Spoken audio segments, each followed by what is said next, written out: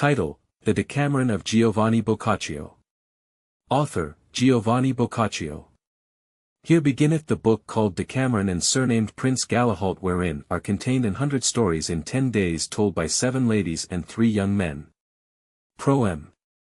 A kindly thing it is to have compassion of the afflicted, and albeit it well beseemeth every one, yet of those is it more particularly required who have erst had need of comfort and have found it in any, amongst whom, if ever any had need thereof or held it dear or took pleasure therein aforetimes, certes, I am one of these. For that, having from my first youth unto this present been beyond measure inflamed with a very high and noble passion, higher and nobler, perchance, than might appear, were I to relate it, to sort with my low estate, albeit by persons of discretion who had intelligence thereof, I was commended therefore and accounted so much the more worth, natheless a passing sore travail it was to me to bear it, not, certes, by reason of the cruelty of the beloved lady, but because of the exceeding ardour begotten in my breast of an ill-ordered appetite, for that it suffered me not to stand content at any reasonable bounds, caused me ofttimes feel more chagrin than I had occasion for. In this my affliction the pleasant discourse of a certain friend of mine and his admirable consolations afforded me such refreshment that I firmly believe of these it came that I died not. But, as it pleased him who, being himself infinite, hath for immutable law appointed unto all things mundane that they shall have an end, my love, beyond every other fervent, and which nor stress of reasoning nor counsel, no, nor yet manifest shame nor peril that might ensue thereof, had availed either to break or to bend, of its own motion, in process of time, on such wise abetted that of itself at this present it hath left me only that pleasance which it is used to afford unto whoso adventureth himself not too far in the navigation of its profounder oceans, by reason whereof, all chagrin being done away, I feel it grown delightsome, whereas it used to be grievous. Yet, albeit the pain hath ceased, not, therefore, is the memory fled of the benefits whilom received and the kindnesses bestowed on me by those to whom, of the goodwill they bore me, my troubles were grievous, nor, as I deem, will it ever pass away, save for death. And for that gratitude, to my thinking, is, among the other virtues, especially commendable and its contrary blameworthy, I have, that I may not appear ungrateful, bethought myself, now that I can call myself free, to endeavour, in that little which is possible to me, to afford some relief, in requital of that which I received aforetime, if not to those who succoured me and who, belike, by reason of their good sense or of their fortune, have no occasion therefore, to those, at least, who stand in need thereof. And albeit my support, or rather I should say my comfort, may be and indeed is of little enough avail to the afflicted, natheless meseemeth it should rather be proffered whereas the need appeareth greater, as well because it will there do more service as for that it will still be there the liefer had. And who will deny that this, comfort, whatsoever, worth, it behoveth much more to give unto lovesick ladies than unto men. For that these within their tender bosoms, fearful and shamefast, hold hid the fires of love, which those who have proved know how much more puissance they have than those which are manifest, and constrained by the wishes, the pleasures, the commandments of fathers, mothers, brothers and husbands, abide most time and mute in the narrow compass of their chambers and sitting in a manner idle, willing and willing not in one breath, revolve in themselves various thoughts which it is not possible should still be merry. By reason whereof if there arise in their minds any melancholy, bred of ardent desire, needs must it with grievous annoy abide therein, except it be done away by new discourse, more by token that they are far less strong than men to endure. With men in love it happeneth not on this wise, as we may manifestly see. They, if any melancholy or heaviness of thought oppress them, have many means of easing it or doing it away, for that to them, and they have a mind thereto, there lacketh not commodity of going about hearing and seeing many things, fowling, hunting, fishing, riding, gaming and trafficking, each of which means hath, altogether or in part, power to draw the mind unto itself and to divert it from troublous thought, at least for some space of time, whereafter, one way or another either solacement superveneth or else the annoy groweth less. Wherefore, to the end that the unright of fortune may by me in part be amended, which, where there is the less strength to endure, as we see it in delicate ladies, hath there been the more niggard of support, I purpose, for the succour and solace of ladies in love, unto others the needle and the spindle and the reel suffice, to recount 100 stories or fables or parables or histories or whatever you like to style them, in 10 days' time related by an honorable company of 7 ladies and 3 young men made in the days of the late deadly pestilence, together with sundry canzonets sung by the aforesaid ladies for their diversion. In these stories will be found love chances, both gladsome and grievous, and other accidents of fortune befallen as well in times present as in days of old, whereof the ladies aforesaid, who shall read them, may at once take solace from the delectable things therein shown forth and useful counsel, inasmuch as they may learn thereby what is to be eschewed and what is on like wise to be ensued, the which methinketh cannot betide without cease of chagrin. If it happen thus, as God grant it may, let them render thanks therefore to Love, who, by loosing me from his bonds, hath vouchsafed me the power of applying myself to the service of their pleasures. Day the 1st. Here beginneth the first day of the Decameron, wherein, after demonstration made by the author of the manner in which it came to pass that the persons who are hereinafter presented foregathered for the purpose of devising together, under the governance of Pampinia, is discoursed of that which is most agreeable unto each. As often, most gracious ladies, as, taking thought in myself, I mind me how very pitiful you are all by nature, so often do I recognize that this present work will, to your thinking, have a grievous and a weariful beginning, inasmuch as the dolorous remembrance of the late pestiferous mortality, which it beareth on its forefront, is universally irksome to all who saw or otherwise knew it. But I would not therefore have this affright you from reading further, as if in the reading you were still to fare among sighs and tears. Let this grisly beginning be none other to you than is to wayfarers a rugged and steep mountain, beyond which is situate a most fair and delightful plain, which latter cometh so much the pleasanter to them as the greater was the hardship of the ascent and the descent, for, like as dolour occupieth the extreme of gladness, even so are miseries determined by imminent joyance. This brief annoy, I say brief, inasmuch as it is contained in few pages, is straightway succeeded by the pleasance and delight which I have already promised you, and which, belike, were it not aforesaid, might not be looked for from such a beginning.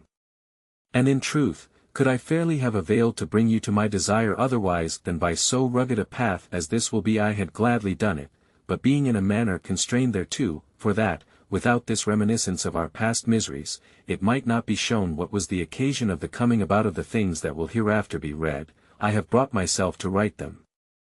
I say, then, that the years, of the era, of the fruitful incarnation of the Son of God had attained to the number of 1,348, when into the notable city of Florence, fair over every other of Italy, there came the death-dealing pestilence, which, through the operation of the heavenly bodies or of our own iniquitous dealings, being sent down upon mankind for our correction by the just wrath of God, had some years before appeared in the parts of the East and,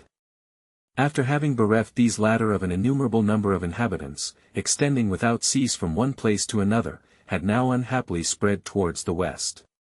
And there against no wisdom availing nor human foresight, whereby the city was purged of many impurities by officers deputed to that end, and it was forbidden unto any sick person to enter therein, and many were the counsels given for the preservation of health, nor yet humble supplications, not once but many times both in ordered processions and on other wise made unto God by devout persons. About the coming in of the spring of the aforesaid year, it began on horrible and miraculous wise to show forth its dolorous effects.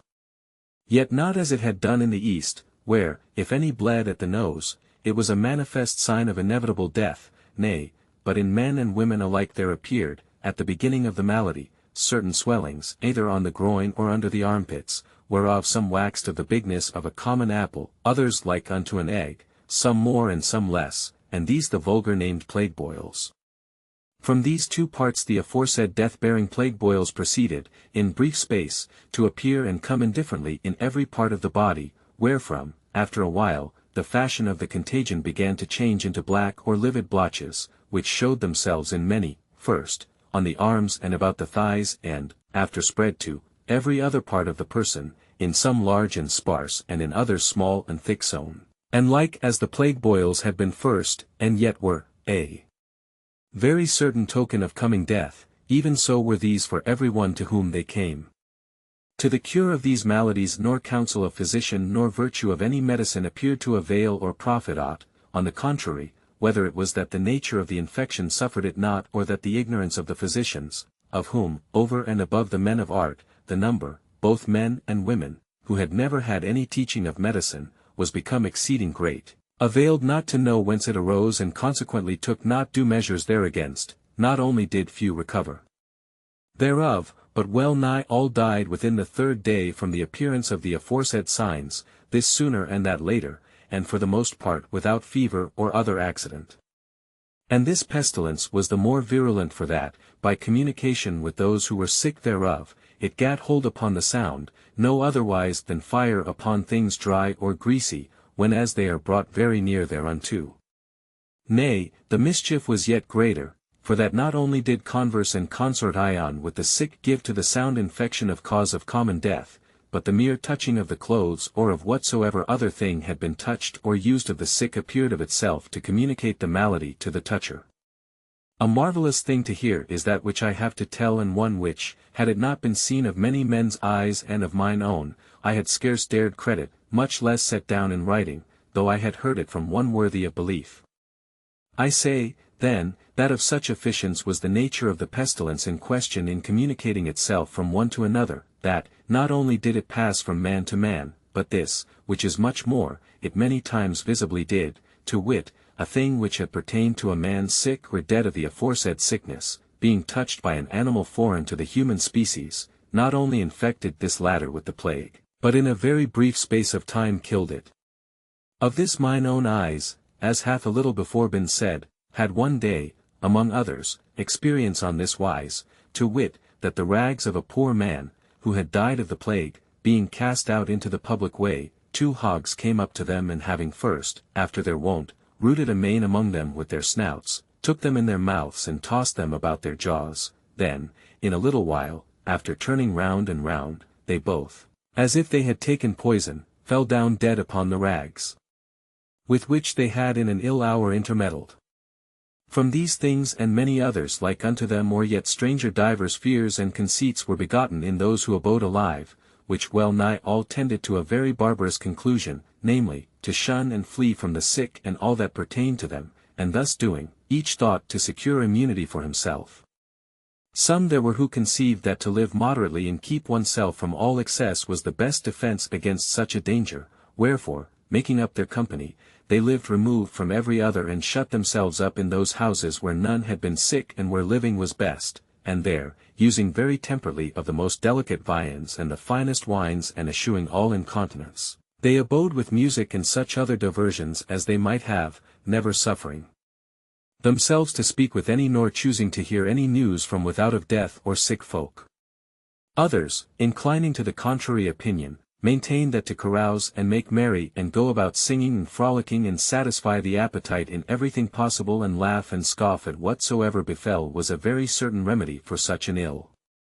That which they said they put in practice as best they might, going about day and night, now to this tavern, now to that, drinking without stint or measure, and on this wise they did yet more freely in other folks' houses, so but they scented there aught that liked or tempted them, as they might lightly do, for that every one, as he were to live no longer, had abandoned all care of his possessions, as of himself, wherefore the most part of the houses were become common good and strangers used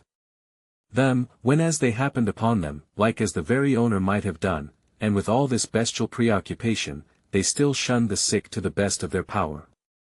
In this sore affliction and misery of our city, the reverend authority of the laws, both human and divine, was all in a manner dissolved and fallen into decay, for lack of the ministers and executors thereof, who, like other men, were all either dead or sick or else left so destitute of followers that they were unable to exercise any office, wherefore every one had license to do whatsoever pleased him. Many others held a middle course between the two aforesaid, not straightening themselves so exactly in the matter of diet as the first, neither allowing themselves such license in drinking and other debauchery as the second, but using things in sufficiency, according to their appetites, nor did they seclude themselves, but went about, carrying in their hands, some flowers, some odoriferous herbs and other some divers kinds of spiceries, which they set often to their noses, accounting it an Excellent thing to fortify the brain with such odors, more by token that the air seemed all heavy and attainted with the stench of the dead bodies and that of the sick and of the remedies used. Some were of a more barbarous, though, peradventure, a surer way of thinking, avouching that there was no remedy against pestilences better than, no, nor any so good as, to flee before them, wherefore, moved by this reasoning and recking of naught but themselves, very many, both men and women, abandoned their own city, their own houses and homes, their kinsfolk and possessions, and sought the country seats of others, or, at the least, their own, as if the wrath of God, being moved to punish the iniquity of mankind, would not proceed to do so wheresoever they might be, but would content itself with afflicting those only who were found within the walls of their city, or as if they were persuaded that no person was to remain therein and that its last hour was come. And albeit these, who opined thus variously, died not all, yet neither did they all escape, nay, many of each way of thinking and in every place sickened of the plague and languished on all sides, well nigh abandoned, having themselves, what while they were whole, set the example to those who abode in health. Indeed, leaving be that townsman avoided townsman and that well nigh no neighbor took thought unto other and that kinsfolk seldom or never visited one another and held no converse together save from afar, this tribulation had stricken such terror to the hearts of all, men and women alike, that brother forsook brother, uncle nephew and sister brother and oftentimes wife husband, nay, what is yet more extraordinary and well nigh incredible, fathers and mothers refused to visit or tend their very children, as they had not been theirs. By reason whereof there remained unto those, and the number of them, both males and females, was incalculable, who fell sick, none other succor than that which they owed either to the charity of friends, and of these there were few, or the greed of servants, who tended them, allured by high and extravagant wage, albeit, for all this, these latter were not grown many, and those men and women of mean understanding and for the most part unused to such offices, who served for well nigh naught but to reach things called for by the sick or to note when they died, and in the doing of these services many of them perished with their gain. Of this abandonment of the sick by neighbors, kinsfolk and friends and of the scarcity of servants arose an usage before well nigh unheard, to wit, that no woman, how fair or lovesome or wellborn soever she might be, once fallen sick, recked aught of having a man to tend her, whatever he might be, or young or old, and without any shame discovered to him every part of her body, no otherwise than she would have done to a woman, so but the necessity of her sickness required it, the which belike, in those who recovered, was the occasion of lesser modesty in time to come. Moreover, there ensued of this abandonment the death of many who peradventure, had they been succored, would have escaped alive, wherefore, as well for the lack of the opportune services which the sick availed not to have as for the virulence of the plague, such was the multitude of those who died in the city by day and by night that it was an astonishment to hear tell thereof, much more to see it, and thence, as it were of necessity, there sprang up among those who abode alive things contrary to the pristine manners of the townsfolk. It was then, even as we yet see it used, a custom that the kinswomen and she-neighbors of the dead should assemble in his house and there condole with those who more nearly pertained unto him, whilst his neighbors and many other citizens foregathered with his next of kin before his house, whither, according to the dead man's quality, came the clergy, and he with funeral pomp of chants and candles was borne on the shoulders of his peers to the church chosen by himself before his death, which usages, after the virulence of the plague began to increase, were either altogether or for the most part laid aside, and other and strange customs sprang up in their stead. For that, not only did folk die without having a multitude of women about them, but many there were who departed this life without witness and few indeed were they to whom the pious plaints and bitter tears of their kinsfolk were vouchsafed, nay, in lieu of these things there obtained, for the most part, laughter and jests and jibes and feasting and merrymaking in company, which usance women, laying aside womanly pitifulness, had right well learned for their own safety. Few, again, were they whose bodies were accompanied to the church by more than half a score or a dozen of their neighbors, and of these no worshipful and illustrious citizens, but a sort of bloodsuckers, sprung from the dregs of the people, who styled themselves pickmen and did such offices for hire, shouldered the bier and bore it with hurried steps, not to that church which the dead man had chosen before his death, but most times to the nearest, behind 5 or 6 priests, with little light. And whiles none at all, which latter, with the aid of the said picked men, thrust him into what grave soever they first found unoccupied, without troubling themselves with too long or too formal a service.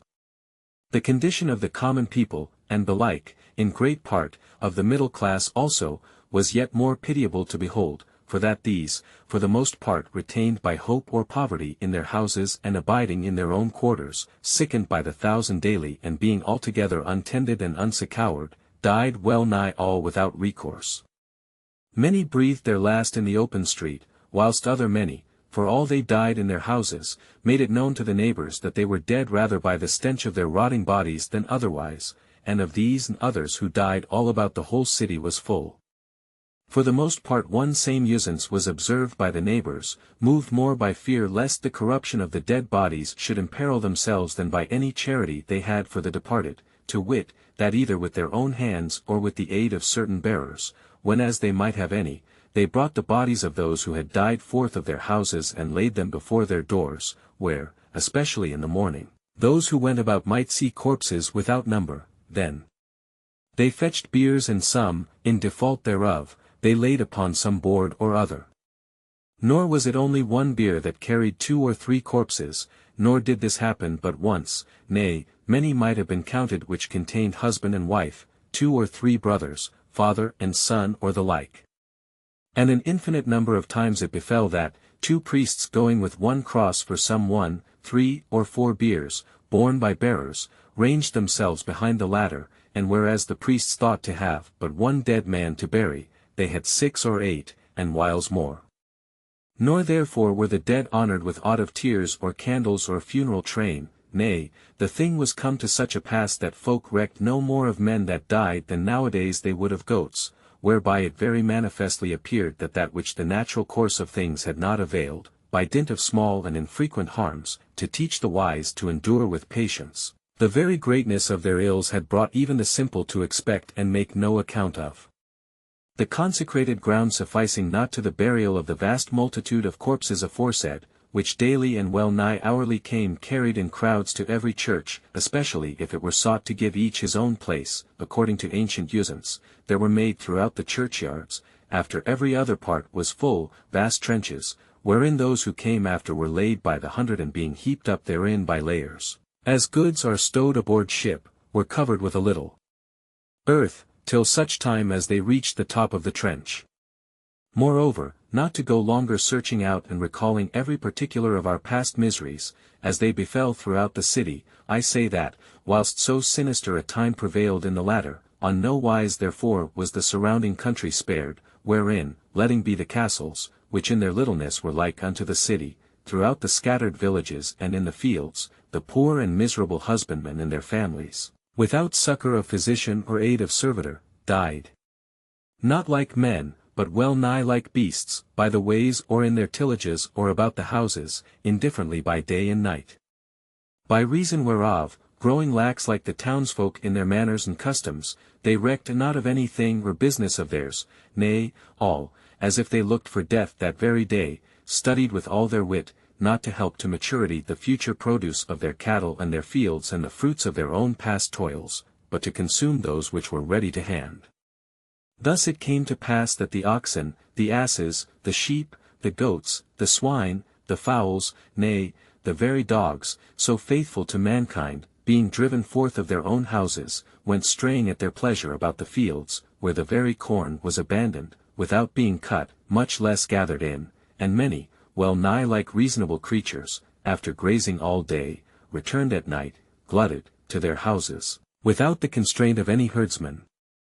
To leave the country and return to the city, what more can be said save that such and so great was the cruelty of heaven, and in part, peradventure, that of men, that, between March and the following July, what with the virulence of that pestiferous sickness and the number of sick folk ill-tended or forsaken in their need, through the fearfulness of those who were whole, it is believed for certain that upward of 100,000 human beings perished within the walls of the city of Florence. Which, peradventure, before the advent of that death-dealing calamity, had not been accounted to hold so many. Alas, how many great palaces, how many goodly houses, how many noble mansions, once full of families, of lords and of ladies, abode empty even to the meanest servant. How many memorable families, how many ample heritages, how many famous fortunes were seen to remain without lawful heir! How many valiant men, how many fair ladies, how many sprightly youths, whom, not others only, but Galen, Hippocrates or Aesculapius themselves would have judged most hale, breakfasted in the morning with their kinsfolk, comrades and friends, and that same night supped with their ancestors in the other world. I am myself weary of going wandering so long among such miseries, wherefore, purposing henceforth to leave such part thereof as I can fitly, I say that, our city being at this pass, well nigh void of inhabitants, it chanced, as I afterward heard from a person worthy of credit, that there foregathered in the venerable church of Santa Maria Novella, one Tuesday morning when there was well nigh none else there, 7 young ladies, all knit one to another by friendship or neighborhood or kinship, who had heard divine service in morning attire, as sorted with such a season. Not one of them had passed her 28th year nor was less than 18 years old, and each was discreet and of noble blood, fair of favour and well-mannered and full of honest sprightliness. The names of these ladies I would in proper terms set out, did not just cause forbid me, to wit, that I would not have it possible that, in time to come, any of them should take shame by reason of the things hereinafter related as being told or hearkened by them, the laws of disport being nowadays somewhat straitened, which at that time, for the reasons above shown, were of the largest, not only for persons of their years, but for those of a much riper age, nor yet would I give occasion to the envious, who are still ready to carp at every praiseworthy life, on anywise to disparage the fair fame of these honourable ladies with unseemly talk. Wherefore, so that which each saith may hereafterward be apprehended without confusion, I purpose to denominate them by names altogether or in part sorting with each one's quality. The first of them and her of ripest age I shall call Pampinia, the second Fiammetta, the third Philomena and the fourth Amelia. To the fifth we will give the name of Loretta, to the sixth that of Neophile and the last, not without cause, we will style Elisa. These, then, not drawn of any set purpose, but foregathering by chance in a corner of the church, having seated themselves in a ring, after divers sighs, let be the saying of paternosters and fell to devising with one another many and various things of the nature of the time. After a while, the others being silent, Pampinia proceeded to speak thus. Dear my ladies, you may, like myself, have many times heard that whoso honestly useth his right doth no one wrong, and it is the natural right of every one who is born here below to succour, keep and defend his own life as best he may, and in so far is this allowed that it hath happened whiles that, for the preservation thereof, men have been slain without any fault. If this much be conceded of the laws, which have in view the well-being of all mortals, how much more is it lawful for us and whatsoever other, without offence unto any, to take such means as we may for the preservation of our lives. As often as I consider our fashions of this morning and those of many other mornings past and bethink me what manner discourses are ours, I feel, and you likewise must feel, that each of us is in fear for herself.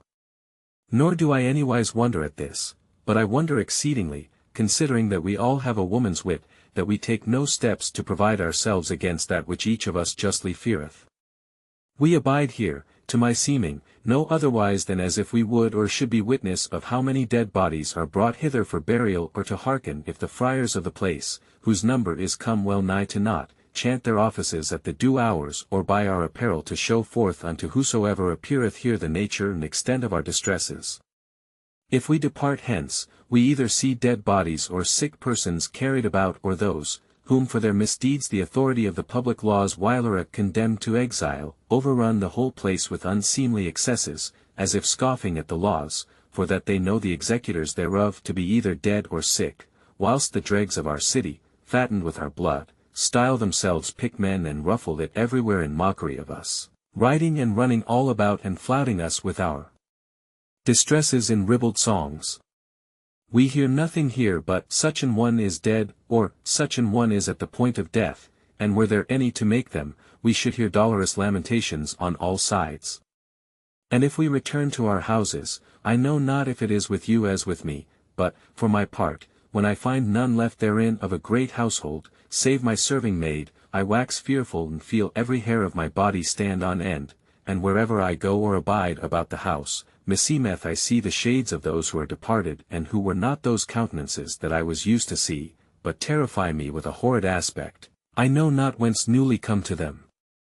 By reason of these things I feel myself alike ill at ease here and abroad and at home, more by token that meseemeth none, who hath, as we have, the power and whither to go, is left here, other than ourselves, or if any such there be, I have many a time both heard and perceived that, without making any distinction between things lawful and unlawful, so but appetite move them, whether alone or in company, both day and night, they do that which affordeth them most delight.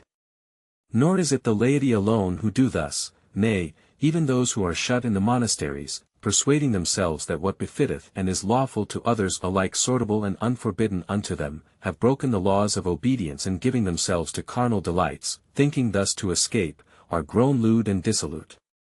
If thus, then, it be, as is manifestly to be seen, what do we hear? What look we for? What dream we? Why are we more sluggish and slower to provide for our safety than all the rest of the townsfolk? Deem we ourselves of less price than others, or do we hold our life to be bounden in our bodies with a stronger chain than is theirs, and that therefore we need reck nothing of aught that hath power to harm it? We err, we are deceived, what folly is ours, if we think thus. As often as we choose to call to mind the number and quality of the youths and ladies overborne of this cruel pestilence, we may see a most manifest proof thereof. Wherefore, in order that we may not, through wilfulness or nonchalance, fall into that wherefrom we may, peradventure, and we but will, by some means or other escape, I know not if it seem to you as it doth to me, but methinketh it were excellently well done that we, such as we are, depart this city, as many have done before us, and eschewing, as we would death, the dishonorable example of others, betake ourselves quietly to our places in the country, whereof each of us hath great plenty, and there take such diversion, such delight and such pleasance as we may, without anywise overpassing the bounds of reason. There may we hear the small birds sing, there may we see the hills and plains clad all in green and the fields full of corn wave even as doth the sea, there may we see trees, 1,000 sorts, and there is the face of heaven more open to view, the which, angered against us though it be, nevertheless denieth not unto us its eternal beauties, far goodlier to look upon than the empty walls of our city. Moreover, there is the air far fresher and there at this season is more plenty of that which behoveth unto life and less is the sum of a noise, for that, albeit the husbandmen die there, even as do the townsfolk here, the displeasance is there the less, insomuch as houses and inhabitants are rarer than in the city. Here, on the other hand, if I deem aright, we abandon no one, nay, we may far rather say with truth that we ourselves are abandoned, seeing that our kinsfolk, either dying or fleeing from death, have left us alone in this great tribulation, as it were we pertained not unto them. No blame can therefore befall the ensuing of this council, nay, dolour and chagrin and belike death may betide us, and we ensue it not. Wherefore, an it please you, methinketh we should do well to take our maids and letting follow after us with the necessary gear, sojourn today in this place and tomorrow in that, taking such pleasance and diversion as the season may afford, and on this wise abide till such time, and we be not earlier overtaken of death, as we shall see what issue heaven reserveth unto these things. And I would remind you that it is no more forbidden unto us honorably to depart than it is unto many others of our sex to abide in dishonour. The other ladies, having hearkened to Pampinia, not only commended her counsel, but, eager to follow it, had already begun to devise more particularly among themselves of the manner, as if, arising from their session there, they were to set off out of hand. But Philomena, who was exceeding discreet, said, Ladies, albeit that which Pampinia allegeth is excellently well said, yet is there no occasion for running, as meseemeth you would do. Remember that we are all women and none of us is child enough not to know how little reasonable women are among themselves and how ill, without some man's guidance, they know how to order themselves. We are fickle, wilful, suspicious, faint-hearted and timorous, for which reasons I misdoubt me sore, and we take not some other guidance than our own, that our company will be far too soon dissolved and with less honour to ourselves than were seemly, wherefore we should do well to provide ourselves, ere we begin. Verily, answered Elisa, men are the head of women, and without their ordinance seldom cometh any emprise of ours to good end, but how may we come by these men? There is none of us but knoweth that of her kinsmen the most part are dead, and those who abide alive are all gone fleeing that which we seek to flee, in diverse companies, some here and some there, without our knowing where, and to invite strangers would not be seemly, seeing that, if we would endeavour after our welfare, it behoveth us find a means of so ordering ourselves that, wherever we go for diversion and repose, scandal or annoy may ensue thereof. Whilst such discourse was toward between the ladies, behold, there entered the church 3 young men, yet not so young that the age of the youngest of them was less than 25 years, in whom neither the perversity of the time nor loss of friends and kinsfolk, no, nor fear for themselves had availed to cool, much less to quench, the fire of love. Of these one was called Pamphilo, another Philostrato, and the third Dionio, all very agreeable and well-bred, and they went seeking, for their supreme solace, in such a perturbation of things, to see their mistresses, who, as it chanced, were all 3 among the 7 aforesaid, whilst certain of the other ladies were near kinswomen of one or other of the young men. No sooner had their eyes fallen on the ladies than they were themselves espied of them, whereupon quoth Pampinia, smiling, See, fortune is favourable to our beginnings and hath thrown in our way young men of worth and discretion, who will gladly be to us both guides and servitors, and we disdain not to accept of them in that capacity. But Neophile, whose face was grown all vermel for shamefastness, for that it was she who was beloved of one of the young men, said, For God's sake, Pampinia, look what thou sayest. I acknowledge most frankly that there can be naught but all good said of which onesoever of them, and I hold them sufficient unto a much greater thing than this, even as I opine that they would bear, not only ourselves, but far fairer and nobler dames than we, good and honourable company. But, for that it is a very manifest thing that they are enamoured of certain of us who are here, I fear lest, without our fault or theirs, scandal and blame ensue thereof, if we carry them with us. Quoth Philomena, That skilleth not, so but I live honestly and conscience prick me not of aught, let who will speak to the contrary, God and the truth will take up arms for me.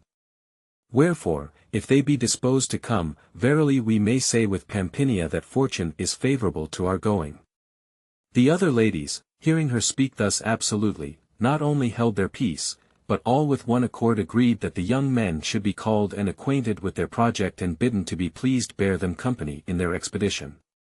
Accordingly, without more words, Pampinia, who was knit by kinship to one of them, rising to her feet, made for the 3 young men, who stood fast, looking upon them, and saluting them with a cheerful countenance, discovered to them their intent and prayed them, on behalf of herself and her companions, that they would be pleased to bear them company in a pure and brotherly spirit.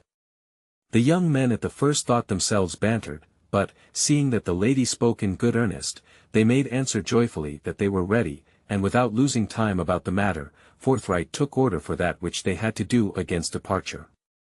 On the following morning, Wednesday to wit, towards break of day, having let orderly make ready all things needful and dispatched them in advance whereas they purposed to go, the ladies, with certain of their waiting women, and the 3 young men, with as many of their serving men, departing Florence, set out upon their way, nor had they gone more than 2 short miles from the city, when they came to the place foreappointed of them, which was situate on a little hill, somewhat withdrawn on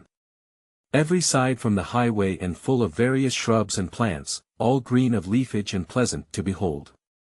On the summit of this hill was a palace, with a goodly and great courtyard in its midst and galleries and saloons and bedchambers, each in itself most fair and adorned and notable with jocund paintings, with lawns and grass plots round about and wonder goodly gardens and wells of very cold water and cellars full of wines of price, things more apt unto curious drinkers than unto sober and modest ladies. The newcomers, to their no little pleasure, found the place all swept and the beds made in the chambers and every thing full of such flowers as might be had at that season and strewn with rushes. As soon as they had seated themselves, Dionio, who was the merriest springled in the world and full of quips and cranks, said, Ladies, your wit, rather than our foresight, hath guided us hither, and I know not what you purpose to do with your cares. As for my own, I left them within the city gates, whenas I issued thence with you a while agone, wherefore, do you either address yourselves to make merry and laugh and sing together with me, in so far, I mean, as pertaineth to your dignity, or give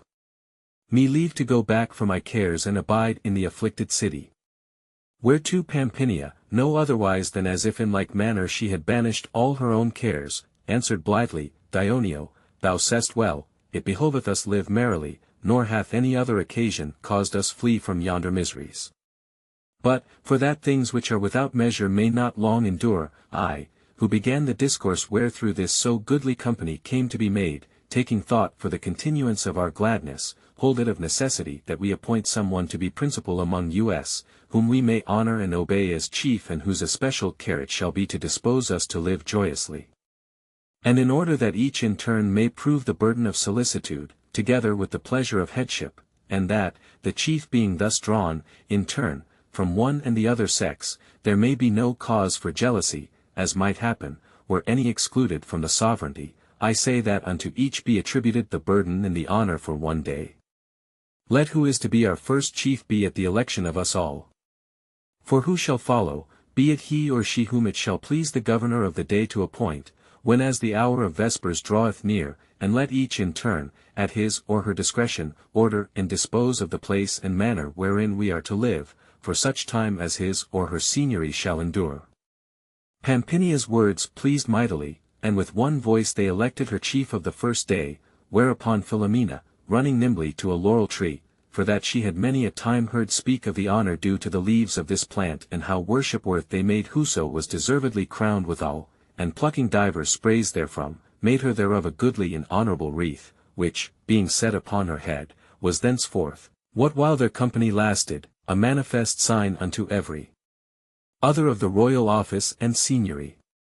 Pampinia, being made queen, commanded that every one should be silent, then, calling the serving men of the three young gentlemen and her own and the other ladies' women, who were 4 in number, before herself and all being silent, she spoke thus, in order that I may set you a first example, by which, proceeding from good to better, our company may live and last in order and pleasance and without reproach so long as it is agreeable to us, I constitute, firstly, Parmeno, Dioneo's servant, my seneschal and commit unto him the care and ordinance of all our household and, especially, that which pertaineth to the service of the saloon. Cerisco, Pamphilo's servant, shall be our purveyor and treasurer and ensue the commandments of Parmeno. Tindaro shall look to the service of Philostrato and the other 2 gentlemen in their bed chambers, what time the others, being occupied about their respective offices, cannot attend thereto. Mysia, my woman, and Philomena's Lysiska shall still abide in the kitchen and there diligently prepare such viands as shall be appointed them of Parmeno. Loretta's Chimera and Phiometta's Stratilia it is our pleasure shall occupy themselves with the ordinance of the ladies' chambers and the cleanliness of the places where we shall abide, and we will and command all and several, as they hold our favour dear, to have a care that, whithersoever they go or whensoever they return and whatsoever they hear or see, they bring us from without no news other than joyous. These orders summarily given and commended of all, Pampinia, rising blithely to her feet, said, Here be gardens, here be meadows, here be store of other delectable places, wherein let each go a-pleasuring at will, and when tear soundeth, let all be here, so we may eat in the cool. The merry company, being thus dismissed by the new queen, went straying with slow steps, young men and fair ladies together, about a garden, devising blithely and diverting themselves with weaving goodly garlands of various leaves and carolling amorously. After they had abidden there such time as had been appointed them of the queen, they returned to the house, where they found that Parmeno had made a diligent beginning with his office, for that, entering a saloon on the ground floor, they saw there the tables laid with the whitest of cloths and beakers that seemed of silver and everything covered with the flowers of the broom, whereupon, having washed their hands, they all, by command of the queen, seated themselves according to Parmeno's ordinance. Then came viands delicately drayest and choicest wines were proffered and the 3 serving men, without more, quietly tended the tables. All, being gladdened by these things, for that they were fair and orderly done, ate joyously and with store of merry talk, and the tables being cleared away, the queen bade bring instruments of music, for that all the ladies knew how to dance, as also the young men, and some of them could both play and sing excellent well. Accordingly, by her commandment, Dioneo took a lute and Phiometta a viol and began softly to sound a dance, whereupon the queen and the other ladies, together with the other 2 young men, having sent the serving men to eat, struck up a round and began with a slow pace to dance a brawl, which ended, they fell to singing quaint and merry ditties. On this wise they abode till it seemed to the queen time to go to sleep, and she accordingly dismissed them all, whereupon the young men retired to their chambers, which were withdrawn from the ladies' lodging, and finding them with the beds well made and as full of flowers as the saloon, put off their clothes and betook themselves to rest, whilst the ladies, on their part, did likewise. None had not long sounded when the queen, arising, made all the other ladies arise, and on like wise the three young men, alleging overmuch sleep to be harmful by day, and so they betook themselves to a little meadow, where the grass grew green and high nor there had the sun power on any side. There, feeling the waftings of a gentle breeze, they all, as their queen willed it, seated themselves in a ring on the green grass, while she bespoke them thus, As ye see, the sun is high and the heat great, nor is aught heard save the crickets yonder among the olives, wherefore it were doubtless folly to go anywhither at this present. Here is the sojourn fair and cool, and here, as you see, are chess and tables, and each can divert himself as is most to his mind.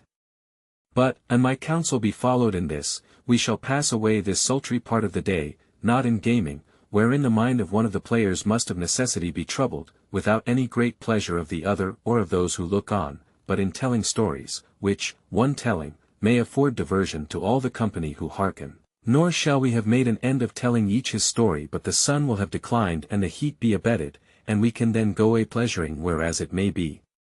most agreeable to us. Wherefore, if this that I say please you, for I am disposed to follow your pleasure therein, let us do it, and if it please you not, let each until the hour of vespers do what most liketh him. Ladies and men alike all approved the story-telling, whereupon, then, said the queen, since this pleaseth you, I will that this first day each be free to tell of such matters as are most to his liking. Then, turning to Pamphilo, who sat on her right hand, she smilingly bade him give beginning to the story-telling with one of his, and he, hearing the commandment, forthright began thus, whilst all gave ear to him. The first story. Day the first. Master Ciapoletto dupeth a holy friar with a false confession and dieth, and having been in his lifetime the worst of men, he is, after his death, reputed a saint and called Saint Ciapoletto. It is a seemly thing, dearest ladies, that whatsoever a man doth, he give it beginning from the holy and admirable name of him who is the maker of all things. Wherefore, it behoving me, as the first, to give commencement to our story-telling, I purpose to begin with one of his marvels, to the end that, this being heard, our hope in him, as in a thing immutable, may be confirmed and his name be ever praised of us. It is manifest that, like as things temporal are all transitory and mortal, even so both within and without are they full of annoy and anguish and travail and subject to infinite perils, against which it is indubitable that we, who live and mingled therein and who are indeed part and parcel thereof, might avail neither to endure nor to defend ourselves, except God's especial grace lent us strength and foresight, which latter, it is not to be believed, descendeth unto us and upon us by any merit of our own, but of the proper motion of his own benignity and the efficacy of the prayers of those who were mortals even as we are and having diligently ensued his commandments, what while they were on life, are now with him become eternal and blessed and unto whom we, belike not daring to address ourselves unto the proper presence of so august a judge, proffer our petitions of the things which we deem needful unto ourselves, as unto advocates informed by experience of our frailty. And this more we discern in him, full as he is of compassionate liberality towards us, that, whereas it chanceth whiles, the keenness of mortal eyes availing not in any wise to penetrate the secrets of the divine intent, that we peradventure, beguiled by report, make such an one our advocate unto his majesty, who is outcast from his presence with an eternal banishment, nevertheless he, from whom nothing is hidden, having regard rather to the purity of the suppliant's intent than to his ignorance or to the reprobate estate of him whose intercession be invoketh, giveth ear unto those who pray unto the latter, as if he were in very deed blessed in his aspect. The which will manifestly appear from the story which I purpose to relate, I say manifestly, ensuing, not the judgment of God, but that of men. It is told, then, that Macchiato Franzesi, being from a very rich and considerable merchant in France become a knight and it behoving him thereupon go into Tuscany with Messire Charles Sans Terra, brother to the King of France, who had been required and bidden thither by Pope Boniface, found his affairs in one part and another sore embroiled, as those of merchants most times are, and was unable lightly or promptly to disentangle them, wherefore he bethought himself to commit them unto divers persons and made shift for all, save only he abode in doubt whom he might leave sufficient to the recovery of the credits he had given to certain Burgundians. The cause of his doubt was that he knew the Burgundians to be litigious, quarrelsome fellows, ill-conditioned and disloyal, and could not call one to mind, in whom he might put any trust, cursed enough to cope with their perversity.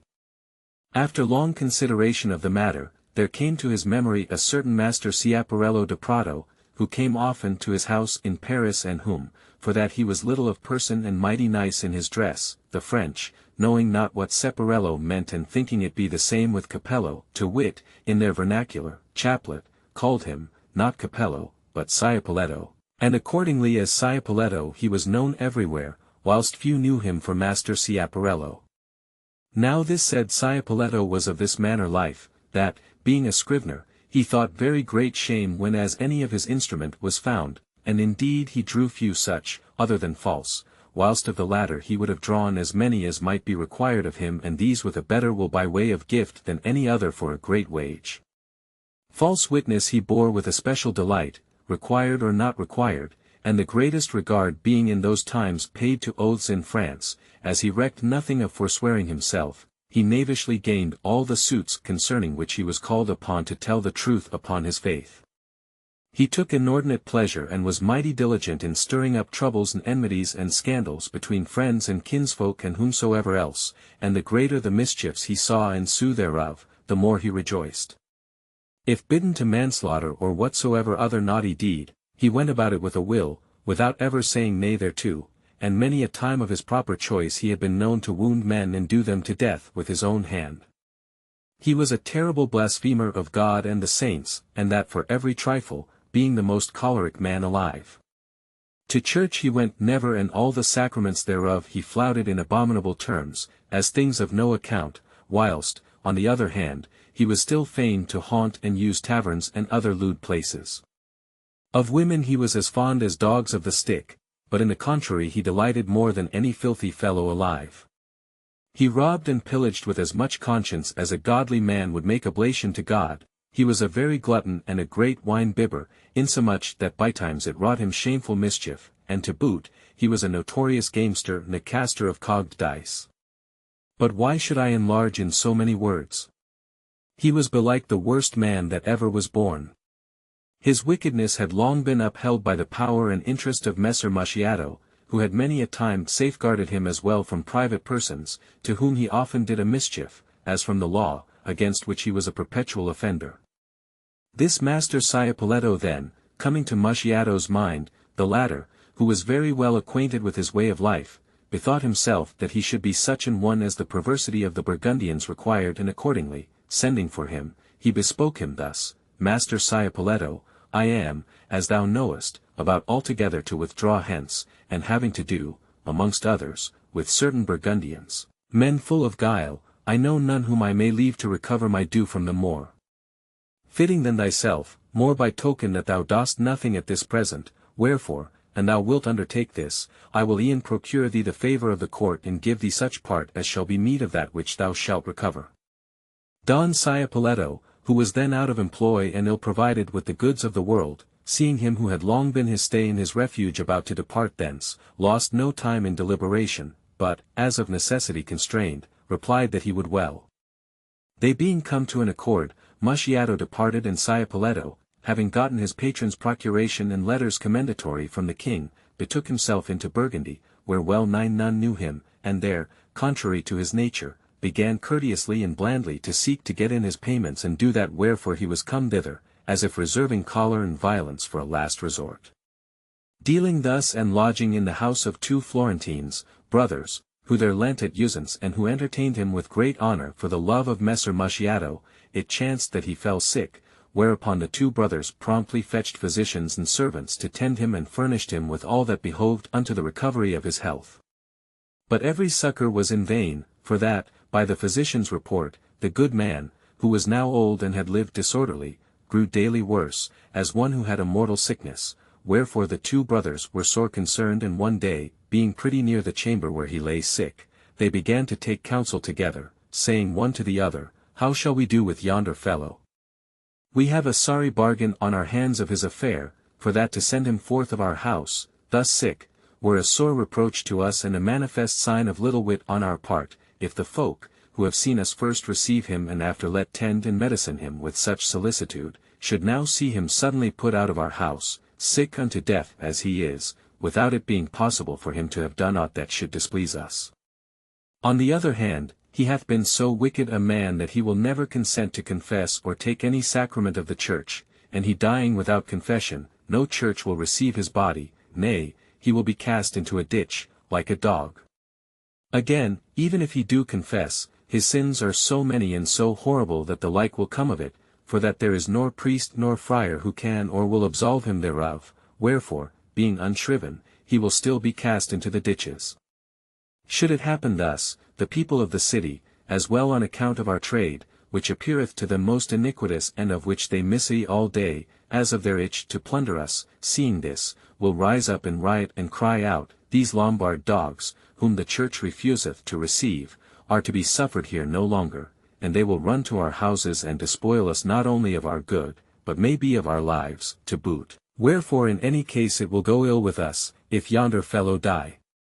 Master Ciapoletto, who, as we have said, lay near the place where the two brothers were in discourse, being quick of hearing, as is most times the case with the sick, heard what they said of him, and calling them to him, bespoke them thus, I will not have you anywise misdoubt of me nor fear to take any hurt by me. I have heard what you say of me and am well assured that it would happen even as you say, should matters pass as you expect, but it shall go otherwise.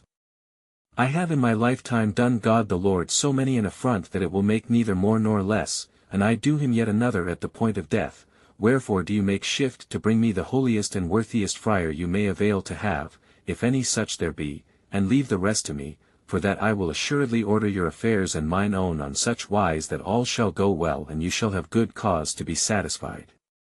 The two brothers, albeit they conceived no great hope of this, nevertheless betook themselves to a brotherhood of monks and demanded some holy and learned man to hear the confession of a Lombard who lay sick in their house. There was given them a venerable brother of holy and good life and a past master in holy writ, a very reverend man, for whom all the townsfolk had a very great and special regard, and they carried him to their house, where, coming to the chamber where Master Ciapoletto lay and seating himself by his side, he began first tenderly to comfort him and after asked him how long it was since he had confessed last, whereto Master Ciapoletto, who had never confessed in his life, answered, Father, it hath been my usance to confess every week once at the least and often more. It is true that, since I fell sick, to wit, these 8 days past, I have not confessed, such is the annoy that my sickness hath given me. Quoth the friar, My son, thou hast done well and so must thou do henceforward. I see, since thou confessest so often, that I shall be at little pains either of hearing or questioning. Sir, answered Master Ciapoletto, say not so, I have never confessed so much nor so often, but I would still fain make a general confession of all my sins that I could call to mind from the day of my birth to that of my confession, wherefore I pray you, good my father, question me as punctually of everything, nay, everything, as if I had never confessed, and consider me not because I am sick, for that I had far liefer displease this my flesh than, in consulting its ease, do aught that might be the perdition of my soul, which my Saviour redeemed with his precious blood. These words much pleased the holy man and seemed to him to argue a well-disposed mind, wherefore, after he had much commended Master Ciapoletto for that his usance, he asked him if he had ever sinned by way of lust with any woman.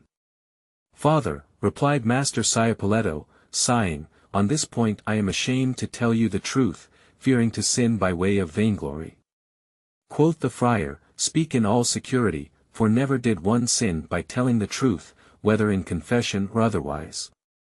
Then, said Master Ciapoletto, since you certify me of this, I will tell you, I am yet a virgin, even as I came forth of my mother's body. O blessed be thou of God, cried the monk. How well hast thou done! And doing thus, thou hast the more deserved, inasmuch as, and thou wouldst, thou hadst more leisure to do the contrary than we in whatsoever others are limited by any rule. After this he asked him if he had ever offended against God in the sin of gluttony, whereto Master Cipoletto answered, sighing, I had he, and that many a time, for that, albeit, over and above the Lenten fasts that are yearly observed of the devout, he had been wont to fast on bread and water 3 days at the least in every week, he had oftentimes, and especially when as he had endured any fatigue, either praying or going a pilgrimage, drunken the water with as much appetite and as keen a relish as great drinkers do wine. And many a time he had longed to have such homely salads of potherbs as women make when they go into the country, and whiles eating had given him more pleasure than him seemed it should do to one who fasteth for devotion, as did he. My son, said the friar, these sins are natural and very slight, and I would not therefore have thee burden thy conscience with all more than behoveth. It happeneth to every man, how devout soever he be, that, after long fasting, meat seemeth good to him, and after travail, drink. Alack, father mine, rejoined Cipoletto, tell me not this to comfort me, you must know I know that things done for the service of God should be done sincerely and with an ungrudging mind, and whoso doth otherwise sinneth.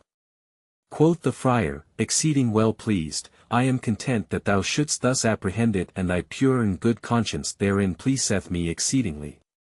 But, tell me, hast thou sinned by way of avarice, desiring more than befitted, or withholding that which it behoved thee not to withhold?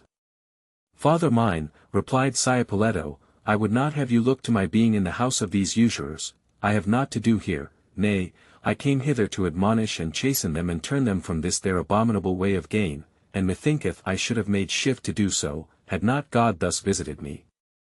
But you must know that I was left a rich man by my father, of whose good, when he was dead, I bestowed the most part in alms, and after, to sustain my life and that I might be able to succor Christ's poor, I have done my little traffickings, and in these I have desired to gain, but still with God's poor have I shared that which I gained, converting my own half to my occasion and giving them the other, and in this so well hath my Creator prospered me that my affairs have still gone from good to better. Well hast thou done, said the friar, but hast thou often been angered? Oh, cried Master Cipoletto, that I must tell you I have very often been. And who could keep himself therefrom, seeing men do unseemly things all day long, keeping not the commandments of God neither fearing his judgment?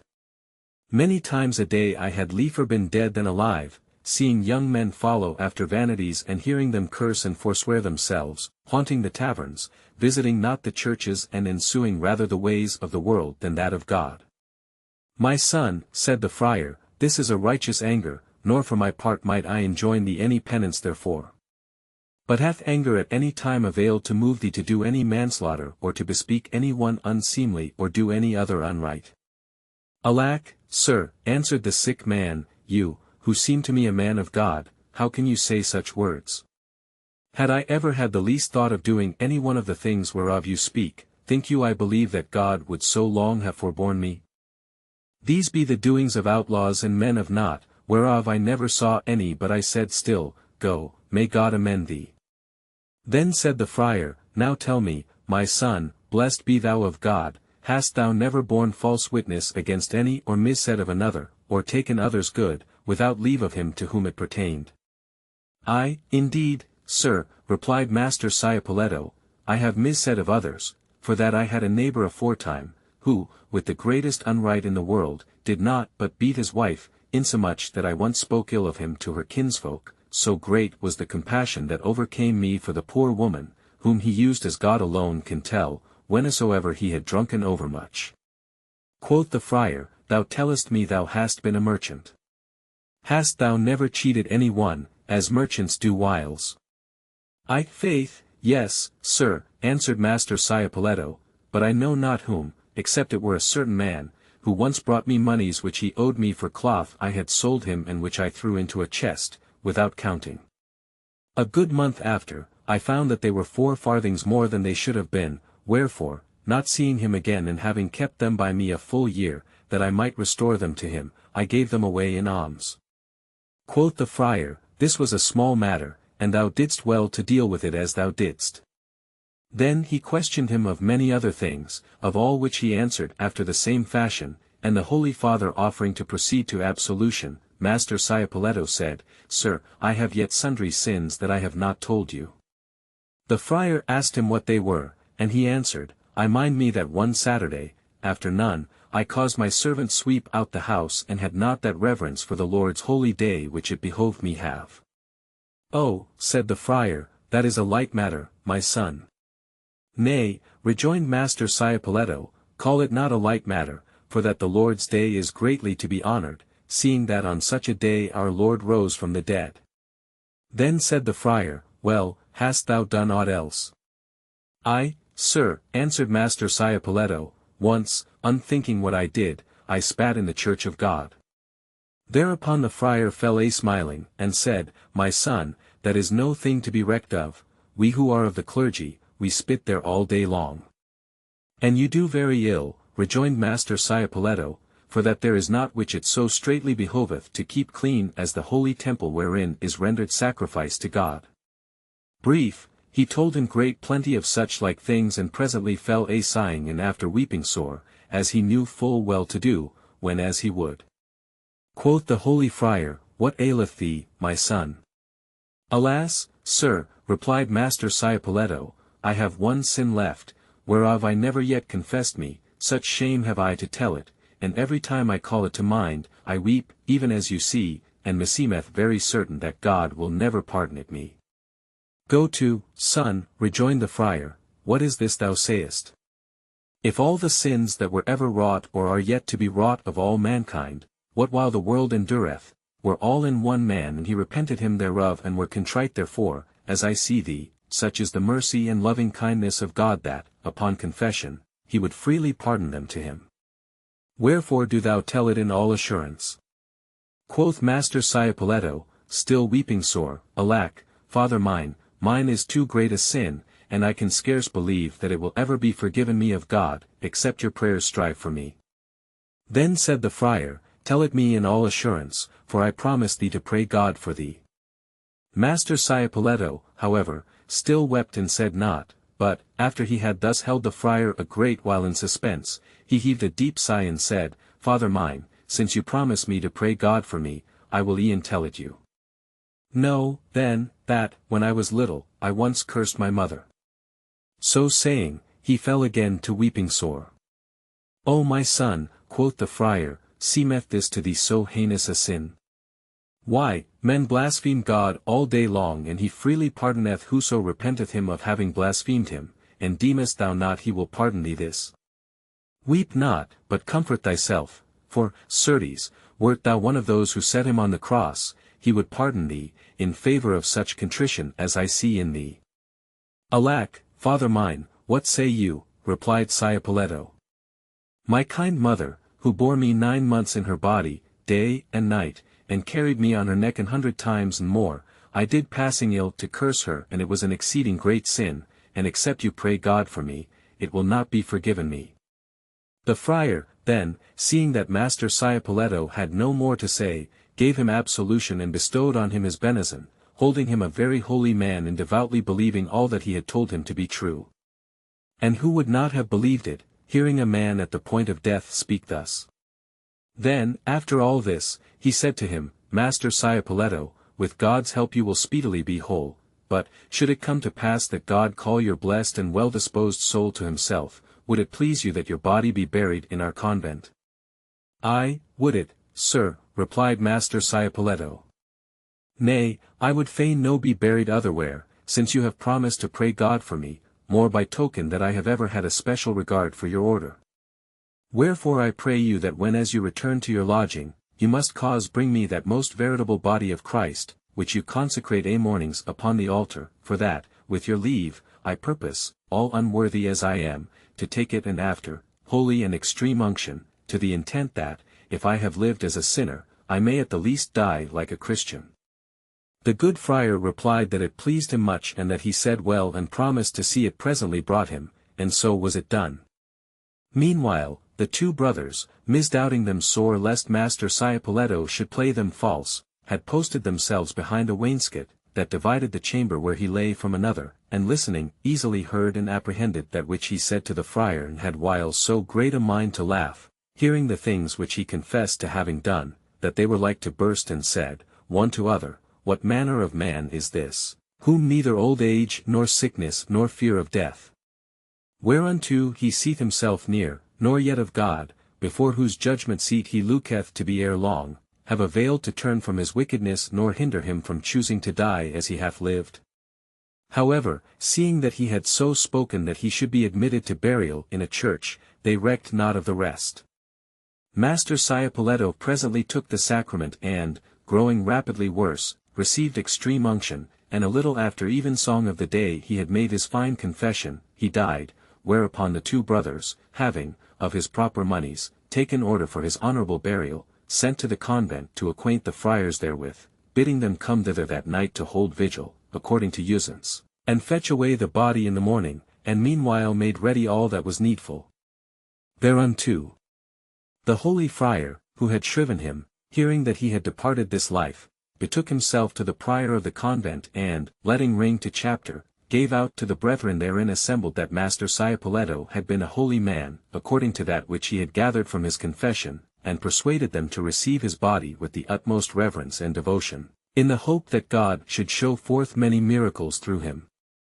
To this the prior and brethren credulously consented, and that same evening, coming all whereas Master Ciapoletto lay dead, they held high and solemn vigil over him, and on the morrow, clad all in albs and copes, book in hand and crosses before them, they went, chanting the while, for his body, and brought it with the utmost pomp and solemnity to their church, followed by well nigh all the people of the city, men and women. As soon as they had set the body down in the church, the holy friar, who had confessed him, mounted the pulpit and fell a preaching marvellous things of the dead man and of his life, his fasts, his virginity, his simplicity and innocence and sanctity, recounting, amongst other things, that which he had confessed to him as his greatest sin, and how he had hardly availed to persuade him that God would forgive it him. Thence passing on to reprove the folk who hearkened, and you, accursed that you are, quoth he, for every waif of straw that stirreth between your feet, you blaspheme God and the Virgin and all the host of heaven. Moreover, he told them many other things of his loyalty and purity of heart, brief, with his speech, whereto entire faith was yielded of the people of the city, he so established the dead man in the reverent consideration of all who were present that, no sooner was the service at an end, than they all with the utmost eagerness flocked to kiss his hands and feet, and the clothes were torn off his back, he holding himself blessed who might avail to have never so little thereof, and needs must they leave him thus all that day, so he might be seen and visited of all. The following night he was honourably buried in a marble tomb in one of the chapels of the church, and on the morrow the folk began incontinent to come and burn candles and offer up prayers and make vows to him and hang images of wax at his shrine, according to the promise made. Nay, on such wise waxed the frame of his sanctity in men's devotion to him that there was scarce any who, being in adversity, would vow himself to another saint than him, and they styled and yet style him Saint Ciapoletto, and avouch that God through him hath wrought many miracles and yet worketh them every day for whoso devoutly commendeth himself unto him. Thus, then, lived and died Master Ciapoletto de Prato, and became a saint, as you have heard, nor would I deny it to be possible that he is beatified in God's presence, for that, albeit his life was wicked and perverse, he may at his last extremity have shown such contrition that peradventure God had mercy on him and received him into his kingdom, but, for that this is hidden from us, I reason according to that which is apparent, and say that he should rather be in the hands of the devil in perdition than in paradise. And if so it be, we may know from this how great is God's loving kindness towards us, which, having regard not to our error, but to the purity of our faith, whenas we thus make an enemy, deeming him a friend, of his our intermediary, giveth ear unto us, even as if we had recourse unto one truly holy, as intercessor for his favour. Wherefore, to the end that by his grace we may be preserved safe and sound in this present adversity and in this so joyous company, let us, magnifying his name, in which we have begun our diversion, and holding him in reverence, commend ourselves to him in our necessities, well assured of being heard. And with this he was silent. The second story. Day the 1st. Abraham the Jew, at the instigation of Jehannet de Chavannes, goeth to the court of Rome, and seeing the depravity of the clergy, returneth to Paris, and there becometh a Christian. Pamphilos's story was in part laughed at and altogether commended by the ladies, and it being come to its end, after being diligently hearkened, the queen bade Neophile, who sat next him, ensue the ordinance of the commenced diversion by telling one of her fashion. Neophile, who was distinguished no less by courteous manners than by beauty, answered blithely that she would well, and began on this wise: Pamphilo hath shown us in his story that God's benignness regardeth not our errors, when they proceed from that which is beyond our ken, and I, in mine, purpose to show you how this same benignness, patiently suffering the defaults of those who, being especially bounden both with words and deeds to bear true witness thereof yet practice the contrary, exhibiteth unto us an infallible proof of itself, to the intent that we may, with the more constancy of mind, ensue that which we believe. As I have heard tell, gracious ladies, there was once in Paris a great merchant and a very loyal and upright man, whose name was Jehannet de Chavannes, and who was of great traffic in silks and stuffs. He had particular friendship for a very rich Jew called Abraham, who was also a merchant and a very honest and trusty man, and seeing the latter's worth and loyalty, it began to irk him sore that the soul of so worthy and discreet and good a man should go to perdition for default of faith, wherefore he fell to beseeching him on friendly wise leave the errors of the Jewish faith and turn to the Christian verity, which he might see still wax and prosper, as being holy and good, whereas his own faith, on the contrary, was manifestly on the wane and dwindling to naught. The Jew made answer that he held no faith holy or good save only the Jewish, that in this latter he was born and therein meant to live and die, nor should aught ever make him remove therefrom. Jehannet for all that desisted not from him, but some days after returned to the attack with similar words, showing him, on rude enough wise, for that merchants for the most part can know better, for what reasons our religion is better than the Jewish, and albeit the Jew was a past master in their law, nevertheless, whether it was the great friendship he bore Jehannet that moved him or peradventure words wrought it that the Holy Ghost put into the good simple man's mouth, the latter's arguments began greatly to please him, but yet, persisting in his own belief, he would not suffer himself to be converted. Like as he abode obstinate, even so Jehannet never gave over importuning him, till at last the Jew, overcome by such continual insistence, said, Look you, Jehannet, thou wouldst have me become a Christian and I am disposed to do it, insomuch, indeed, that I mean, in the first place, to go to Rome and there see him who, thou sayest, is God's vicar upon earth and consider his manners and fashions and likewise those of his chief brethren. If these appear to me such that I may, by them, as well as by your words, apprehend that your faith is better than mine, even as thou hast studied to show me, I will do as I have said, and if it be not so, I will remain a Jew as I am. When Jehannet heard this, he was beyond measure chagrined and said in himself, I have lost my pains, which meseemed I had right well bestowed, thinking to have converted this man, for that, and he go to the court of Rome and see the lewd and wicked life of the clergy, not only will he never become a Christian, but, were he already a Christian, he would infallibly turn Jew again. Then, turning to Abraham, he said to him, Alack, my friend, why wilt thou undertake this travail and so great a charge as it will be to thee to go from here to Rome? More by token that, both by sea and by land, the road is full of perils for a rich man such as thou art. Thinkest thou not to find here who shall give thee baptism? Or, if peradventure thou have any doubts concerning the faith which I have propounded to thee, where are there greater doctors and men more learned in the matter than are here or better able to resolve thee of that which thou wilt know or ask? Wherefore, to my thinking, this thy going is superfluous. Bethink thee that the prelates there are even such as those thou mayst have seen here, and indeed so much the better as they are nearer unto the chief pastor. Wherefore, and thou wilt be counselled by me, thou wilt reserve this travail unto another time against some jubilee or other, whereunto it may be I will bear thee company. To this the Jew made answer, I doubt not, Jehannet, but it is as thou tellest me, but, to sum up many words in one, I am altogether determined, and thou wouldst have me do that whereof thou hast so instantly besought me, to go thither, else will I never do aught thereof. Jehannet, seeing his determination, said, Go and good luck go with thee. And inwardly assured that he would never become a Christian, when once he should have seen the court of Rome, but availing nothing in the matter, he desisted. The Jew mounted to horse and as quickly as he might betook himself to the court of Rome, he was honorably entertained of his brethren, and there abiding, without telling any the reason of his coming, he began diligently to inquire into the manners and fashions of the Pope and Cardinals and other prelates and of all the members of his court, and what with that which he himself noted, being a mighty quick-witted man, and that which he gathered from others, he found all, from the highest to the lowest, most shamefully given to the sin of lust, and that not only in the way of nature, but after the sodomitical fashion, without any restraint of remorse or shamefastness, insomuch that the interest of courtesans and catamites was of no small avail there in obtaining any considerable thing. Moreover, he manifestly perceived them to be universally gluttons, wine-bibbers, drunkards and slaves to their bellies, brute beast fashion, more than to aught else after lust.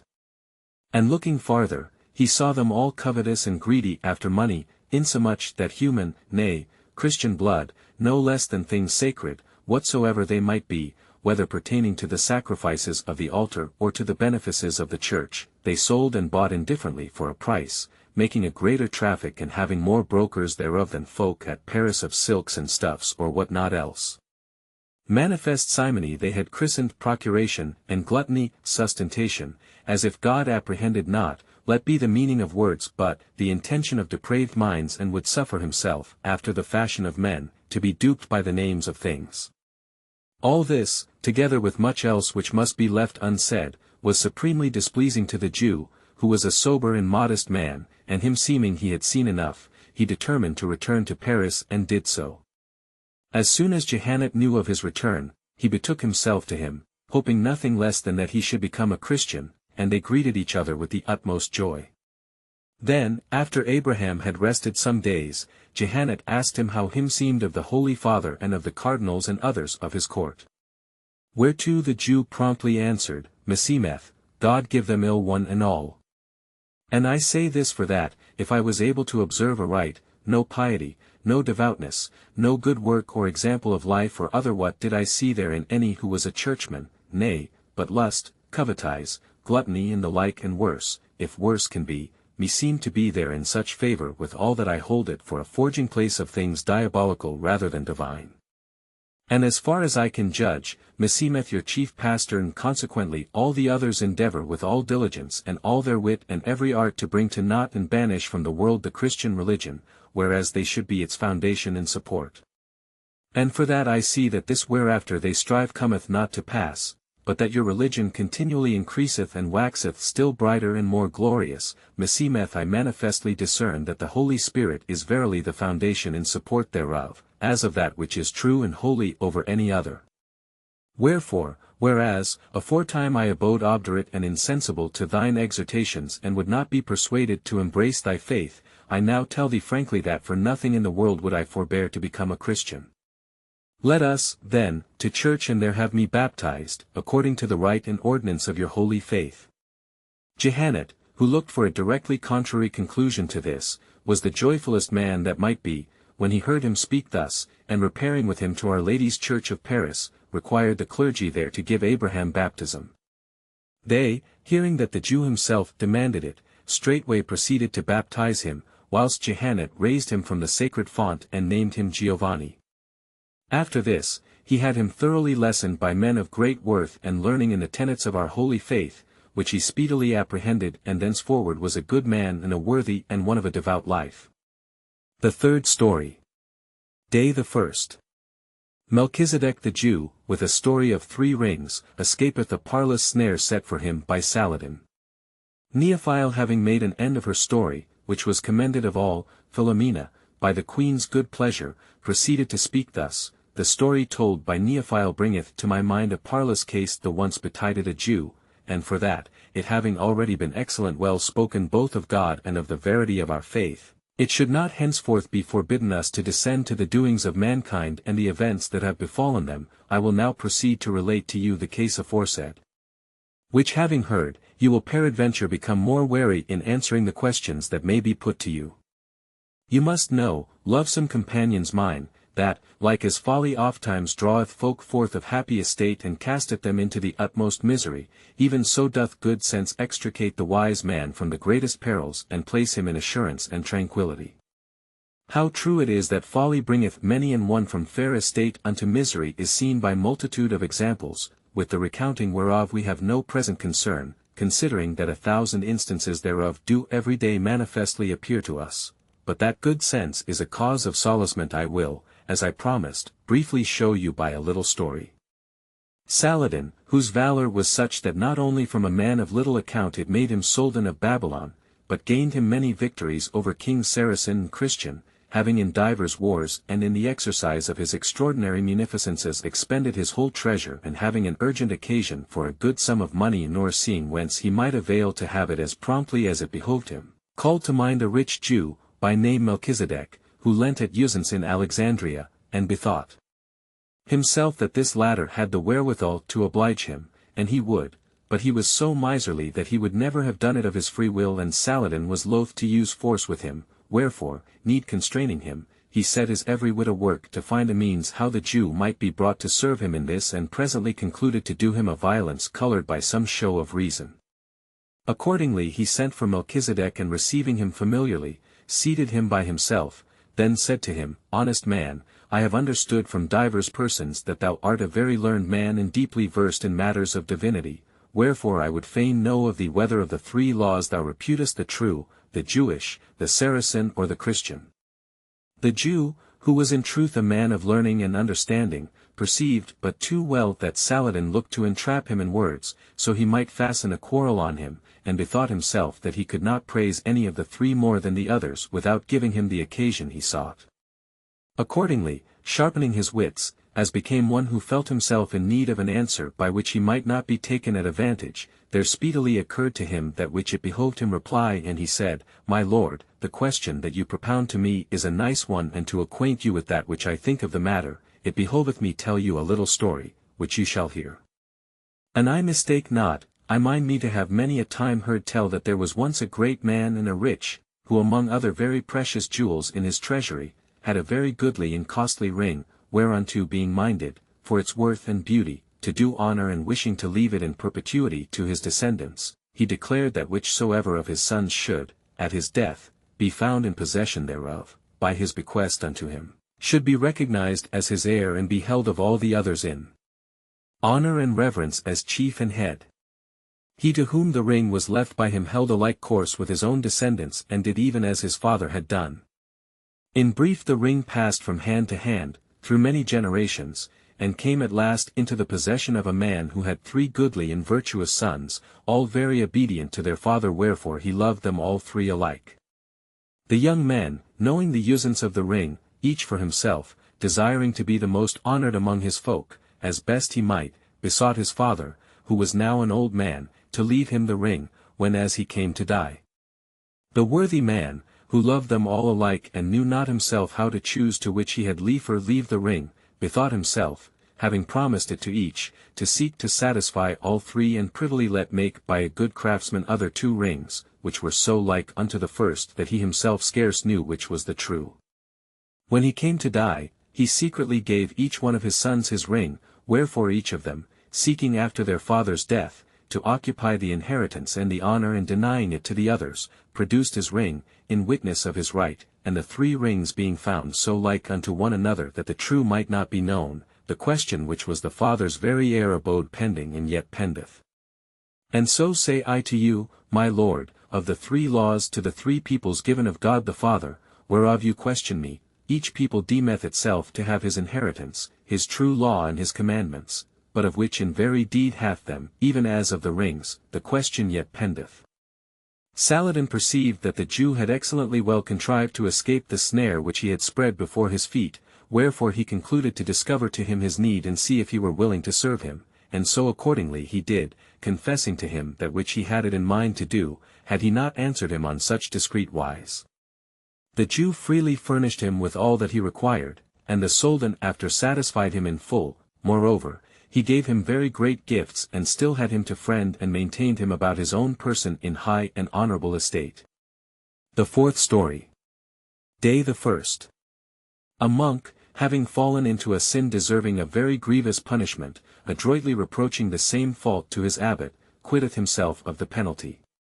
Philomena, having dispatched her story, was now silent, whereupon Dioneo, who sat next her, knowing already, by the ordinance begun, that it fell to his turn to tell, proceeded, without awaiting farther commandment from the queen, to speak on this wise: Lovesome ladies, if I have rightly apprehended the intention of you all, we are here to divert ourselves with storytelling, wherefore, so but it be not done contrary to this our purpose, I hold it lawful unto each, even as our queen told us a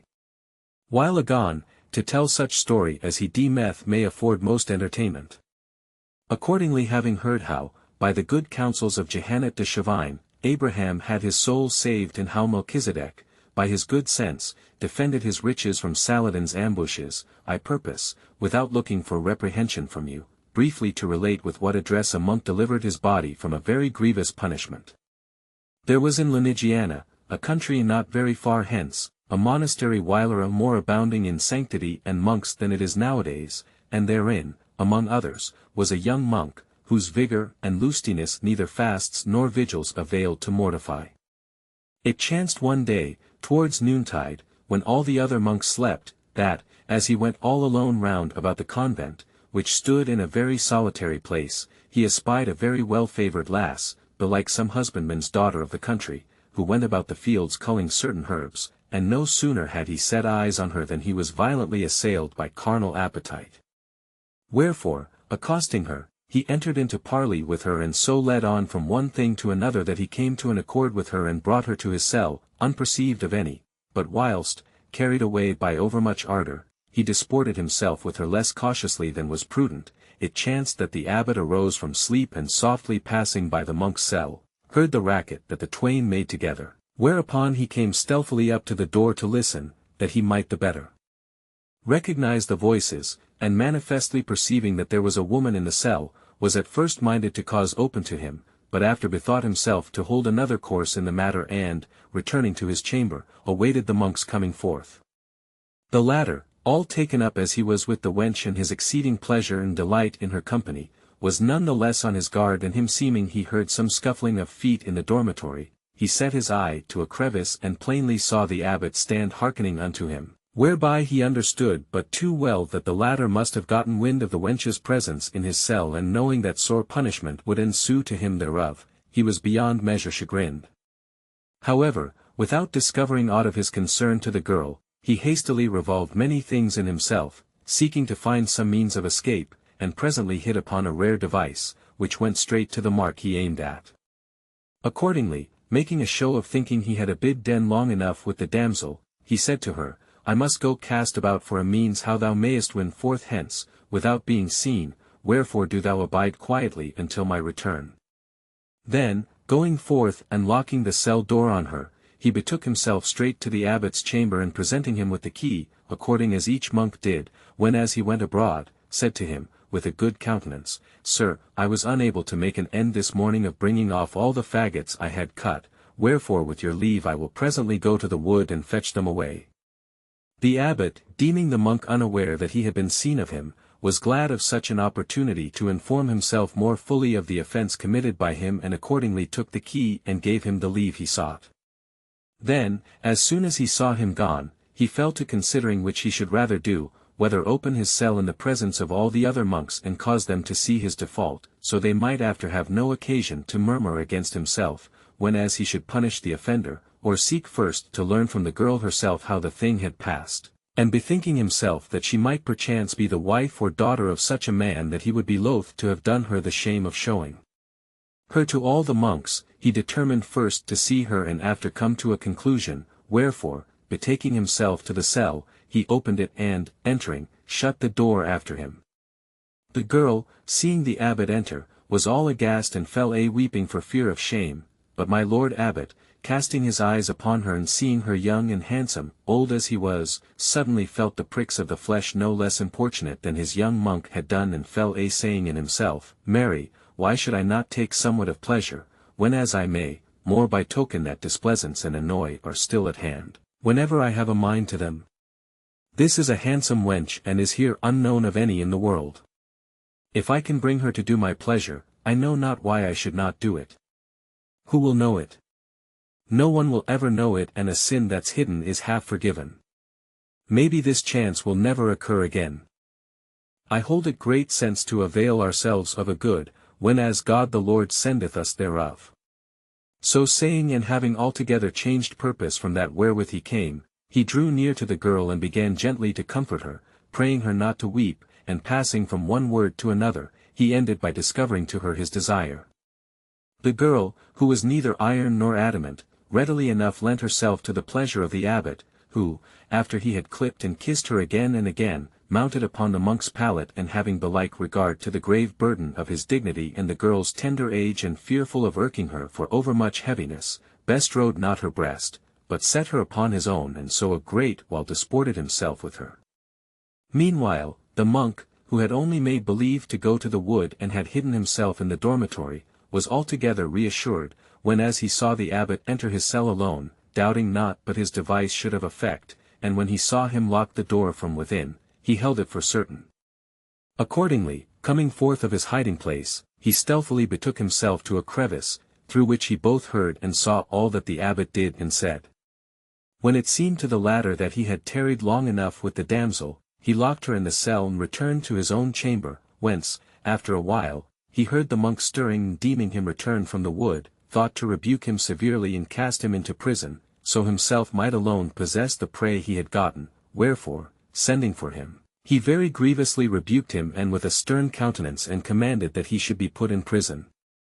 The monk very readily answered, Sir, I have not yet pertained long enough to the order of Saint Benedict to have been able to learn every particular thereof, and you had not yet shown me that monks should make of women a means of mortification, as of fasts and vigils, but, now that you have shown it me, I promise you, so you will pardon me this default, never again to offend therein, but still to do as I have seen you do.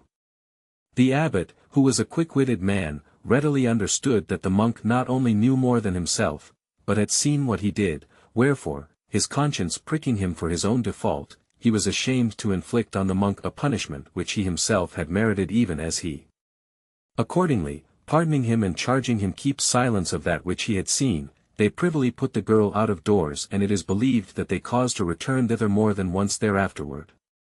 The fifth story. Day the 1st. The Marchioness of Monferrato, with a dinner of hens and certain sprightly words, curbeth the extravagant passion of the King of France. The story told by Dioneo at first pricked the hearts of the listening ladies with somewhat of shamefastness, whereof a modest redness appearing in their faces gave token, but after, looking one at other and being scarce able to keep their countenance, they listened, laughing in their sleeves. The end thereof being come, after they had gently chidden him, giving him to understand that such tales were not fit to be told among ladies, the queen, turning to Fiammetta, who sat next him on the grass, bade her follow on the ordinance. Accordingly, she began with a good grace and a cheerful countenance, It hath occurred to my mind, fair my ladies, at once because it pleaseth me that we have entered upon showing by stories how great is the efficacy of prompt and goodly answers, and because, like as in men it is great good sense to seek still to love a lady of higher lineage than themselves, so in women it is great discretion to know how to keep themselves from being taken with the love of men of greater condition than they, to set forth to you, in the story which it falleth to me to tell, how both with deeds and words a noble lady guarded herself against this and diverted another therefrom. The Marquis of Monferrato, a man of high worth and gonfalonier of the church, had passed beyond seas on the occasion of a general crusade undertaken by the Christians, arms in hand, and it being one day discoursed of his merit at the court of King Philip le Borgne, who was then making ready to depart France upon the same crusade, it was avouched by a gentleman present that there was not under the stars a couple to match with the Marquis and his lady, for that, even as he was renowned among knights for every virtue, so was she the fairest and noblest of all the ladies in the world.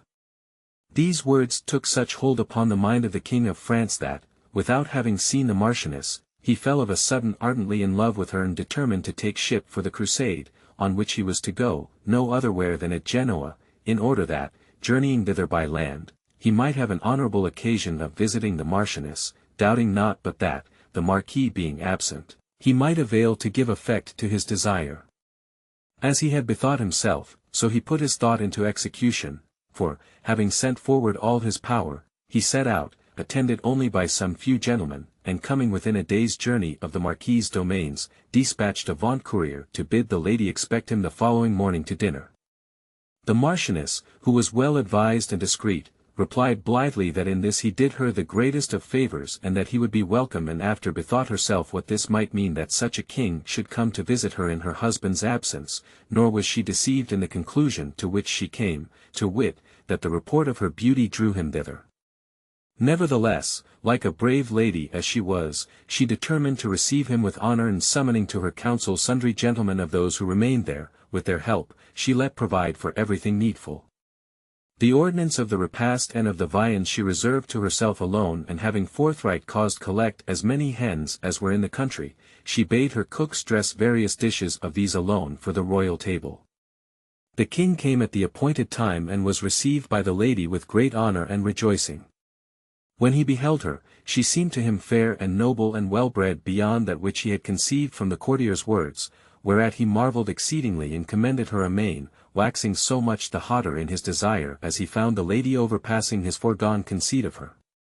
After he had taken somewhat of rest in chambers adorned to the utmost with all that pertaineth to the entertainment of such a king, the dinner hour being come, the king and the Marchioness seated themselves at one table, whilst the rest, according to their quality, were honourably entertained at others.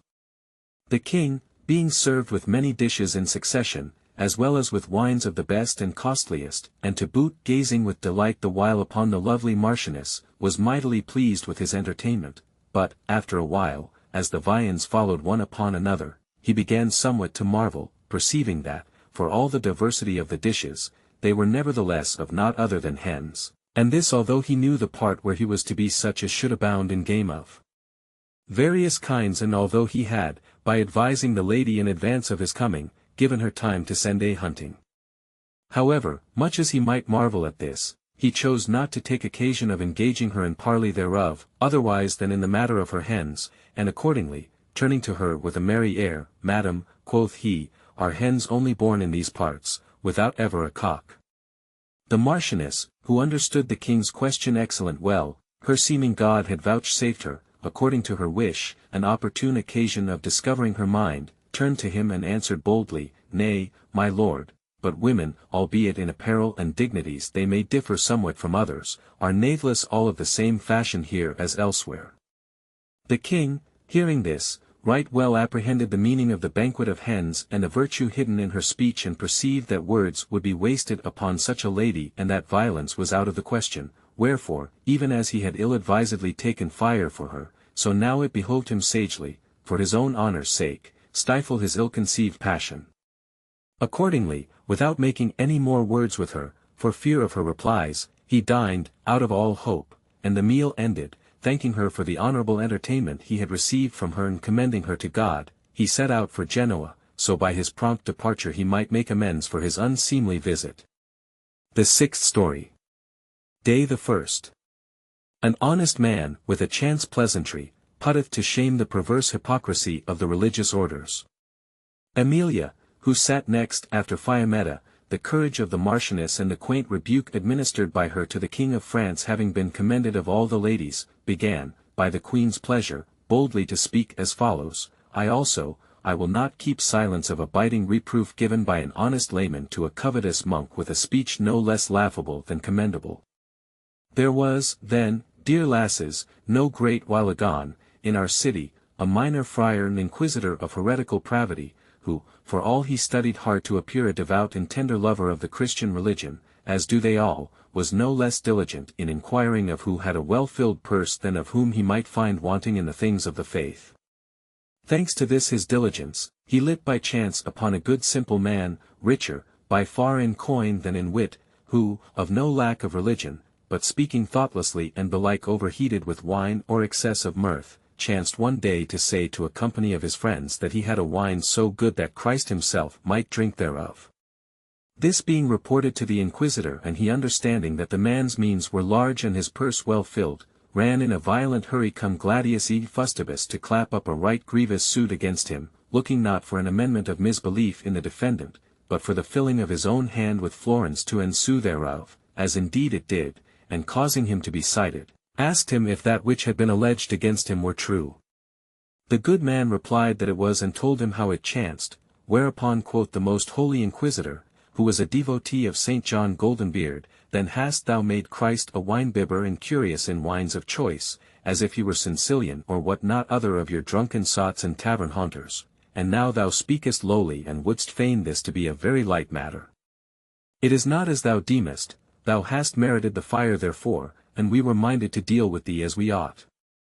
With these and many other words he bespoke him, with as menacing a countenance as if the poor wretch had been Epicurus denying the immortality of the soul, and in brief so terrified him that the good simple soul, by means of certain intermediaries, let grease his palm with a good dose of St. John Goldenmouth's ointment, the which is a sovereign remedy for the pestilential covetise of the clergy and especially of the minor brethren, who dare not touch money, so he should deal mercifully with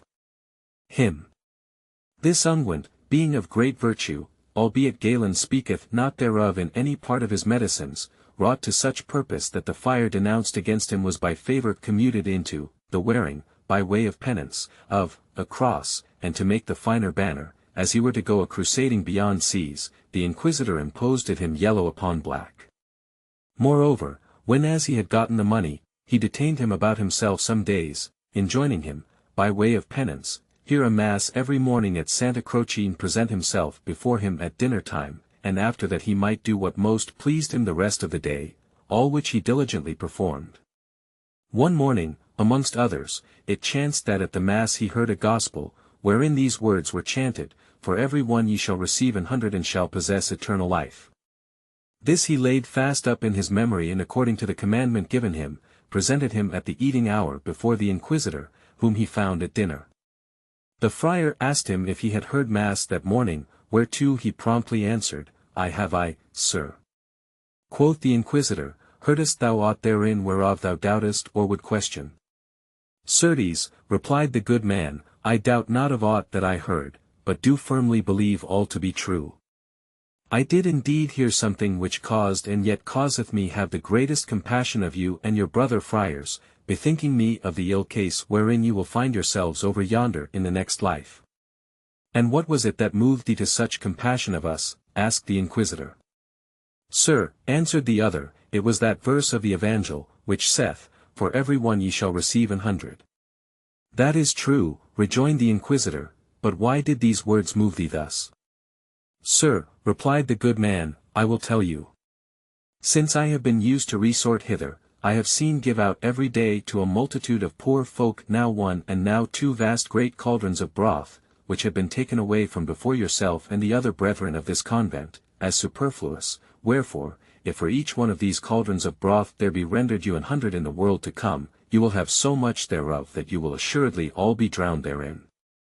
All who were at the inquisitor's table fell a-laughing, but the latter, feeling the hit at the broth-swilling hypocrisy of himself and his brethren, was mightily incensed, and but that he had gotten blame for that which he had already done, he would have saddled him with another prosecution, for that with a laughable speech he had rebuked him and his brother good for naughts, wherefore, of his despite, he bade him thenceforward do what most pleased him and not come before him again. The seventh story. Day the 1st.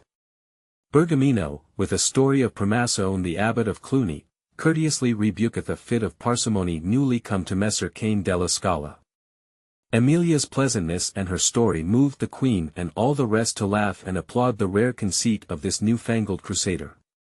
Then, after the laughter had subsided and all were silent again, Philostrato, whose turn it was to tell, began to speak on this wise, It is a fine thing, noble ladies, to hit a mark that never stirreth, but it is well nigh miraculous if, when some unwonted thing appeareth of a sudden, it be forthright stricken of an archer.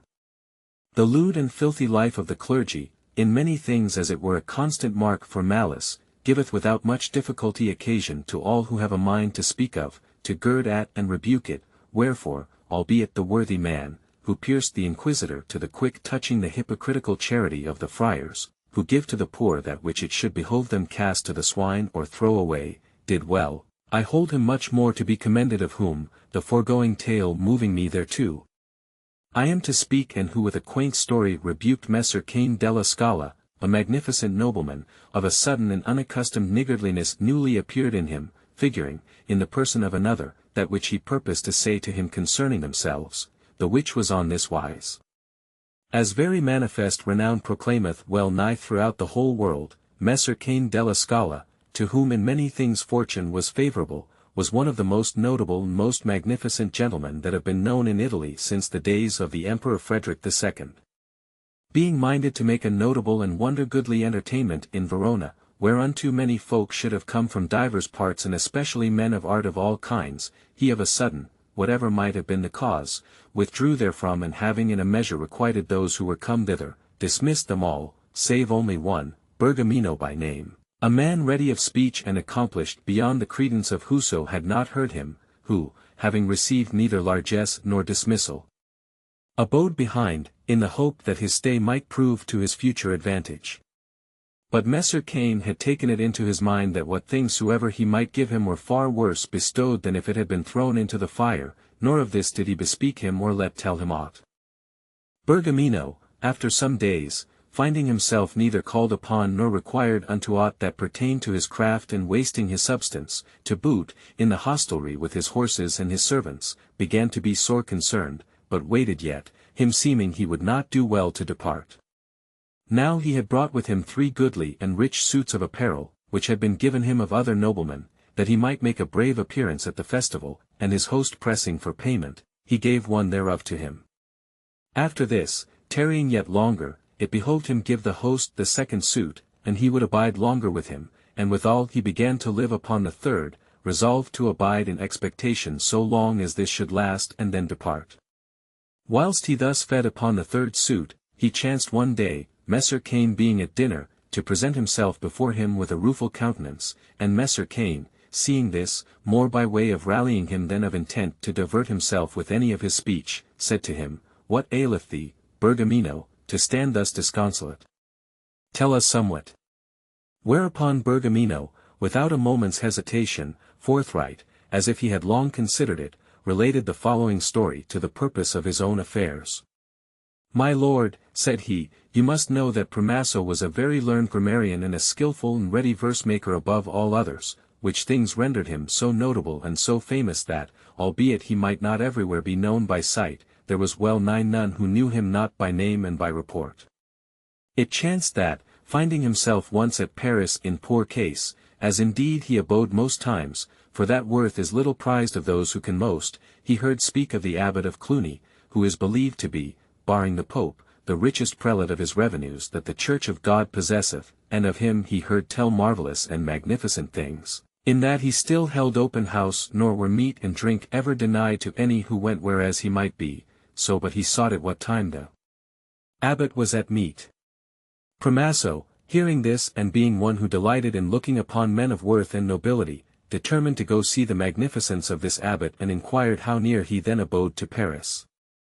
It was answered him that he was then at a place of his maybe 6 miles thence, wherefore Primaso thought to be there at dinner time, by starting in the morning betimes.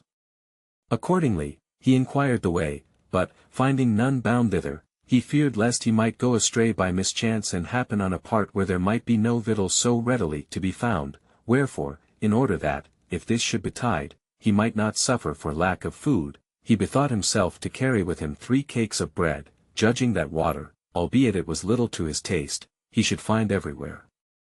The bread he put in his bosom and setting out, was fortunate enough to reach the abbot's residence before the eating hour. He entered and went spying all about and seeing the great multitude of tables set and the mighty preparations making in the kitchen and what not else provided against dinner, said in himself, "Of a truth this abbot is as magnificent as folk say." After he had abidden a while intent upon these things, the abbot seneschal, eating time being come, bade bring water for the hands, which being done, he seated each man at table, and it chanced that Primaso was set right over against the door of the chamber, whence the abbot should come forth into the eating hall.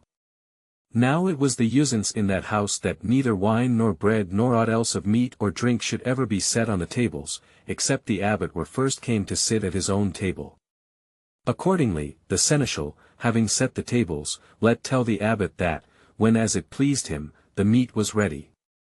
The abbot let open the chamber door, that he might pass into the saloon, and looking before him as he came, as chance would have it, the first who met his eyes was Primaso, who was very ill accoutred and whom he knew not by sight. When he saw him, incontinent there came into his mind an ill thought and one that had never yet been there, and he said in himself, see to whom I give my substance to eat. Then, turning back, he bade shut the chamber door and inquired of those who were about him if any knew yonder losel who sat at table over against his chamber door, but all answered no. Meanwhile Pramaso, who had a mind to eat, having come a journey and being in use to fast, waited a while, and seeing that the abbot came not, pulled out of his bosom one of the 3 cakes of bread he had brought with him and fell to eating. The abbot, after he had waited a while, bade one of his serving men look if Pramaso were gone, and the man answered, No, my lord, nay, he eateth bread, which it seemeth he hath brought with him. Quoth the abbot, Well, let him eat of his own, and he have thereof, for of ours he shall not eat today. Now he would fain have had Pramaso depart of his own motion, him seeming it were not well done to turn him away, but the latter, having eaten 1 cake of bread and the abbot coming not, began upon the second, the which was likewise reported to the abbot, who had caused look if he were gone. At last, the abbot still tarrying, Pramaso, having eaten the 2nd cake, began upon the 3rd, and this again was reported to the abbot, who fell a pondering in himself and saying, Alack, what new maggot is this that is come into my head today? What avarice! What despite! And for whom? This many a year have I given my substance to eat to whosoever had a mind thereto, without regarding if he were gentle or simple, poor or rich, merchant or huckster, and have seen it with mine own eyes squandered by a multitude of ribald knaves, nor ever yet came there to my mind the thought that hath entered into me for yonder man. Of a surety avarice cannot have assailed me for a man of little account, needs must this who seemeth to me a losel be some great matter, since my soul hath thus repugned to do him honor. So saying, he desired to know who he was, and finding that it was Pramaso, whom he had long known by report for a man of merit, come thither to see with his own eyes that which he had heard of his magnificence, was ashamed and eager to make him amends, studied in many ways to do him honor. Moreover, after eating, he caused clothe him sumptuously, as befitted his quality, and giving him money and a palfrey, left it to his own choice to go or stay, whereupon Pramaso, well pleased with his entertainment, rendered him the best thanks in his power and returned on horseback to Paris, whence he had set out afoot. Messer Cain, who was a gentleman of understanding, right well apprehended Bergamino's meaning, without further exposition, and said to him, smiling, Bergamino, thou hast very aptly set forth to me thy wrongs and merit and my niggardliness, as well as that which thou wouldst have of me, and in good sooth, never, save now on thine account, have I been assailed of parsimony, but I will drive it away with that same stick which thou thyself hast shown me. Then, letting pay Bergamino's host and clothing himself most sumptuously in a suit of his own apparel, he gave him money and a palfrey and committed to his choice for the nonce to go or stay. The 8th story. Day the 1st. Guglielmo Borsiere with some quaint words rebuketh the niggardliness of Messer Ermino de Grimaldi.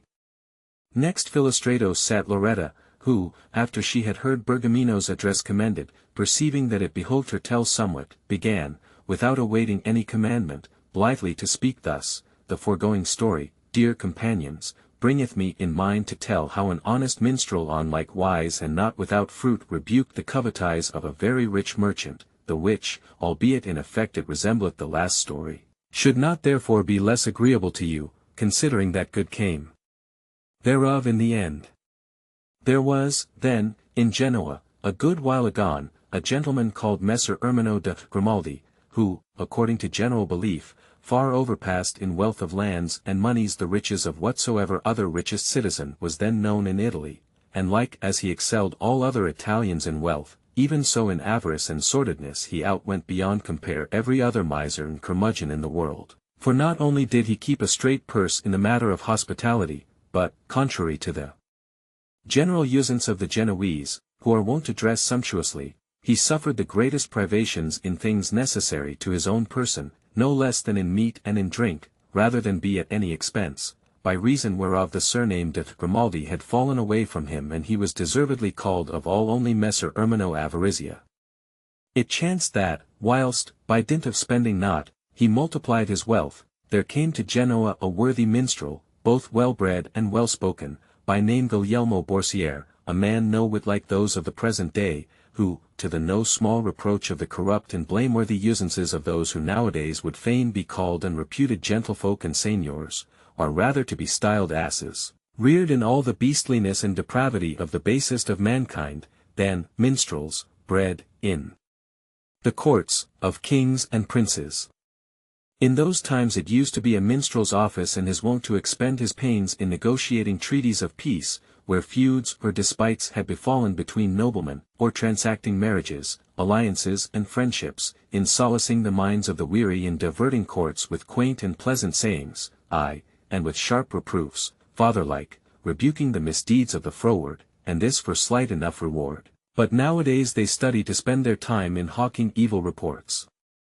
from one to another, in sowing discord, in speaking naughtiness and obscenity and, what is worse, doing them in all men's presence, in imputing evil doings, lewdnesses and knaveries, true or false, one to other, and in prompting men of condition with treacherous allurements to base and shameful actions. And he is most cherished and honored and most munificently entertained and rewarded of the sorry unmannerly nobleman of our time who saith and doth the most abominable words and deeds, a sore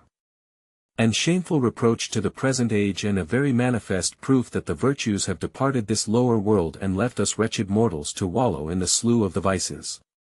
But to return to my story, from which a just indignation hath carried me somewhat farther astray than I purposed, I say that the aforesaid Guglielmo was honoured by all the gentlemen of Genoa and gladly seen of them, and having sojourned some days in the city and hearing many tales of Messer Ermino's avarice and sordidness, he desired to see him. Messer Ermino having already heard how worthy a man was this Guglielmo Borsiere and having yet, all miser as he was, some tincture of gentle breeding, received him with very amicable words and blithe aspect and entered with him into many and various discourses. Devising thus, he carried him, together with other Genoese who were in his company, into a fine new house of his which he had lately built and after having shown it all to him, said, Pray, Messer Guglielmo, you who have seen and heard many things, can you tell me of something that was never yet seen, which I may have depictured in the saloon of this my house? Guglielmo, hearing this his preposterous question, answered, Sir, I doubt me I cannot undertake to tell you of aught that was never yet seen, except it were sneezings or the like, but, an it like you, I will tell you of somewhat which me think you never yet beheld. Quoth Messer Ermino, not looking for such an answer as he got, I pray you tell me what it is. Whereto Guglielmo promptly replied, Cause liberality to be here depictured. When Messer Ermino heard this speech, there took him incontinence such a shame that it availed in a manner to change his disposition altogether to the contrary of that which it had been, and he said, Messer Guglielmo, I will have it here depictured after such a fashion that neither you nor any other shall ever again have cause to tell me that I have never seen nor known it. And from that time forth, such was the virtue of Guglielmo's words, he was the most liberal and the most courteous gentleman of his day in Genoa and he who most hospitably entreated both strangers and citizens. The ninth story. Day the 1st. The King of Cyprus, touched to the quick by a Gascon lady, from a mean-spirited prince becometh a man of worth and valiance. The Queen's last commandment rested with Elisa, who, without awaiting it, began all blithely, Young ladies, it hath often chanced that what all manner reproofs and many pains bestowed upon a man have not availed to bring about in him hath been effected by a word more often spoken at hazard than of purpose aforethought. This is very well shown in the story related by Loretta, and I, in my turn, purpose to prove to you the same thing by means of another in a very short one, for that, since good things may still serve, they should be received with a mind attent, whoever be the sayer thereof. I say, then, that in the days of the first king of Cyprus, after the conquest of the Holy Land by Godefroy de Bouillon, it chanced that a gentlewoman of Gascony went on a pilgrimage to the Holy Sepulchre and returning thence, came to Cyprus, where she was shamefully abused of certain lewd fellows, whereof having complained, without getting any satisfaction, she thought to appeal to the king for redress, but was told that she would lose her pains, for that he was of so abject a composition and so little of worth that, far from justifying others of their wrongs, he endured with shameful pusillanimity innumerable affronts offered to himself, insomuch that whose had any grudge against him, was wont to vent his despite by doing him some shame or insult. The lady, hearing this and despairing of redress, bethought herself, by way of some small solacement of her chagrin, to seek to rebuke the king's pusillanimity, wherefore, presenting herself in tears before him, she said to him, My lord, I come not into thy presence for any redress that I expect of the wrong that hath been done me, but in satisfaction thereof. I prithee teach me how thou dost to suffer those affronts which I understand are offered unto thyself, so haply I may learn of thee. Patiently to endure mine own, the which God knoweth, and I would gladly bestow on thee, since thou art so excellent a supporter thereof. The king, who till then had been sluggish and supine, awoke as if from sleep, and beginning with the wrong done to the lady, which he cruelly avenged, thenceforth became a very rigorous prosecutor of all who committed aught against the honor of his crown. The 10th story. Day the 1st. Master Alberto of Bologna civilly putteth a lady to the blush who thought to have shamed him of being enamoured of her. Elisa being now silent, the last burden of the story-telling rested with the queen, who, with womanly grace beginning to speak, said, Noble damsels, like as in the lucid nights the stars are the ornament of the sky, and as in springtime the flowers of the green meadows, even so are commendable manners and pleasing discourse adorned by witty sallies, which latter, for that they are brief, are yet more beseeming to women than to men, inasmuch as much and long speech, when as it may be dispensed with, is straitlier forbidden unto women than to men, albeit nowadays there are few or no women left who understand a sprightly saying, or, if they understand it, know how to answer it, to the general shame be it said of ourselves and of all women alive. For that virtue, which was erst in the minds of the women of times past, those of our day have diverted to the adornment of the body, and she on whose back are to be seen the most motley garments and the most gaudily laced and garred and garnished with the greatest plenty of fringes and purflings and broidery, deemeth herself worthy to be held of far more account than her fellows and to be honoured above them, considering not that, were it a question of who should load her back and shoulders with bravery, an ass would carry much more thereof than any of them, nor would therefore be honoured for more than an ass. I blush to avow it, for that I cannot say aught against other women, but I say it against myself. These women that are so laced and purfled and painted and party-coloured abide either mute and senseless, like marble statues, or, and they be questioned, answer after such a fashion that it were far better to have kept silence. And they would have you believe that their unableness to converse among ladies and men of parts proceedeth from purity of mind, and to their witlessness they give the name of modesty, as if forsooth no woman were modest but she who talketh with her chamberwoman or her laundress or her bakewench, the which had nature willed, as they would have it believed, she had assuredly limited unto them their prattle on otherwise. It is true that in this, as in other things, it behoveth to have regard to time and place and with whom one talketh, for that it chanceth bytimes that women or men, thinking with some pleasantry or other to put another to the blush and not having well measured their own powers with those of the latter, find that confusion, which they thought to cast upon another, recoil upon themselves.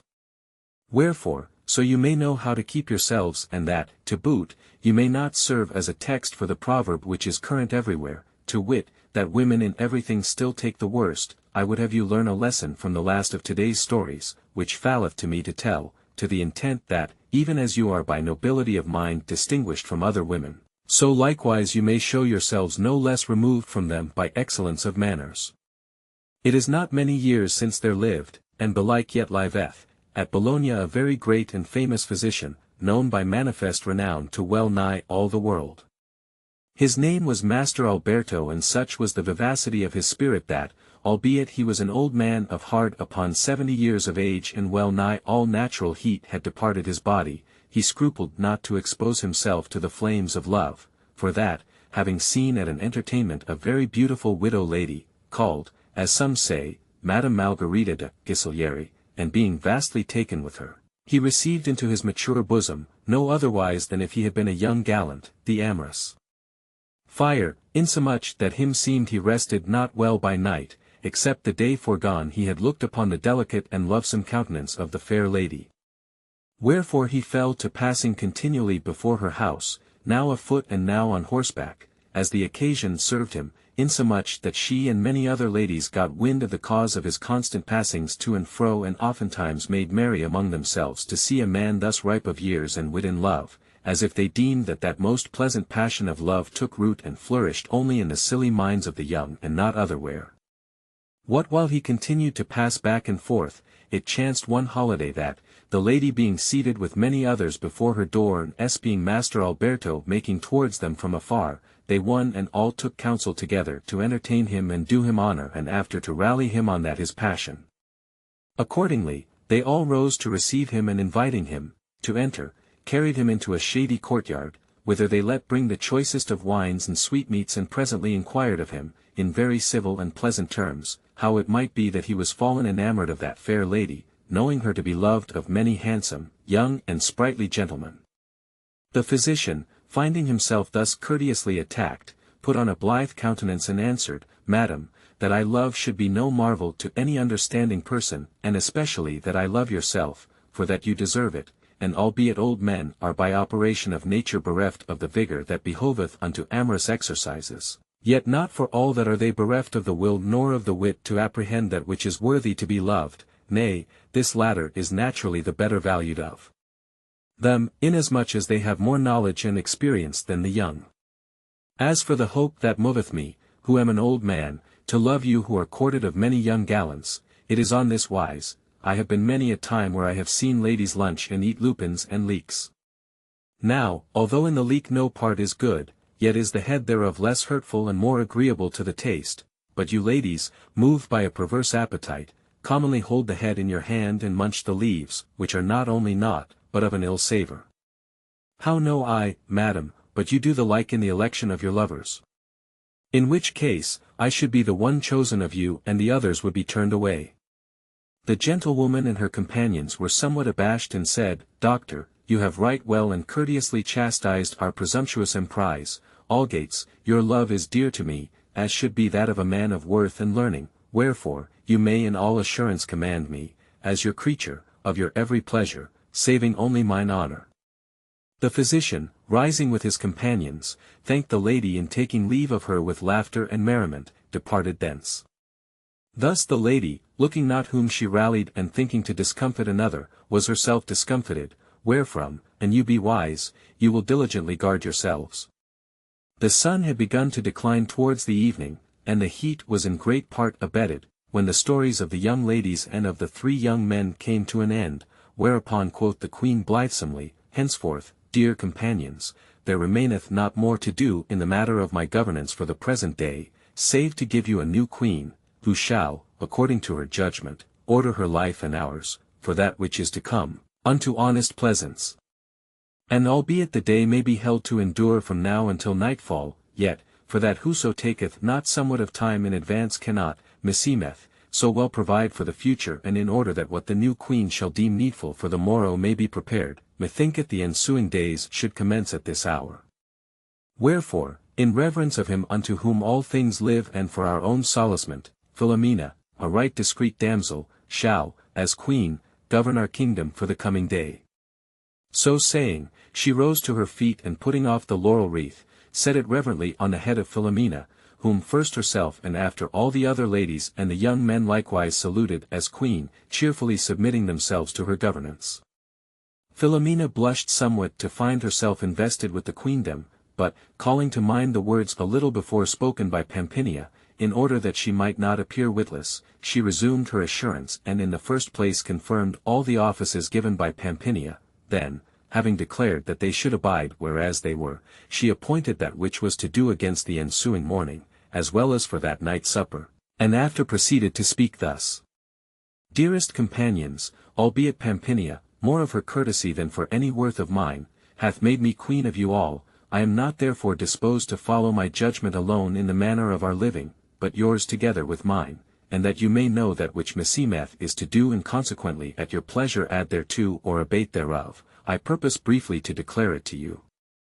If I have well noted the course this day held by Pampinia, meseemeth I have found it alike praiseworthy and delectable, wherefore till such time as, for overlong continuance or other reason, it grow irksome to us, I judge it not to be changed. Order, then, being taken for, the continuance of, that which we have already begun to do, we will, arising hence, go a while a-pleasuring, and when as the sun shall be for going under, we will sup in the cool of the evening, and after sundry canzonets and other pastimes, we shall do well to betake ourselves to sleep. Tomorrow, rising in the cool of the morning, we will on like wise go somewhither a-pleasuring, as shall be most agreeable to every one, and as we have done today, we will at the due hour come back to eat, after which we will dance, and when we arise from sleep, as today we have done, we will return hither to our story-telling, wherein meseemeth a very great measure to consist alike of pleasance and of profit. Moreover, that which Pampinia had indeed no opportunity of doing, by reason of her late election to the governance, I purpose now to enter upon, to wit, to limit within some bound that whereof we are to tell and to declare it to you beforehand, so each of you may have leisure to think of some goodly story to relate upon the theme proposed, the which, an it please you, shall be on this wise, namely, seeing that since the beginning of the world men have been and will be, until the end thereof, bandied about by various shifts of fortune, each shall be holden to tell of those who after being baffled by divers chances have won at last to a joyful issue beyond their hope. Ladies and men alike all commended this ordinance and declared themselves ready to ensue it. Only Dioneo, the others all being silent, said, Madam, as all the rest have said, so say I, to wit that the ordinance given by you is exceeding pleasant and commendable, but of especial favour I crave you a boon, which I would have confirmed to me for such time as our company shall endure, to wit, that I may not be constrained by this your law to tell a story upon the given theme, and it like me not, but shall be free to tell that which shall most please me. And that none may think I seek this favour as one who hath not stories in hand, from this time forth I am content to be still the last to tell.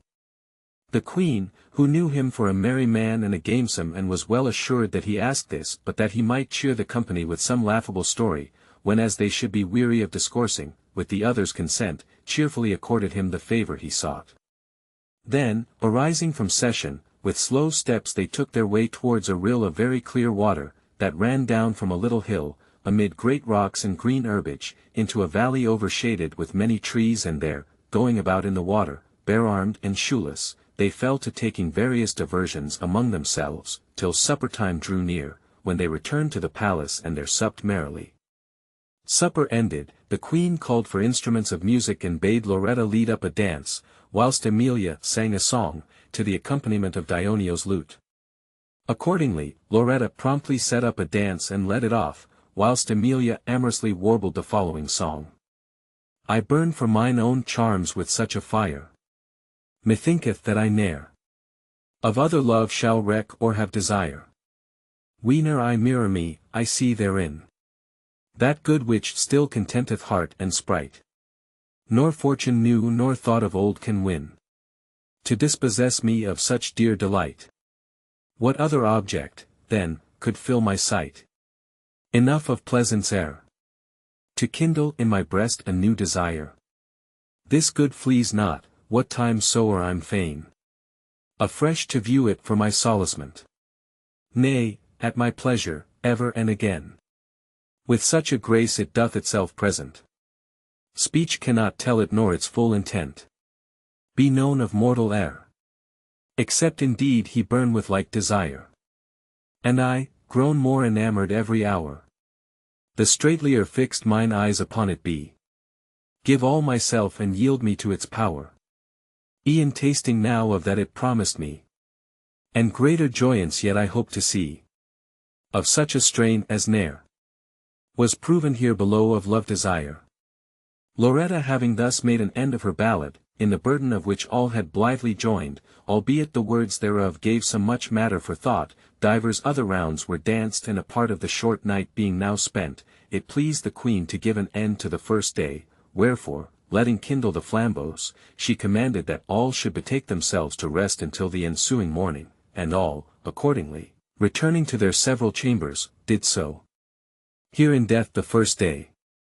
of the Decameron. Day the second. Here beginneth the second day of the Decameron, wherein under the governance of Philomela is discoursed of those who after being baffled by diverse chances have won at last to a joyful issue beyond their hope.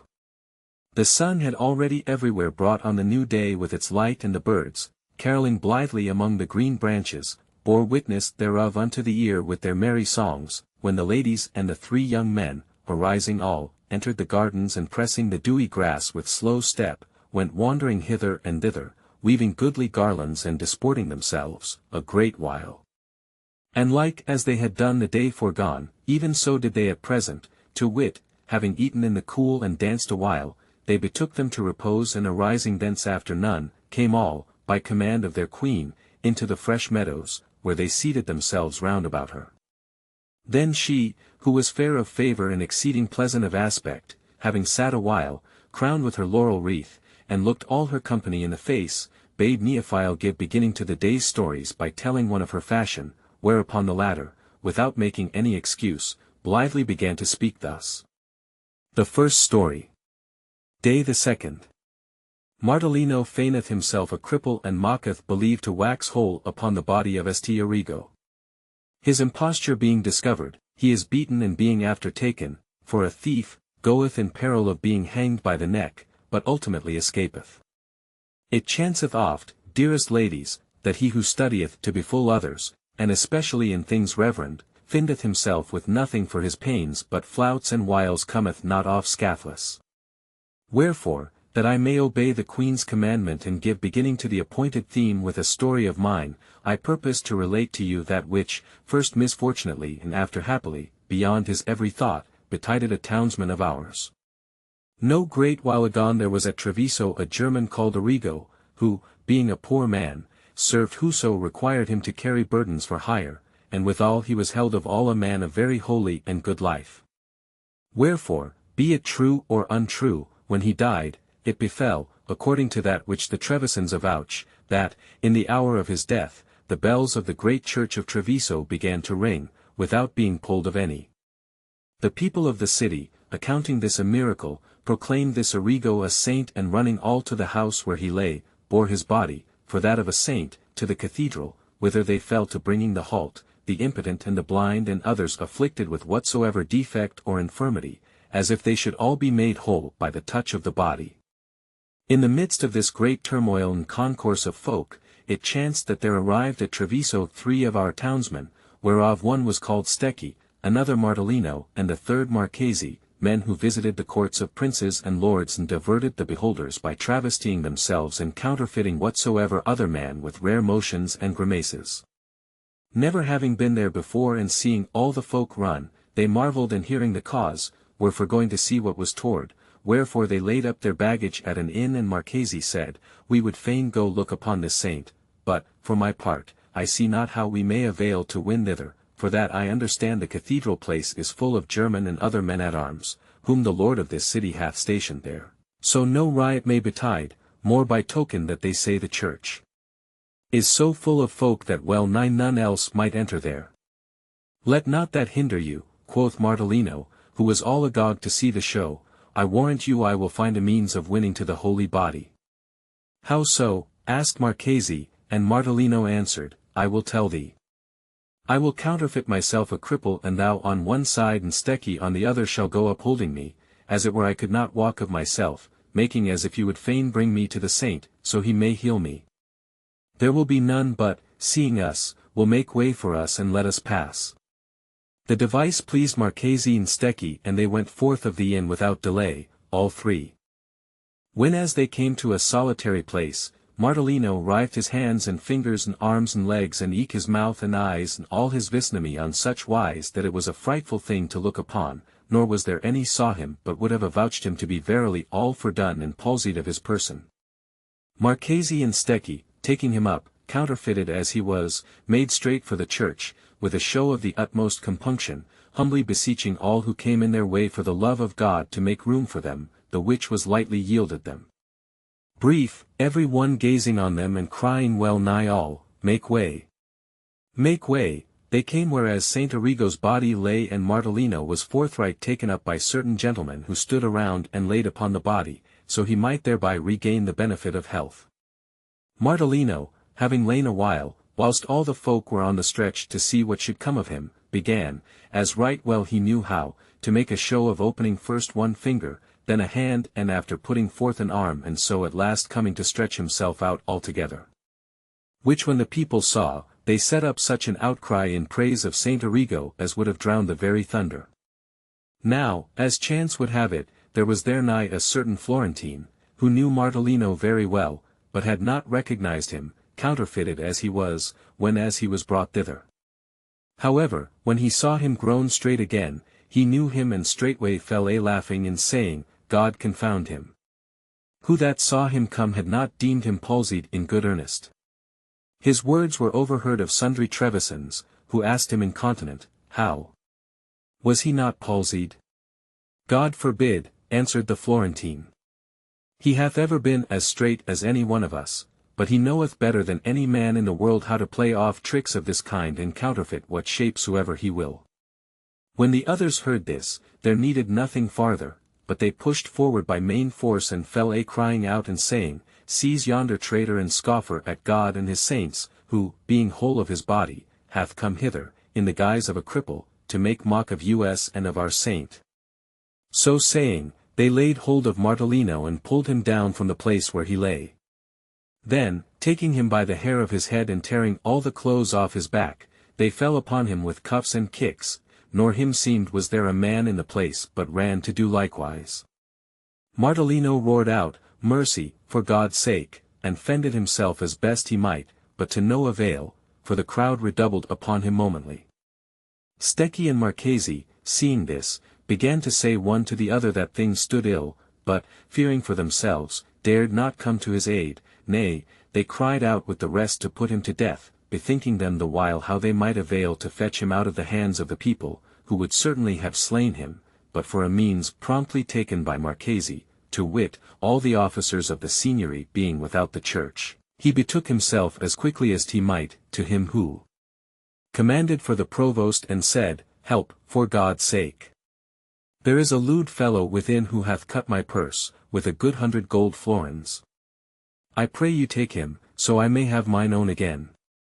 Hearing this, a round dozen of sergeants ran straightway whereas the wretched Martellino was being carted without a comb and having with the greatest pains in the world broken through the crowd, dragged him out of the people's hands, all bruised and tumbled as he was, and haled him off to the palace, whither many followed him who held themselves affronted of him and hearing that he had been taken for a cut purse and them seeming they had no better occasion of doing him an ill turn, began each on likewise to say that he had cut his purse. The provost's judge, who was a crabbed, ill-conditioned fellow, hearing this, forthright took him apart and began to examine him of the matter, but Martellino answered jestingly, as if he made light of his arrest, whereat the judge, incensed, caused truss him up and give him 2 or 3 good bouts of the strappato, with intent to make him confess that which they laid to his charge, so he might after have him strung up by the neck. When he was let down again, the judge asked him once more if that were true which the folk avouched against him, and Martellino, seeing that it availed him not to deny, answered, My lord, I am ready to confess the truth to you, but first make each who accuseth me say when and where I cut his purse, and I will tell you what I did and what not. Quoth the judge, I will well, and calling some of his accusers, put the question to them, whereupon one said that he had cut his purse 8, another 6, and a third 4 days agone, whilst some said that very day.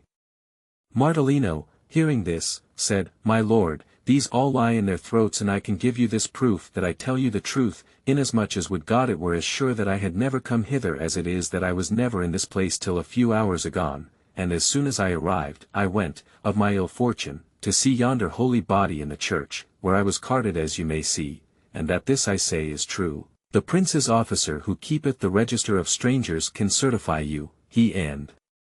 his book, as also can my host. If, therefore, you find it as I tell you, I beseech you torture me not neither put me to death at the instance of these wicked men. Whilst things were at this pass, Marchesi and Stecchi, hearing that the judge of the provostry was proceeding rigorously against Martellino and had already given him the strappato, were sore afeard and said in themselves, We have gone the wrong way to work, we have brought him forth of the frying pan and cast him into the fire. Wherefore they went with all diligence in quest of their host and having found him, related to him how the case stood. He laughed and carried them to one Sandro Agalanti, who abode in Treviso and had great interest with the prince, and telling him everything in order, joined with them in beseeching him to occupy himself with Martellino's affairs. Sandro, after many a laugh, repaired to the prince and prevailed upon him to send for Martellino. The prince's messengers found Martellino still in his shirt before the judge, all confounded and sore adread, for that the judge would hear nothing in his excuse, nay, having, by chance, some spite against the people of Florence, he was altogether determined to hang him by the neck and would on no wise render him up to the prince till such time as he was constrained thereto in his despite. Martellino, being brought before the lord of the city and having told him everything in order, besought him, by way of special favour, to let him go about his business, for that, until he should be in Florence again, it would still seem to him he had the rope about his neck. The prince laughed heartily at his mischance and let give each of the three a suit of apparel, wherewith they returned home safe and sound, having, beyond all their hope, escaped so great a peril. The second story.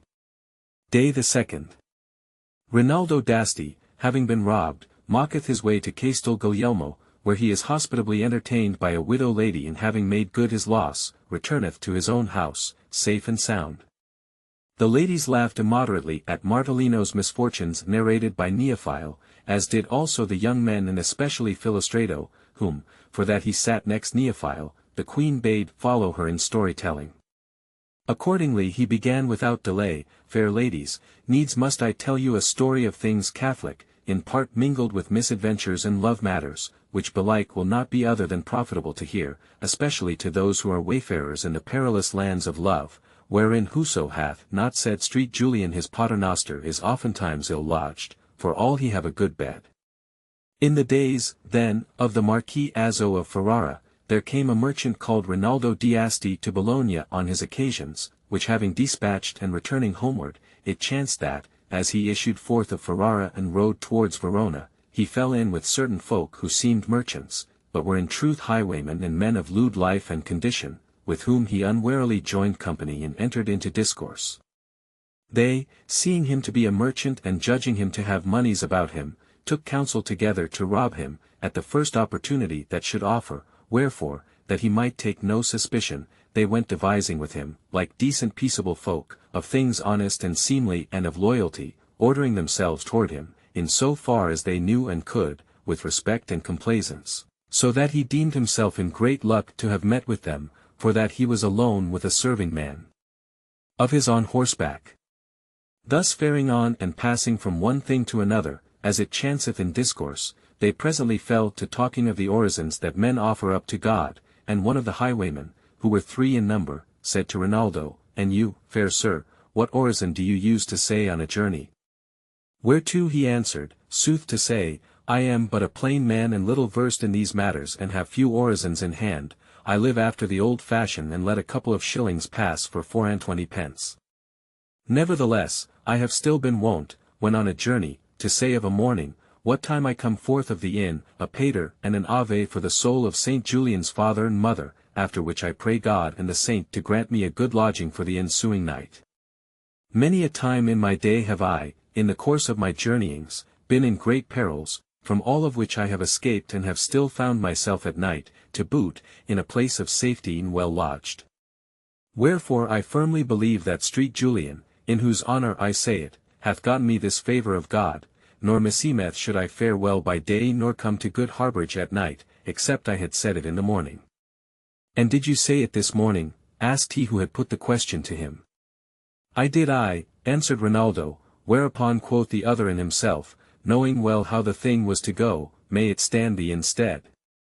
For, and no hindrance betide us, methinketh thou art e'en like to lodge ill." Then, to Rinaldo, "I likewise," quoth he, "have travelled much and have never said this orison, albeit I have heard it greatly commended, nor ever hath it befallen me to lodge other than well, and this evening maybe you shall chance to see which will lodge the better, you who have said it or I who have not. True, I use, instead thereof, the de rupisti or the intemerata or the de profundis, the which, according to that which a grandmother of mine used to tell me, are of singular virtue." Discoursing thus of various matters and faring on their way, on the lookout the while for time and place apt unto their knavish purpose, they came, late in the day, to a place a little beyond Castel Guglielmo, where, at the fording of a river, the 3 rogues, seeing the hour advanced and the spot solitary and close shut in, fell upon Rinaldo and robbed him of money, clothes and horse. Then, leaving him afoot and in his shirt, they departed, saying, "Go see if thy Street Julian will give thee a good lodging this night, even as ours will assuredly do for us." And passing the stream, they went their ways.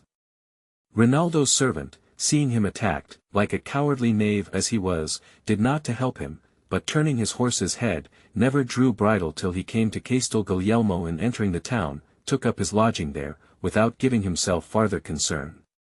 Rinaldo, left in his shirt and barefoot, it being very cold and snowing hard, knew not what to do, and seeing the night already at hand, looked about him, trembling and chattering the while with his teeth, if there were any shelter to be seen there nigh, where he might pass the night, so he should not perish of cold, but, seeing none, for that a little before there had been war in those parts and everything had been burnt, set off at a run, spurred by the cold, towards Castel Guglielmo, knowing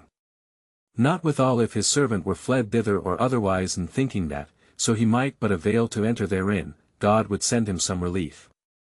But darkness overtook him near a mile from the town, wherefore he arrived there so late that, the gates being shut and the drawbridges raised, he could get no admission. Thereupon, despairing and disconsolate, he looked about, weeping, for a place where he might shelter, so at the least it should not snow upon him, and chancing to espy a house that projected somewhat beyond the walls of the town, he determined to go bide thereunder till day. Accordingly, betaking himself thither, he found there a door, albeit it was shut, and gathering at foot thereof somewhat of straw that was there nigh, he laid himself down there, tristful and woebegone, complaining sore to Saint Julian in saying that this was not of the faith he had in him. However, the saint had not lost sight of him, and was not long in providing him with a good lodging. There was in the town a widow lady, as fair of favour as any woman living, whom the Marquis Azzo loved as his life, and there kept at his disposition, and she abode in that same house, beneath the projection whereof Rinaldo had taken shelter. Now, as chance would have it, the Marquis had come to the town that day, thinking to lie the night with her, and had privily let make ready in her house a bath and a sumptuous supper. Everything being ready and not awaited by the lady but the coming of the Marquis, it chanced that there came a serving man to the gate, who brought him news, which obliged him to take horse forthright, wherefore, sending to tell his mistress not to expect him, he departed in haste. The lady, somewhat disconsolate at this, knowing not what to do, determined to enter the bath prepared for the Marquis, and after sup and go to bed. Accordingly she entered the bath, which was near the door, against which the wretched merchant was crouched without the city wall, wherefore she, being therein, heard the weeping and trembling kept up by Rinaldo, who seemed as he were grown a stork, and calling her maid, said to her, Go up and look over the wall who is at the postern foot and what he doth there. The maid went thither, and aided by the clearness of the air, saw Rinaldo in his shirt and barefoot, sitting there, as hath been said, and trembling sore, whereupon she asked him who he was. He told her, as briefly as he might, who he was and how and why he was there, trembling the while on such wise that he could scarce form the words, and after fell to beseeching her piteously not to leave him there all night to perish of cold, but to succour him, and it might be. The maid was moved to pity of him, and returning to her mistress, told her all. The lady, on like wise taking compassion on him, and remembering that she had the key of the door aforesaid, which served whiles for the privy entrances of the Marquis, said, Go softly and open to him, here is this supper and none to eat it, and we have commodity enough for his lodging. The maid, having greatly commended her mistress for this her humanity, went, and opening to Rinaldo, brought him in, whereupon the lady, seeing him well nigh palsied with cold, said to him, Quick, good man, enter this bath, which is yet warm. Rinaldo, without awaiting farther invitation, gladly obeyed, and was so recomforted with the warmth of the bath that him seemed he was come back from death to life. The lady let fetch him a suit of clothes that had pertained to her husband, then lately dead, which when he had donned, they seemed made to his measure, and whilst awaiting what she should command him, he fell to thanking God and St. Julian for that they had delivered him from the scurvy night he had in prospect, and had, as he deemed, brought him to good harbourage. Presently, the lady, being somewhat rested, let make a great fire in her dining hall, and betaking herself thither, asked how it was with the poor man, whereto the maid answered, Madam, he hath clad himself, and is a handsome man, and appeareth a person of good condition and very well mannered. Quoth the lady, Go, call him and bid him come to the fire and sup, for I know he is fasting. Accordingly, Rinaldo entered the hall, and seeing the gentlewoman, who appeared to him a lady of quality, saluted her respectfully, and rendered her the best thanks in his power for the kindness done him. The lady, having seen and heard him, and finding him even as her maid had said, received him graciously and making him sit familiarly with her by the fire, questioned him of the chance that had brought him thither, whereupon he related everything to her in order. Now she had heard somewhat of this at the time of his servants coming into the town, wherefore she gave entire belief to all he said and told him, in turn, what she knew of his servant and how he might lightly find him again on the morrow. Then, the table being laid, Rinaldo, at the lady's instance, washed his hands and sat down with her to supper. Now he was tall of his person and comely and pleasant of favour and very engaging and agreeable of manners and a man in the prime of life, wherefore the lady had several times cast her eyes on him and found him much to her liking, and her desires being already aroused for the Marquis, who was to have come to lie with her, she had taken a mind to him. Accordingly, after supper, when as they were risen from table, she took counsel with her maid whether her seemed she would do well, the Marquis having left her in the lurch, to use the good which fortune had sent her. The maid, seeing her mistress's drift, encouraged her as best she might to ensue it, whereupon the lady, returning to the fireside, where she had left Rinaldo alone, fell to gazing amorously upon him and said to him, "How now, Rinaldo, why bide you thus melancholy? Think you cannot be requited the loss of a horse and of some small matter of clothes? Take comfort and be of good cheer, you are in your own house. Nay, I will e'en tell you more, that, seeing you with those clothes on your back, which were my late husband's, and me seeming you were himself, there hath taken me belike 100 times tonight a longing to embrace you and kiss you, and but that I feared to displease you, I had certainly done it." Rinaldo, who was no simpleton, hearing these words and seeing the lady's eyes sparkle, advanced towards her with open arms, saying, "Madam, considering that I owe it to you to say that I am now alive and having regard to that from which you delivered me, it were great unmannerliness in me, did I not study to do everything that may be agreeable to you, wherefore do you embrace me and kiss me to your heart's content, and I will kiss and clip you more than willingly." There needed no more words. The lady, who was all afire with amorous longing, straightway threw herself into his arms, and after she had strained him desirefully to her bosom and bussed him 1,000 times and had of him been kissed as often, they went off to her chamber, and there without delay betaking themselves to bed, they fully and many a time, before the day should come, satisfied their desires one of the other. When as the day began to appear, they arose, it being her pleasure, so the thing might not be suspected of any, and she, having given him some sorry clothes and a purse full of money and shown him how he should go about to enter the town and find his servant, put him forth at the postern whereby he had entered, praying him keep the matter secret. As soon as it was broad day and the gates were opened, he entered the town, feigning to come from afar, and found his servant. Therewithal he donned the clothes that were in the saddlebags and was about to mount the man's horse and depart, when, as by a miracle, it befell that the 3 highwaymen, who had robbed him overnight, having been a little after taken for some other misdeed of them committed, were brought into the town, and on their confession, his horse and clothes and money were restored to him, nor did he lose aught save a pair of garters, with which the robbers knew not what they had done. Rinaldo accordingly gave thanks to God and Street Julian, and taking horse, returned home, safe and sound, leaving the 3 rogues to go kick on the morrow against the wind. The third story. Day the 2nd. 3 young men squander their substance and become poor, but a nephew of theirs, returning home in desperation, falleth in with an abbot and findeth him to be the king's daughter of England, who taketh him to husband and mocketh good all his uncle's losses, restoring them to good estate. The adventures of Rinaldo d'Asti were hearkened with admiration, and his devoutness commended by the ladies, who returned thanks to God and Street Julian for that they had succoured him in his utmost need. Nor yet, though this was said half aside, was the lady reputed foolish, who had known how to take the good God had sent her in her own house. But, whilst they discoursed, laughing in their sleeves, of the pleasant night she had had, Pampinia, seeing herself beside Philostrato and deeming, as indeed it befell, that the next turn would rest with her, began to collect her thoughts and take counsel with herself what she should say, after which, having received the Queen's commandment, she proceeded to speak thus, no less resolutely than blithely: "Noble ladies, the more it is discoursed of the doings of fortune, the more, to whoso is fain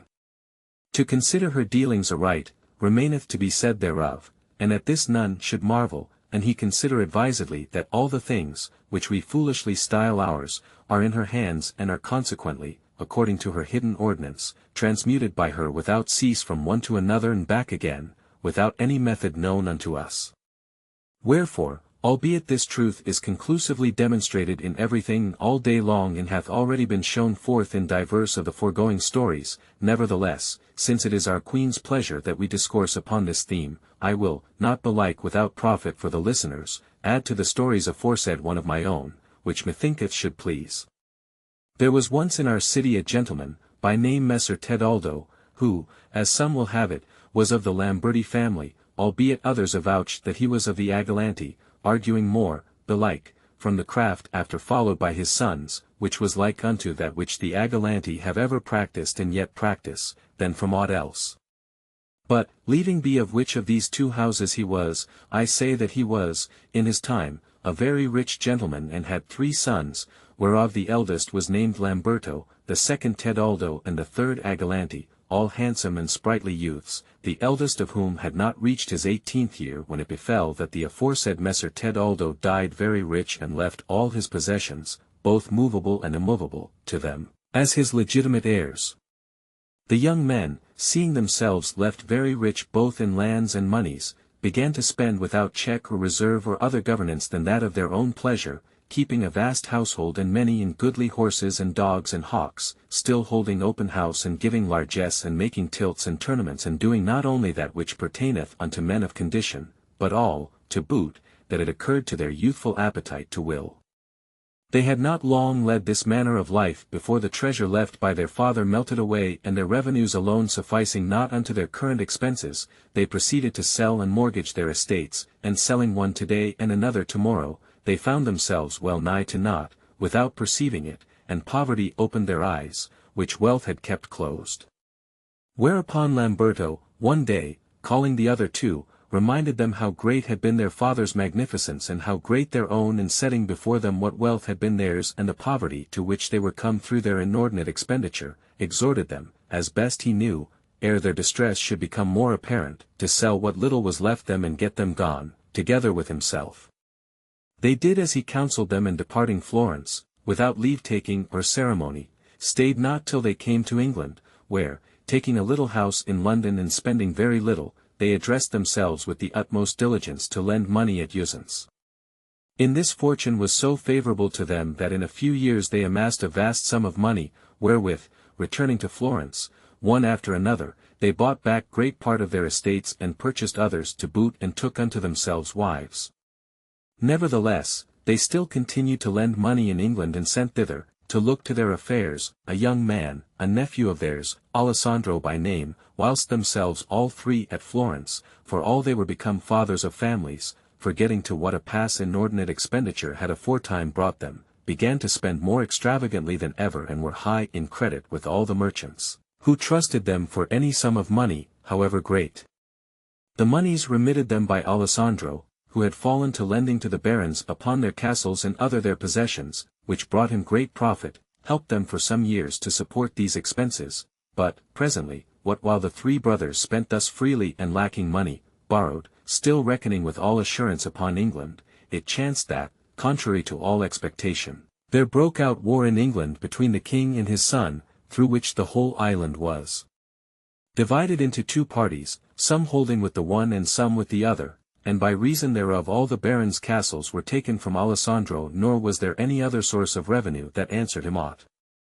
Hoping that from day to day peace should be made between father and son and consequently everything restored to him, both interest and capital, Alessandro departed not the island, and the 3 brothers in Florence no wise abetted their extravagant expenditure, borrowing more and more every day. But, when, after several years, no effect was seen to follow upon their expectation, the 3 brothers not only lost their credit, but, their creditors seeking to be paid their due, they were suddenly arrested, and their possessions sufficing not unto payment, they abode in prison for the residue, whilst their wives and little ones betook themselves, some into the country, some hither and some thither, in very ill plight, unknowing what to expect but misery for the rest of their lives. Meanwhile, Alessandro, after waiting several years in England for peace, seeing that it came not, and him seeming that not only was his tarrying there in vain, but that he went in danger of his life, determined to return to Italy. Accordingly, He set out all alone, and as chance would have it, coming out of Bruges, he saw an abbot of White Friars likewise issuing thence, accompanied by many monks and with a numerous household and a great baggage train in his van. After him came 2 old knights, kinsmen of the king, whom Alessandro accosted as acquaintances and was gladly admitted into their company. As he journeyed with them, he asked them softly who were the monks that rode in front with so great a train and whither they were bound, and one of them answered, "He who rideth yonder is a young gentleman of our kindred, who hath been newly elected abbot of one of the most considerable abbeys of England, and for that he is younger than is suffered by the laws for such a dignity, we go with him to Rome to obtain of the Holy Father that he dispense him of his defect of overmuch youthfulness and confirm him in the dignity aforesaid, but this must not be spoken of with any." The new abbot, faring on thus, now in advance of his retinue and now in their rear, as daily we see it happen with noblemen on a journey, chanced by the way to see near him Alessandro, who was a young man exceedingly goodly of person and favour, well-bred, agreeable and fair of fashion as any might be, and who at first sight pleased him marvellously, as not had ever done, and calling him to his side, fell a discoursing pleasantly with him, asking him who he was and whence he came and whither he was bound, whereupon Alessandro frankly discovered to him his whole case and satisfied his questions, offering himself to his service in what little he might. The abbot, hearing his goodly and well-ordered speech, took more particular note of his manners, and inwardly judging him to be a man of gentle breeding, for all his business had been mean, grew yet more enamoured of his pleasantness and full of compassion for his mishaps, comforted him on very friendly wise, bidding him be of good hope, for that, and he were a man of worth, God would yet replace him in that estate whence fortune had cast him down, nay, in a yet higher.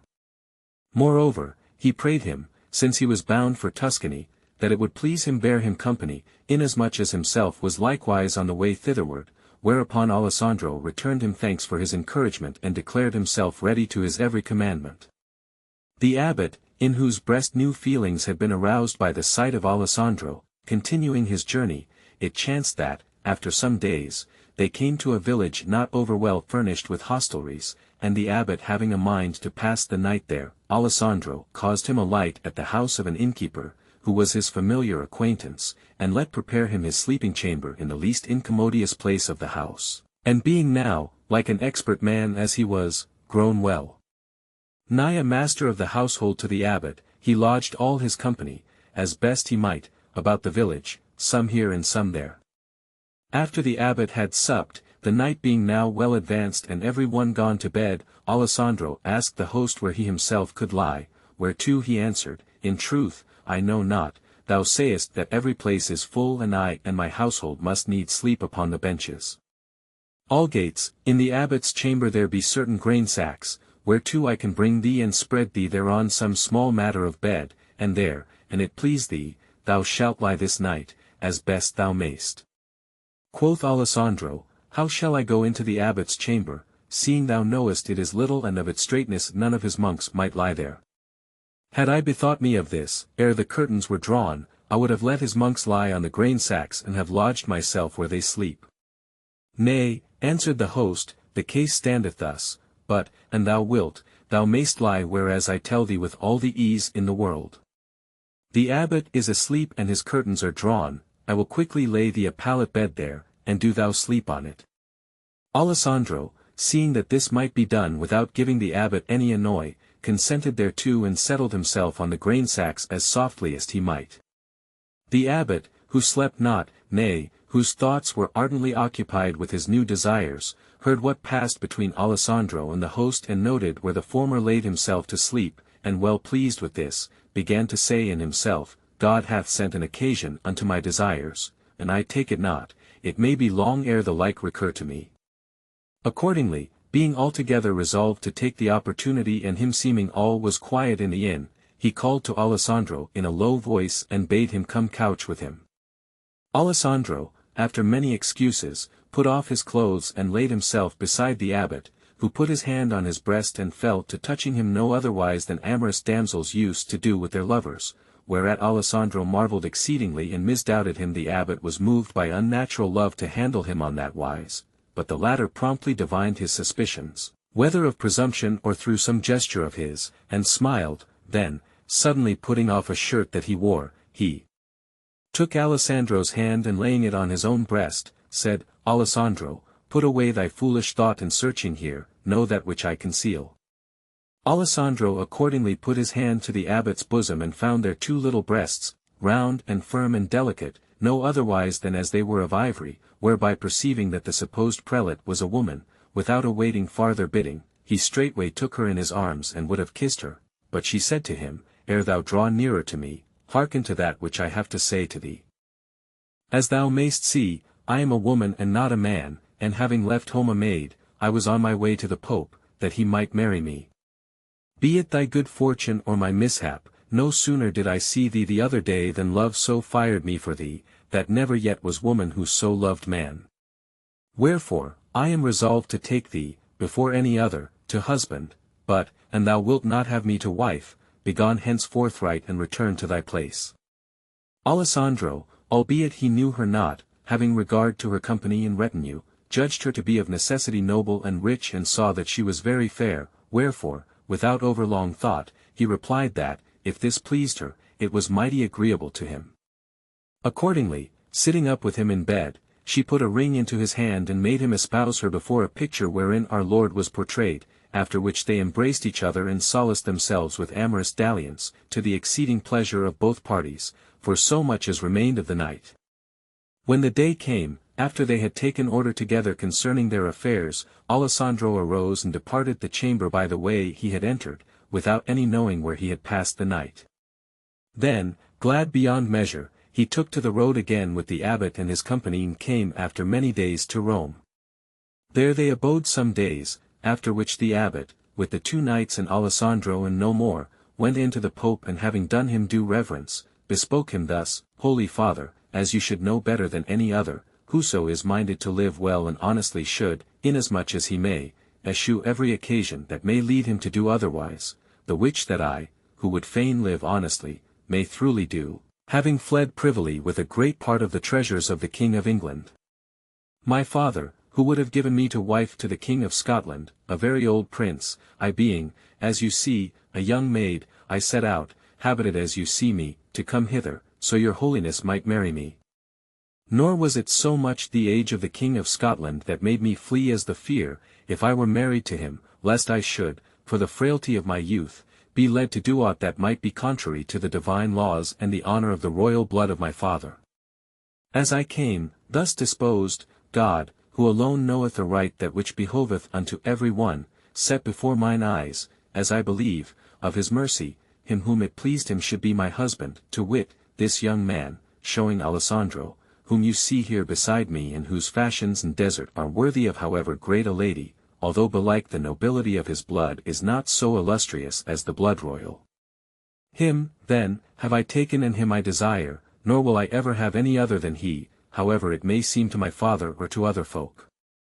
Thus, the principal occasion of my coming is done away, but it pleased me to make an end of my journey, at once that I might visit the holy and reverential places, whereof this city is full, and your holiness, and that through you I might make manifest, in your presence and consequently in that of the rest of mankind, the marriage contracted between Alessandro and myself in the presence of God alone.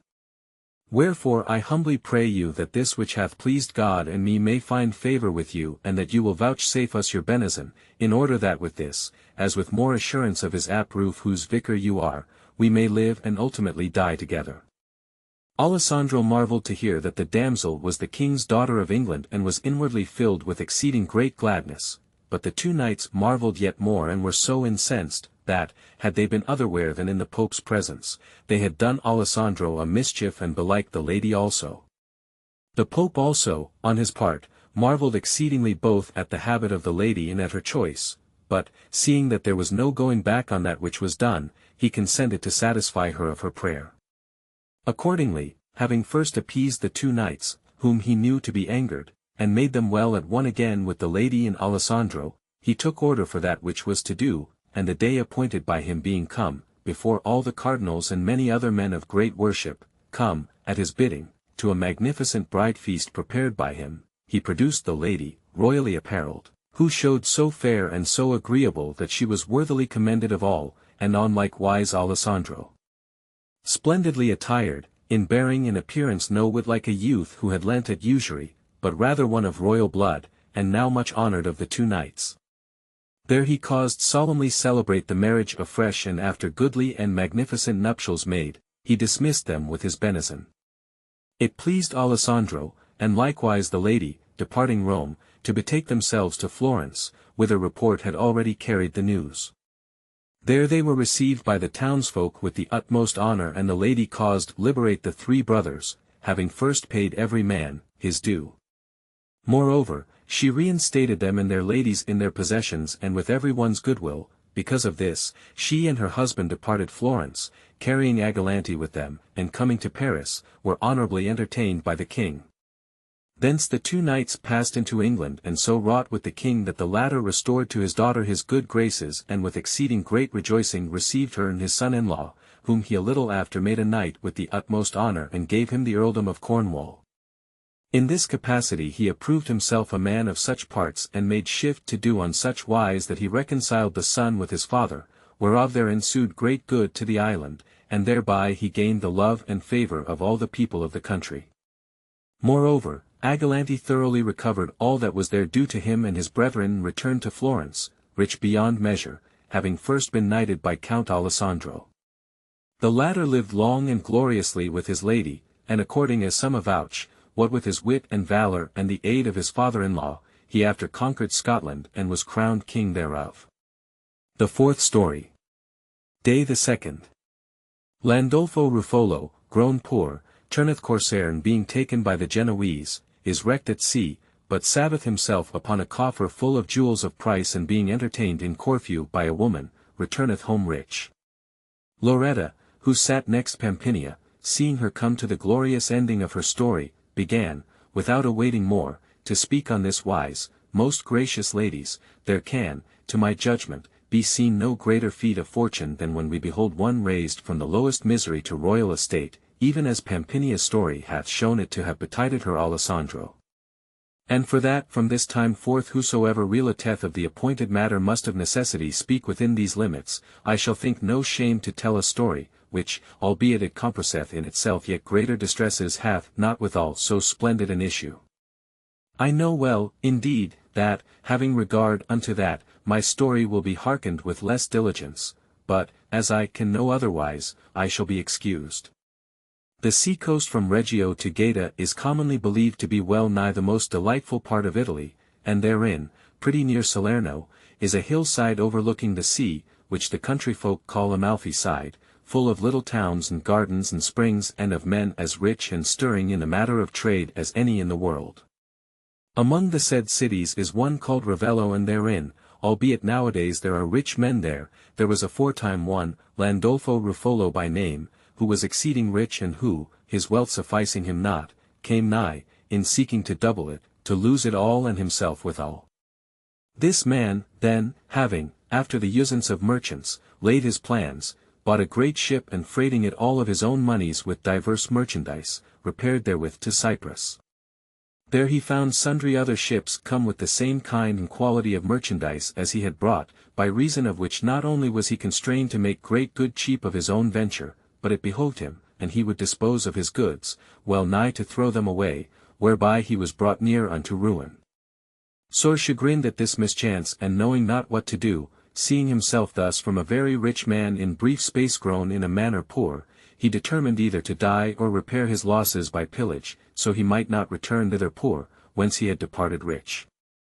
Accordingly, having found a purchaser for his great ship, with the price thereof and that which he had gotten of his wares, he bought a little vessel, light and apt for cruising and arming, and garnishing it excellent well with everything needful unto such a service, addressed himself to make his purchase of other men's goods, and especially of those of the Turks.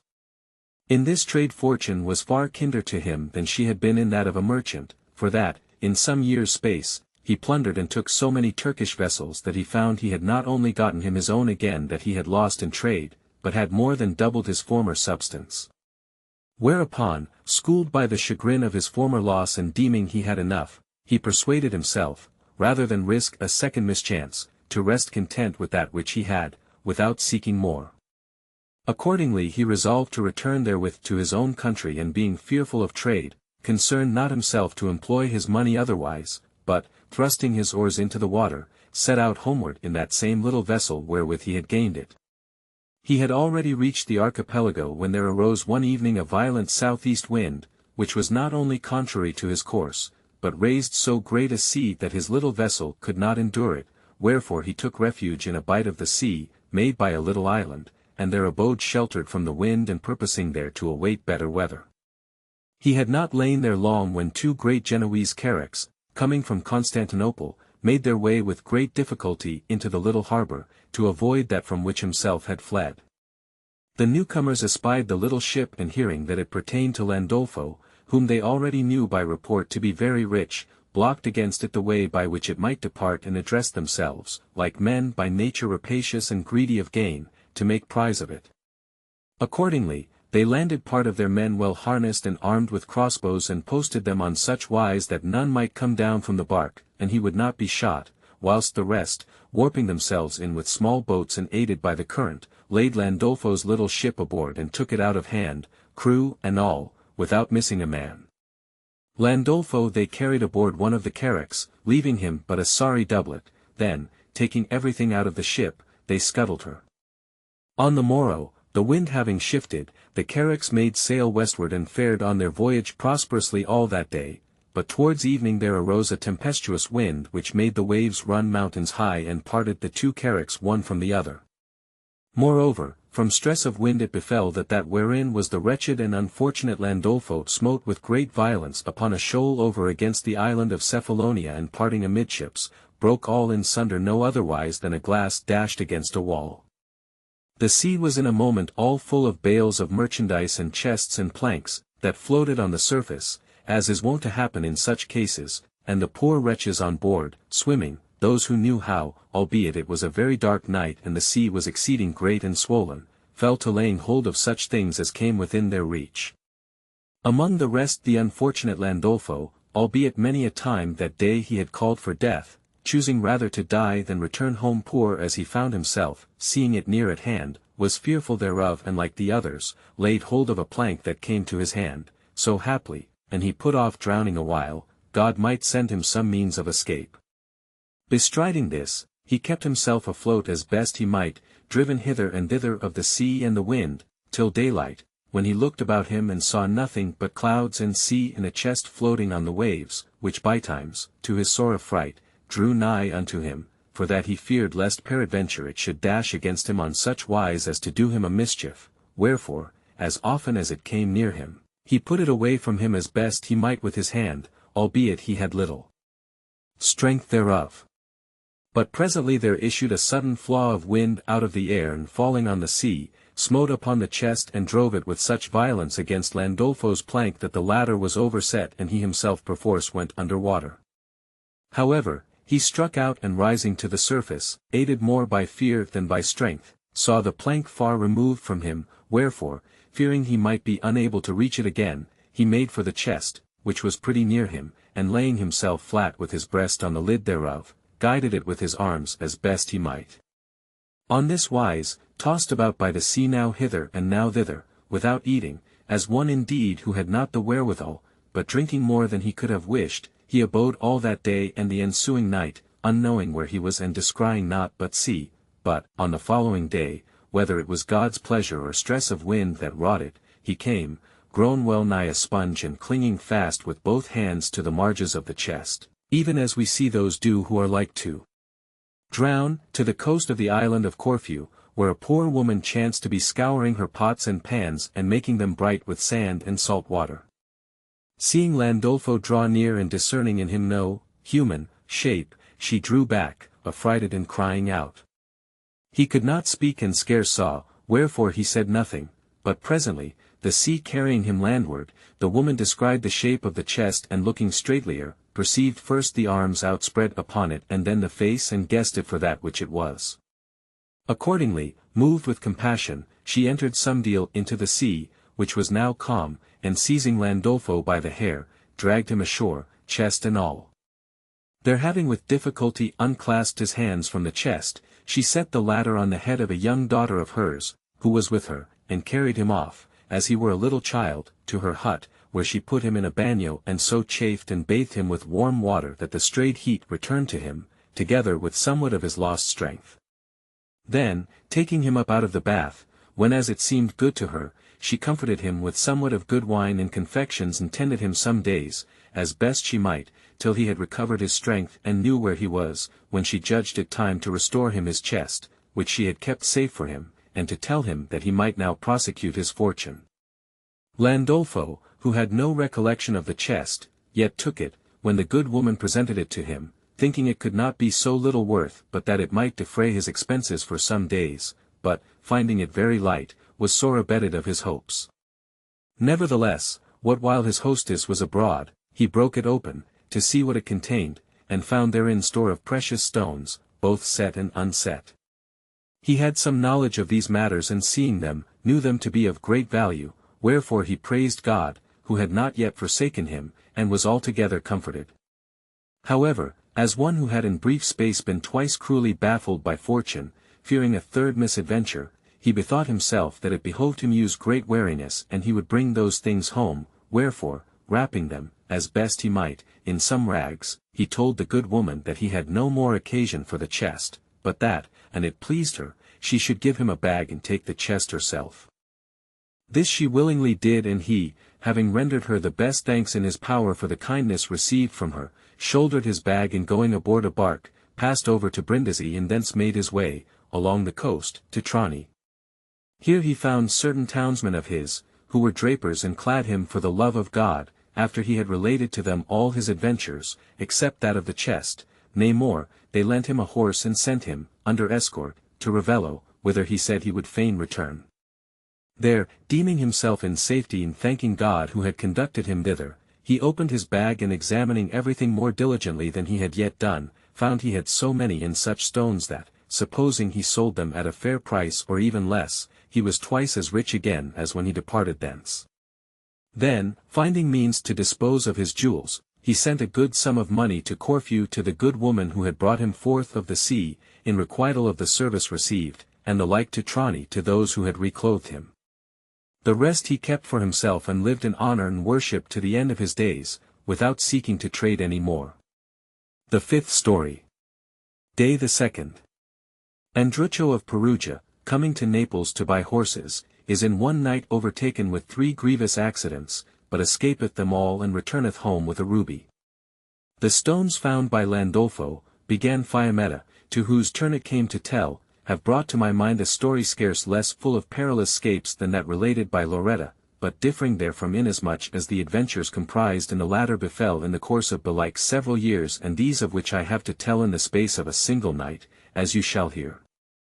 There was once in Perugia, as I have heard tell aforetime, a young man, a horse courser, by name Andruccio di Pietro, who, hearing that horses were good cheap at Naples, put 500 gold florins in his purse and betook himself thither with other merchants, having never before been away from home.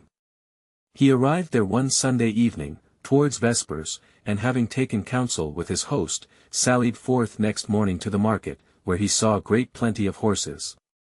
Many of them pleased him and he cheapened one and another, but could not come to an accord concerning any.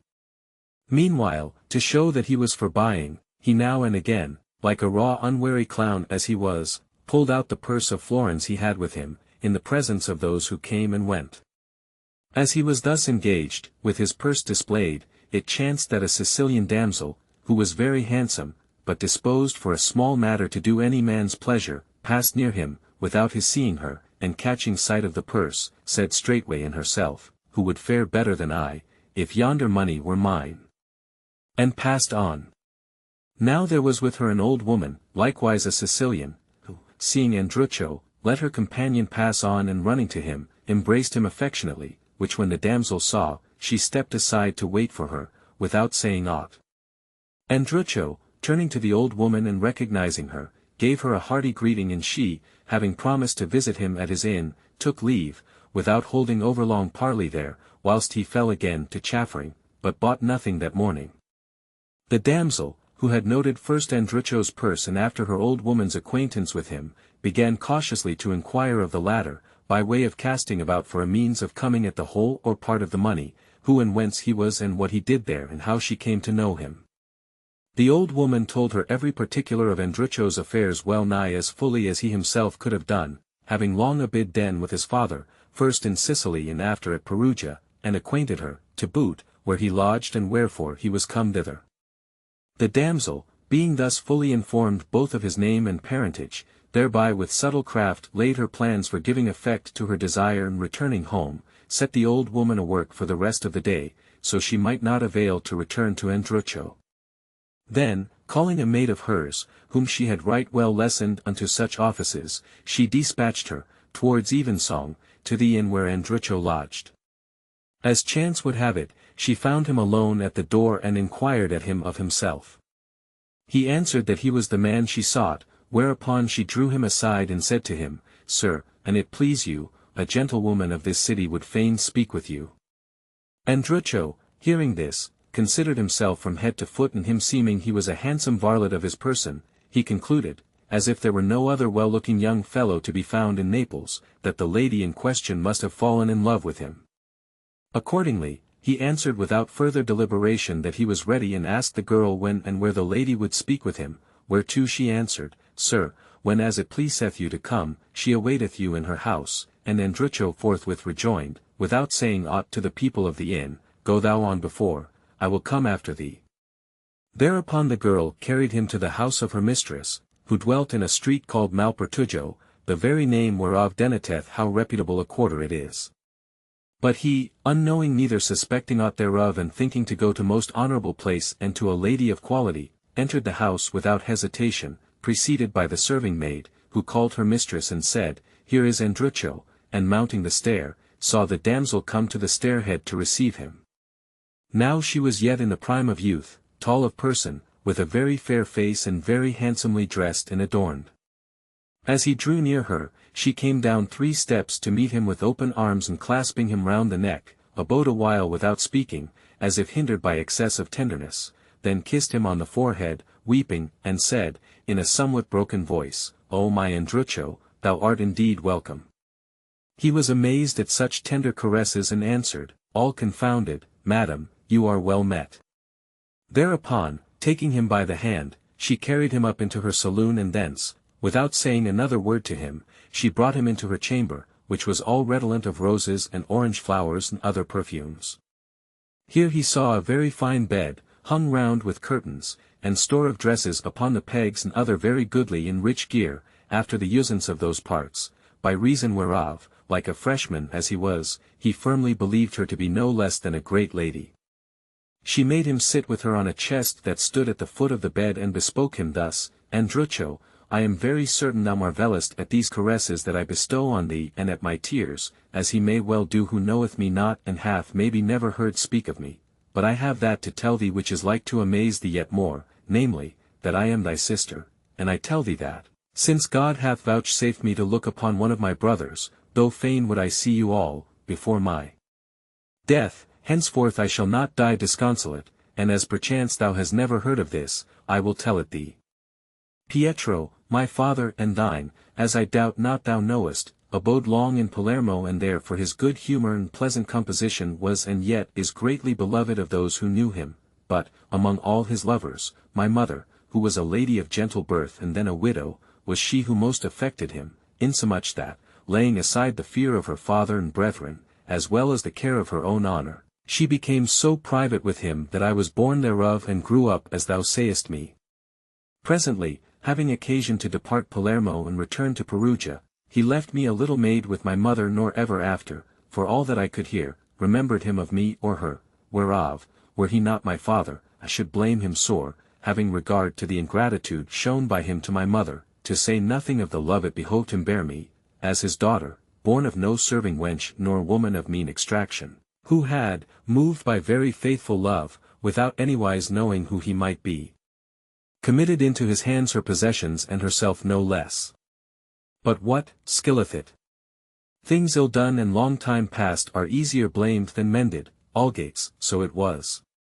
He left me a little child in Palermo, where being grown well nigh as I am now, my mother, who was a rich lady, gave me to wife to a worthy gentleman of Girgenti, who, for her love and mine, came to abide at Palermo, and there, being a great Guelph, he entered into treaty with our King Charles, which, being discovered by King Frederick, ere effect could be given to it, was the occasion of our being enforced to flee from Sicily, whenas I looked to be the greatest lady was ever in the island.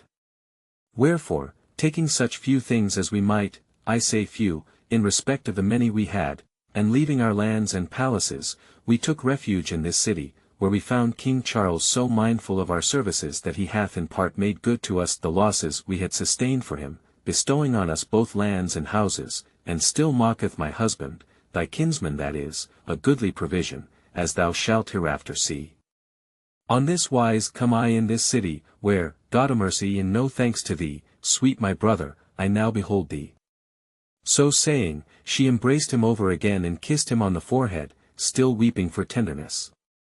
Andruccio, hearing this fable so orderly, so artfully delivered by the damsel, without ever stammering or faltering for a word, and remembering it to be true that his father had been in Palermo, knowing, moreover, by himself the fashions of young men and how lightly they fall in love in their youth, and seeing the affectionate tears and embraces and the chaste kisses that she lavished on him, held all she told him for more than true. Wherefore, as soon as she was silent, he answered her, saying, Madam, it should seem to you no very great matter if I marvel, for that in truth, whether it be that my father, for whatsoever reason, never spoke of your mother nor of yourself, or that if he did, it came not to my notice, I had no more knowledge of you than if you had never been, and so much the dearer is it to me to find you my sister here, as I am alone in this city and the less expected this. Indeed, I know no man of so high a condition that you should not be dear to him, to say nothing of myself, who am but a petty traitor. But I pray you make me clear of one thing, how knew you that I was here? Whereto she made answer, a poor woman, who much frequenteth me, gave me this morning to know of thy coming, for that, as she telleth me, she abode long with our father both at Palermo and at Perugia, and but that meseemed it was a more reputable thing that thou shouldst visit me in my own house than I thee in that of another, I had come to thee this great while agone. After this, she proceeded to inquire more particularly of all his kinsfolk by name, and he answered her of all, giving the more credence, by reason of this, to that which it the less behoved him to believe. The talk being long and the heat great, she called for Greek wine and confections and let give Andruccio to drink, after which he would have taken leave, for that it was supper time, but she would on no wise suffer it, and making a show of being sore vexed, embraced him and said, Ah, woe is me! I see but too clearly how little dear I am to thee. Who would believe that thou couldst be with a sister of thine, whom thou hast never yet seen and in whose house thou shouldst have lighted down, whenas thou earnest hither, and offer to leave her, to go sup at the inn? Indeed, thou shalt sup with me, and albeit my husband is abroad, which grieveth me mightily, I shall know well how to do thee some little honor, such as a woman may. To which Andruccio, unknowing what else he should say, answered, I hold you as dear as a sister should be held, but, an I go not, I shall be expected to supper all the evening and shall do an unmannerliness. Praised be God, cried she. One would think I had no one in the house to send to tell them not to expect thee, albeit thou wouldst do much greater courtesy and indeed but thy duty, and thou sentest to bid thy companions come hither to supper, and after, and thou must e'en begone, you might all go away together. Andruccio replied that he had no desire for his companions that evening, but that, since it was agreeable to her, she might do her pleasure of him. Accordingly, she made a show of sending to the inn to say that he was not to be expected to supper, and after much other discourse, they sat down to supper and were sumptuously served with various meats, whilst she adroitly contrived to prolong the repast till it was dark night. Then, when they rose from table and Andruccio would have taken his leave, she declared that she would on no wise suffer this, for that Naples was no place to go about in by night, especially for a stranger, and that, whenas she sent to the inn to say that he was not to be expected to supper, she had at the same time given notice that he would lie abroad. Andruccio, believing this and taking pleasure in being with her, beguiled as he was by false credence, abode where he was, and after supper they held much and long discourse, not without reason, till a part of the night was past, when she withdrew with her women into another room, leaving Andruccio in her own chamber, with a little lad to wait upon him, if he should lack aught. The heat being great, Andruccio, as soon as he found himself alone, stripped to his doublet and putting off his hosen, laid them at the bedhead, after which, natural use soliciting him to rid himself of the overmuch burden of his stomach, he asked the boy where this might be done, who showed him a door in one corner of the room and said, "Go in there." Accordingly he opened the door and passing through in all assurance, chanced to set foot on a plank, which, being broken loose from the joist at the opposite end, flew up, and down they went, plank and man together. God so favoured him that he did himself no hurt in the fall, albeit he fell from some height, but he was all bemired with the ordure whereof the place was full, and in order that you may the better apprehend both that which hath been said and that which ensueth, I will show you how the place lay. There were in a narrow alley, such as we often see between two houses, a pair of rafters laid from one house to another, and thereon sundry boards nailed and the place of session set up, of which boards that which gave way with Andrucho was one. Finding himself, then, at the bottom of the alley and sore chagrined at the mishap, he fell a-bawling for the boy, but the latter, as soon as he heard him fall, had run to tell his mistress, who hastened to his chamber and searching hurriedly if his clothes were there, found them and with them the money, which, in his mistrust, he still foolishly carried about him. Having now gotten that for which, feigning herself of Palermo and sister to a Perugian, she had set her snare, she took no more reck of him, but hastened to shut the door whereby he had gone out when he fell. Andrucho, getting no answer from the boy, proceeded to call loudlier, but to no purpose, whereupon, his suspicions being now aroused, he began too late to smoke the cheat. Accordingly, he scrambled over a low wall that shut off the alley from the street, and letting himself down into the road, went up to the door of the house, which he knew very well, and there called long and loud and shook and beat upon it amain, but all in vain. Wherefore, bewailing himself, as one who was now fully aware of his mischance, "Ah, woe is me," cried he. "In how little time have I lost 500 florins and a sister." Then, after many other words, he fell again to battering the door and crying out, and this he did so long and so lustily that many of the neighbors, being awakened and unable to brook the annoy, arose, and one of the courtesan's waiting women, coming to the window, apparently all sleepy-eyed, said peevishly, "Who knocketh below there?" "What?" cried Andrucho. "Dost thou not know me? I am Andrucho, brother to Madame Fiordaliso." "Whereto?" quoth she, "Good man, and thou have drunken overmuch, go sleep and come back tomorrow morning." "I know no Andrucho, nor what be these idle tales thou tellest. Begone in peace and let us sleep, so it please thee." "How?" replied Andrucho. "Thou knowest not what I mean." "Certes, thou knowest, but, if Sicilian kinships be of such a fashion that they are forgotten in so short a time, at least give me back my clothes and I will begone with all my heart." "Good man," rejoined she, as if laughing, "methinketh thou dreamest," and to say this and to draw in her head and shut the window were one and the same thing. Whereat Andrucho, now fully certified of his loss, was like for chagrin to turn his exceeding anger into madness, and bethought himself to seek to recover by violence that which he might not have again with words, wherefore, taking up a great stone, he began anew to batter the door more furiously than ever. At this many of the neighbors, who had already been awakened and had arisen, deeming him some pestilent fellow who had trumped up this story to spite the woman of the house and provoked at the knocking he kept up, came to the windows and began to say, no otherwise than as all the dogs of a quarter bark after a strange dog, 'tis a villainous shame to come at this hour to decent women's houses and tell these cock-and-bull stories. For God's sake, good man, please you begone in peace and let us sleep. And thou have aught to mell with her, come back tomorrow and spare us this annoy tonight. Taking assurance, perchance, by these words, there came to the window one who was within the house, a bully of the gentlewoman's, whom Andrucho had as yet neither heard nor seen, and said, in a terrible big rough voice, who is below there? Andrucho, hearing this, raised his eyes and saw at the window one who, by what little he could make out, him seemed should be a very masterful fellow, with a bushy black beard on his face, and who yawned and rubbed his eyes, as he had arisen from bed or deep sleep, whereupon, not without fear, he answered, I am a brother of the lady of the house. The other waited not for him to make an end of his reply, but said, more fiercely than before, I know not what hindereth me from coming down and cudgelling thee what while I see thee stir, for a pestilent drunken ass as thou must be, who will not let us sleep this night.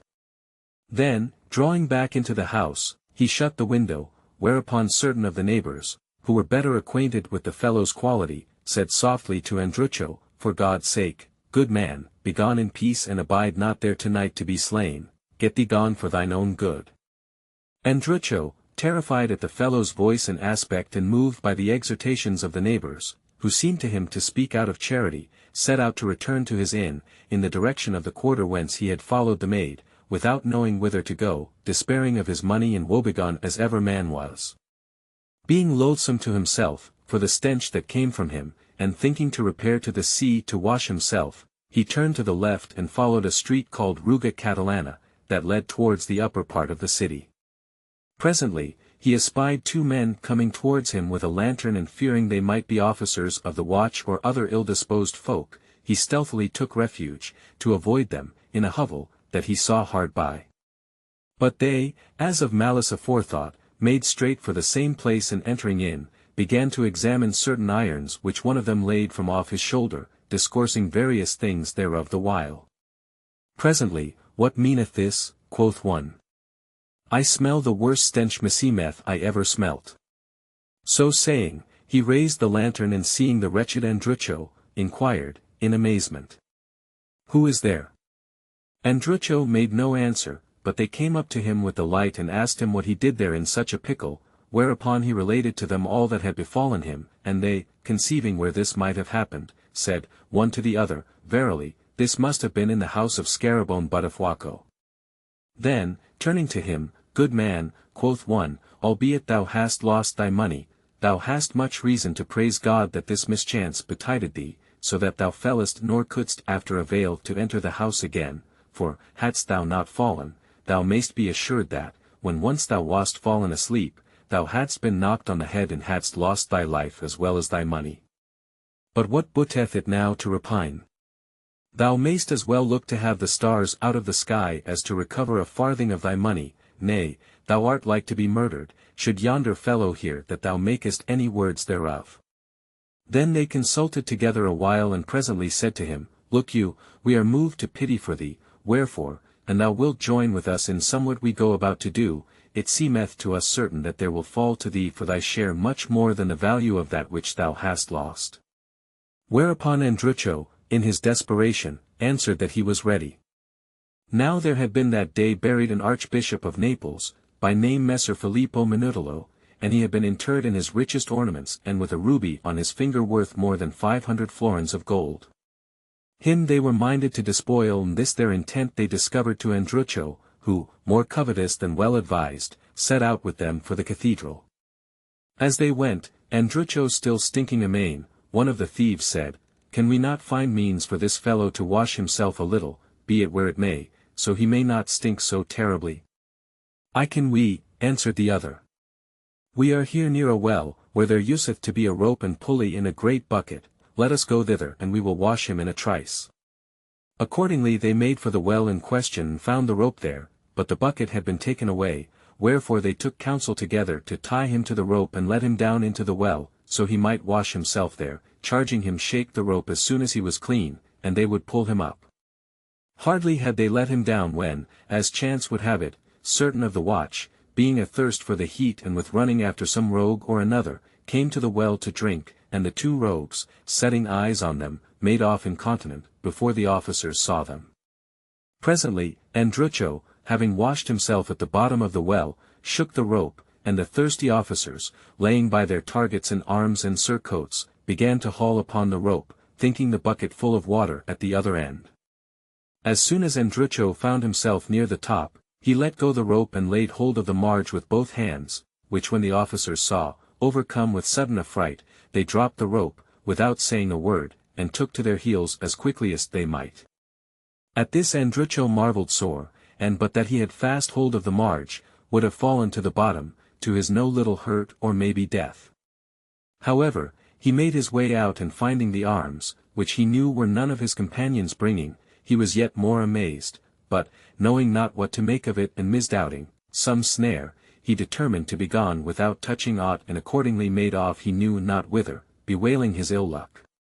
As he went, he met his two comrades, who came to draw him forth of the well, and when they saw him, they marvelled exceedingly and asked him who had drawn him up. Andruccio replied that he knew not, and told them orderly how it had happened and what he had found by the well side, whereupon the others, perceiving how the case stood, told him, laughing, why they had fled and who these were that had pulled him up. Then, without farther parley, it being now middle night, they repaired to the cathedral, and making their way thereinto lightly enough, went straight to the archbishop's tomb, which was of marble and very large. With their irons they raised the lid, which was very heavy, and propped it up so as a man might enter, which being done, quoth one, Who shall go in? Not I, answered the other. Nor I, rejoined his fellow, let Andruccio enter. That will I not, said the latter, whereupon the two rogues turned upon him and said, How? Thou wilt not? Cock's faith, and thou enter not, we will clout thee over the costard with one of these iron bars till thou fall dead. Andruccio, affrighted, crept into the tomb, saying in himself the while, These fellows will have me go in here so they may cheat me, for that, when I shall have given them everything, they will be gone about their business, whilst I am labouring to win out of the tomb, and I shall abide empty-handed. Accordingly, he determined to make sure of his share beforehand, wherefore, as soon as he came to the bottom, calling to mind the precious ring whereof he had heard them speak, he drew it from the archbishop's finger and set it on his own. Then he passed them the crozier and mitre and gloves, and stripping the dead man to his shirt, gave them everything, saying that there was nothing more. The others declared that the ring must be there and bade him seek everywhere, but he replied that he found it not, and making a show of seeking it, kept them in play a while. At last, the two rogues, who were no less wily than himself, bidding him seek well the while, took occasion to pull away the prop that held up the lid and made off, leaving him shut in the tomb. What became of Andruccio, when he found himself in this plight, you may all imagine for yourselves. He strove again and again to heave up the lid with his head and shoulders, but only wearied himself in vain, wherefore, overcome with chagrin and despair, he fell down in a swoon upon the archbishop's dead body, and whoso saw him there had hardly known which was the deader, the prelate or he. Presently, coming to himself, he fell into a passion of weeping, seeing he must there without fail come to one of two ends, to wit, either he must, if none came thither to open the tomb again, die of hunger and stench, among the worms of the dead body, or, if any came and found him there, he would certainly be hanged for a thief. As he abode in this mind, exceeding woebegone, he heard folk stirring in the church and many persons speaking, and presently perceived that they came to do that which he and his comrades had already done, whereat fear redoubled upon him. But, after the newcomers had forced open the tomb and propped up the lid, they fell into dispute of who should go in, and none was willing to do it. However, after long parley, a priest said, What fear ye? Think you he will eat you? The dead eat not men. I will go in myself. So saying, he set his breast to the marge of the tomb, and turning his head outward, put in his legs, thinking to let himself drop. Andruccio, seeing this, started up, and catching the priest by one of his legs, made a show of offering to pull him down into the tomb. The other, feeling this, gave a terrible screech and flung precipitately out of the tomb, whereupon all the others fled in terror, as they were pursued by 100,000 devils, leaving the tomb open. Andruccio, seeing this, scrambled hastily out of the tomb, rejoiced beyond all hope, and made off out of the church by the way he had entered in. The day now drawing near, he fared on at a venture, with the ring on his finger, till he came to the seashore, and thence made his way back to his inn, where he found his comrades and the host, who had been in concern for him all that night. He told them what had betided him, and them seemed, by the host's counsel, that he were best depart Naples incontinent. Accordingly, he set out forthright and returned to Perugia, having invested his money in a ring, whereas he came to buy horses. The sixth story. Day the 2nd. Madame Baratola, having lost her 2 sons, is found on a desert island with 2 kids, and goeth thence into Lunigiana, where one of her sons, taking service with the lord of the country, leath with his daughter, and is cast into prison. Sicily, after rebelling against King Charles, and the youth being recognized by his mother, he espouseth his lord's daughter, and his brother being likewise found, they are all 3 restored to high estate. Ladies and young men alike laughed heartily at Andruccio's adventures, as related by Fiammetta, and Emilia, seeing the story ended, began, by the queen's commandment, to speak thus, grievous things and woeful are the various shifts of fortune, whereof, for that, whensoever it is discoursed of them, it is an awakenment for our minds, which lightly fall asleep under her blandishments. Methinketh it should never be irksome either to the happy or the unhappy to hear tell, inasmuch as it rendereth the former wary and consoleth the latter.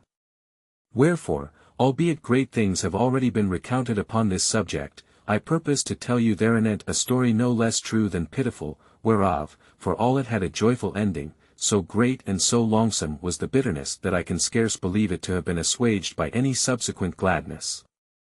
You must know, dearest ladies, that, after the death of the Emperor Frederick II, Manfred was crowned King of Sicily, in very high estate, with whom was a gentleman of Naples called Arrighetto Capice, who had to wife a fair and noble lady, also of Naples, by name Madame Baratola Caracciolo.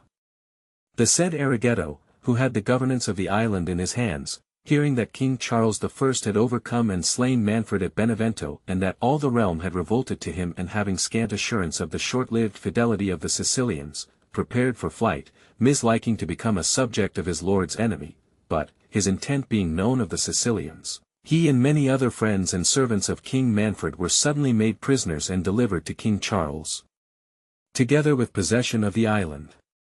Madame Baratola, in this grievous change of affairs, knowing not what was come of Arrighetto and sore adread of that which had befallen, abandoned all her possessions for fear of shame, and poor and pregnant as she was, embarked, with a son of hers and maybe 8 years of age, Giuffredi by name, in a little boat, and fled to Lipari, where she gave birth to another male child, whom she named Scacciato, and getting her a nurse, took ship with all three to return to her kinsfolk at Naples.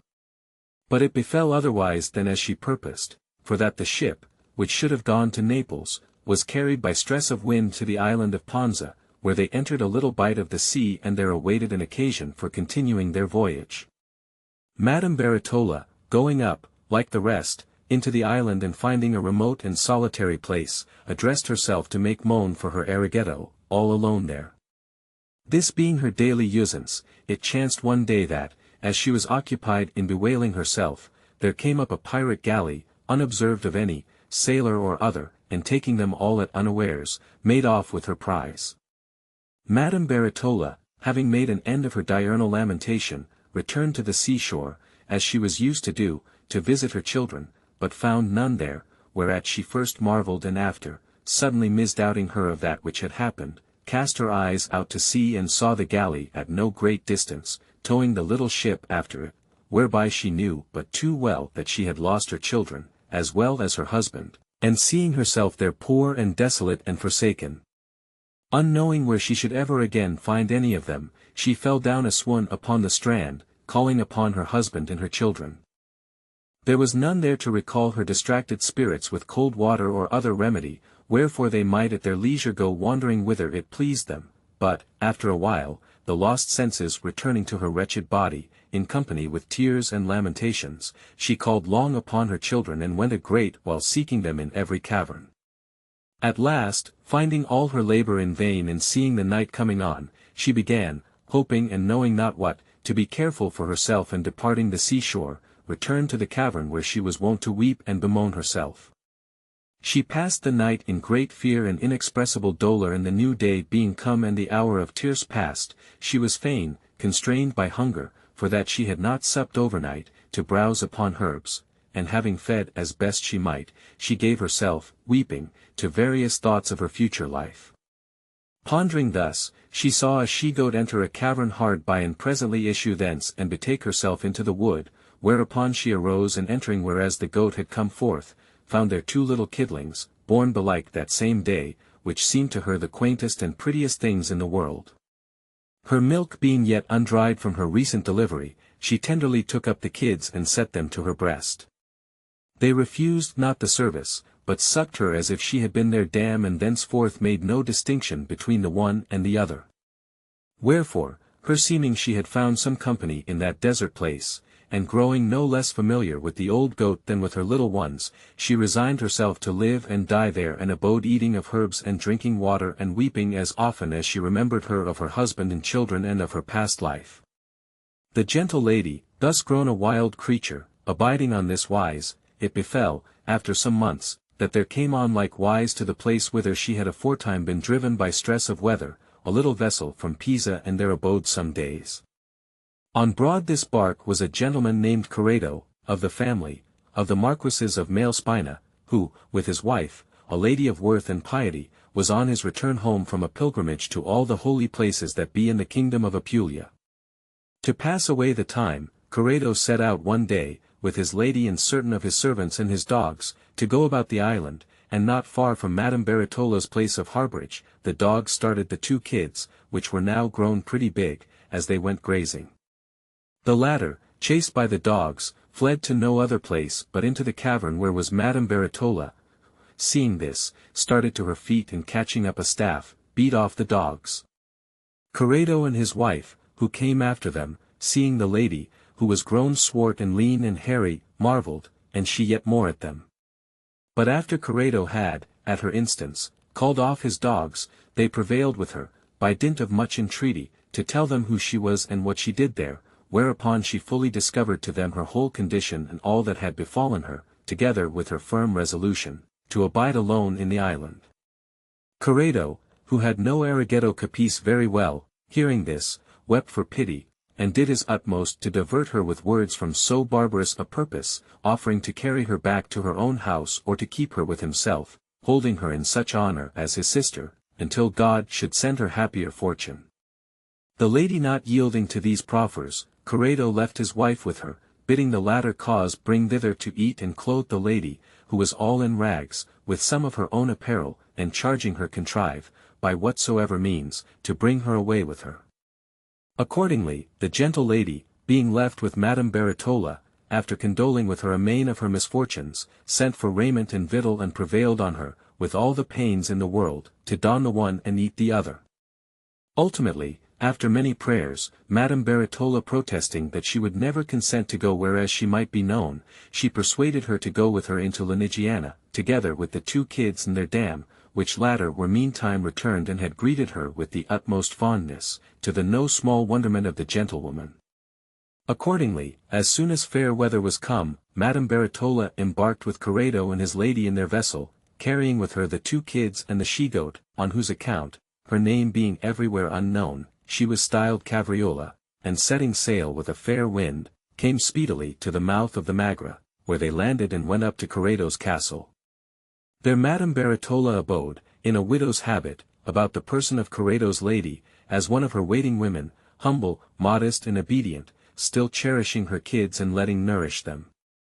Meanwhile, the corsairs, who had taken the ship wherein Madame Baratola came to Ponza, but had left herself, as being unseen of them, betook themselves with all the other folk to Genoa, where, the booty coming to be shared among the owners of the galley, it chanced that the nurse and the two children fell, amongst other things, to the lot of a certain Messer Guasparino d'Oria, who sent them all three to his mansion, to be there employed as slaves about the service of the house. The nurse, afflicted beyond measure at the loss of her mistress and at the wretched condition whereinto she found herself and the two children fallen, wept long and sore, but, for that, albeit a poor woman, she was discreet and well advised, when she saw that tears availed nothing and that she was become a slave together with them, she first comforted herself as best she might and after, considering whither they were come, she bethought herself that, should the two children be known, they might lightly chance to suffer hindrance, wherefore, hoping withal that, sooner or later fortune might change and they lived, regain their lost estate, she resolved to discover to no one who they were, until she should see occasion therefor, and told all who asked her thereof that they were her sons.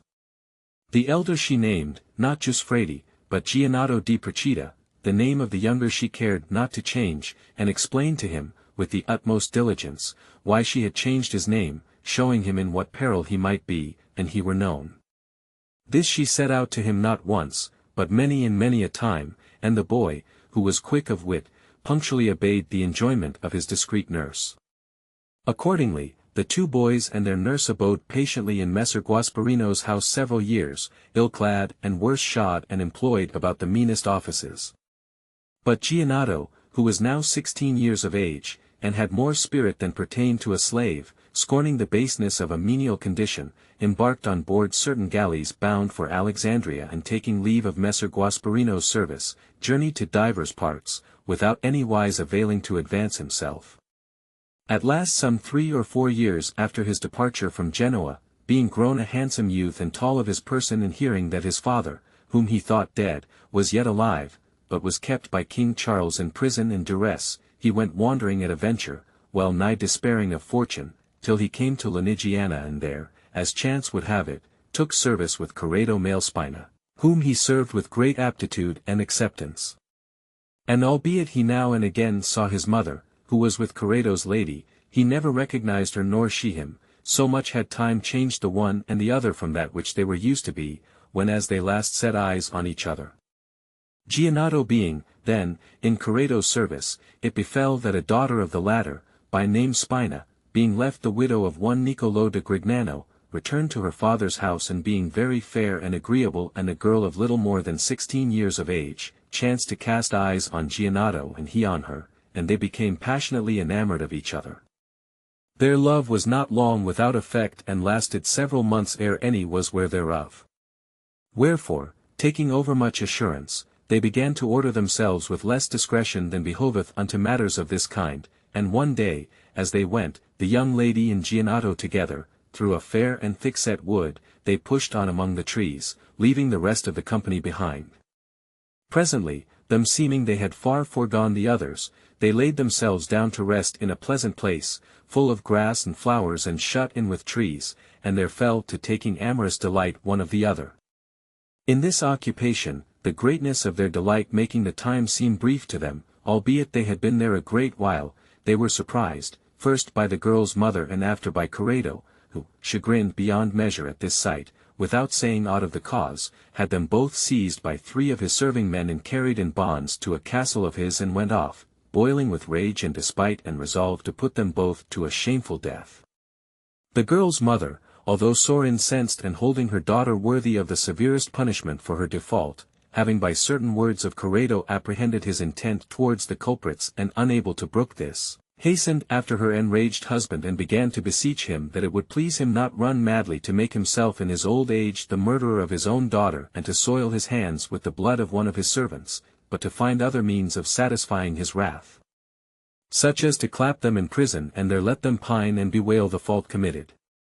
With these and many other words the pious lady so wrought upon him that she turned his mind from putting them to death, and he bade imprison them, each in a place apart, where they should be well guarded and kept with scant victual and much unease, till such time as he should determine farther of them.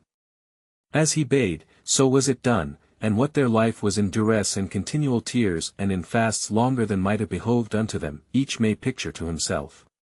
What while Gianotto and Spina abode in this doleful case and had therein already abidden a year's space, unremembered of Corrado, it came to pass that King Pedro of Aragon, by the procurement of Messer John di Procida, raised the island of Sicily against King Charles and took it from him, whereat Corrado, being a Ghibelline, rejoiced exceedingly. Gianotto, hearing of this from one of those who had him in guard, heaved a great sigh and said, "Ah, woe is me! These 14 years have I gone ranging beggar-like about the world, looking for naught other than this, which, now that it is come, so I may never again hope for weal, hath found me in a prison whence I have no hope ever to come forth, save dead." "How so?" asked the jailer. "What doth that concern thee which great kings do to one another? What hast thou to do in Sicily?" Quoth Gianotto, "My heart is like to burst when I remember me of that which my father erst had to do there, whom, albeit I was but a little child, when I fled thence, yet do I mind me to have been lord thereof, in the lifetime of King Manfred." "And who was thy father?" asked the jailer. "My father's name," answered Gianotto, "I may now safely make known, since I find myself in the peril whereof I was in fear, and I discovered it. He was and is yet, and he live, called Arrighetto Capice, and my name is, not Gianotto, but Giusfredi, and I doubt not a jot, and I were quit of this prison, but I might yet, by returning to Sicily, have very high place there."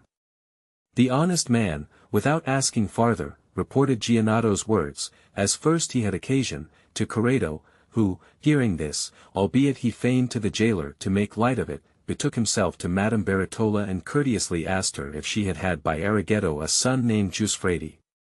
The lady answered, weeping, that, if the elder of her 2 sons were alive, he would so be called and would be 22 years old.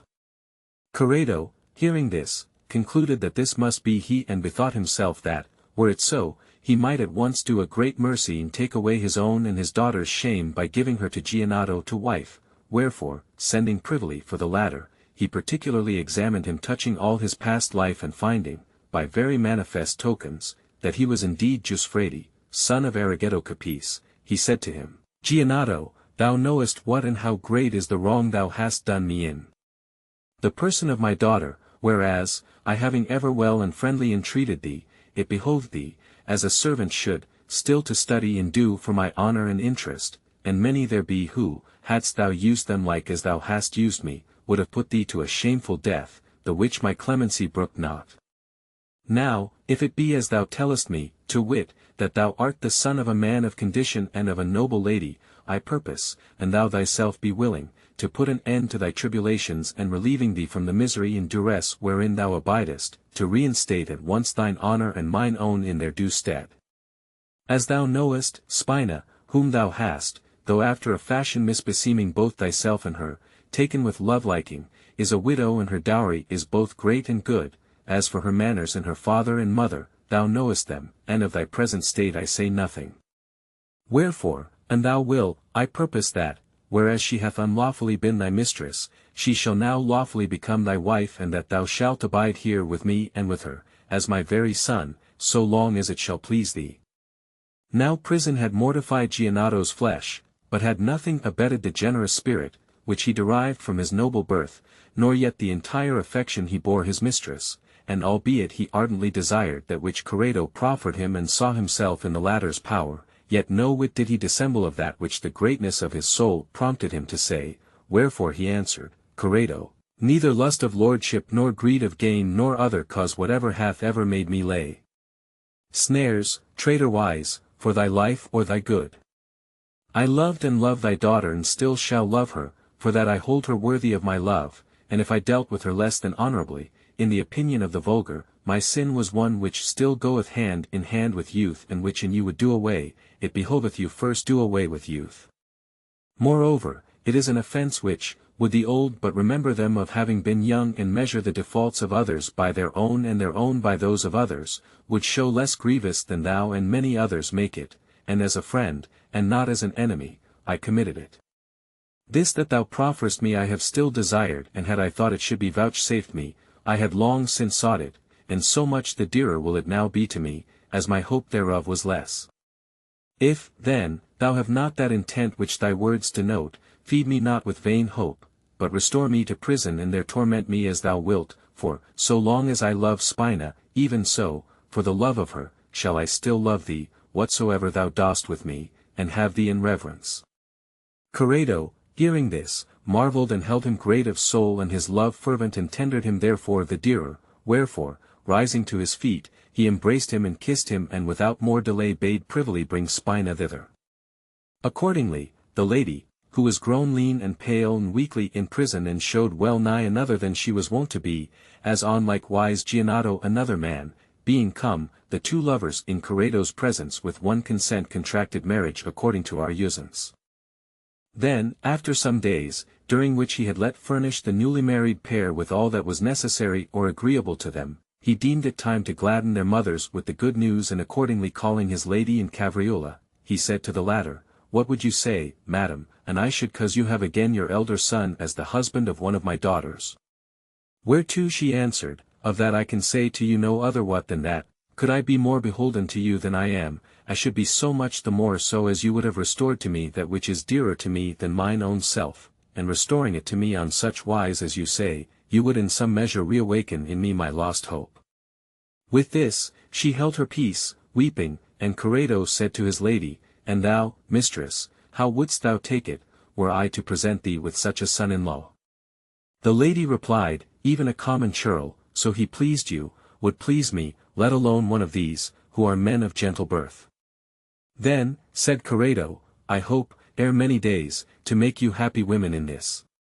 Accordingly, seeing the two young folk now restored to their former cheer, he clad them sumptuously and said to Giuffredi, Were it not dear to thee, over and above thy present joyance, and thou sawest thy mother here?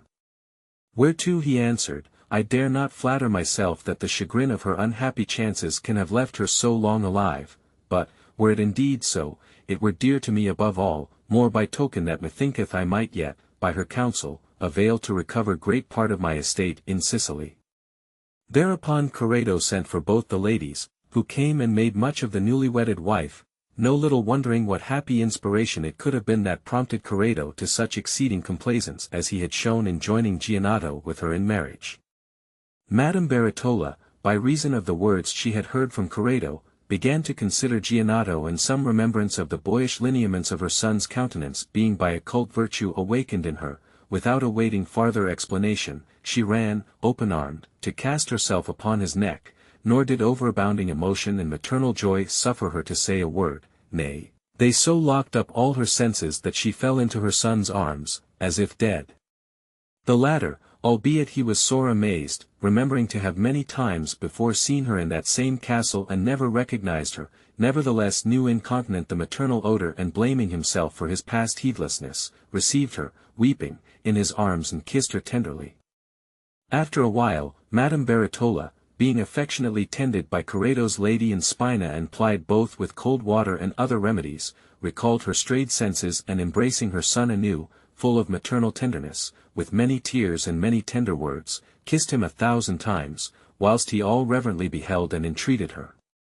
After these joyful and honourable greetings had been thrice or 4 times repeated, to the no small contentment of the bystanders, and they had related unto each other all that had befallen them, Corrado now, to the exceeding satisfaction of all, signified to his friends the new alliance made by him, and gave ordinance for a goodly and magnificent entertainment.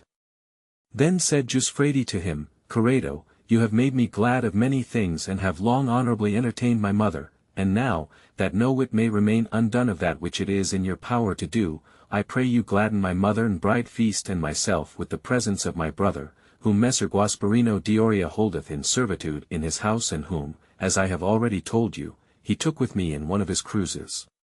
Moreover, I would have you send into Sicily one who shall thoroughly inform himself of the state and condition of the country, and study to learn what is come of Arrighetto, my father, and he be alive or dead, and if he be alive, in what estate, of all which having fully certified himself, let him return to us. Giuffredi's request was pleasing to Corrado, and without any delay he dispatched very discreet persons both to Genoa and to Sicily. He who went to Genoa there sought out Messer Gasparino, and instantly besought him, on Corrado's part, to send him Scacciato and his nurse, orderly recounting to him all his lord's dealings with Giuffredi and his mother. Messer Gasparino marvelled exceedingly to hear this, and said, True is it, I would do all I may to pleasure Corrado, and I have, indeed, these 14 years had in my house the boy thou seekest and one his mother, both of whom I will gladly send him, but do thou bid him, on my part, beware of lending overmuch credence to the fables of Gianotto, who nowadays styleth himself Giuffredi, for that he is a far greater knave than he deemeth. So saying, he caused honourably entertain the gentleman, in sending privily for the nurse, questioned her shrewdly touching the matter. Now she had heard of the Sicilian revolt and understood Arrighetto to be alive, wherefore, casting off her former fears, she told him everything in order, and showed him the reasons that had moved her to do as she had done. Messer Gasparino, finding her tale to accord perfectly with that of Corrado's messenger, began to give credit to the latter's words, and having by one means and another, like a very astute man as he was, made inquiry of the matter, and happening hourly upon things that gave him more and more assurance of the fact, took shame to himself of his mean usage of the lad, in amends whereof, knowing what Arrighetto had been and was, he gave him to wife a fair young daughter of his, 11 years of age, with a great dowry. Then, after making a great bride feast thereon, he embarked with the boy and girl and Corrado's messenger and the nurse in a well-armed galliot, and betook himself to Larissai, where he was received by Corrado, and went up, with all his company, to one of the latter's castles, not far removed thence, where there was a great banquet toward.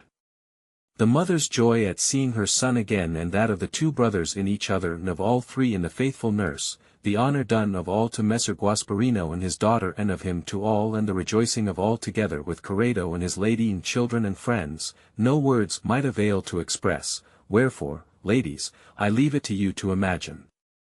Thereunto, that it might be complete, it pleased God the Most High, a most abundant giver, whenas he beginneth, to add the glad news of the life and well-being of Arrigetto Capice, for that, the feast being at its height and the guests, both ladies and men, yet at table for the first service, there came he who had been sent into Sicily and amongst other things, reported of Arrigetto that he, being kept in captivity by King Charles, whenas the revolt against the latter broke out in the land, the folk ran in a fury to the prison and slaying his guards, delivered himself and as a capital enemy of King Charles, made him their captain and followed him to expel and slay the French, wherefore he was become in especial favour with King Pedro, who had reinstated him in all his honours and possessions, and was now in great good case. The messenger added that he had received himself with the utmost honour and had rejoiced with inexpressible joy in the recovery of his wife and son, of whom he had heard nothing since his capture. Moreover, he had sent a brigantine for them, with divers gentlemen aboard, who came after him. The messenger was received and hearkened with great gladness and rejoicing, whilst Corrado, with certain of his friends, set out incontinent to meet the gentlemen who came for Madame Beretola and Giuffredine, welcoming them joyously, introduced them into his banquet, which was not yet half ended. There both the lady and Giuffredi, no less than all the others, beheld them with such joyance that never was heard the like, and the gentlemen, ere they sat down to meat, saluted Corrado and his lady on the part of Arrigetto, thanking them, as best they knew and might, for the honour done both to his wife and his son and offering himself to their pleasure, in all that lay in his power. Then, turning to Messer Guasparino, whose kindness was unlooked for, they avouched themselves most certain that, whenas that which he had done for Scacciato should be known of Arrigetto, the like thanks and yet greater would be rendered him. Thereafter they banqueted right joyously with the new-made bridegrooms at the bride feast of the two newly wedded wives, nor that day alone did Corrado entertain his son-in-law and other his kinsmen and friends, but many others. As soon as the rejoicings were somewhat abated, it appearing to Madame Beretola and to Giuffredi and the others that it was time to depart, they took leave with many tears of Corrado and his lady and Messer Guasparino and embarked on board the brigantine, carrying Spina with them. Then, setting sail with a fair wind, they came speedily to Sicily, where all alike, both sons and daughters-in-law, were received by Arrigetto in Palermo with such rejoicing as might never be told, and there it is. Believed that they all lived happily a great while after, in love and thankfulness to God the Most High, as mindful of the benefits received. The seventh story. Day the 2nd. The Soldan of Babylon sendeth a daughter of his to be married to the king of Algarva, and she, by divers chances, in the space of 4 years cometh to the hands of 9 men in various places. Ultimately, being restored to her father for a maid, she goeth to the king of Algarva to wife, as first she did. Had Emilia's story been much longer protracted, it is like the compassion had by the young ladies on the misfortunes of Madame Beretola would have brought them to tears, but, an end being now made thereof, it pleased the queen that Pamphilo should follow on with his story, and accordingly he, who was very obedient, began thus: Aneath, charming ladies, is it for us to know that which is meet for us, for that, as may oftentimes have been seen, many, imagining that, were they but rich, they might avail to live without care and secure, have not only with prayers sought riches of God, but have diligently studied to acquire them, grudging no toil and no peril in the quest, and who, whereas, before they became enriched, they loved their lives, once having gotten their desire, have found folk to slay them, for greed of so ample an inheritance. Others of low estate, having, through 1,000 perilous battles and the blood of their brethren and their friends, mounted to the summit of kingdoms, thinking in the royal estate to enjoy supreme felicity, without the innumerable cares and alarms whereof they see and feel it full, have learned, at the cost of their lives, that poison is drunken at royal tables in cups of gold. Many there be who have with most ardent appetite desired bodily strength and beauty and divers personal adornments, and perceived not that they had desired ill till they found these very gifts a cause to them of death or dolorous life. In fine, not to speak particularly of all the objects of human desire, I dare say that there is not one which can, with entire assurance, be chosen by mortal men as secure from the vicissitudes of fortune, wherefore, and we would do aright, needs must we resign ourselves to take and possess that which is appointed us of him who alone knoweth that which behoveth unto us and is able to give it to us. But for that, whereas men sin in desiring various things, you, gracious ladies, sin, above all, in one, to wit, in wishing to be fair, insomuch that, not content with the charms vouchsafed you by nature, you still with marvellous art study to augment them. It pleaseth me to recount to you how ill-fortunately fair was a Saracen lady, whom it befell, for her beauty, to be in some 4 years' space 9 times wedded anew. It is now a pretty while since there was a certain Soldan of Babylon, by name Berminadab, to whom in his day many things happened in accordance with his pleasure. Amongst many other children, both male and female, he had a daughter called Aladiel, who, by report of all who saw her, was the fairest woman to be seen in the world in those days, and having, in a great defeat he had inflicted upon a vast multitude of Arabs who were come upon him, been wonderwell seconded by the king of Algarva, had, at his request, given her to him to wife, of a special favour, wherefore, embarking her aboard a ship well armed and equipped, with an honourable company of men and ladies and store of rich and sumptuous gear and furniture, he dispatched her to him, commending her to God. The sailors, seeing the weather favourable, gave their sails to the wind and departing the port of Alexandria, fared on prosperously many days, and having now passed Sardinia, deemed themselves near the end of their voyage, when there arose one day of a sudden diverse contrary winds, which, being each beyond measure boisterous, so harassed the ship, wherein was the lady, and the sailors, that the latter more than once gave themselves over for lost. However, like valiant men, using every art and means in their power, they rode it out 2 days, though buffeted by a terrible sea, but, at nightfall of the 3rd day, the tempest abating not, nay, waxing momently, they felt the ship open, being then not far off Majorca, but knowing not where they were, neither availing to apprehend it either by nautical reckoning or by sight, for that the sky was altogether obscured by clouds and dark night, wherefore, seeing no other way of escape and having each himself in mind and not others, they lowered a shallop into the water, into which the officers cast themselves, choosing rather to trust themselves thereto than to the leaking ship.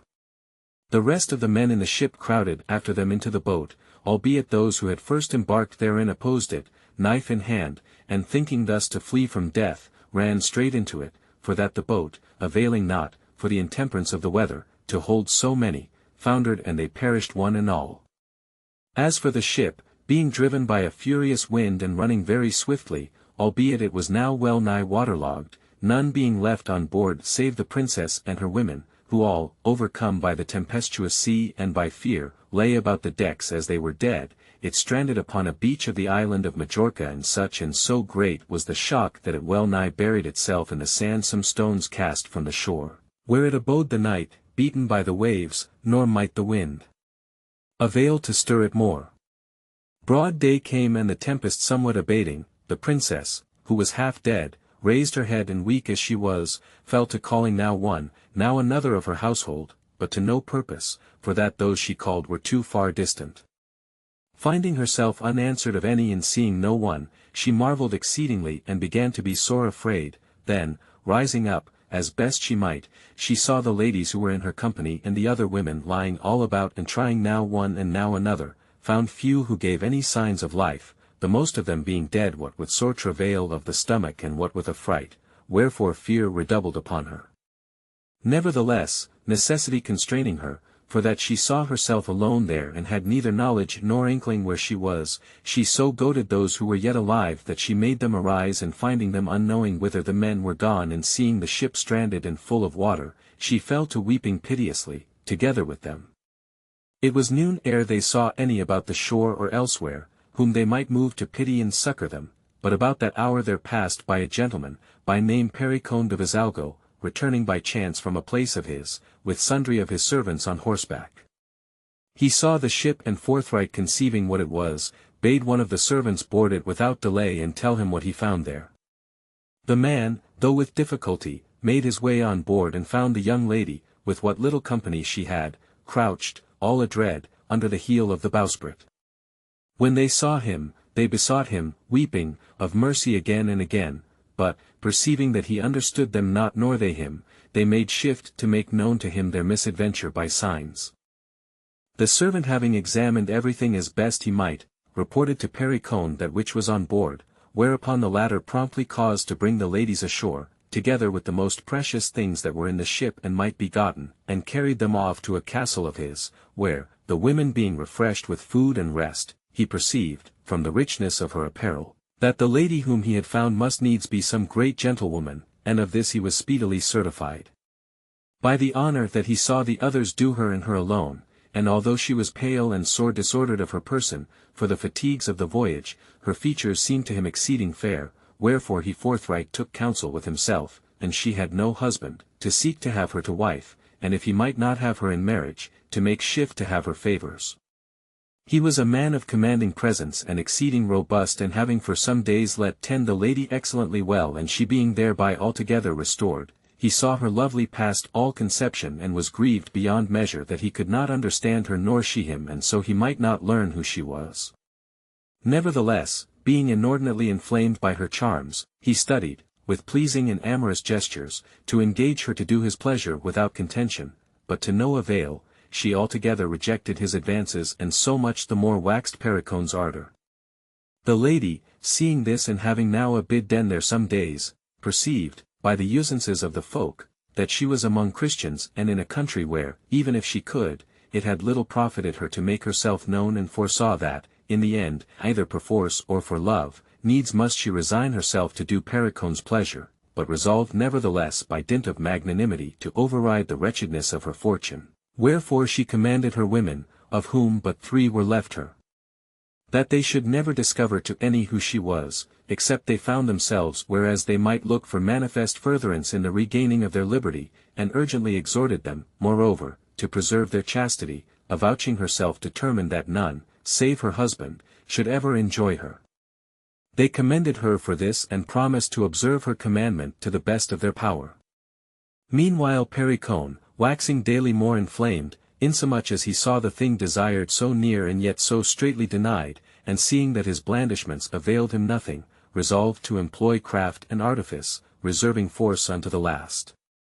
Wherefore, having observed bytimes that wine was pleasing to the lady, as being in use to drink thereof, for that her law forbade it, he bethought himself that he might avail to take her with this, as with a minister of Venus. Accordingly, feigning to reck no more of that whereof she showed herself so chary, he made one night by way of special festival a goodly supper, whereto he bade the lady, and therein, the repast being gladdened with many things, he took order with him who served her that he should give her to drink of various wines mingled. The cupbearer did his bidding punctually, and she, being nowise on her guard against this and allured by the pleasantness of the drink, took more thereof than consisted with her modesty, whereupon, forgetting all her past troubles, she waxed merry, and seeing some women dance after the fashion of Majorca, herself danced in the Alexandrian manner. Pericone, seeing this, deemed himself on the high road to that which he desired, and continuing the supper with great plenty of meats and wines, protracted it far into the night. Ultimately, the guests having departed, he entered with the lady alone into her chamber, where she, more heated with wine than restrained by modesty, without any reserve of shamefastness, undid herself in his presence, as he had been one of her women, and betook herself to bed. Pericone was not slow to follow her, but, putting out all the lights, promptly hid himself beside her, and catching her in his arms, proceeded, without any gainsayal on her part, amorously to solace himself with her, which when once she had felt, having never theretofore known with what manner horn men, but, as if repenting her of not having yielded to Pericone's solicitations, thenceforth, without waiting to be bidden to such agreeable nights, she oftentimes invited herself thereto, not by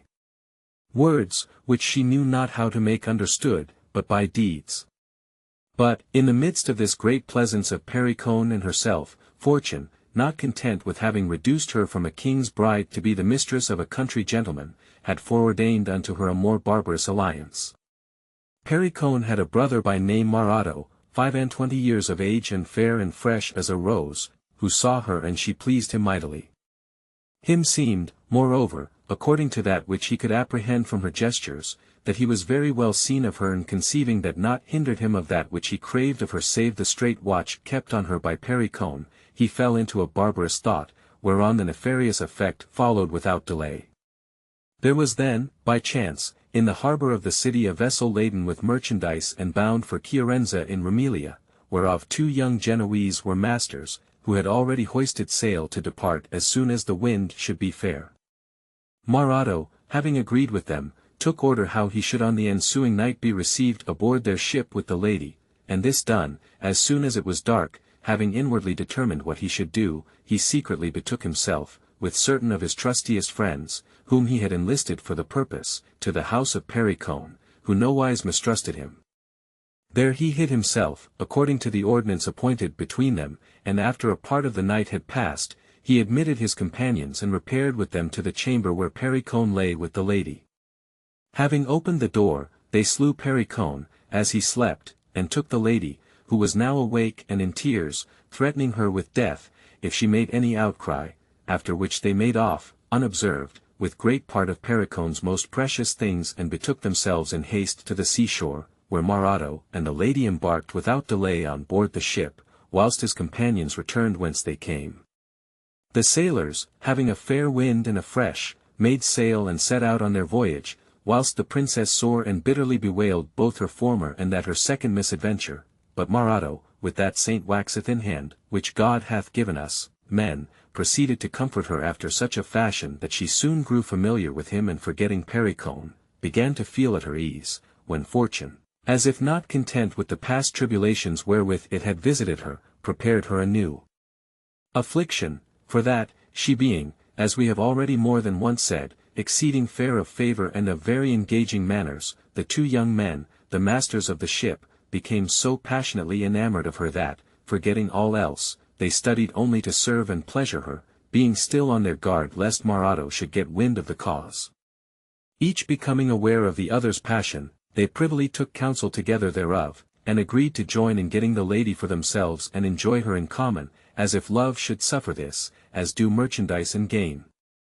Seeing her straitly guarded by Maroto and being thereby hindered of their purpose, one day, as the ship fared on at full speed under sail and Maroto stood at the poop, looking out on the sea and nowise on his guard against them, they went of one accord and laying hold of him suddenly from behind, cast him into the sea, nor was it till they had sailed more than a mile farther that any perceived Maroto to be fallen overboard.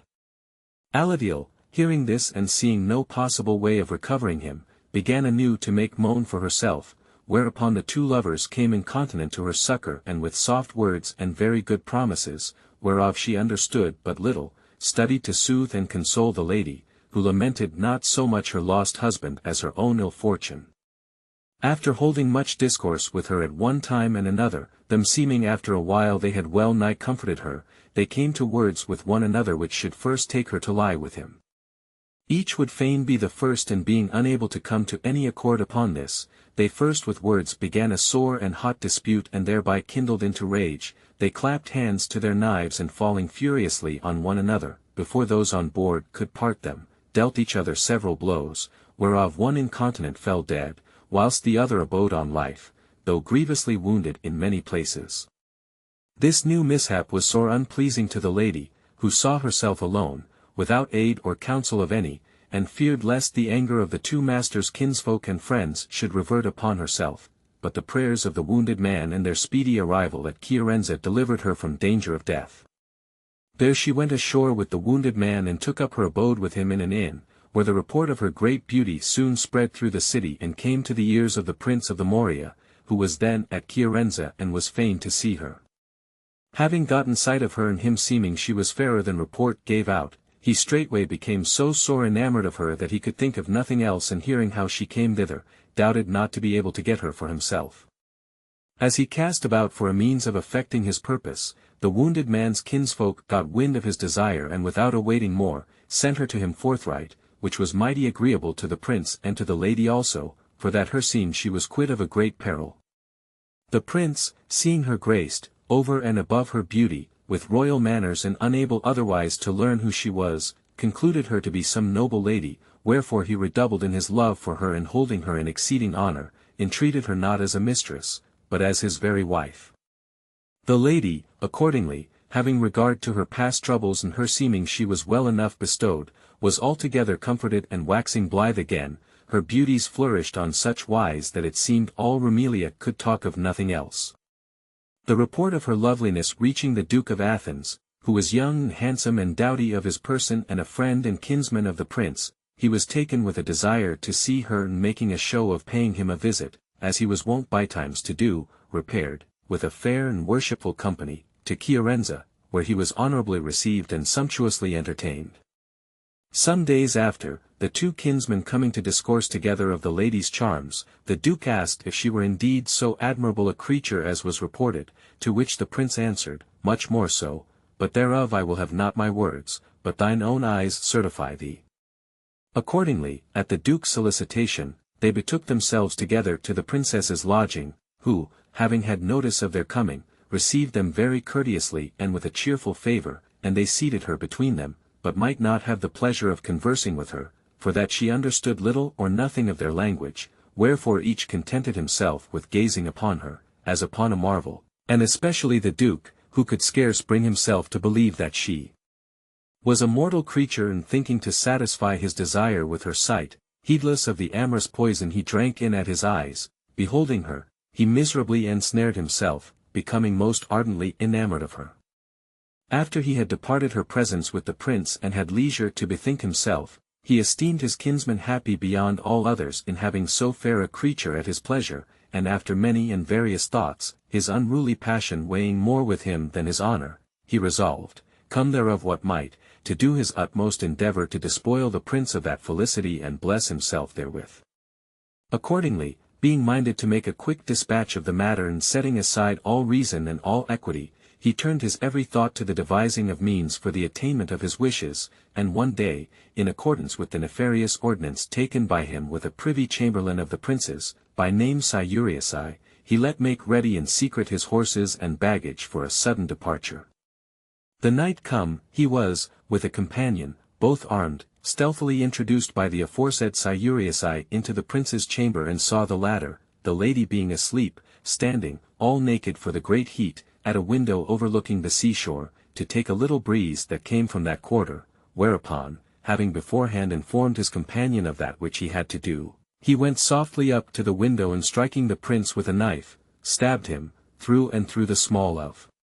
his back, then, taking him up in haste, he cast him forth of the window. The palace stood over against the sea and was very lofty, and the window in question looked upon certain houses that had been undermined by the beating of the waves and where seldom or never any came, wherefore it happened, as the Duke had foreseen, that the fall of the prince's body was not nor might be heard of any. The Duke's companion, seeing this done, pulled out a halter he had brought with him to that end, and making a show of caressing Cyuriusai, cast it adroitly about his neck and drew it so that he could make no outcry. Then, the Duke coming up, they strangled him and cast him whereas they had cast the prince. This done, and they being manifestly certified that they had been unheard of the lady or of any other, the Duke took a light in his hand and carrying it to the bedside, softly uncovered the princess, who slept fast. He considered her from head to foot and mightily commended her, for, if she was to his liking, being clothed, she pleased him, naked, beyond all compare. Wherefore, fired with hotter desire and unawed by his new committed crime, he couched himself by her side, with hands yet bloody, and lay with her, all sleepy-eyed as she was and thinking him to be the prince. After he had abid den with her a while in the utmost pleasure, he arose and summoning certain of his companions, caused take up the lady on such wise that she could make no outcry and carry her forth by a privy door, whereat he had entered, then, setting her on horseback, he took to the road with all his men, as softly as he might, and returned to his own dominions.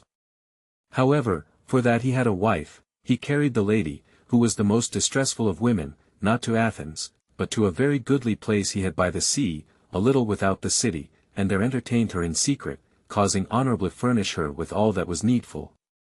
The prince's courtiers on the morrow awaited his rising till none, when, hearing nothing, they opened the chamber doors, which were but closed, and finding no one, concluded that he was gone somewhither privily, to pass some days there at his ease with his fair lady, and gave themselves no farther concern.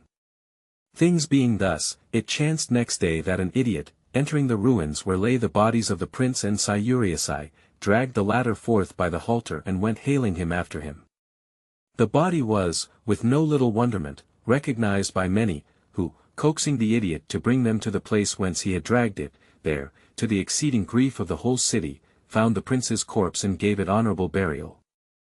Then, inquiring for the authors of so heinous a crime and finding that the Duke of Athens was no longer there, but had departed by stealth, they concluded, even as was the case, that it must be he who had done this and carried off the lady, whereupon they straightway substituted a brother of the dead man to their prince and incited him with all their might to vengeance.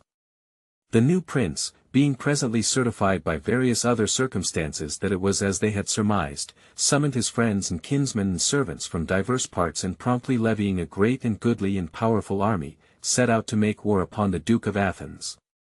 The latter, hearing of this, on like wise mustered all his forces for his own defense, and to his aid came many lords, amongst whom the Emperor of Constantinople sent Constantine his son and Manuel his nephew, with a great and goodly following. The two princes were honorably received by the Duke and yet more so by the Duchess, for that she was their sister, and matters drawing thus daily nearer unto war, taking her occasion, she sent for them both one day to her chamber and there, with tears galore and many words, related to them the whole story, acquainting them with the causes of the war. Moreover, she discovered to them the affront done her by the Duke in the matter of the woman whom it was believed he privily entertained, and complaining sore thereof, besought them to apply to the matter such remedy as best they might, for the honor of the Duke and her own solacement. The young men already knew all the facts as it had been, wherefore, without inquiring farther, they comforted the Duchess, as best they might, and filled her with good hope. Then, having learned from her where the lady abode, they took their leave and having a mind to see the latter, for that they had oftentimes heard her commended for marvellous beauty, they besought the Duke to show her to them. He, unmindful of that which had befallen the Prince of the Morea for having shown her to himself, promised to do this and accordingly next morning, having let prepare a magnificent collation in a very goodly garden that pertained to the lady's place of abode, he carried them and a few others thither to eat with her. Constantine, sitting with Aladiel, fell gazing upon her, full of wonderment, avouching in himself that he had never seen aught so lovely and that certes the Duke must needs be held excused, and whatsoever other, to have so fair a creature, should do treason or other foul thing, and looking on her again and each time admiring her more, it betided him no otherwise than it had betided the Duke, wherefore, taking his leave, enamoured of her, he abandoned all thought of the war and occupied himself with considering how he might take her from the Duke, carefully concealing his passion the while from every one.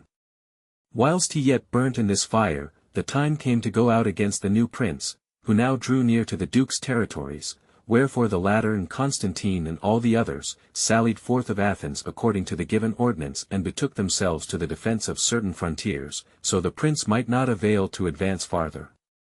When they had lain there some days, Constantine having his mind and thought still intent upon the lady and conceiving that, now the Duke was no longer near her, he might very well avail to accomplish his pleasure, feigned himself sore indisposed of his person, to have an occasion of returning to Athens, wherefore, with the Duke's leave, committing his whole power to Manuel, he returned to Athens to his sister, and there, after some days, putting her upon talk of the affront which her seemed she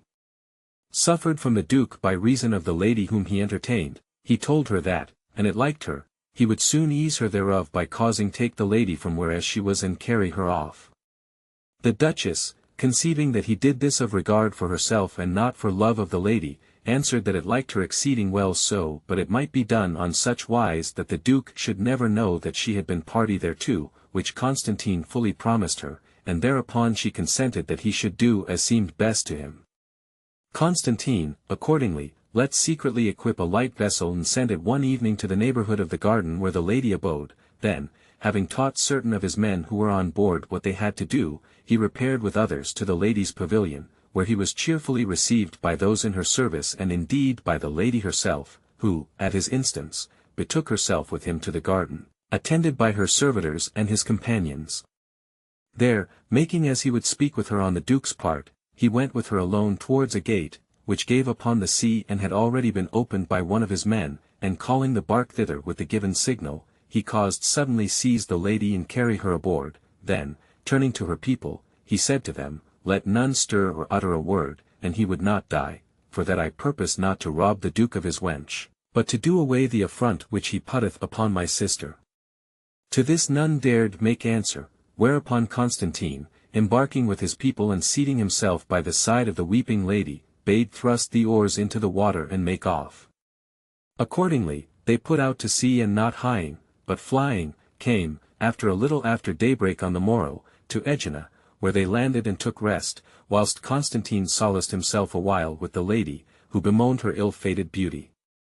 Thence, going aboard the bark again, they made their way, in a few days, to Chios, where it pleased Constantine to take up his sojourn, as in a place of safety, for fear of his father's resentment and lest the stolen lady should be taken from him. There the fair lady bewailed her ill fate some days, but, being presently comforted by Constantine, she began, as she had done otherwhiles, to take her pleasure of that which fortune had foreordained to her. Things being at this pass, Ospec, king of the Turks, who abode in continual war with the emperor, came by chance to Smyrna, where hearing how Constantine abode in Chios, without any precaution, leading a wanton life with a mistress of his, whom he had stolen away, he repaired thither one night with some light-armed ships and entering the city by stealth with some of his people, took many in their beds, ere they knew of the enemy's coming. Some, who, taking the alert, had run to arms, he slew, and having burnt the whole place, carried the booty and captives on board the ships and returned to Smyrna. When they arrived there, Ospec, who was a young man, passing his prisoners in review, found the fair lady among them and knowing her for her who had been taken with Constantine asleep in bed, was mightily rejoiced at sight of her. Accordingly, he made her his wife without delay, and celebrating the nuptials forthright, lay with her some months in all joyance. Meanwhile, the emperor, who had, before these things came to pass, been in treaty with Bassano, king of Cappadocia, to the end that he should come down upon Ospec from one side with his power, whilst himself assailed him on the other, but had not yet been able to come to a full accord with him, for that he was unwilling to grant certain things which Bassano demanded and which he deemed unreasonable, hearing what had betided his son and chagrined beyond measure thereat, without hesitating. Farther, did that which the king of Cappadocia asked and pressed him as most he might to fall upon Ospec, whilst himself made ready to come down upon him from another quarter. Ospec, hearing this, assembled his army, ere he should be straitened between two such puissant princes, and marched against Bassano, leaving his fair lady at Smyrna, in charge of a trusty servant and friend of his. After some time he encountered the king of Cappadocia and giving him battle, was slain in the melee and his army discomfited and dispersed, whereupon Bassano advanced in triumph towards Smyrna, unopposed, and all the folk submitted to him by the way, as to a conqueror. Meanwhile, Ospec's servant, Antiochus by name, in whose charge the lady had been left, seeing her so fair, forgot his plighted faith to his friend and master and became enamored of her, for all he was a man in years. Urged by love and knowing her tongue, the which was mighty agreeable to her, as well as it might be to one whom it had behoved for some years live as she were deaf and dumb, for that she understood none neither was understanded of any, he began, in a few days, to be so familiar with her that, ere long, having no regard to their lord and master who was absent in the field, they passed from friendly commerce to amorous privacy, taking marvellous pleasure one of the other between the sheets. When they heard that Ospec was defeated and slain and that Bassano came carrying all before him, they took counsel together not to await him there and laying hands on great part of the things of most price that were there pertaining to Ospec, gat them privily to Rhodes, where they had not long abidden ere Antiochus sickened unto death. As chance would have it, there was then in lodging with him a merchant of Cyprus, who was much loved of him and his fast friend, and Antiochus, feeling himself draw to his end, bethought himself to leave him both his possessions and his beloved lady, wherefore, being now nigh upon death, he called them both to him and bespoke them thus, I feel myself, without a doubt, passing away, which grieveth me, for that never had I such delight in life as I presently have. Of one thing, indeed, I die most content, in that, since I must e'en die, I see myself die in the arms of those twain whom I love over all others that be in the world, to wit, in thine, dearest friend, and in those of this lady, whom I have loved more than mine own self, since first I knew her. True, it grieveth me to feel that, when I am dead, she will abide here a stranger, without aid or counsel, and it were yet more grievous to me did I not know thee here, who wilt, I trust, have that same care of her, for the love of me, which thou wouldst have had of myself. Wherefore, I entreat thee, as most I may, if it come to pass that I die, that thou take my goods and her into thy charge and do with them and her that which thou deemest may be for the solacement of my soul. And thou, dearest lady, I prithee forget me not after my death, so I may vaunt me, in the other world, of being beloved here below of the fairest lady ever nature formed, of which two things and you will give me entire assurance, I shall depart without misgiving and comforted. The merchant his friend and the lady, hearing these words, wept, and when he had made an end of his speech, they comforted him and promised him upon their troth to do that which he asked, if it came to pass that he died. He tarried not long, but presently departed this life and was honorably interred of them. A few days after, the merchant having dispatched all his business in Rhodes and purposing to return to Cyprus on board a Catalan carrack that was there, asked the fair lady what she had a mind to do, for that it behoved him return to Cyprus. She answered that, an it pleased him, she would gladly go with him, hoping for Antiochus his love to be of him entreated and regarded as a sister. The merchant replied that he was content to do her every pleasure, and the better to defend her from any affront that might be offered her. Ere they came to Cyprus, he avouched that she was his wife. Accordingly, they embarked on board the ship and were given a little cabin on the poop, where, that the fact might not belie his words, he lay with her in one very small bed. Whereby there came about that which was not intended of the one or the other of them at departing Rhodes, to wit, that, darkness and commodity and the heat of the bed, matters of no small potency, inciting them, drawn by equal appetite and forgetting both the friendship and the love of Antiochus dead, they fell to dallying with each other and before they reached Baffa, whence the Cypriot came, they had clapped up an alliance together. At Baffa she abode some time with the merchant till, as chance would have it, there came thither, for his occasions, a gentleman by name Antigonus, great of years and greater yet of wit, but little of wealth, for that, intermeddling in the affairs of the king of Cyprus, fortune had in many things been contrary to him. Chancing one day to pass by the house where the fair lady dwelt with the merchant, who was then gone with his merchandise into Armenia, he espied her at a window and seeing her very beautiful, fell to gazing fixedly upon her and presently began to recollect that he must have seen her otherwhere, but where he could on no wise call to mind.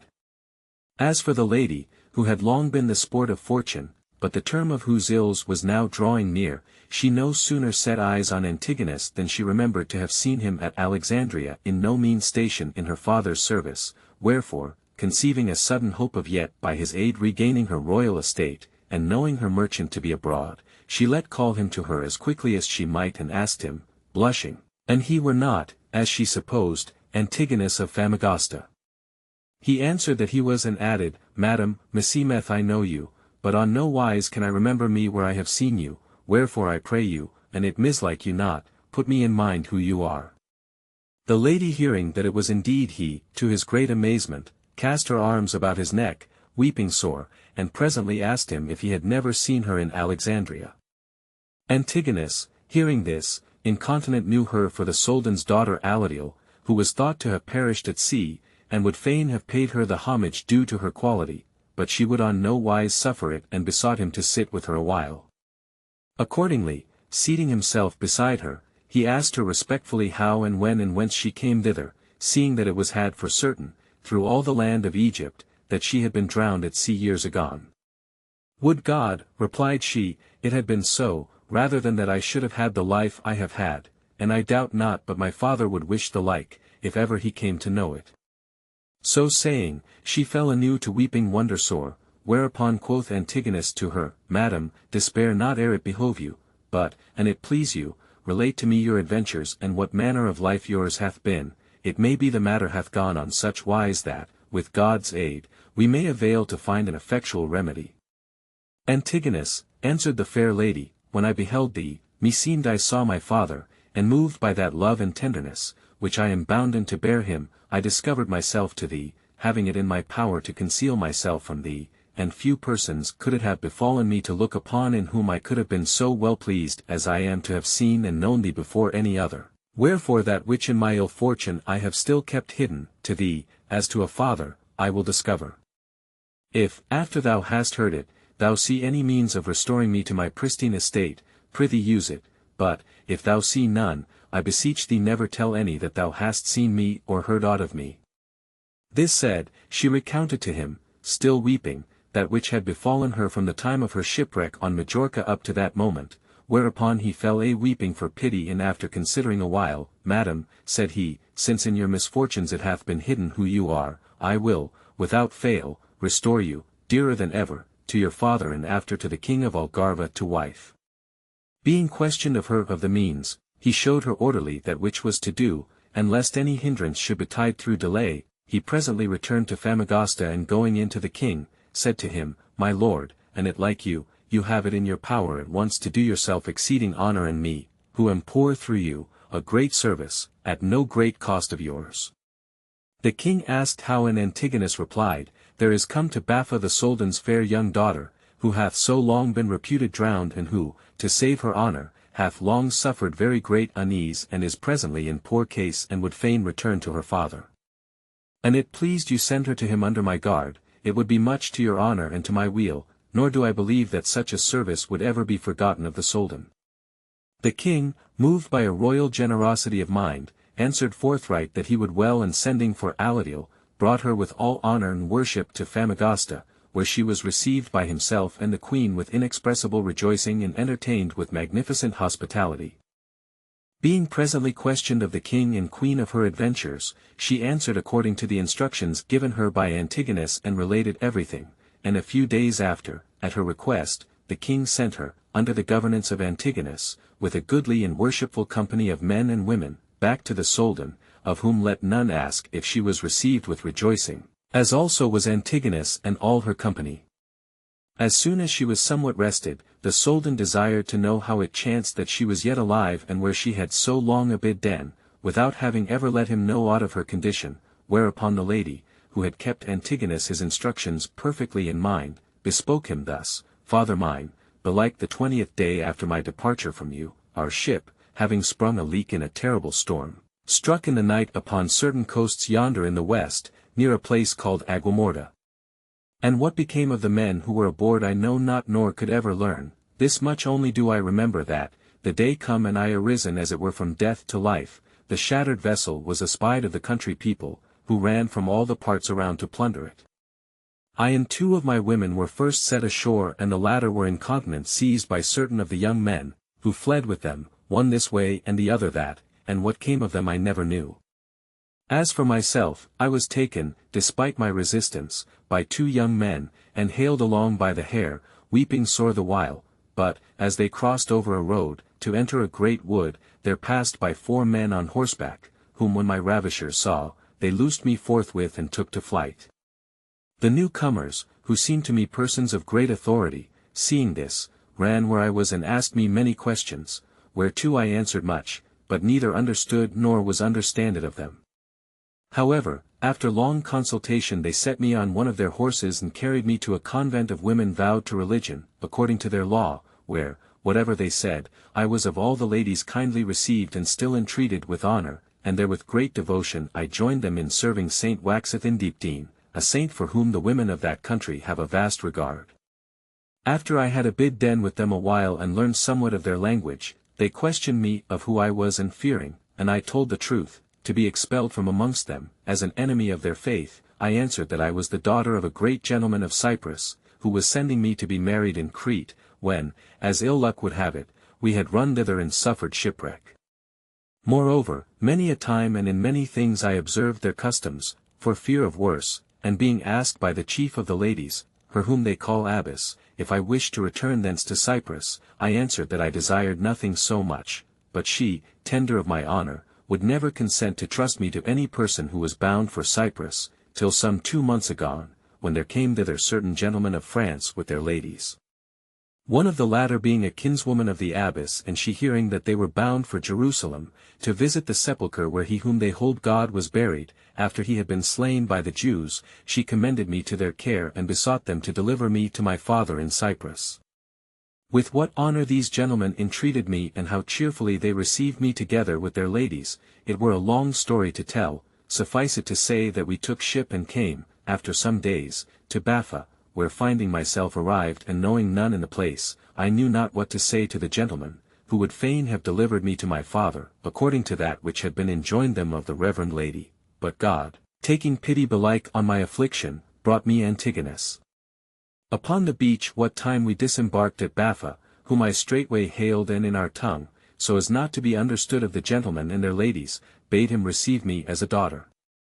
He promptly apprehended me and receiving me with a great show of joy, entertained the gentlemen and their ladies with such honour as his poverty permitted and carried me to the King of Cyprus, who received me with such hospitality and hath sent me back to you, with such courtesy, as might never be told of me. If aught remain to be said, let Antigonus, who hath ofttimes heard from me these adventures, recount it. Accordingly Antigonus, turning to the Soldan, said, My lord, even as she hath many a time told me and as the gentlemen and ladies, with whom she came, said to me, so hath she recounted unto you. Only one part hath she forborne to tell you, the which methinketh she left unsaid for that it beseemeth her not to tell it, to wit, how much the gentlemen and ladies, with whom she came, said of the chaste and modest life which she led with the religious ladies and of her virtue and commendable manners and the tears and lamentations of her companions, both men and women, when, having restored her to me, they took leave of her.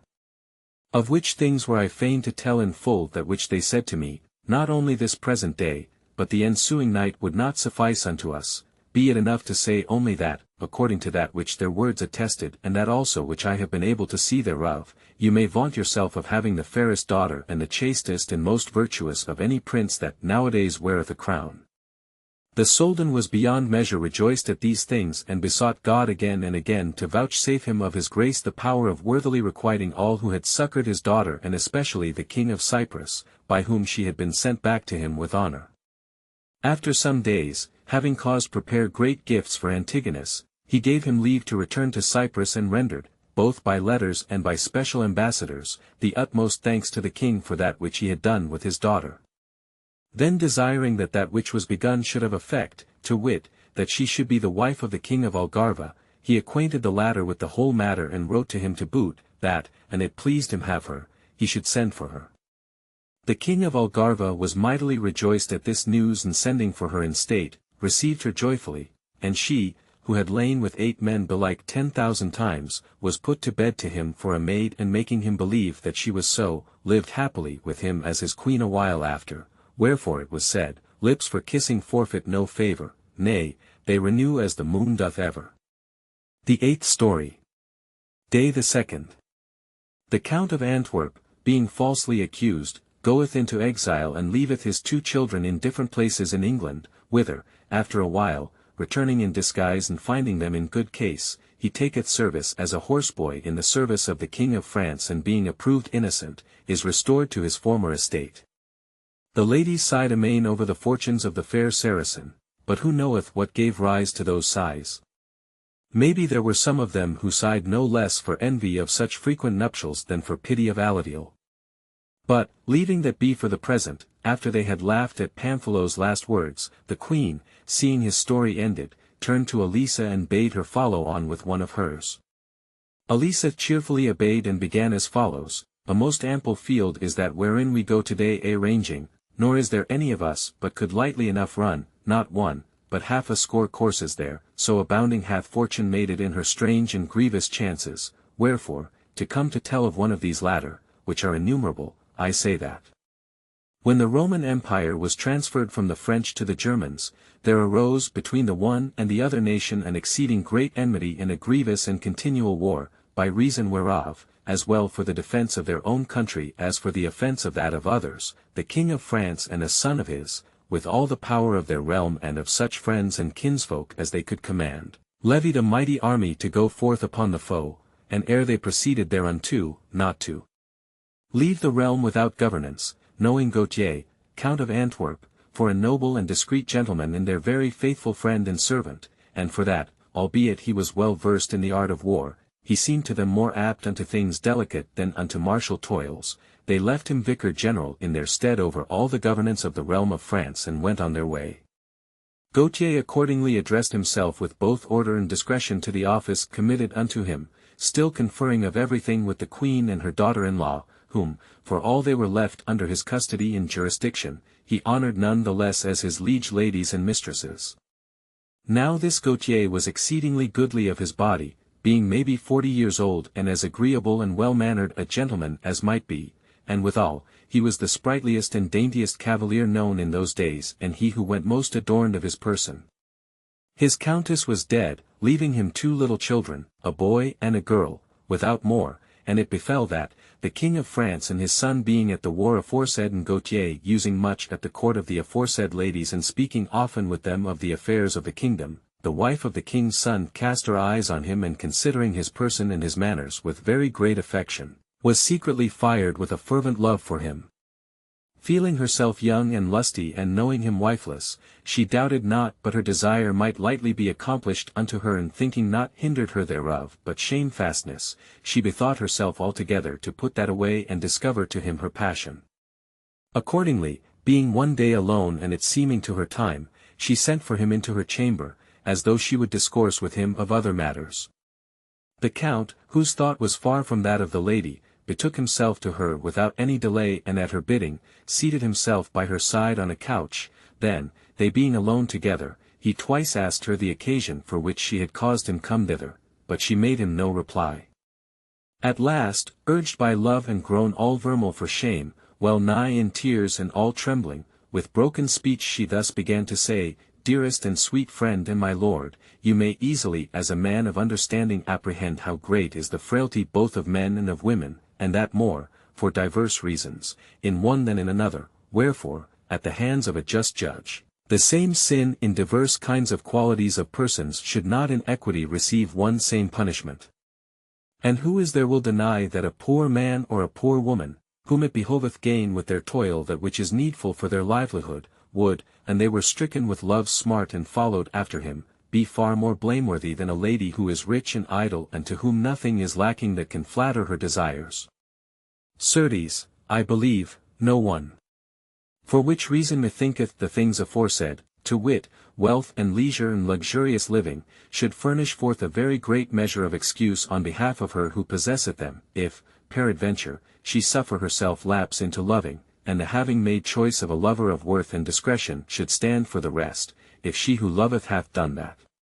These circumstances being both, to my seeming, in myself, besides several others which should move me to love, such as my youth and the absence of my husband, it behoveth now that they rise up in my behalf for the defence of my ardent love in your sight, wherein if they avail that which they should avail in the eyes of men of understanding, I pray you afford me counsel and succour in that which I shall ask of you. True is it, that availing not, for the absence of my husband, to withstand the pricks of the flesh nor the might of love-liking, the which are of such potency that they have erst many a time overcome and yet all days long overcome the strongest men, to say nothing of weak women, and enjoying the commodities and the leisures wherein you see me, I have suffered myself lapse into ensuing love his pleasures and becoming enamoured, the which, albeit, were it known, I acknowledge it would not be seemly, yet, being and abiding hidden, I hold well nigh nothing unseemly, more by token that love hath been insomuch gracious to me that not only hath he not bereft me of due discernment in the choice of a lover, but hath lent me great plenty thereof to that end, showing me yourself worthy to be loved of a lady such as I, you whom, if my fancy beguile me not, I hold the goodliest, the most agreeable, the sprightliest and the most accomplished cavalier that may be found in all the realm of France. And even as I may say that I find myself without a husband, so likewise are you without a wife. Wherefore, I pray you, by the great love which I bear you, that you deny me not your love in return, but have compassion on my youth, the which, in very deed, consumeth for you, as ice before the fire. With these words her tears welled up in such abundance that, albeit she would fain have proffered him yet other prayers, she had no power to speak farther, but, bowing her face, as if overcome, she let herself fall, weeping, her head on the count's bosom. The latter, who was a very loyal gentleman, began with the gravest reproofs to rebuke so fond a passion and to repel the princess, who would fain have cast herself on his neck, avouching to her with oaths that he had liefer be torn limb from limb than consent unto such an offence against his lord's honour, whether in himself or in another. The lady, hearing this, forthright forgot her love and kindling into a furious rage, said, Felon knight that you are, shall I be this wise flouted by you of my desire? Now God forbid, since you would have me die, but I have you put to death or driven from the world. So saying, she set her hands to her tresses and altogether disordered and tore them, then, rending her raiment at the breast, she fell to crying aloud and saying, "Help! Help! The Count of Antwerp would do me violence." The Count, seeing this, misdoubting far more the courtier's envy than his own conscience and fearful lest, by reason of this same envy, more credence should be given to the lady's malice than to his own innocence, started up and departing the chamber and the palace as quickly as he might, fled to his own house, where, without taking other counsel, he set his children on horseback and mounting himself to horse, made off with them, as most he might, towards Calais. Meanwhile, many ran to the princess's clamour, and seeing her in that plight and hearing her account of the cause of her outcry, not only gave credence to her words, but added that the Count's gallant bearing and debonair address had long been used by him to win to that end. Accordingly, they ran in a fury to his houses to arrest him, but finding him not, first plundered them all and after razed them to the foundations. The news, in its perverted shape, came presently to the army to the king and his son, who, sore incensed, doomed Gautier and his descendants to perpetual banishment, promising very great guerdons to whoso should deliver him to them alive or dead. The Count, woeful for that by his flight he had, innocent as he was, approved himself guilty, having, without making himself known or being recognized, reached Calais with his children, passed hastily over into England and betook himself in mean apparel to London, wherein ere he entered, with many words he lessoned his two little children, and especially in two things: first, that they should brook with patience the poor estate, whereunto, without their fault, fortune had brought them, together with himself, and after, that with all wariness they should keep themselves from ever discovering unto any whence or whose children they were, as they held life dear. The boy, Louis by name, who was some 9, and the girl, who was called Violante and was some 7 years old, both, as far as their tender age comported, very well apprehended their father's lessons and showed it thereafter by deed. That this might be the better done, he deemed it well to change their names, wherefore he named the boy Perrault and the girl Jeanette, and all three, entering London, meanly clad, addressed themselves to go about asking alms, like as we see yonder French vagabonds do. They being on this account one morning at a church door, it chanced that a certain great lady, the wife of one of the king's marshals of England, coming forth of the church, saw the Count and his two little ones asking alms, and questioned him whence he was and if the children were his, to which he replied that he was from Picardy, and that, by reason of the misfeasance of a rakelly elder son of his, it had behoved him to part the country with these two, who were his. The lady, who was pitiful, cast her eyes on the girl, and being much taken with her, for that she was handsome, well-mannered and engaging, said, "Honest man, an thou be content to leave thy daughter with me, I will willingly take her, for that she hath a good favour, and if she prove an honest woman, I will in due time marry her on such wise that she shall fare well." This offer was very pleasing to the Count, who promptly answered, "Yes," and with tears gave up the girl to the lady, urgently commending her to her care. Having thus disposed of his daughter, well knowing to whom, he resolved to abide there no longer, and accordingly, begging his way across the island, came, not without sore fatigue, as one who was in use to go afoot, into Wales. Here dwelt another of the king's marshals, who held great state and entertained a numerous household, and to his court both the Count and his son whiles much resorted to get food. Certain sons of the said marshal and other gentlemen's children being there engaged in such boyish exercises as running and leaping, Perrault began to mingle with them and to do as dexterously as any of the rest, or more so, each feat that was practised among them. The marshal, chancing whiles to see this and being much taken with the manners and fashion of the boy, asked who he was, and was told that he was the son of a poor man who came there bytimes for alms, whereupon he caused require him of the Count, and the latter, who indeed besought God of naught else, freely resigned the boy to him, grievous as it was to him to be parted from him. Having thus provided his son and daughter, he determined to abide no longer in England, and passing over into Ireland, made his way, as best he might, to Stamford, where he took service with a knight belonging to an earl of the country, doing all such things as pertain unto a lackey or a horse-boy, and there, without being known of any, he abode a great while in unease and travail galore.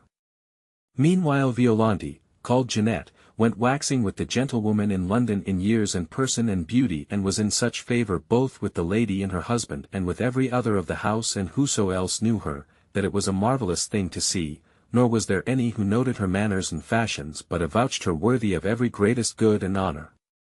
Wherefore the noble lady who had received her from her father, without having ever availed to learn who he was, otherwise than as she had heard from himself, was purposed to marry her honorably according to that condition whereof she deemed her.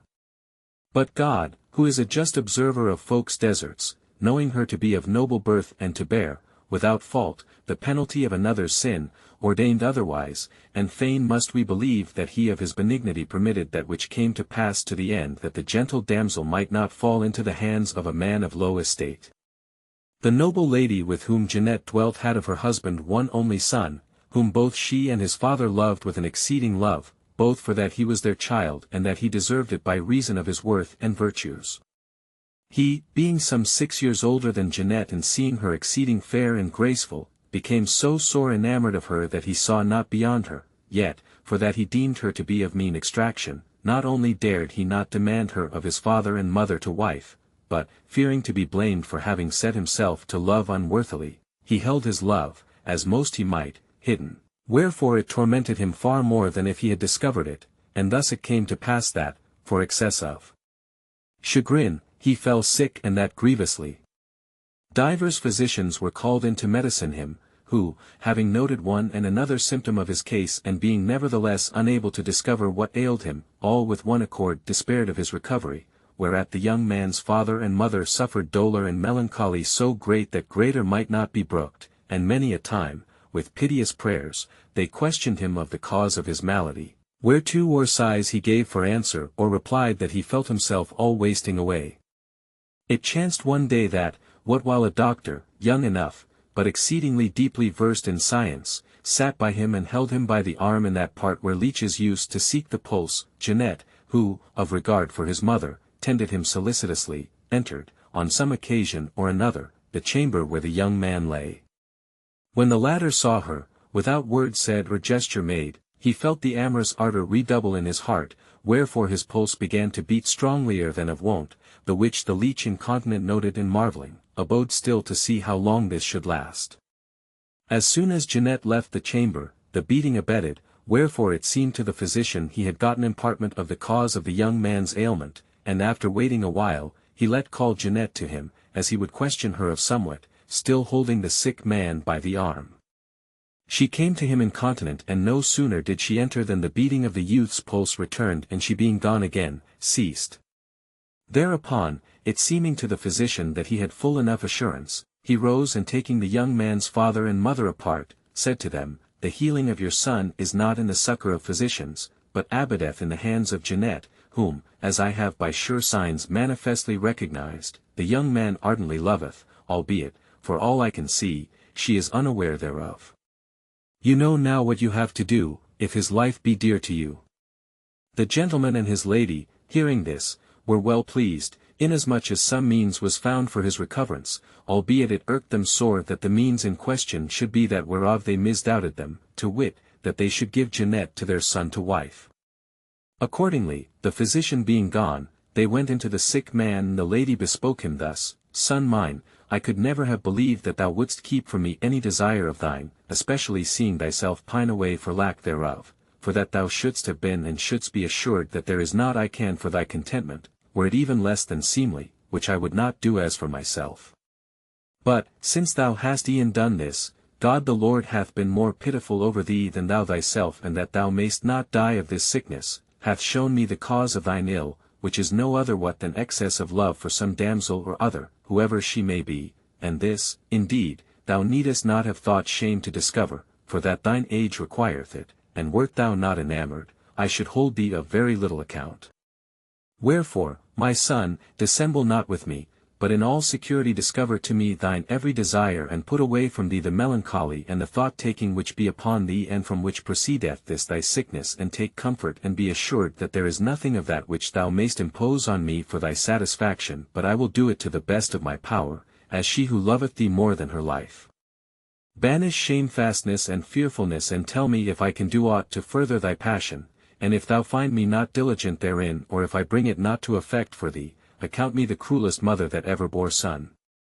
The young man, hearing his mother's words, was at first abashed, but presently, bethinking himself that none was better able than she to satisfy his wishes, he put away shamefastness and said thus to her, Madam, nothing hath wrought so effectually with me to keep my love hidden as my having noted of most folk that, once they are grown in years, they choose not to remember them of having themselves been young. But, since in this I find you reasonable, not only will I not deny that to be true which you say you have observed, but I will, to boot, discover to you of whom I am enamored, on condition that you will, to the best of your power, give effect to your promise, and thus may you have me whole again. Whereto the lady, trusting overmuch in that which was not to come to pass for her on such wise as she deemed in herself, answered freely that he might in all assurance discover to her his every desire, for that she would without any delay address herself to contrive that he should have his pleasure. Madam, then said the youth, the exceeding beauty and commendable fashions of our Jeanette and my unableness to make her even sensible, still less to move her to pity, of my love and the having never dared to discover it unto any have brought me whereas you see me, and if that which you have promised me come not, one way or another, to pass, you may be assured that my life will be brief.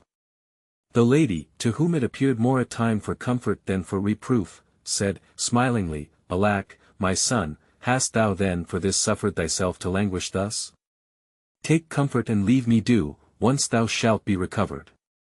The youth, full of good hope, in a very short time showed signs of great amendment, whereas the lady, being much rejoiced, began to cast about how she might perform that which she had promised him. Accordingly, calling Jeanette to her one day, she asked her very civilly, as by way of a jest, if she had a lover, whereupon she waxed all red and answered, Madam, it concerneth not neither were it seemly in a poor damsel like myself, banished from house and home and abiding in others' service, to think of love. Quoth the lady, and you have no lover, we mean to give you one, in whom you may rejoice and live merry and have more delight of your beauty, for it behoveth not that so handsome a girl as you are abide without a lover. To this Jeanette made answer, Madam, you took me from my father's poverty and have reared me as a daughter, wherefore it behoveth me to do your every pleasure, but in this I will nowise comply with you, and therein methinketh I do well.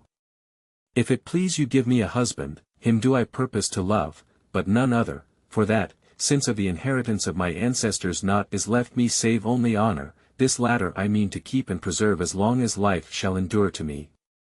This speech seemed to the lady very contrary to that whereto she thought to come for the keeping of her promise to her son, albeit, like a discreet woman as she was, she inwardly much commended the damsel therefore, and she said, How now, Jeanette? If our lord the king, who is a young cavalier, as thou art a very fair damsel, would fain have some easance of thy love, wouldst thou deny it to him?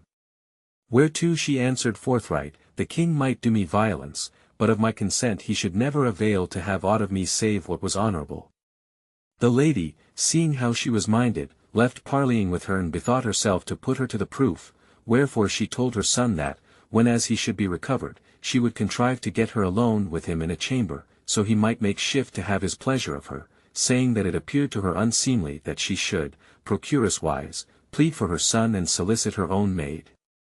With this the young man was nowise content and presently waxed grievously worse, which when his mother saw, she opened her mind to Jeanette, but, finding her more constant than ever, recounted what she had done to her husband, and he and she resolved of one accord, grievous though it seemed to them, to give her to him to wife, choosing rather to have their son alive with a wife unsorted to his quality than dead without any, and so, after much parley, they did, whereat Jeanette was exceeding content and with a devout heart rendered thanks to God, who had not forgotten her, but for all that she never avouched herself other than the daughter of a Picard. As for the young man, he presently recovered and celebrating his nuptials, the gladdest man alive, proceeded to lead a merry life with his bride. Meanwhile, Perrault, who had been left in Wales with the King of England's marshal, waxed likewise in favour with his lord and grew up very goodly of his person and doughty as any man in the island, insomuch that neither in tourneying nor jousting nor in any other act of arms was there any in the land who could cope with him, wherefore he was everywhere known and famous under the name of Perrault the Picard. And even as God had not forgotten his sister, so on like wise he showed that he had him also in mind, for that a pestilential sickness, being come into those parts, carried off well nigh half the people thereof, besides that most part of those who survived fled for fear into other lands, wherefore the whole country appeared desert. In this mortality, the marshal his lord and his lady and only son, together with many others, brothers and nephews and kinsmen, all died, nor was any left of all his house save a daughter, just husband-ripe, and Perrault, with sundry other serving folk. The pestilence being somewhat abated, the young lady, with the approof and by the counsel of some few gentlemen of the country left alive, took Perrault, for that he was a man of worth and prowess, to husband and made him lord of all that had fallen to her by inheritance. Nor was it long ere the King of England, hearing the marshal to be dead and knowing the worth of Perrault the Picard, substituted him in the dead man's room and made him his marshal. This, in brief, is what came of the 2 innocent children of the Count of Antwerp, left by him for lost. 18 years were now past since the Count's flight from Paris, when, as he abode in Ireland, having suffered many things in a very sorry way of life, there took him a desire to learn, as he might, what was come of his children. Wherefore, seeing himself altogether changed of favour from that which he was wont to be and feeling himself, for long exercise, grown more robust of his person than he had been when young and abiding in ease and idleness, he took leave of him with whom he had so long abidden and came, poor and ill enough in case, to England. Thence he betook himself whereas he had left Perrault and found him a marshal and a great lord and saw him robust and goodly of person, the which was mighty pleasing unto him, but he would not make himself known to him till he should have learned how it was with Jeanette. Accordingly, he set out and stayed not till he came to London, where, cautiously inquiring of the lady with whom he had left his daughter and of her condition, he found Jeanette married to her son, which greatly rejoiced him and he counted all his past adversity a little thing, since he had found his children again alive and in good case. Then, desirous of seeing Jeanette, he began beggarwise, to haunt the neighbourhood of her house, where one day Jammy Lamians, for so was Jeanette's husband called, espying him and having compassion on him, for that he saw him old and poor, bade one of his servants bring him in and give him to eat for the love of God, which the man readily did. Now Jeanette had had several children by Jammy, whereof the eldest was no more than 8 years old, and they were the handsomest and sprightliest children in the world. When they saw the Count eat, they came one and all about him and began to caress him, as if, moved by some occult virtue, they divined him to be their grandfather. He, knowing them for his grandchildren, fell to fondling and making much of them, wherefore the children would not leave him, albeit he who had charge of their governance called them. Jeanette, hearing this, issued forth of a chamber thereby and coming whereas the Count was, chid them amain and threatened to beat them, and they did not what their governor willed. The children began to weep and say that they would fain abide with that honest man, who loved them better than their governor, whereat both the lady and the Count laughed. Now the latter had risen, nowise as a father, but as a poor man, to do honour to his daughter, as to a mistress, and seeing her, felt a marvellous pleasure at his heart. But she nor then nor after knew him any whit, for that he was beyond measure changed from what he was used to be, being grown old and hoar and bearded and lean and swart, and appeared altogether another man than the Count. The lady then, seeing that the children were unwilling to leave him and wept, when she would have them go away, bade their governor let them be a while, and the children thus being with the good man, it chanced that Jamie's father returned and heard from their governor what had passed, whereupon quoth the marshal, who held Jeanette in despite, let them be, God give them ill luck. They do but hark back to that whence they sprang. They come by their mother of a vagabond, and therefore it is no wonder if they are fain to herd with vagabonds. The Count heard these words and was mightily chagrined thereat, nevertheless, he shrugged his shoulders and put up with the affront, even as he had put up with many others. Jammy, hearing how the children had welcomed the honest man, to wit, the Count, albeit it misliked him, nevertheless so loved them that, rather than see them weep, he commanded that, if the good man chose to abide there in any capacity, he should be received into his service. The Count answered that he would gladly abide there, but he knew not to do aught other than tend horses, whereto he had been used all his lifetime. A horse was accordingly assigned to him, and when he had cared for it, he busied himself with making sport for the children. Whilst fortune handled the Count of Antwerp and his children on such wise as hath been set out, it befell that the King of France, after many truces made with the Germans, died, and his son, whose wife was she through whom the Count had been banished, was crowned in his place, and no sooner was the current truce expired than he again began a very fierce war. To his aid the King of England, as a new-made kinsman, dispatched much people, under the commandment of Perrault his marshal and Jamy Lamians, son of the other marshal, and with them went the good man, to wit, the count, who, without being recognized of any, abode a pretty while with the army in the guise of a horse-boy, and there, like a man of mettle as he was, wrought good galore, more than was required of him, both with counsels and with deeds. During the war, it came to pass that the Queen of France fell grievously sick, and feeling herself nigh unto death, contrite for all her sins, confessed herself unto the Archbishop of Rouen, who was held of all a very holy and good man. Amongst her other sins, she related to him that which the Count of Antwerp had most wrongfully suffered through her, nor was she content to tell it to him alone, nay, but before many other men of worth she recounted all as it had passed, beseeching them so to do with the king that the Count, and he were on life, or, if not, one of his children, should be restored to his estate, after which she lingered not long, but, departing this life, was honorably buried. Her confession, being reported to the king, moved him, after he had heaved divers sighs of regret for the wrong done to the nobleman, to let cry throughout all the army and in many other parts, that whoso should give him news of the Count of Antwerp or of either of his children should for each be wonderwell guerdoned of him, for that he held him, upon the queen's confession, innocent of that for which he had gone into exile, and was minded to restore him to his first estate and more. The Count, in his guise of a horse-boy, hearing this and being assured that it was the truth, betook himself forthright to Jamy Lamians and prayed him go with him to Perrault, for that he had a mind to discover to them that which the king went seeking. All three being then met together, quoth the Count to Perrault, who had it already in mind to discover himself, Perrault, Jamy here hath thy sister to wife nor ever had any dowry with her, wherefore, that thy sister may not go undowered, I purpose that he and none other shall, by making thee known as the son of the Count of Antwerp, have this great reward that the king promiseth for thee and for Violante, thy sister and his wife, and myself, who am the Count of Antwerp and your father. Perrault, hearing this and looking steadfastly upon him, presently knew him and cast himself, weeping, at his feet and embraced him, saying, Father mine, you are dearly welcome. Jamy, hearing first what the Count said and after seeing what Perrault did, was overcome at once with such wonderment and such gladness that he scarce knew what he should do.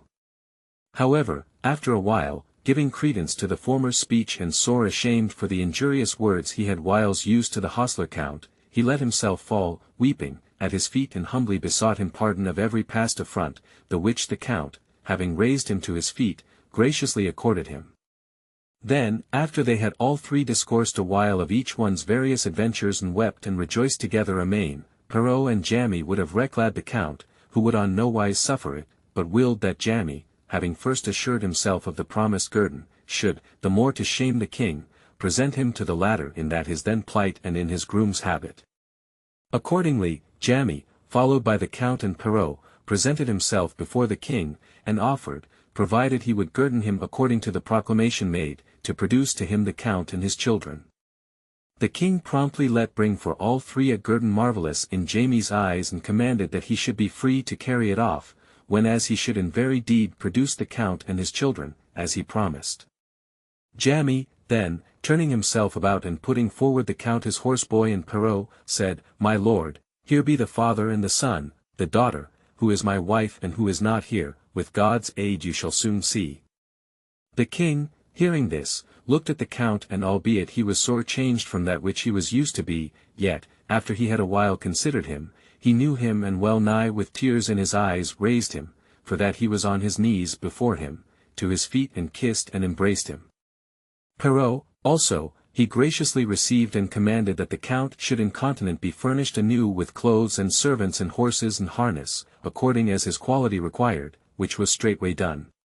Moreover, he entreated Jamy with exceeding honor and would fain know every particular of his past adventures.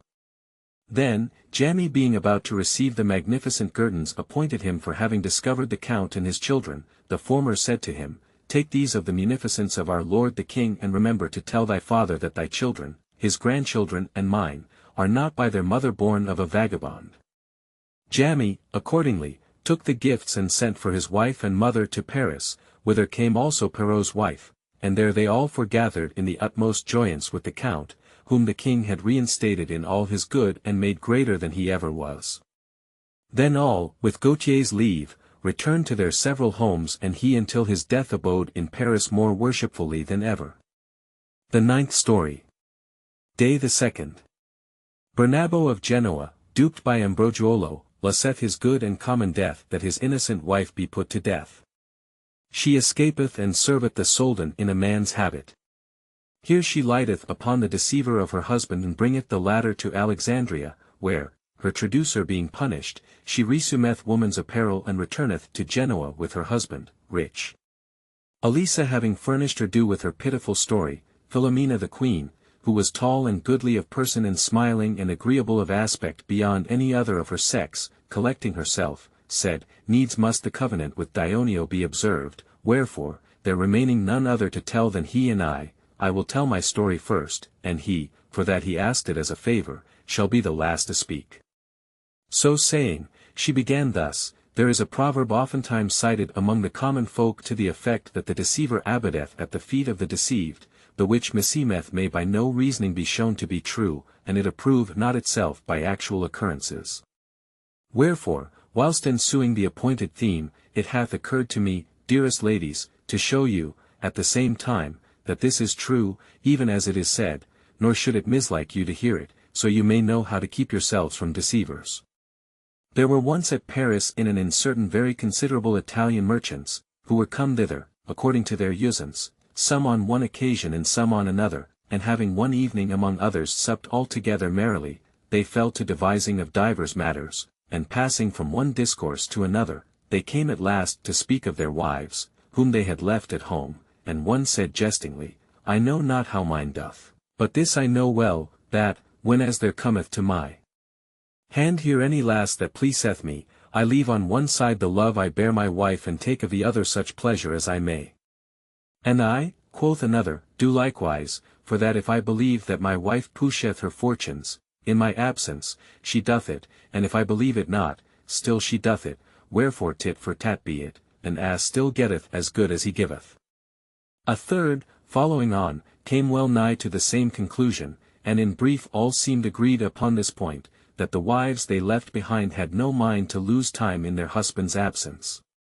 One only, who hight Bernabo Lamellini of Genoa, maintained the contrary, avouching that he, by special grace of God, had a lady to wife who was belike the most accomplished woman of all Italy in all those qualities which a lady, nay, even, in great part, in those which a knight or an esquire, should have, for that she was fair of favour and yet in her first youth and adroit and robust of her person, nor was there aught that pertaineth unto a woman, such as works of broidery in silk and the like. But she did it better than any other of her sex. Moreover, said he, there was no sewer, or in other words, no serving man, alive who served better or more deftly at a nobleman's table than did she, for that she was very well bred and exceeding wise and discreet. He after went on to extol her as knowing better how to ride a horse and fly a hawk, to read and write and cast a reckoning than if she were a merchant, and thence, after many other commendations, coming to that whereof it had been discoursed among them, he avouched with an oath that there could be found no honester nor chaster woman than she, wherefore he firmly believed that, should he abide 60 years, or even always, from home, she would never incline to the least levity with another man. Among the merchants who discoursed thus was a young man called Ambroggiolo of Piacenza, who fell to making the greatest mock in the world of this last commendation bestowed by Bernabo upon his wife, and asked him scoffingly if the emperor had granted him that privilege over and above all other men. Bernabo, some little nettled, replied that not the emperor, but God, who could somewhat more than the emperor, had vouchsafed him the favour in question. Whereupon quoth Ambroggiolo, Bernabo, I doubt not a whit but that thou thinkest to say sooth, but meseemeth thou hast paid little regard to the nature of things, for that, hadst thou taken heed thereunto, I deem thee not so dull of wit but thou wouldst have noted therein certain matters which had made thee speak more circumspectly on this subject. And that thou mayst not think that we, who have spoken much at large of our wives, believe that we have wives other or otherwise made than thine, but mayst see that we spoke thus, moved by natural perception. I will e'en reason with thee a little on this matter. I have always understood man to be the noblest animal created of God among mortals, and after him, woman, but man, as is commonly believed and as is seen by works, is the more perfect and having more perfection, must without fail have more of firmness and constancy, for that women universally are more changeable, the reason whereof might be shown by many natural arguments, which for the present I purpose to leave be. If then man be of more stability and yet cannot keep himself, let alone from complying with a woman who soliciteth him, but even from desiring one who pleaseth him, nay more, from doing what he can, so he may avail to be with her, and if this betide him not once a month, but 1,000 times a day, what canst thou expect a woman, naturally unstable, to avail against the prayers, the blandishments, the gifts and 1,000 other means which an adroit man, who loveth her, will use? Thinkest thou she can hold out? Certes, how much soever thou mayst affirm it, I believe not that thou believest it, and thou thyself sayest that thy wife is a woman and that she is of flesh and blood, as are other women. If this be so, those same desires must be hers and the same powers that are in other women to resist these natural appetites, wherefore, however honest she be, it is possible she may do that which other women do, and nothing that is possible she be so peremptorily denied nor the contrary thereof affirmed with such rigor as thou dost. To which Bernabo made answer, saying, I am a merchant, and not a philosopher, and as a merchant I will answer, and I say that I acknowledge that what thou sayest may happen to foolish women in whom there is no shame, but those who are discreet are so careful of their honor that for the guarding thereof they become stronger than men, who reck not of this, and of those thus fashioned is my wife. Indeed, rejoined Ambrogiolo, if, for every time they occupy themselves with toys of this kind, there sprouted from their foreheads a horn to bear witness of that which they have done, there be few, I believe, who would incline thereto, but, far from the horn sprouting, there appeareth neither trace nor token thereof in those who are discreet, and shame and soil of honor consist not but in things discovered, wherefore, whenas they may secretly, they do it, or, if they forbear, it is for stupidity. And have thou this for certain that she alone is chaste, who hath either never been solicited of any or who, having herself solicited, hath not been hearkened. And although I know by natural and true reasons that it is e'en as I say, yet should I not speak thereof with so full an assurance, had I not many a time and with many women made essay thereof. And this I tell thee, that, were I near this most sanctified wife of thine, I warrant me I would in brief space of time bring her to that which I have already gotten of other women. Whereupon quoth Bernabo, disputing with words might be prolonged without end, thou wouldst say and I should say, and in the end it would all amount to nothing. But, since thou wilt have it that all women are so compliant and that thine address is such, I am content, so I may certify thee of my wife's honesty, to have my head cut off, and thou canst anywise avail to bring her to do thy pleasure in aught of the kind, and if thou fail thereof, I will have thee lose no other what than 1,000 gold florins.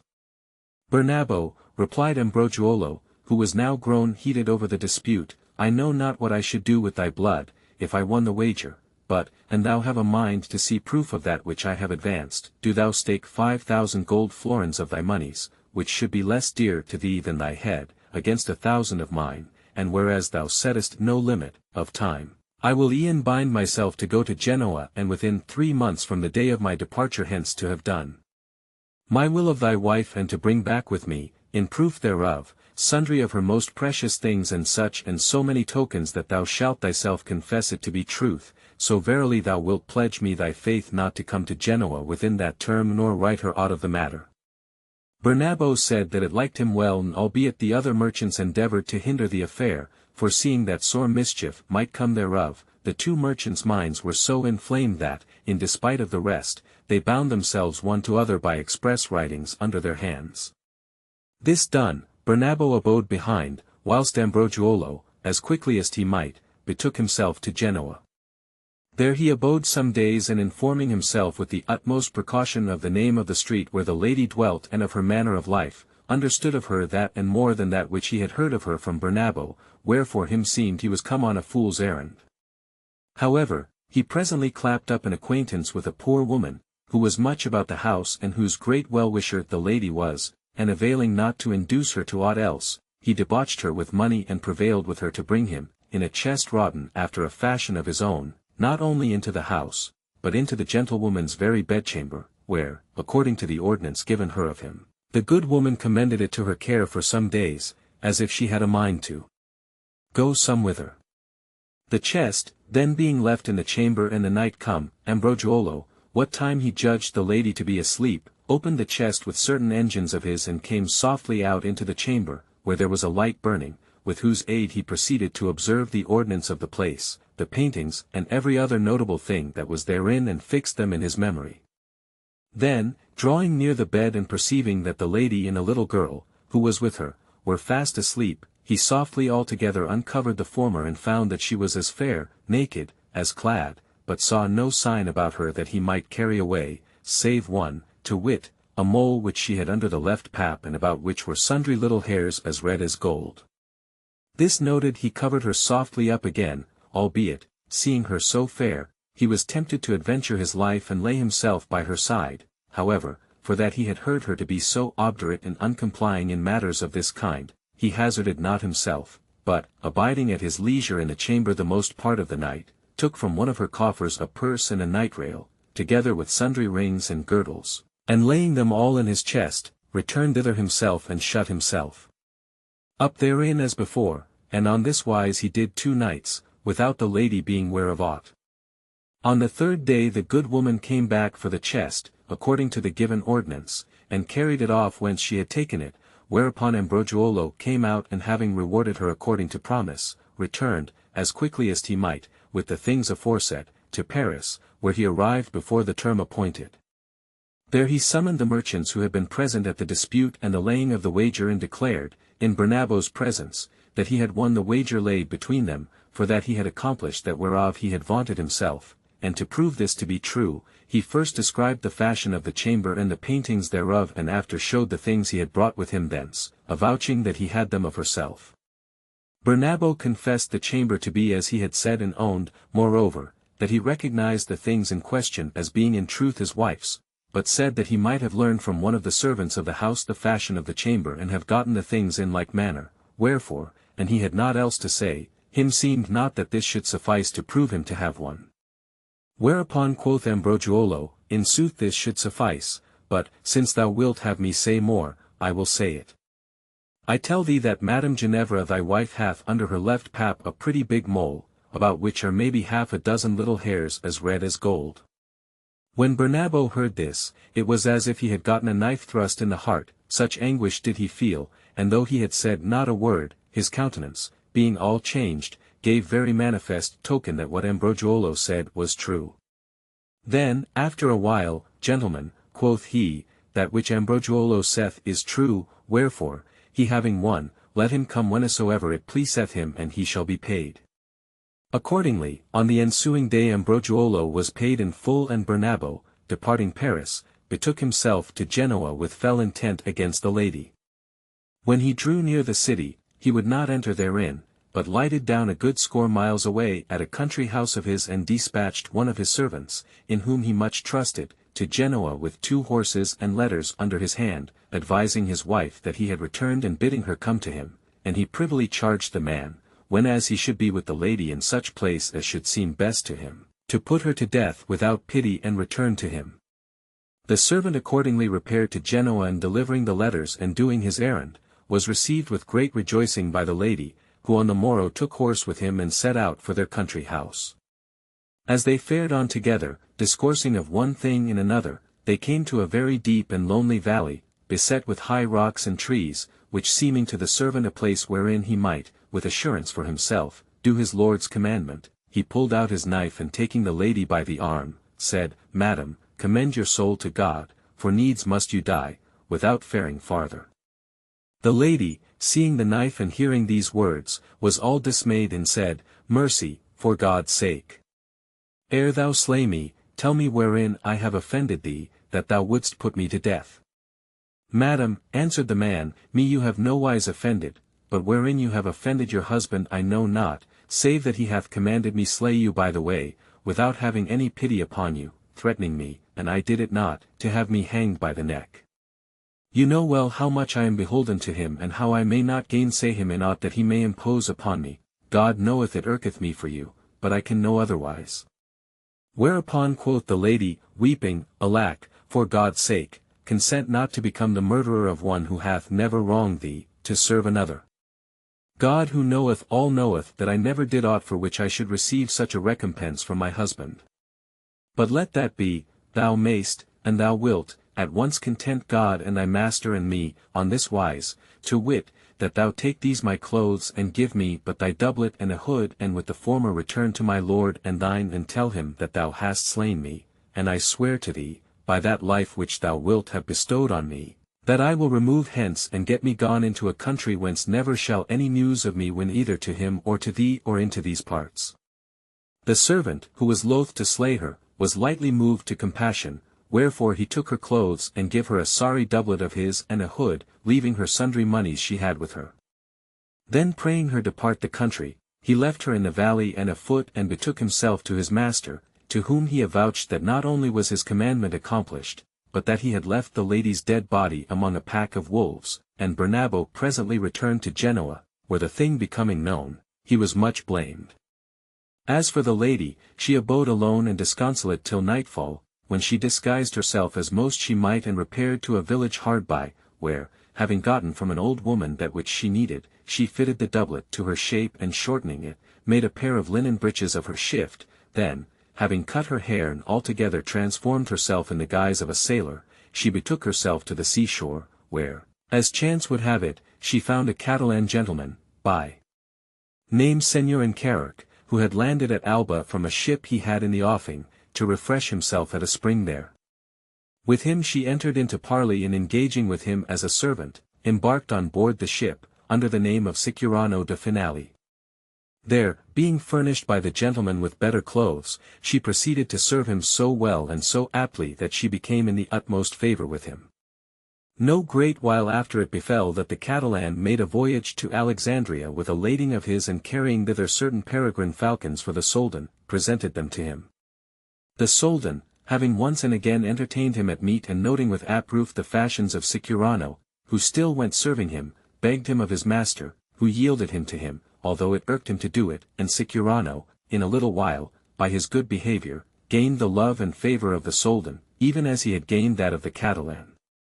Wherefore, in process of time, it befell that, the time coming for a great assemblage, in the guise of a fair, of merchants, both Christian and Saracen, which was wont at a certain season of the year to be held in Acre, a town under the seigneury of the Soldan, and to which, in order that the merchants and their merchandise might rest secure, the latter was still used to dispatch, besides other his officers, some one of his chief men, with troops, to look to the guard, he bethought himself to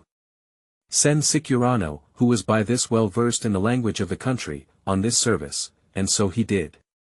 Sicurano accordingly came to Acre as governor and captain of the guard of the merchants and their merchandise, and their well and diligently doing that which pertained to his office, and going round looking about him, saw many merchants there, Sicilians and Pisans and Genoese and Venetians and other Italians, with whom he was fain to make acquaintance, in remembrance of his country.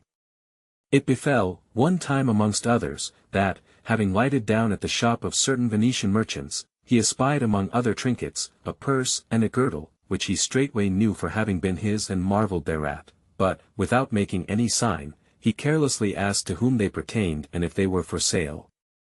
Now Ambrogiolo of Piacenza was come thither with much merchandise on board a Venetian ship, and hearing the captain of the guard ask whose the trinkets were, came forward and said, laughing, Sir, the things are mine and I do not sell them, but, if they please you, I will gladly give them to you. Sicurano, seeing him laugh, misdoubted he had recognized him by some gesture of his, but yet, keeping a steady countenance, he said, Belike thou laughest to see me, a soldier, go questioning of these women's toys. Sir, answered Ambrogiolo, I laugh not at that, nay, but at the way I came by them. Marry, then, said Sicurano, and it be not unspeakable, tell me how thou gottest them, so God give thee good luck. Quoth Ambrogiolo, Sir, a gentlewoman of Genoa, hight Madame Ginevra, wife of Bernabo Lamellini, gave me these things, with certain others, one night that I lay with her, and prayed me keep them for the love of her. Now I laugh, for that I mind me of the simplicity of Bernabo, who was fool enough to lay 5,000 florins to one that I would not bring his wife to do my pleasure, the which I did and won the wager, whereupon he, who should rather have punished himself for his stupidity than her for doing that which all women do, returned from Paris to Genoa and there, by what I have since heard, caused her put to death. Sicurano, hearing this, understood forthwith what was the cause of Bernabo's anger against his wife, and manifestly perceiving this fellow to have been the occasion of all her ills, determined not to let him go unpunished therefore. Accordingly he feigned to be greatly diverted with the story and artfully clapped up a straight acquaintance with him, insomuch that, the fair being ended, Ambrogio, at his instance, accompanied him, with all his good, to Alexandria. Here Sicurano let build him a warehouse and lodged in his hand store of his own monies, and Ambrogio, foreseeing great advantage to himself, willingly took up his abode there. Meanwhile, Sicurano, careful to make Bernabo clear of his innocence, rested not till, by means of certain great Genoese merchants who were then in Alexandria, he had, on some plausible occasion of his own devising, caused him come thither, where finding him in poor enough case, he had him privily entertained by a friend of his against it should seem to him time to do that which he purposed. Now he had already made Ambrogio recount his story before the Soldan for the latter's diversion, but seeing Bernabo there and thinking there was no need to use farther delay in the matter, he took occasion to procure the Soldan to have Ambrogio and Bernabo brought before him and in the latter's presence, to extort from the former, by dint of severity, and it might not easily be done, by other means, the truth of that whereof he vaunted himself concerning Bernabo's wife. Accordingly, they both being come, the Soldan, in the presence of many, with a stern countenance commanded Ambrogio to tell the truth how he had won of Bernabo the 5,000 gold florins, and Sicurano himself, in whom he most trusted, with a yet angrier aspect, threatened him with the most grievous torments, and he told it not, whereupon Ambrogio, affrighted on one side and another and in a measure constrained, in the presence of Bernabo and many others, plainly related everything. Even as it passed, expecting no worse punishment therefore than the restitution of the 5,000 gold florins and of the stolen trinkets. He having spoken, Sicurano, as he were the Soldan's minister in the matter, turned to Bernabo and said to him, And thou, what didst thou to thy lady for this lie? Whereto Bernabo replied, Overcome with wrath for the loss of my money and with resentment for the shame which meseemed I had gotten from my wife, I caused a servant of mine put her to death, and according to that which he reported to me, she was straightway devoured by a multitude of wolves. These things said in the presence of the Soldan, and all heard and apprehended of him, albeit he knew not yet to what end Sicurano, who had sought and ordered this, would fain come. The latter said to him, My lord, you may very clearly see how much reason yonder poor lady had to vaunt herself of her gallant and her husband, for that the former at once bereaved her of honor, marring her fair fame with lies, and despoiled her husband, whilst the latter more credulous of others' falsehoods than of the truth which he might by long experience have known, caused her to be slain and eaten of wolves, and moreover, such is the goodwill and the love borne her by the one and the other that, having long abid den with her, neither of them knoweth her. But that you may the better apprehend that which each of these hath deserved, I will, so but you vouchsafe me, of special favour to punish the deceiver and pardon the dupe, e'en cause her come hither into your and their presence. The Soldan, disposed in the matter altogether to comply with Sicurano's wishes, answered that he would well and bade him produce the lady, whereat Bernabo marvelled exceedingly, for that he firmly believed her to be dead, whilst Ambrogio, now divining his danger, began to be in fear of worse than paying of moneys and knew not whether more to hope or to fear from the coming of the lady, but awaited her appearance with the utmost amazement. The Soldan, then, having accorded Sicurano his wish, the latter threw himself, weeping, on his knees before him and putting off, as it were at one and the same time, his manly voice and masculine demeanour, said, My lord, I am the wretched misfortunate Ginevra, who have these 6 years gone wandering in man's disguise about the world, having been foully and wickedly aspersed by this traitor Ambrogio and given by yonder cruel and unjust man to one of his servants to be slain and eaten of wolves. Then, tearing open the fore part of her clothes and showing her breast, she discovered herself to the Soldan and all else who were present, and after, turning to Ambrogio, indignantly demanded of him when he had ever lain with her, according as he had aforetime boasted, but he, now knowing her and fallen well nigh dumb for shame, said nothing. The Soldan, who had always held her a man, seeing and hearing this, fell into such a wonderment that he more than once misdoubted that which he saw and heard to be rather a dream than true. However, after his amazement had abated, apprehending the truth of the matter, he lauded to the utmost the life and fashions of Ginevra, till then called Sicurano, and extolled her constancy in virtue, and letting bring her very sumptuous woman's apparel and women to attend her, he pardoned Bernabo, in accordance with her request, the death he had merited, whilst the latter, recognizing her, cast himself at her feet, weeping and craving forgiveness, which she, ill-worthy as he was thereof, graciously accorded him, and raising him to his feet, embraced him tenderly, as her husband. Then the Soldan commanded that Ambrogiolo should incontinent be bound to a stake and smeared with honey and exposed to the sun in some high place of the city, nor should ever be loosed thence till such time as he should fall of himself, and so was it done. After this he commanded that all that had belonged to him should be given to the lady, the which was not so little but that it outvalued 10,000 doubloons. Moreover, he let make a very goodly banquet, wherein he entertained Bernabo with honour, as Madame Ginevra's husband, and herself as a very valiant lady, and gave her, in jewels and vessels of gold and silver and moneys, that which amounted to better than other 10,000 doubloons. Then, the banquet over, he caused equip them a ship and gave them leave to return at their pleasure to Genoa, whither accordingly they returned with great joyance and exceeding rich, and there they were received with the utmost honour, especially Madame Ginevra, who was of all believed to be dead and who, while she lived, was still reputed of great worth and virtue.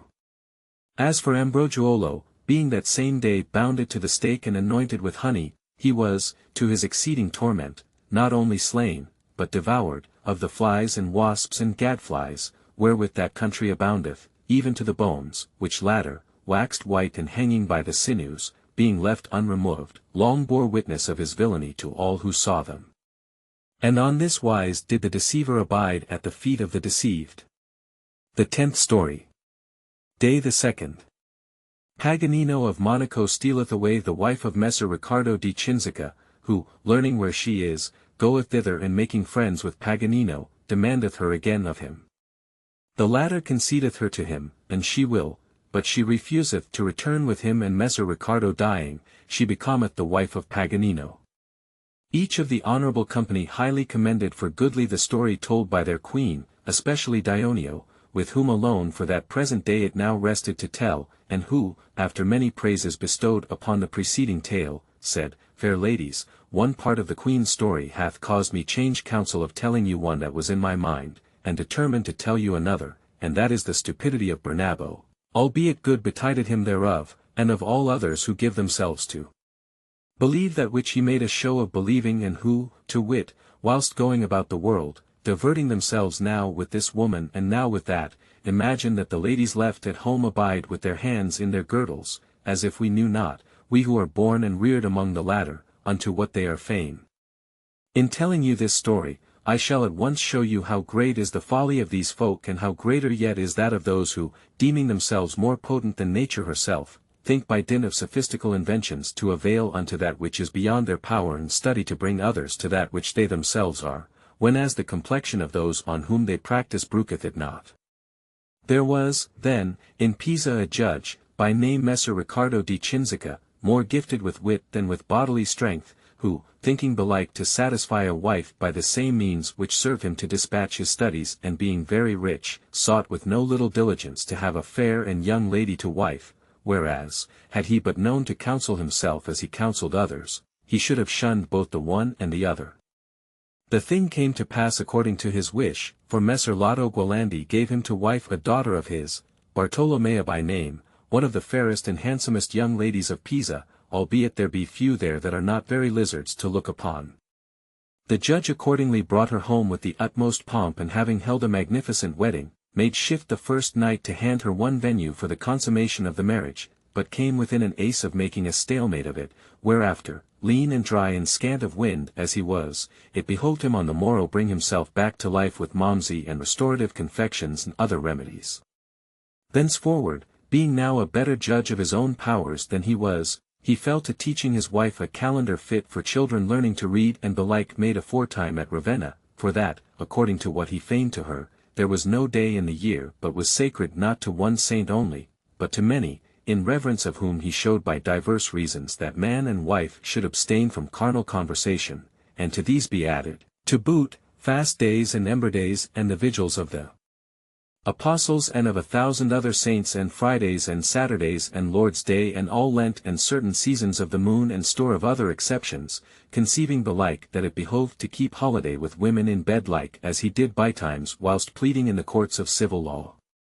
This fashion, to the no small chagrin of the lady, whom he handled maybe once a month, and hardly that, he followed a great while, still keeping straight watch over her, lest peradventure some other should teach her to know working days, even as he had taught her holidays.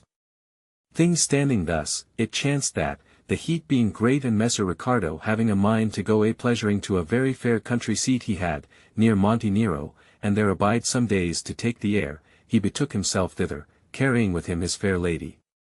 There sojourning, to give her some diversion, he caused one day fish and they went out to sea in 2 boats, he in one with the fishermen, and she in another with other ladies.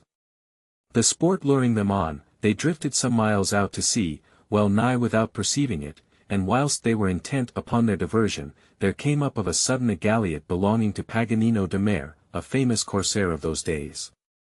The latter, being the boats, made for them, nor could they flee so fast but he overtook that in which were the women and seeing therein the judge's fair lady, he carried her aboard the galliot, in full sight of Messer Ricardo, who was now come to land, and made off without recking of aught else.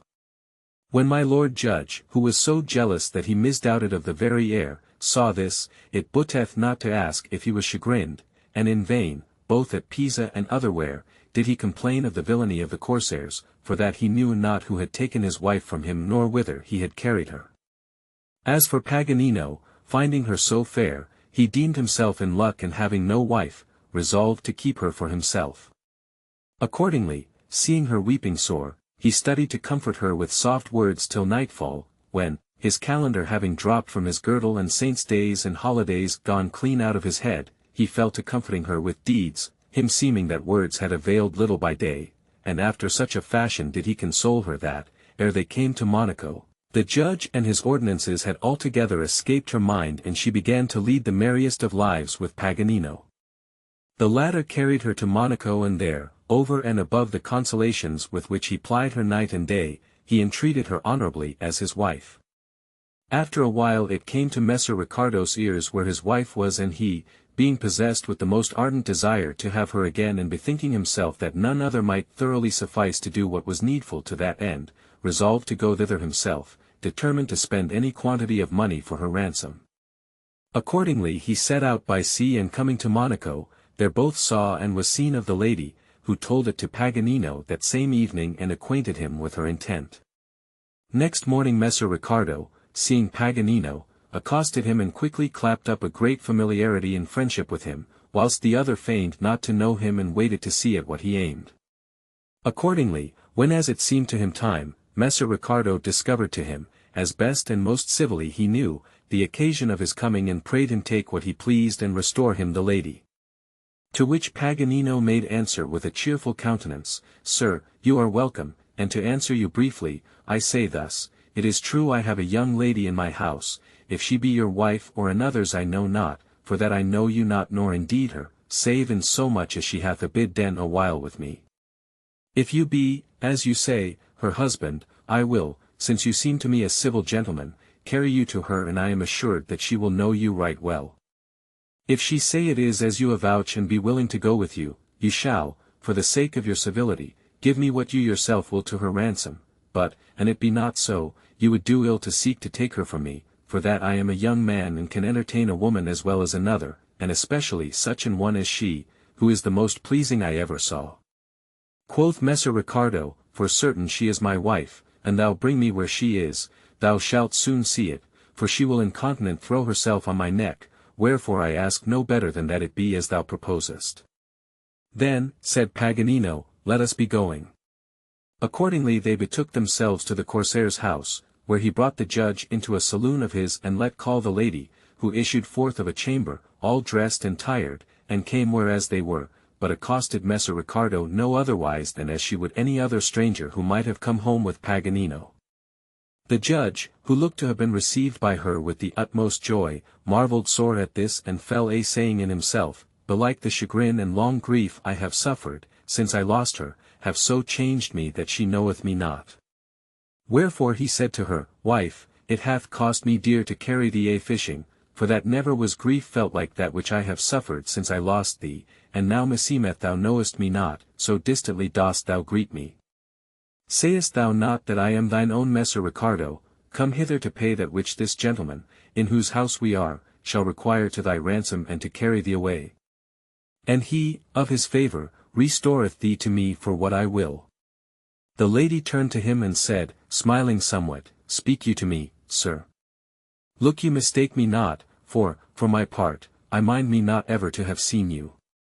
Quoth Ricardo, Look what thou sayest, consider me well, and thou wilt but recollect thyself, thou wilt see that I am thine own Ricardo di Cinzica. Sir, answered the lady, you will pardon me, belike it is not so seemly a thing as you imagine for me to look much on you. Nevertheless I have seen enough of you to know that I never before set eyes on you. Ricardo, concluding that she did this for fear of Paganino and chose not to confess to knowing him in the latter's presence, besought him of his favour that he might speak with her in a room alone. Paganino replied that he would well, so but he would not kiss her against her will, and bade the lady go with him into a chamber and there hear what he had to say and answer him as it should please her. Accordingly the lady and Messer Ricardo went into a room apart, and as soon as they were seated, the latter began to say, Alack, heart of my body, sweet my soul and my hope, knowest thou not thy Ricardo, who loveth thee more than himself? How can this be? Am I so changed? Prithee, fair mine eye, do but look on me a little. The lady began to laugh, and without letting him say more, replied, You may be assured that I am not so scatterbrained, but that I know well enough you are Messer Ricardo di Cinzica, my husband, but, what time I was with you, you showed that you knew me very ill, for that you should have had the sense to see that I was young and lusty and gamesome, and should consequently have known that which behoveth unto young ladies, over and above clothes and meat, albeit for shamefastness they name it not, the which how you performed, you know. If the study of the laws was more agreeable to you than your wife, you should not have taken her, albeit it never appeared to me that you were a judge, nay, you seemed to me rather a common crier of saints' days and sacraments and fasts and vigils, so well you knew them. And I tell you this, that, had you suffered the husbandman who till your lands keep as many holidays as you allowed him who had the tilling of my poor little field, you would never have reaped the least grain of corn.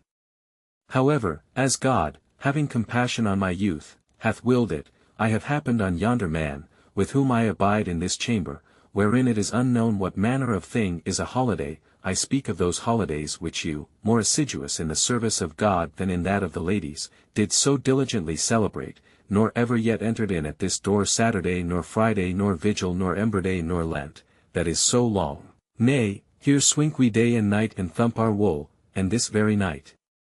After Maddensong, I know right well how the thing went, once he was up. Wherefore I mean to abide with him and work, whilst I am young, and leave saints' days and jubilees and fasts for my keeping when I am old, so get you gone about your business as quickly as you may, good luck go with you, and keep as many holidays as you please, without me.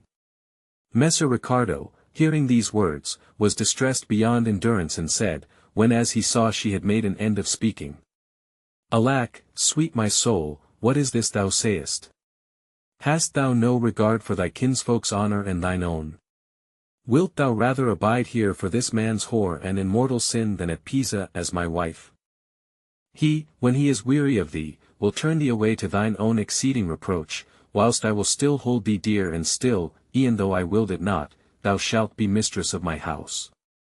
Wilt thou for the sake of a lewd and disorderly appetite, forsake thine honour and me, who love thee more than my life? For God's sake, dear my hope, speak no more thus, but consent to come with me. Henceforth, since I know thy desire, I will enforce myself, to content it. Wherefore, sweet my treasure, change counsel and come away with me, who have never known will since thou wast taken from me. Whereto answered the lady, I have no mind that any, now that it availeth not, should be more tender of my honour than I myself, would my kinsfolk had had regard thereto, when as they gave me to you. But, as they had then no care for my honour, I am under no present concern to be careful of theirs, and if I am herein mortar sin, I shall abide though it be in pestle sin. And let me tell you that here meseemeth I am Paganino's wife, whereas at Pisa meseemed I was your whore, seeing that there, by season of the moon and quadratures of geometry, needs must be planets concur to couple betwixt you and me, whereas here Paganino holdeth me all night in his arms and straineth me and biteth me, and how he serveth me, let God tell you for me. You say forsooth you will enforce yourself, to what? To do it in 3 casts and cause it stand by dint of cudgelling? I warrant me you are grown a doughty cavalier since I saw you last. Begone and enforce yourself to live, for methinketh indeed you do but sojourn here below upon sufferance, so peaked and scant wind you show to me. And yet more I tell you, that, should he leave me, albeit meseemeth he is nowise inclined thereto, so I choose to stay, I purpose not therefore ever to return to you, of whom squeeze you as I might, there were no making a porringer of sauce, for that I abode with you once to my grievous hurt and loss, wherefore in such a case I should seek my vantage elsewhere. Nay, once again I tell you, here be neither saints' days nor vigils, wherefore here I mean to abide, so get you gone in God's name as quickly as you may, or I will cry out that you would fain force me. Messer Ricardo, seeing himself in ill case and now recognizing his folly in taking a young wife, when as he was himself forspent, went forth the chamber tristful and woebegone, and bespoke Paganino with many words, that skilled not a jot. Ultimately, leaving the lady, he returned to Pisa, without having accomplished aught, and therefore chagrin fell into such dotage that, as he went about Pisa, to whoso greeted him or asked him of anywhat, he answered not but, the ill hole will have no holidays, and there, no great while after, he died. Paganino, hearing this and knowing the love the lady bore himself, espoused her to his lawful wife and thereafter, without ever observing saint's day or vigil or keeping Lent, they wrought what while their legs would carry them and led a jolly life of it. Wherefore, dear my ladies, meseemeth Bernabo, in his dispute with Ambrogiolo, rode the she-goat down the steep. This story gave such occasion for laughter to all the company that there was none whose jaws ached not therefore, and all the ladies avouched with one accord that Dioneo spoke sooth and that Bernabo had been an ass. But, after the story was ended and the laughter abated, the queen, observing that the hour was now late and that all had told and seeing that the end of her signory was come, according to the ordinance commenced, took the wreath from her own head and set it on that of Neophile, saying, with a blithe aspect, henceforth, companion dear, be thine the governance of this little people, and reseated herself. Neophile blushed a little at the honour received and became in countenance like as showeth a new-blown rose of April or of May in the breaking of the day, with lovesome eyes some little downcast, sparkling no otherwise than the morning star. But, after the courteous murmur of the bystanders, whereby they gladsomely approved their goodwill towards the new-made queen, had abated and she had taken heart again, she seated herself somewhat higher than of wont and said, Since I am to be your queen, I will, departing not from the manner holden of those who have foregone me and whose governance you have by your obedience commended, make manifest to you in few words my opinion, which, an it be approved by your council, we will ensue. Tomorrow, as you know, is Friday and the next day is Saturday, days which, by reason of the viands that are used therein, are somewhat irksome to most folk, more by token that Friday, considering that he who died for our life on that day suffered passion, is worthy of reverence, wherefore I hold it a just thing and a seemly that, in honor of the divinity, we apply ourselves rather to orisons than to storytelling. As for Saturday, it is the usance of ladies on that day to wash their heads and do away all dust and all uncleanliness befallen them for the labors of the past week, and many, likewise, use, in reverence of the Virgin Mother of the Son of God, to fast and rest from all manner of work in honor of the ensuing Sunday. Wherefore, we being unable fully to ensue the order of living taken by us, on like wise methinketh we were well to rest from storytelling on that day also, after which, for that we shall then have sojourned here 4 days, I hold it opportune, and we would give no occasion for newcomers to intrude upon us, that we remove hence and get us gone elsewhither, where I have already considered and provided.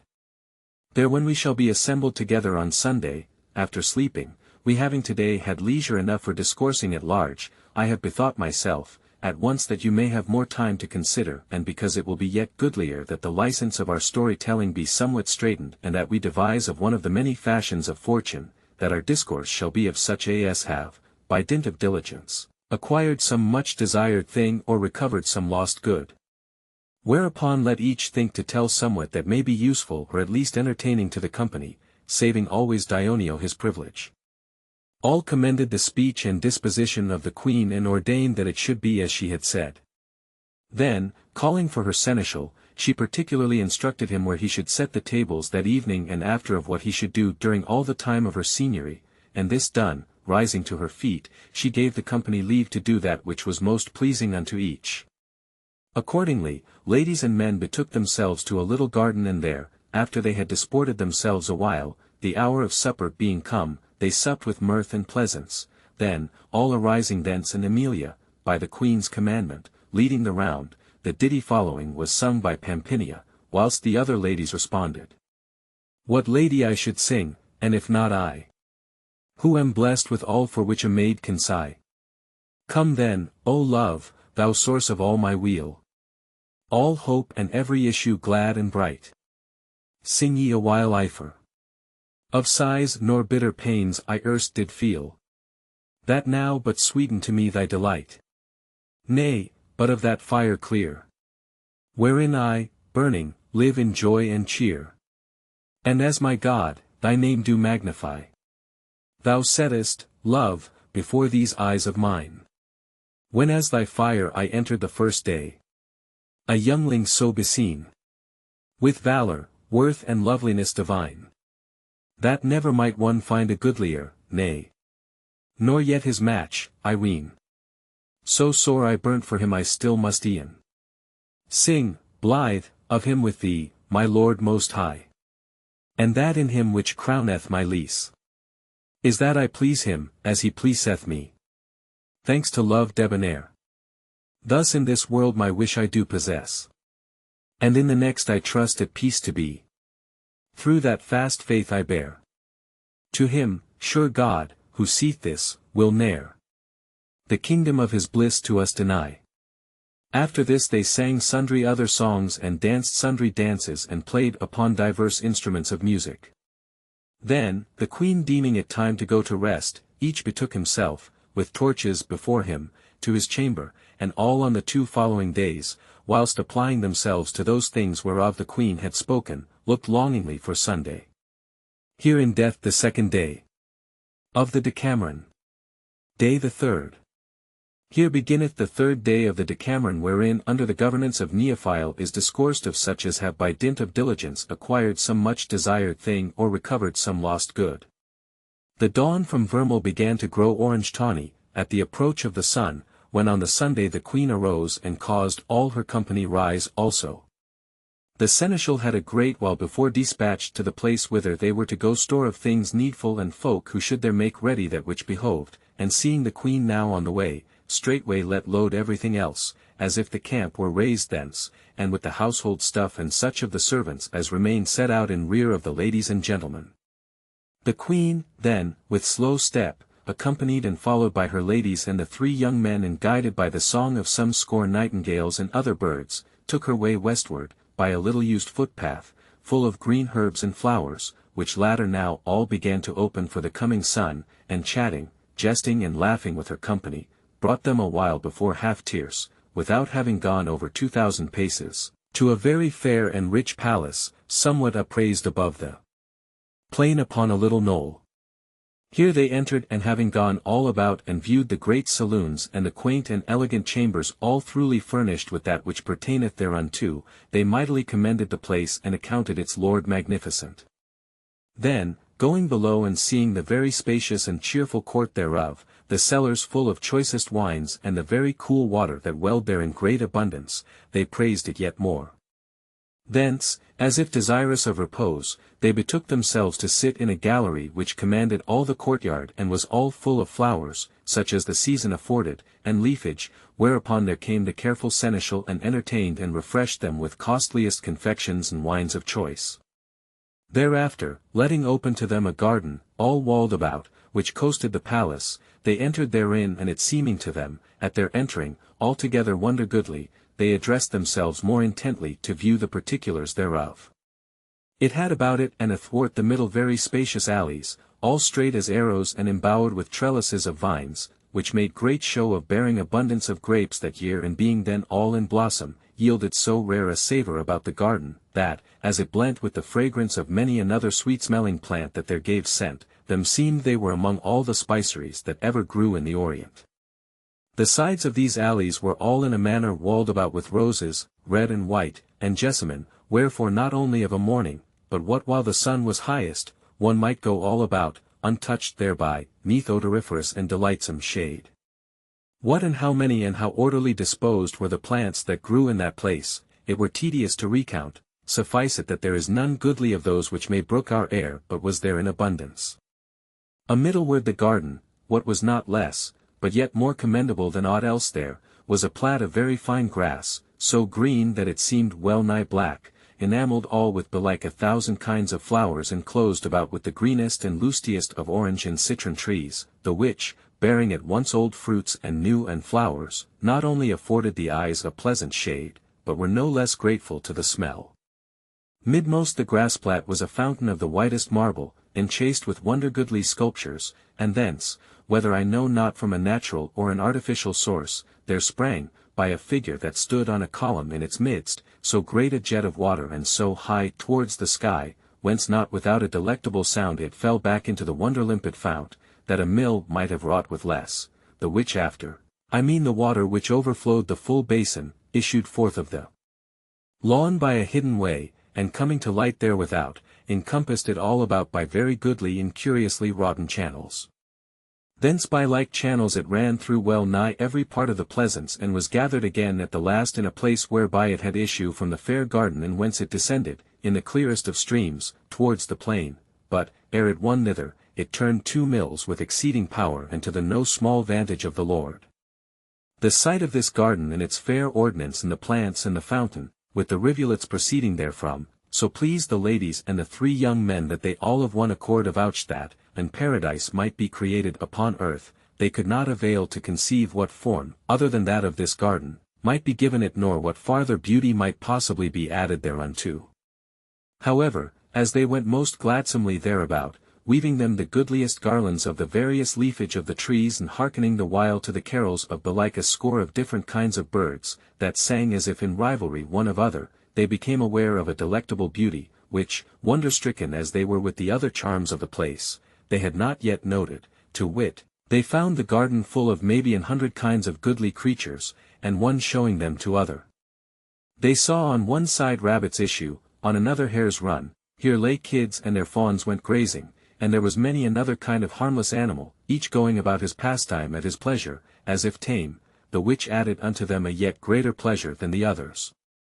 After they had gone about their fill, viewing now this thing and now that, the queen let set the tables around the fair fountain and at her commandment, having first sung 6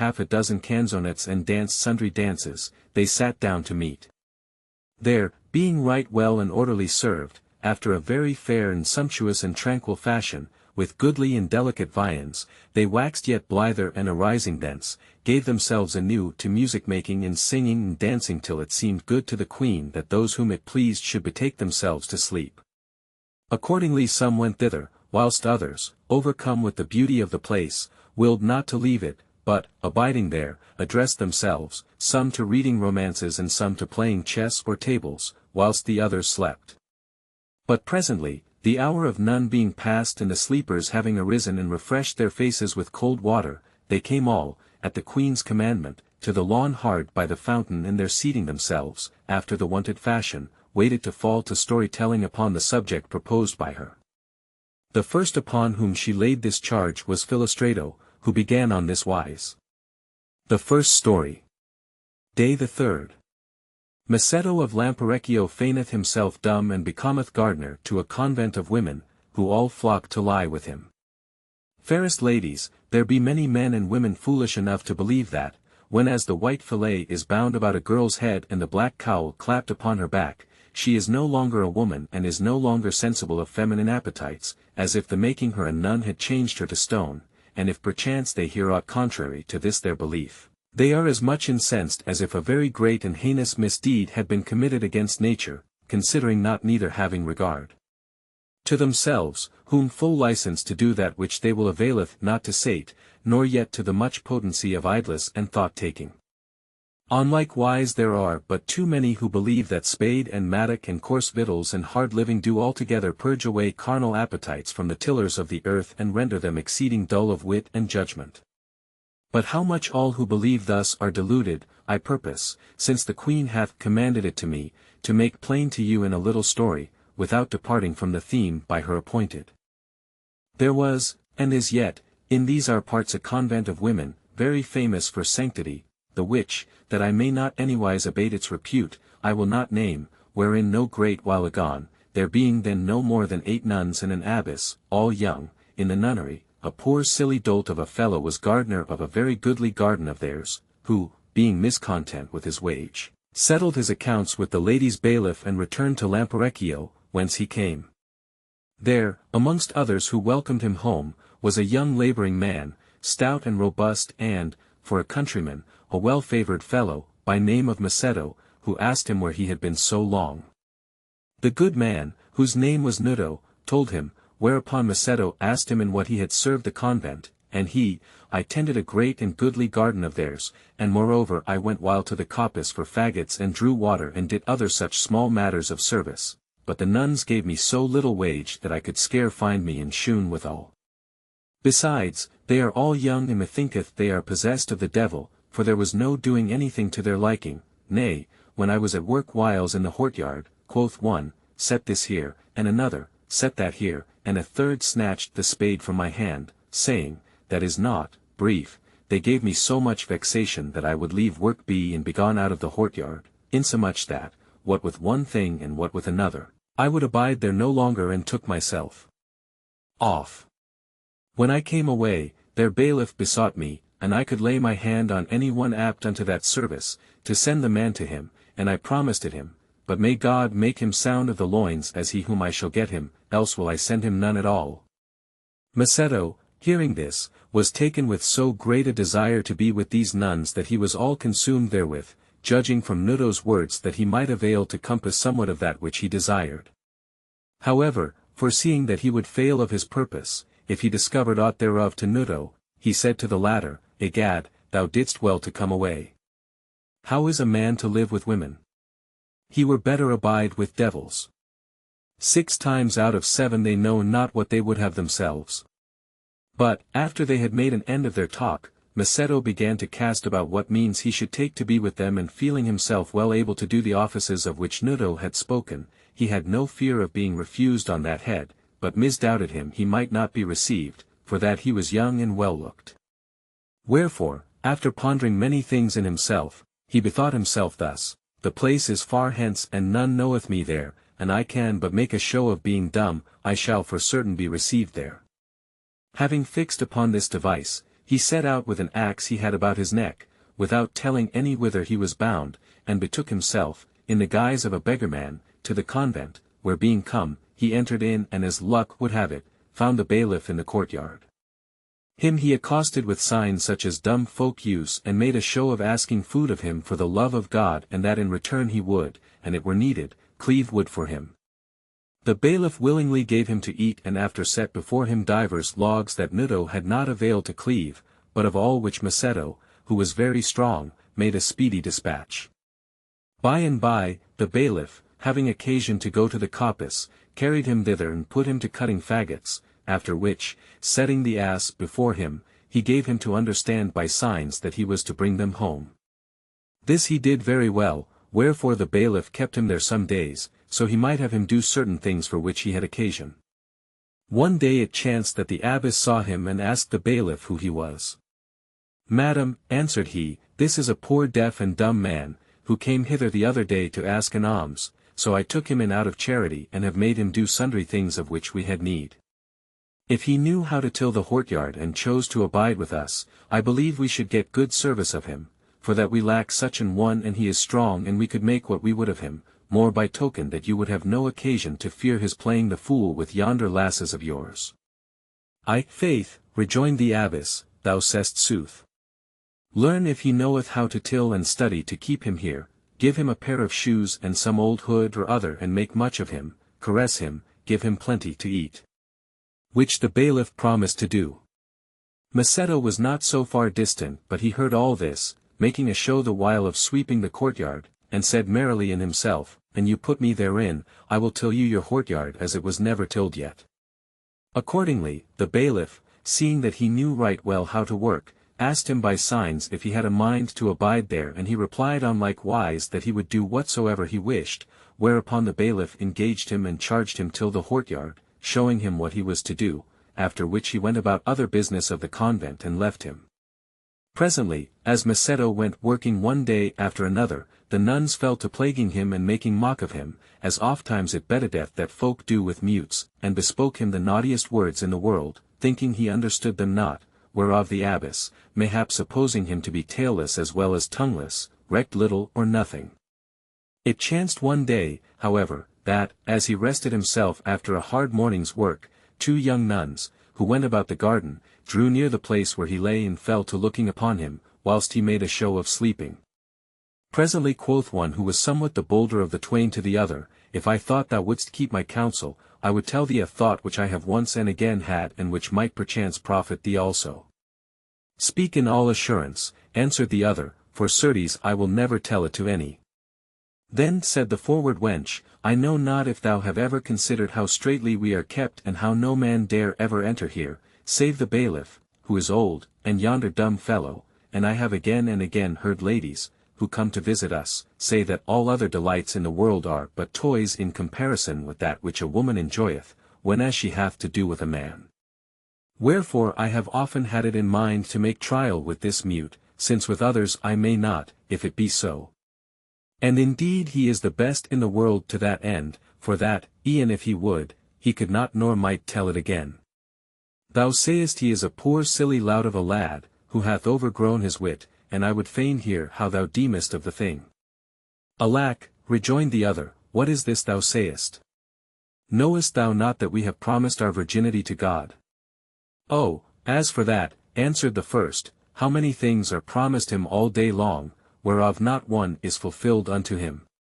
And we have promised it him, let him find himself another or others to perform it to him. Or if, went on her fellow, we should prove with child, how would it go then?" Quoth the other, "Thou beginnest to take thought unto ill ere it cometh, when that betteth, then will we look to it, there will be 1,000 ways for us of doing so that it shall never be known, provided we ourselves tell it not." The other, hearing this and having now a greater itch than her companion to prove what manner beast a man was, said, "Well, then, how shall we do?" Quoth the first, "Thou sayest it is nigh upon none, and methinketh the sisters are all asleep, save only ourselves. Let us look about the courtyard if there be any there, and if there be none, what have we to do but to take him by the hand and carry him into yonder hut, whereas he harboureth against the rain, and there let one of us abide with him, whilst the other keepeth watch. He is so simple that he will do whatever we will." Macedo heard all this talk and disposed to compliance, waited but to be taken by one of the nuns. The latter having looked well all about and satisfied themselves that they could be seen from nowhere, she who had broached the matter came up to Macedo and aroused him, whereupon he rose incontinent to his feet. The nun took him coaxingly by the hand and led him, grinning like an idiot, to the hut, where, without overmuch pressing, he did what she would. Then, like a loyal comrade, having had her will, she gave place to her fellow, and Macedo, still feigning himself a simpleton, did their pleasure. Before they departed thence, each of the girls must needs once more prove how the mute could horse it, and after devising with each other, they agreed that the thing was as delectable as they had heard, nay, more so. Accordingly, watching their opportunity, they went oftentimes at fitting seasons to divert themselves with the mute, till one day it chanced that one of their sisters, espying them in the act from the lattice of her cell, showed it to other twain. At first they talked of denouncing the culprits to the abbess, but, after, changing counsel and coming to an accord with the first 2, they became sharers with them in Macedo's services, and to them the other 3 nuns were at divers times and by divers chances added as associates. Ultimately, the abbess, who had not yet gotten wind of these doings, walking one day alone in the garden, the heat being great, found Macedo, who had enough of a little fatigue by day, because of overmuch posting it by night, stretched out asleep under the shade of an almond tree, and the wind lifting the forepart of his clothes, all abode discovered. The lady, beholding this and seeing herself alone, fell into that same appetite which had gotten hold of her nuns, and arousing Macedo, carried him to her chamber, where, to the no small miscontent of the others, who complained loudly that the gardener came not to till the courtyard, she kept him several days, proving and reproving that delight which she had erst been wont to blame in others.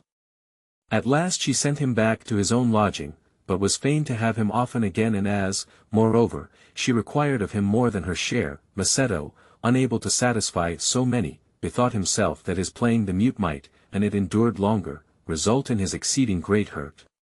Wherefore, being one night with the abbess, he gave loose to his tongue and bespoke her thus: Madam, I have heard say that one cock sufficeth unto 60 hens, but that 60 men can ill or hardly satisfy one woman, whereas needs must I serve 9, and to this I can no wise endure, nay, for that which I have done up to now, I am come to such a pass that I can do neither little nor much. Wherefore do ye either let me go in God's name or find a remedy for the matter. The abbess, hearing him speak whom she held dumb, was all amazed and said, What is this? Methought thou wast dumb.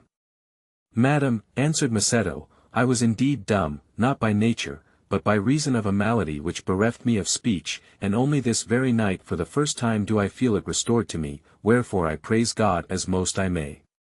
The lady believed this and asked him what he meant by saying that he had to serve 9. Macedo told her how the case stood, whereby she perceived that she had no nun but was far wiser than herself, but, like a discreet woman as she was, she resolved to take counsel with her nuns to find some means of arranging the matter, without letting Macedo go, so the convent might not be defamed by him. Accordingly, having openly confessed to one another that which had been secretly done of each, they all of one accord, with Macedo's consent, so ordered it that the people round about believed speech to have been restored to him, after he had long been mute, through their prayers and by the merits of the saint in whose name the convent was intituled, and their bailiff being lately dead. They made Macedo bailiff in his stead and apportioned his toils on such wise that he could endure them. Thereafter, albeit he began upon the monicans galore, the thing was so discreetly ordered that nothing took vent thereof till after the death of the abbess, when Macedo began to grow old and had a mind to return home rich. The thing becoming known, enabled him lightly to accomplish his desire, and thus Macedo, having by his foresight contrived to employ his youth to good purpose, returned in his old age, rich and a father, without being at the pains or expense of rearing children, to the place whence he had set out with an axe about his neck, avouching that thus did Christ entreat whoso set horns to his cap. The second story. Day the 3rd. A horsekeeper leath with the wife of King Agilolf, who, becoming aware thereof, without word said, findeth him out and polleth him, but the polled man polleth all his fellows on like wise and so escapeth ill hap. The end of Philostrato's story, whereat whiles the ladies had some little blushed and other whiles laughed, being come, it pleased the queen that Pampinia should follow on with a story, and she accordingly, beginning with a smiling countenance, said, Some are so little discreet in seeking at all hazards to show that they know and apprehend that which it concerneth them not to know, that whiles, rebuking to this end unperceived defects in others, they think to lessen their own shame, whereas they do infinitely augment it, and that this is so I purpose, lovesome ladies, to prove to you by the contrary thereof, showing you the astuteness of one who, in the judgment of a king of worth and valor, was held belike of less account than Macedo himself. Agilolf, king of the Lombards, as his predecessors had done, fixed the seat of his kingship at Pavia, a city of Lombardy, and took to wife Theodolinda the widow of Autari, likewise king of the Lombards, a very fair lady and exceeding discreet and virtuous, but ill-fortuned in a lover. The affairs of the Lombards having, thanks to the valor and judgment of King Agilolf, been for some time prosperous and in quiet, it befell that one of the said queen's horsekeepers, a man of very low condition, in respect of birth, but otherwise of worth far above so mean a station, and comely of person and tall as he were the king, became beyond measure enamored of his mistress. His mean estate hindered him not from being sensible that this love of his was out of all reason, wherefore, like a discreet man as he was, he discovered it unto none, nor dared he make it known to her even with his eyes. But, albeit he lived without any hope of ever winning her favor, yet inwardly he gloried in that he had bestowed his thoughts in such high place, and being all aflame with amorous fire, he studied, beyond every other of his fellows, to do whatsoever he deemed might pleasure the queen, whereby it befell that, whenas she had occasion to ride abroad, she liefer mounted the palfrey of which he had charge than any other, and when this happened, he reckoned it a passing great favour to himself nor ever stirred from her stirrup, accounting himself happy what time he might but touch her clothes. But, as often enough we see it happen that, even as hope groweth less, so love waxeth greater, so did it betide this poor groom, insomuch that sore uneath it was to him to avail to brook his great desire, keeping it, as he did, hidden and being upheld by no hope, and many a time, unable to rid himself of that his love, he determined in himself to die. And considering inwardly of the manner, he resolved to seek his death on such wise that it should be manifest he died for the love he bore the queen, to which end he bethought himself to try his fortune in an enterprise of such a sort as should afford him a chance of having or all or part of his desire. He set not himself to seek to say aught to the queen nor to make her sensible of his love by letters, knowing he should speak and write in vain, but chose rather to essay and he might by practice avail to lie with her, nor was there any other shift for it but to find a means how he might, in the person of the king, who, he knew, lay not with her continually, contrive to make his way to her and enter her bedchamber. Accordingly, that he might see on what wise and in what habit the king went, when as he visited her, he hid himself several times by night in a great saloon of the palace, which lay between the king's bedchamber and that of the queen, and one night, amongst others, he saw the king come forth of his chamber, wrapped in a great mantle, with a lighted taper in one hand and a little wand in the other, and making for the queen's chamber, strike once or twice upon the door with the wand, without saying aught, whereupon it was incontinent opened to him and the taper taken from his hand. Noting this and having seen the king return after the same fashion, he bethought himself to do likewise. Accordingly, finding means to have a cloak like that which he had seen the king wear, together with a taper and a wand, and having first well washed himself in a bagnio, lest haply the smell of the muck should offend the queen or cause her smoke the cheat, he hid himself in the great saloon, as of wont. Whenas he knew that all were asleep and it seemed to him time either to give effect to his desire or to make his way by high emprise to the wished for death, he struck a light with a flint and steel he had brought with him and kindling the taper, wrapped himself fast in the mantle, then, going up to the chamber door, smote twice upon it with the wand. The door was opened by a bedchamber woman, all sleepy-eyed, who took the light and covered it, whereupon, without saying aught, he passed within the curtain, put off his mantle and entered the bed where the queen slept. Then, taking her desirefully in his arms and feigning himself troubled, for that he knew the king's wont to be that, when as he was troubled, he cared not to hear aught, without speaking or being spoken to, he several times carnally knew the queen, after which, grievous as it seemed to him to depart, yet, fearing lest his too long stay should be the occasion of turning the gotten delight into dolour, he arose and taking up the mantle and the light, withdrew, without word said, and returned, as quickly as he might, to his own bed. He could scarce yet have been therein when the king arose and repaired to the queen's chamber, whereat she marvelled exceedingly, and as he entered the bed and greeted her blithely, she took courage by his cheerfulness and said, O my lord, what new fashion is this of tonight? You left me but now, after having taken pleasure of me beyond your wont, and do you return so soon? Have a care what you do. The king, hearing these words, at once concluded that the queen had been deceived by likeness of manners and person, but, like a wise man, bethought himself forthright, seeing that neither she nor any else had perceived the cheat, not to make her aware thereof, which many simpletons would not have done, but would have said, I have not been here, I. Who is it hath been here? How did it happen? Who came hither? Whence many things might have arisen, whereby he would needlessly have afflicted the lady and given her ground for desiring another time that which she had already tasted, more by token that, and he kept silence of the matter, no shame might revert to him, whereas, by speaking, he would have brought dishonour upon himself. The king, then, more troubled at heart than in looks or speech, answered, saying, Wife, seem I not to you man enough to have been here a first time and to come yet again after that? Ay, my lord, answered she. Nevertheless, I beseech you have regard to your health. Quoth Agilolf, and it pleaseth me to follow your counsel, wherefore for the nonce I will get me gone again, without giving you more annoy. This said, taking up his mantle, he departed the chamber, with a heart full of wrath and despite for the affront that he saw had been done him, and bethought himself quietly to seek to discover the culprit, concluding that he must be of the household and could not, whoever he might be, have issued forth of the palace.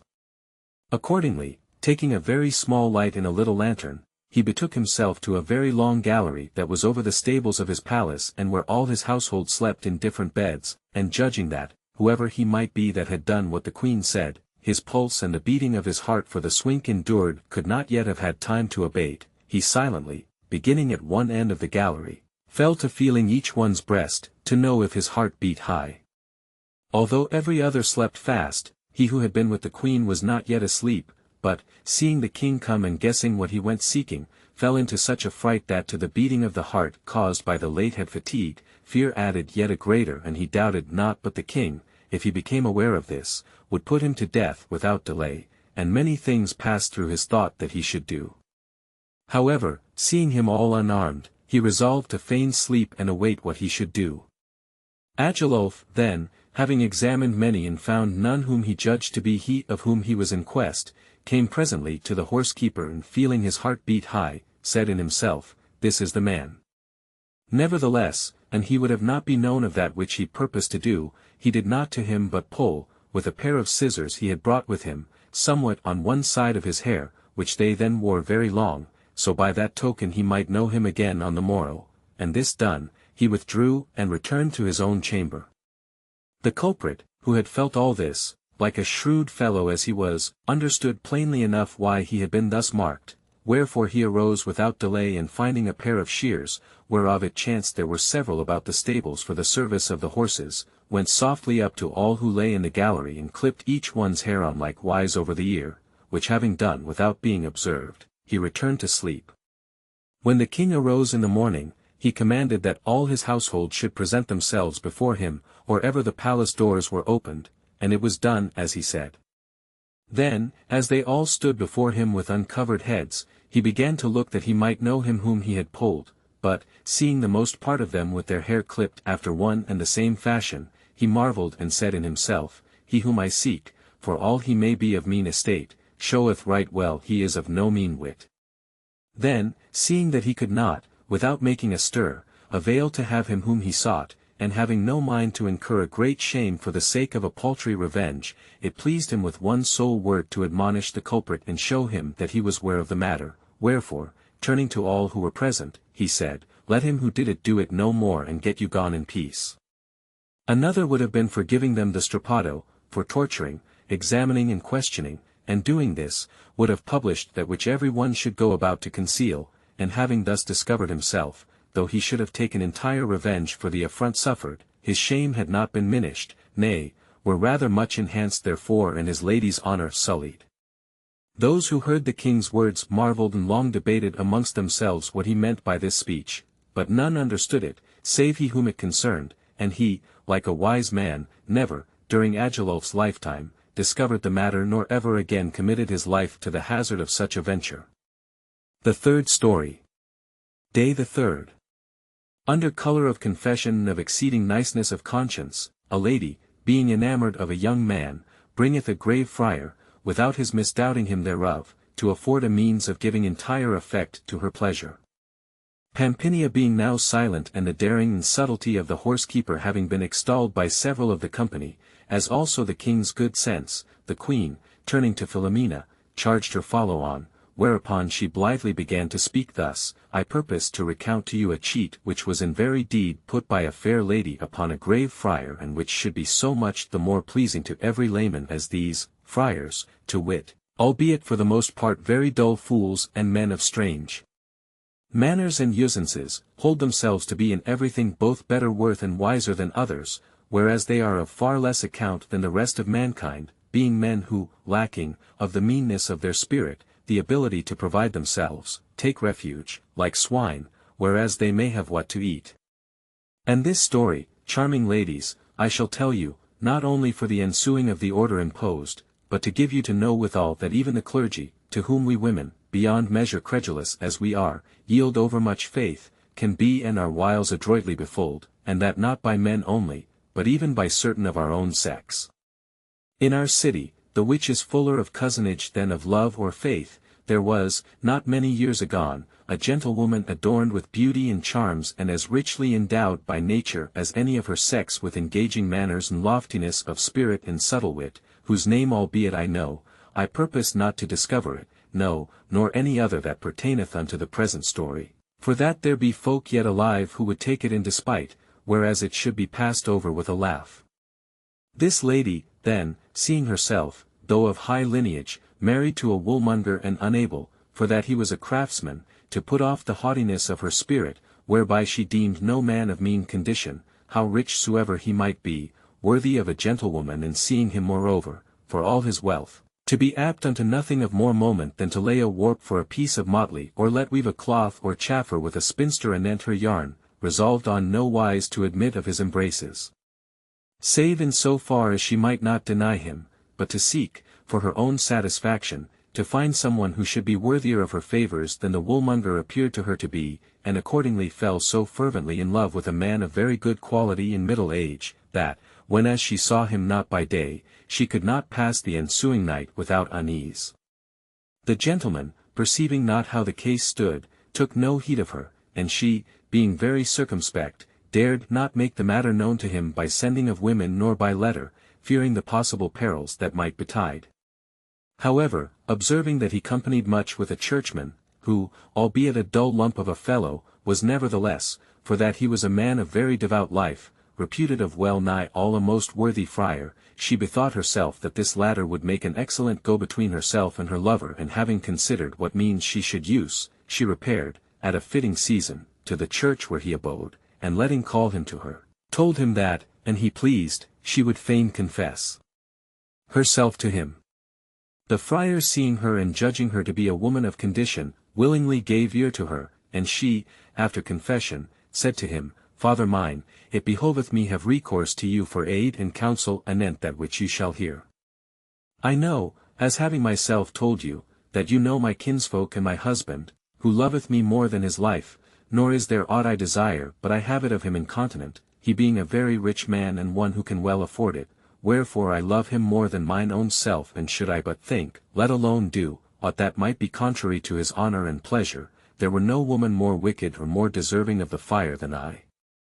Now one, whose name in truth I know not, but who is, meseemeth, a man of condition, and is, if I mistake not, much in your company, a well-favored man and tall of his person and clad in very decent sad-colored raiment, unaware belike of the constancy of my purpose, appeareth to have laid siege to me, nor can I show myself at door or window nor go without the house, but he incontinent presenteth himself before me, and I marvel that he is not here now, whereat I am sore concerned, for that such fashions as these often bring virtuous women into reproach, without their fault. I have whiles had it in mind to have him told of this by my brothers, but then I have bethought me that men oftentimes do messages on such wise that ill answers ensue, which give rise to words, and from words they come to deeds, wherefore, lest mischief spring therefrom and scandal, I have kept silence of the matter and have determined to discover it to yourself rather than to another, at once because meseemeth you are his friend, and for that it beseemeth you to rebuke not only friends, but strangers, of such things. I beseech you, therefore, for the one God's sake, that you rebuke him of this and pray him leave these his fashions. There be women enough, who incline belike to these toys and would take pleasure in being dogged and courted by him, whereas to me, who have no manner of mind to such matters, it is a very grievous annoy. So saying, she bowed her head as she would weep. The holy friar understood incontinent of whom she spoke, and firmly believing what she said to be true, greatly commended her righteous intent and promised her to do on such wise that she should have no farther annoy from the person in question, and knowing her to be very rich, he commended to her works of charity and almsdeeds, recounting to her his own need. Quoth the lady, I beseech you thereof for God's sake, and should he deny, prithee scruple not to tell him that it was I who told you this and complained to you thereof. Then, having made her confession and gotten her penance, recalling the friar's exhortations to works of almsgiving, she stealthily filled his hand with money, praying him to say masses for the souls of her dead kinsfolk, after which she rose from his feet and taking leave of him, returned home. Not long after up came the gentleman, according to his wont, and after they had talked a while of one thing and another, the friar, drawing his friend aside, very civilly rebuked him of the manner in which, as he believed, he pursued and spied upon the lady aforesaid, according to that which she had given him to understand. The other marvelled, as well he might, having never set eyes upon her and being used very rarely to pass before her house, and would have excused himself, but the friar suffered him not to speak, saying, Now make no show of wonderment nor waste words in denying it, for it will avail thee nothing. I learnt not these matters from the neighbours, nay, she herself told them to me, complaining sore of thee. And besides that such toys beseem not a man of thine age, I may tell thee this much of her, that if ever I saw a woman averse to these follies, it is she, wherefore, for thine own credit and her comfort, I prithee desist therefrom and let her be in peace. The gentleman, quicker of wit than the friar, was not slow to apprehend the lady's device, and feigning to be somewhat abashed, promised to meddle no more with her thenceforward. Then, taking leave of the friar, he betook himself to the house of the lady, who still abode a wait at a little window, so she might see him, should he pass that way. When she saw him come, she showed herself so rejoiced and so gracious to him, that he might very well understand that he had gathered the truth from the friar's words, and thenceforward, under colour of other business, he began with the utmost precaution to pass continually through the street, to his own pleasure and to the exceeding delight and solace of the lady. After a while, perceiving that she pleased him even as he pleased her, and wishful to inflame him yet more and to certify him of the love she bore him, she betook herself again, choosing her time and place, to the holy friar, and seating herself at his feet in the church, fell a weeping.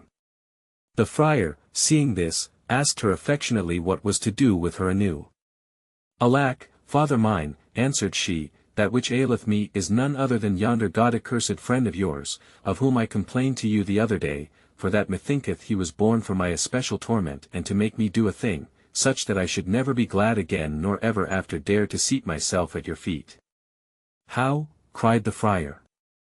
Hath he not given over annoying thee? No, indeed, answered she, nay, since I complained to you of him, as if of despite, maybe taking it ill that I should have done so, for every once he used to pass before my house, I verily believe he hath passed 7 times. And would to God he were content with passing and spying upon me. Nay, he is grown so bold and so malapert that but yesterday he despatched a woman to me at home with his idle tales and toys, and sent me a purse and a girdle, as if I had not purses and girdles galore, the which I took and take so ill that I believe, but for my having regard to the sin of it and after for the love of you, I had played the devil. However, I contained myself and would not do or say aught whereof I should not first have let you know. Nay, I had already returned the purse and the girdle to the baggage who brought them, that she might carry them back to him, and had given her a rough dismissal, but after, fearing she might keep them for herself and tell him that I had accepted them, as I hear women of her fashion do whiles, I called her back and took them, full of despite, from her hands and have brought them to you, so you may return them to him and tell him I want none of his trash, for that, thanks to God and my husband, I have purses and girdles enough to smother him withal. Moreover, if hereafter he desist not from this, I tell you, as a father, you must excuse me, but I will tell it, come what may, to my husband and my brothers, for I had far liefer he should brook an affront, if needs he must, than that I should suffer blame for him, wherefore let him look to himself. So saying, still weeping sore, she pulled out from under her surcoat a very handsome and rich purse and a quaint and costly girdle, and threw them into the lap of the friar, who, fully crediting that which she told him and incensed beyond measure, took them and said to her, Daughter, I marvel not that thou art provoked at these doings, nor can I blame thee therefore, but I much commend thee for following my counsel in the matter. I rebuked him the other day, and he hath ill performed that which he promised me, wherefore, as well for that as for this that he hath newly done, I mean to warm his ears for him after such a fashion that methinketh he will give thee no farther concern, but do thou, God's benison on thee, suffer not thyself to be so overcome with anger that thou tell it to any of thy folk, for that overmuch harm might ensue thereof unto him. Neither fear thou lest this blame anywise ensue to thee, for I shall still, before both God and men, be a most constant witness to thy virtue. The lady made believe to be somewhat comforted, and leaving that talk, said, as one who knew his greed and that of his fellow churchmen, Sir, these some nights past there have appeared to me sundry of my kinsfolk, who ask not but almsdeeds, and meseemeth they are indeed in exceeding great torment, especially my mother, who appeareth to me in such ill case and affliction that it is pity to behold. Methinketh she suffereth exceeding distress to see me in this tribulation with yonder enemy of God, wherefore I would have you say me 40 masses of Saint Gregory for her and their souls, together with certain of your own prayers, so God may deliver them from that penitential fire. So saying, she put a florin into his hand, which the Holy Father blithely received, and confirming her devoutness with fair words and store of pious instances, gave her his benison and let her go. The lady being gone, the friar, never thinking how he was gulled, sent for his friend, who, coming and finding him troubled, at once divined that he was to have news of the lady, and awaited what the friar should say. The latter repeated that which he had before said to him, and bespeaking him anew angrily and reproachfully, rebuked him severely of that which, according to the lady's report, he had done. The gentleman, not yet perceiving the friar's drift, faintly enough denied having sent her the purse and the girdle, so as not to undeceive the friar, in case the lady should have given him to believe that he had done this, whereat the good man was sore incensed and said, How canst thou deny it, wicked man that thou art? See, here they are, for she herself brought them to me, weeping, look if thou knowest them. The gentleman feigned to be sore abashed and answered, Yes, I do indeed know them, and I confess to you that I did ill, but I swear to you, since I see her thus disposed, that you shall never more hear a word of this. Brief, after many words, the numbskull of a friar gave his friend the purse and the girdle and dismissed him, after rating him amain and beseeching him occupy himself no more with these follies, the which he promised him. The gentleman, overjoyed both at the assurance that him seemed he had of the lady's love and at the goodly gift, was no sooner quit of the friar than he betook himself to a place where he made shift to let his mistress see that he had the one and the other thing, whereat she was mightily rejoiced, more by token that her seemed her device went from good to better. She now awaited not but her husband's going abroad to give completion to the work, and it befell not long after that it behoved him repair to Genoa on some occasion or other. No sooner had he mounted to horse in the morning and gone his way, than the lady betook herself to the holy man, and after many lamentations, said to him, weeping, Father mine, I tell you now plainly that I can brook no more, but, for that I promised you the other day to do not, without first telling you, I am come to excuse myself to you, and that you may believe I have good reason both to weep and to complain, I will tell you what your friend, or rather devil incarnate, did to me this very morning, a little before matins. I know not what ill chance gave him to know that my husband was to go to Genoa yestermorn, Allgates, this morning, at the time I tell you, he came into a garden of mine, and climbing up by a tree to the window of my bedchamber, which giveth upon the garden, had already opened the lattice and was for entering, when I of a sudden awoke, and starting up, offered to cry out, nay, would assuredly have cried out, but that he, who was not yet within, besought me of mercy in God's name and yours, telling me who he was, which when I heard, I held my peace for the love of you, and naked as I was born, ran and shut the window in his face, whereupon I suppose he took himself off, ill luck go with him, for I heard no more of him. Look you now if this be a goodly thing and to be endured. For my part one mean to bear with him no more, nay, I have already forborne him overmuch for the love of you. The friar, hearing this, was the wrathfullest man alive, and knew not what to say, except to ask again and again if she had well certified herself that it was indeed he and not another, to which she answered, Praise be God. As if I did not yet know him from another.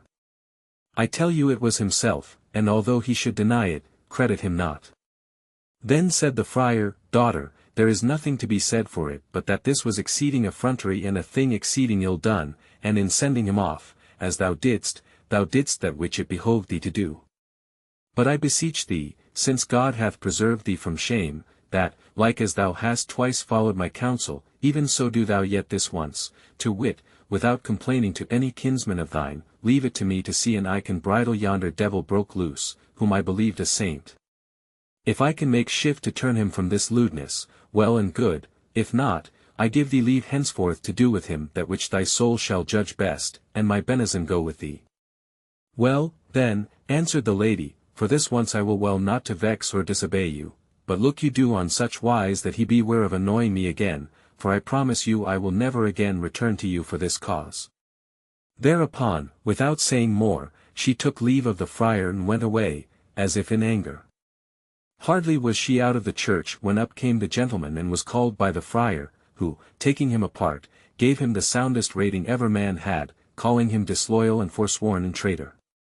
The other, who had already twice had occasion to know to what the monk's reprimands amounted, abode expectant and studied with embarrassed answers to make him speak out, saying, at the first, "Why all this passion, sir? Have I crucified Christ?" Whereupon, "Mark this shameless fellow," cried the friar. "Hear what he saith. He speaketh as if a year or two were past and he had for lapse of time forgotten his misdeeds and his lewdness. Hath it then escaped thy mind between this and maiden song that thou hast outraged some one this very morning? Where wast thou this morning a little before day?" "I know not," answered the gentleman, "but wherever it was, the news thereof hath reached you mighty early."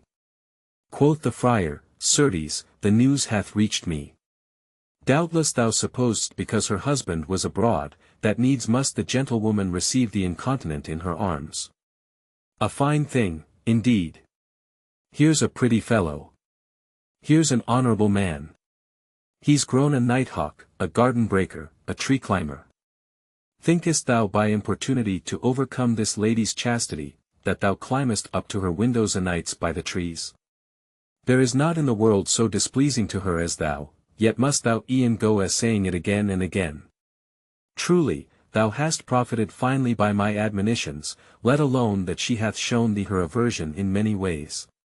But this I have to say to thee, she hath up to now, not for any love she beareth thee, but at my instant entreaty, kept silence of that which thou hast done, but she will do so no more. I have given her leave to do what seemeth good to her, and thou annoy her again in aught.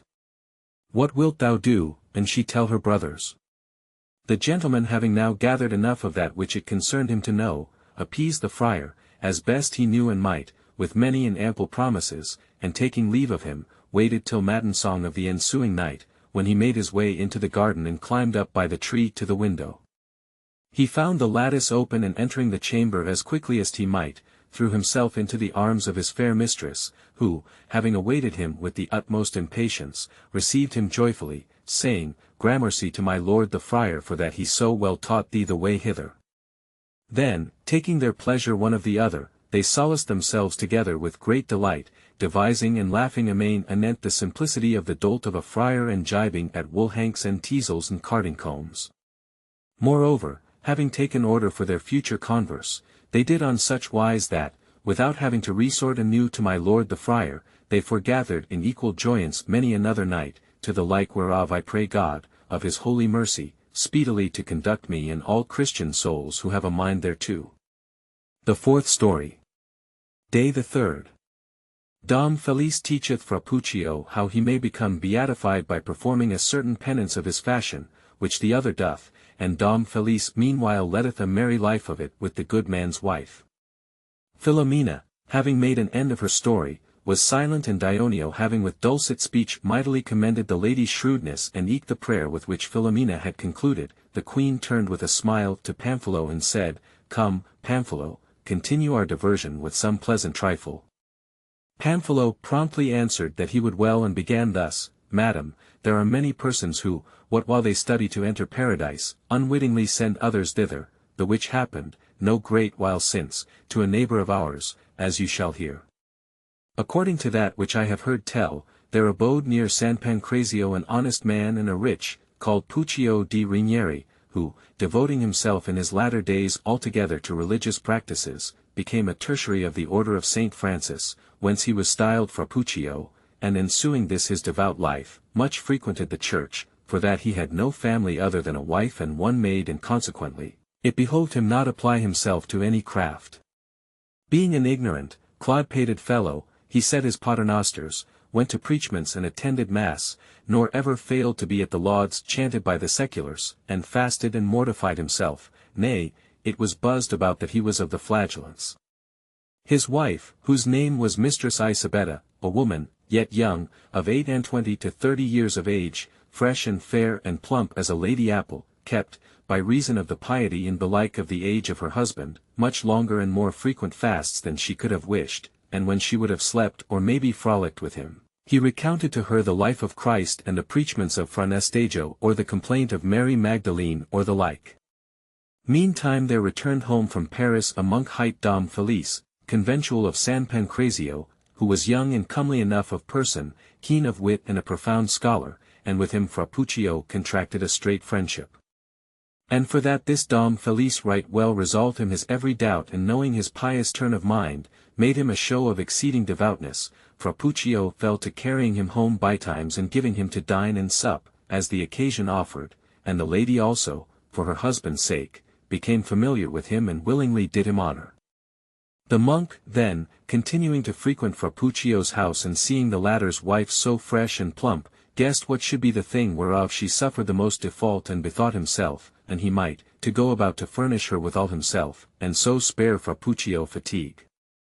Accordingly, craftily casting his eyes on her, at one time and another, he made shift to kindle in her breast that same desire which he had himself, which when he saw, he bespoke her of his wishes as first occasion betided him. But, albeit he found her well disposed to give effect to the work, he could find no means thereunto, for that she would on no wise trust herself to be with him in any place in the world save her own house, and there it might not be, seeing that Fra Puccio never went without the town. At this the monk was sore chagrined, but, after much consideration, he hit upon a device whereby he might avail to foregather with the lady in her own house, without suspect, for all Fra Puccio should be at home.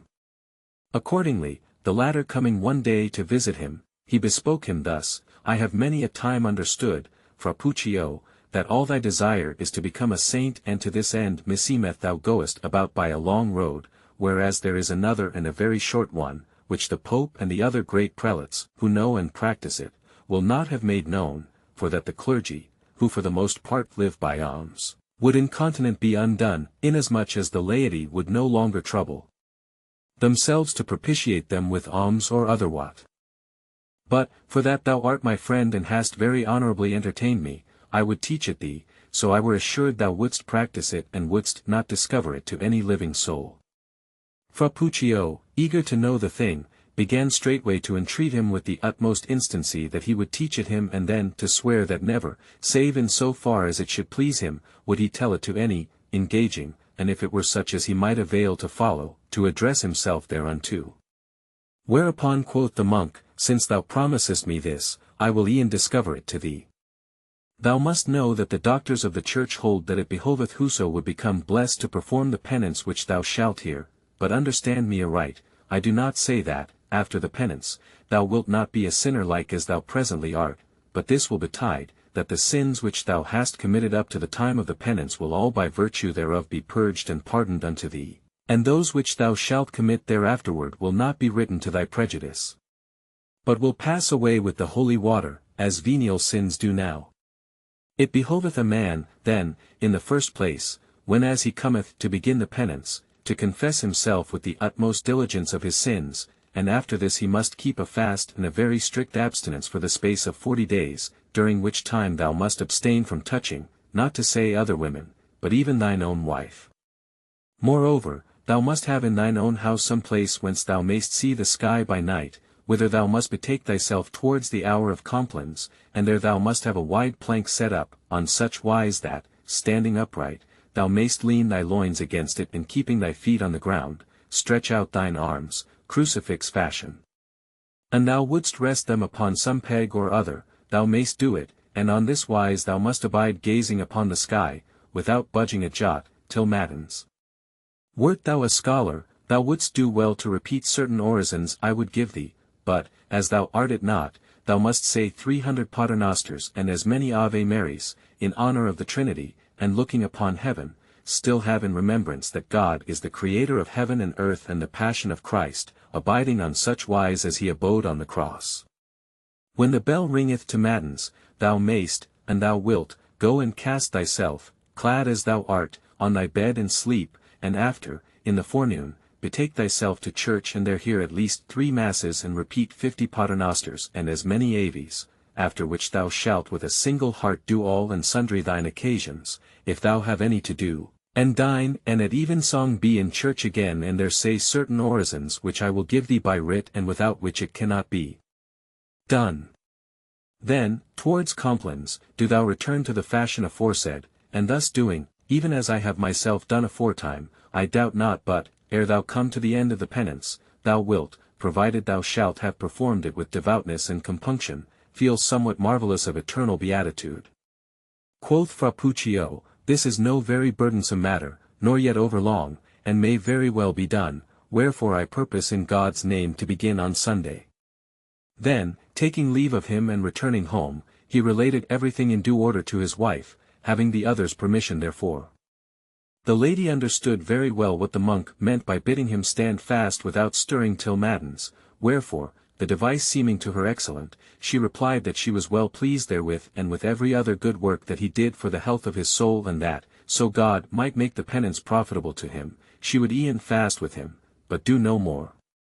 They being thus of accord and Sunday come, Fra Puccio began his penance, and my lord monk, having agreed with the lady, came most evenings to sup with her, bringing with him store of good things to eat and drink, and after lay with her till matensong, when he arose and took himself off, whilst Fra Puccio returned to bed. Now the place which Fra Puccio had chosen for his penance adjoined the chamber where the lady lay, and was parted therefrom but by a very slight wall, wherefore, Master Monk wantoning it one night over freely with the lady and she with him, it seemed to Fra Puccio that he felt a shaking of the floor of the house. Accordingly, having by this said 100 of his paternosters, he made a stop there, and without moving, called to his wife to know what she did. The lady, who was of a waggish turn and was then belike astride of San Benedetto his beast or that of San Giovanni Gualberto, answered, I faith, husband mine, I toss as most I may. How, quoth Fra Puccio. Thou tossest? What meaneth this tossing? The lady, laughing, for that she was a frolicsome dame and doubtless had cause to laugh, answered merrily, How? You know not what it meaneth. Why, I have heard you say 1,000 times, who suppeth not by night must toss till morning light. Fra Puccio doubted not but that the fasting was the cause of her unableness to sleep, and it was for this she tossed thus about the bed, wherefore, in the simplicity of his heart, Wife, said he, I told thee not to fast, but, since thou wouldst e'en do it, think not of that, but address thyself to rest. Thou givest such vaults about the bed that thou makest all in the place shake. Have no care for that, answered the lady, I know what I am about, do you but well, you, and I will do as well as I may. Fra Puccio, accordingly, held his peace and betook himself anew to his paternosters, and after that night my lord monk and the lady let make a bed in another part of the house, wherein they abode in the utmost joyance what while Fra Puccio's penance lasted. At one and the same hour the monk took himself off and the lady returned to her own bed, whereto a little after came Fra Puccio from his penance, and on this wise the latter continued to do penance, whilst his wife did her delight with the monk, to whom quoth she merrily, Now and again, thou hast put Fra Puccio upon performing a penance, whereby we have gotten paradise. Indeed, the lady, finding herself in good case, took such a liking to the monk's fare, having been long kept on low diet by her husband, that, whenas Fra Puccio's penance was accomplished, she still found means to feed her fill with him elsewhere, and using discretion, long took her pleasure thereof. Thus, then, that my last words may not be out of accord with my first, it came to pass that, whereas Fra Puccio, by doing penance, thought to win paradise for himself, he put therein the monk, who had shown him the speedy way thither, and his wife, who lived with him in great lack of that whereof Dom Felice, like a charitable man as he was, vouchsafed her great plenty. The fifth story. Day the 3rd. Ricardo, surnamed Il Zima, giveth Messer Francesco Vergilisi a palfrey of his, and hath therefore his leave to speak with his wife. She keeping silence, he in her person replieth unto himself, and the effect after ensueth in accordance with his answer. Pamphilo having made an end, not without laughter on the part of the ladies, of the story of Fra Puccio, the queen with a commanding air bade Elisa follow on. She, rather tartly than otherwise, not out of malice, but of old habit, began to speak thus, Many folk, knowing much, imagine that others know nothing, and so ofttimes, what while they think to over each others, find, after the event, that they themselves have been outwitted of them, wherefore I hold his folly great who setteth himself without occasion to test the strength of another's wit. But, for that maybe all are not of my opinion, it pleaseth me, whilst following on the given order of the discourse, to relate to you that which befell a Pistole's gentleman by reason thereof. There was in Pistoia a gentleman of the Virgilisi family, by name Messer Francesco, a man of great wealth and understanding and well advised in all else, but covetous beyond measure. Being made provost of Milan, he had furnished himself with everything necessary for his honourable going thither, except only with a palfrey handsome enough for him, and finding none to his liking, he abode in concern thereof. Now there was then in the same town a young man called Riccardo, of little family, but very rich, who still went so quaintly clad and so brave of his person that he was commonly known as Il Zima, and he had long in vain loved and courted Messer Francesco's wife, who was exceeding fair and very virtuous.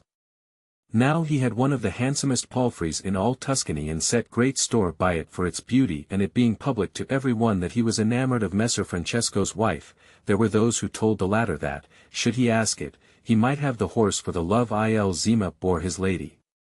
Accordingly, moved by covetise, Messer Francesco let call Il Zima to him and sought of him his palfrey by way of sale, so he should proffer it to him as a gift. The other, hearing this, was well pleased and made answer to him, saying, Sir, though you gave me all you have in the world, you might not avail to have my palfrey by way of sale, but by way of gift you may have it, when as it pleaseth you, on condition that, ere you take it, I may have leave to speak some words with your lady in your presence, but so far removed from every one that I may be heard of none other than herself. The gentleman, urged by avarice and looking to outwit the other, answered that it liked him well and, that he might speak with her, as much as he would. Then, leaving him in the saloon of his palace, he betook himself to the lady's chamber and telling her how easily he might acquire the palfrey, bade her come hearken to Il Zima, but charged her take good care to answer neither little or much to aught that he should say. To this the lady much demurred, but, it behoving her and sue her husband's pleasure, she promised to do his bidding and followed him to the saloon, to hear what Il Zima should say. The latter, having renewed his covenant with the gentleman, seated himself with the lady in a part of the saloon at a great distance from every one and began to say thus, Noble lady, meseemeth certain that you have too much wit not to have long since perceived how great a love I have been brought to bear you by your beauty, which far transcendeth that of any woman whom methinketh I ever beheld, to say nothing of the engaging manners and the peerless virtues which be in you and which might well avail to take the loftiest spirits of mankind, wherefore it were needless to declare to you in words that this, my love, is the greatest and most fervent that ever man bore woman, and thus, without fail, will I do so long as my wretched life shall sustain these limbs, nay, longer, for that, if in the other world folk love as they do here below, I shall love you to all eternity. Wherefore you may rest assured that you have nothing, be it much or little worth, that you may hold so wholly yours and whereon you may in every wise so surely reckon as myself, such as I am, and that likewise which is mine. And that of this you may take assurance by very certain argument, I tell you that I should count myself more graced, did you command me somewhat that I might do and that would pleasure you, than if, I commanding, all the world should promptliest obey me. Since, then, I am yours, even as you have heard, it is not without reason that I dare to offer up my prayers to your nobility, wherefrom alone can all peace, all health and all well-being derive for me, and no other whence, yea, as the humblest of your servants, I beseech you, dear my good and only hope of my soul, which, midmost the fire of love, feedeth upon its hope in you, that your benignity may be so great and your past rigour shown unto me, who am yours, on such wise be mollified that I, recomforted by your kindness, may say that, like as by your beauty I was stricken with love, even so by your pity have I life, which latter, and your haughty soul inclined not to my prayers, will without fail come to naught and I shall perish and you may be said to be my murderer. Letting be that my death will do you no honour, I doubt not eke but that, conscience bytimes pricking you therefore, you will regret having wrought it and whiles, better disposed, will say in yourself, Alack, how ill I did not to have compassion upon my poor Zima. And this repentance, being of no avail, will cause you the great annoy. Wherefore, so this may not betide, now that you have it in your power to succour me, bethink yourself and ere I die, be moved to pity on me, for that with you alone it resteth to make me the happiest or the most miserable man alive. I trust your courtesy will be such that you will not suffer me to receive death in guerdon of such and so great a love, but will with a glad response and full of favour quicken my fainting spirits, which flutter, all dismayed, in your presence. Therewith he held his peace and heaving the deepest of sighs, followed up with sundry tears, proceeded to await the lady's answer. The latter, whom the long court he had paid her, the joustings held and the serenades given in her honour and other like things done of him for the love of her had not availed to move, was moved by the passionate speech of this most ardent lover and began to be sensible of that which she had never yet felt, to wit, what manner of thing love was, and albeit, in insuance of the commandment laid upon her by her husband, she kept silence, she could not withal hinder sundry gentle sighs from discovering that which, in answer to Zima, she would gladly have made manifest. Zima, having waited a while and seeing that no response ensued, was wondered and presently began to divine the husband's device, but yet, looking her in the face and observing certain flashes of her eyes towards him now and again and noting, moreover, the sighs which she suffered not to escape her bosom with all her strength, conceived fresh hope and heartened thereby, took new counsel and proceeded to answer himself after the following fashion, she hearkening the while, Zima mine, this long time, in good sooth, have I perceived thy love for me to be most great and perfect, and now by thy words I know it yet better and am well pleased therewith, as indeed I should be.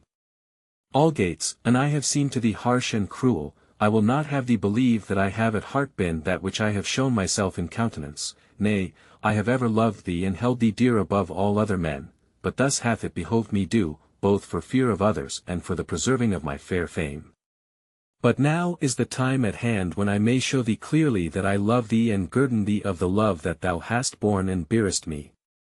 Take comfort, therefore, and be of good hope, for that a few days hence Messer Francesco is to go to Milan for provost, as indeed thou knowest, who hast for the love of me given him thy goodly palfrey, and when as he shall be gone, I promise thee by my troth and of the true love I bear thee, that, before many days, thou shalt without fail foregather with me and we will give gladsome and entire accomplishment to our love. And that I may not have to bespeak thee otherwhiles of the matter, I tell thee presently that, when as thou shalt see 2 napkins displayed at the window of my chamber, which giveth upon our garden, do thou that same evening at nightfall make shift to come to me by the garden door, taking good care that thou be not seen. Thou wilt find me awaiting thee and we will all night long have delight and pleasance one of another, to our heart's content. Having thus spoken for the lady, he began again to speak in his own person and rejoined on this wise, Dearest lady, my every sense is so transported with excessive joy for your gracious reply that I can scarce avail to make response, much less to render you due thanks, nay, could I e'en speak as I desire, there is no term so long that it might suffice me fully to thank you as I would fain do and as it behoveth me, wherefore I leave it to your discreet consideration to imagine that which, for all my will, I am unable to express in words. This much only I tell you that I will without fail bethink myself to do as you have charged me, and being then, peradventure, better certified of so great a grace as that which you have vouchsafed me, I will, as best I may, study to render you the utmost thanks in my power. For the nonce there abideth no more to say, wherefore, dearest lady mine, God give you that gladness and that weal which you most desire, and so to him I commend you. For all this the lady said not a word, whereupon Zima arose and turned towards the husband, seeing him risen, came up to him and said, laughing, How deemest thou? Have I well performed my promise to thee? Nay, sir, answered Zima, for you promised to let me speak with your lady and you have caused me speak with a marble statue. These words were mighty pleasing to the husband, who, for all he had a good opinion of the lady, conceived of her a yet better and said, Now is thy palfrey fairly mine. Aye is it, sir, replied Zima, but, had I thought to reap of this favour received of you such fruit as I have gotten, I had given you the palfrey, without asking it of you, and would God I had done it, for that now you have bought the palfrey and I have not sold it. The other laughed at this and being now provided with a palfrey, set out upon his way a few days after and betook himself to Milan, to enter upon the provostship. The lady, left free in her house, called to mind Zima's words and the love he bore her and the palfrey given for her sake, and seeing him pass often by the house, said in herself, "What do I? Why waste I my youth? Yonder man is gone to Milan and will not return these 6 months. When will he ever render me them again? When I am old. Moreover, when shall I ever find such a lover as Zima? I am alone and have no one to fear. I know not why I should not take this good opportunity, what while I may, I shall not always have such leisure as I presently have. None will know the thing, and even were it to be known, it is better to do and repent, than to abstain and repent." Having thus taken counsel with herself, she one day set 2 napkins in the garden window, even as Zima had said, which when he saw, he was greatly rejoiced, and no sooner was the night come than he betook himself, secretly and alone, to the gate of the lady's garden, and finding it open, passed on to another door that opened into the house, where he found his mistress awaiting him. She, seeing him come, started up to meet him and received him with the utmost joy, whilst he clipped and kissed her 100,000 times and followed her up the stair to her chamber, where, getting them to bed without a moment's delay, they knew the utmost term of amorous delight. Nor was this first time the last, for that, what while the gentleman abode at Milan and even after his coming back Illinois Zima returned thither many another time, to the exceeding satisfaction of both parties. The 6th story. Day the 3rd. Riccardo Minutolo, being enamored of the wife of Filippello Figanolfi, in knowing her jealousy of her husband, contraveth, by representing that Filippello was on the ensuing day to be with his own wife in a bagnio, to bring her to the latter place, where, thinking to be with her husband, she findeth that she hath abidden with Riccardo. Elisa having no more to say, the queen, after commending the sagacity of Zima, bade Fiammetta proceed with a story, who answered, all smilingly, willingly, madam, and began thus: "It behoveth some deal to depart our city, which, like as it aboundeth in all things else, is fruitful in instances of every subject, and as Elisa hath done, to recount somewhat of the things that have befallen in other parts of the world. Wherefore, passing over to Naples, I shall tell how one of those she-saints, who feign themselves so shy of love, was by the ingenuity of a lover of hers brought to taste the fruits of love, ere she had known its flowers, the which will at once teach you circumspection in the things that may hap and afford you diversion of those already befallen. In Naples, a very ancient city and as delightful as any in Italy or maybe more so, there was once a young man, illustrious for nobility of blood and noted for his much wealth, whose name was Riccardo Minutolo. Albeit he had to wife a very fair and lovesome young lady, he fell in love with one who, according to general opinion, far overpassed in beauty all the other ladies of Naples. Her name was Catella, and she was the wife of another young gentleman of like condition, hight Filippello Figanolfi, whom, like a very virtuous woman as she was, she loved and cherished over all. Riccardo, then, loving this Catella and doing all those things whereby the love and favour of a lady are commonly to be won, yet for all that availing not to compass aught of his desire, was like to despair, and unknowing or unable to rid him of his passion, he neither knew how to die nor did it profit him to live.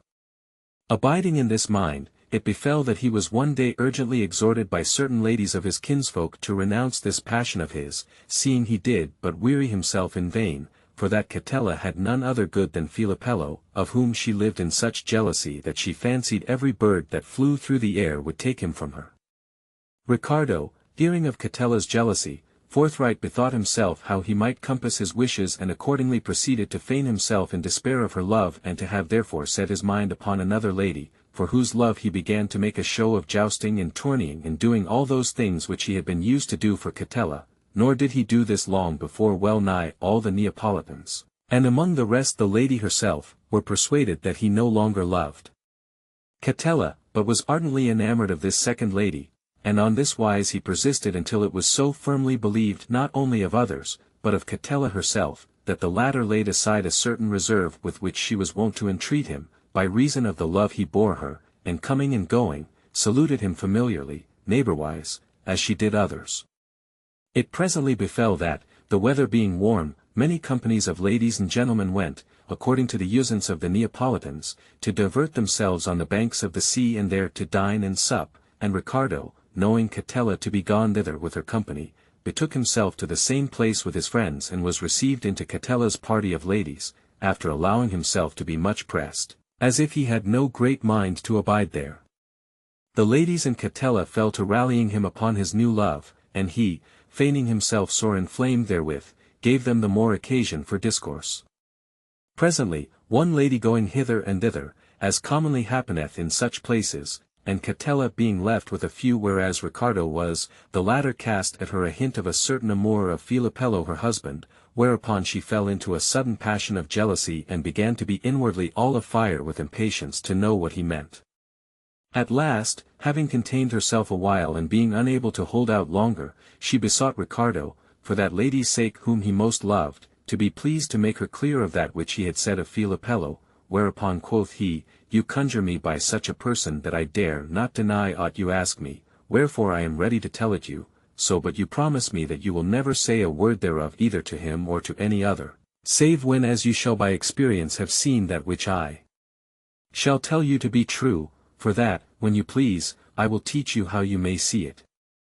The lady consented to that which he asked and swore to him never to repeat that which he should tell her, believing it the more to be true.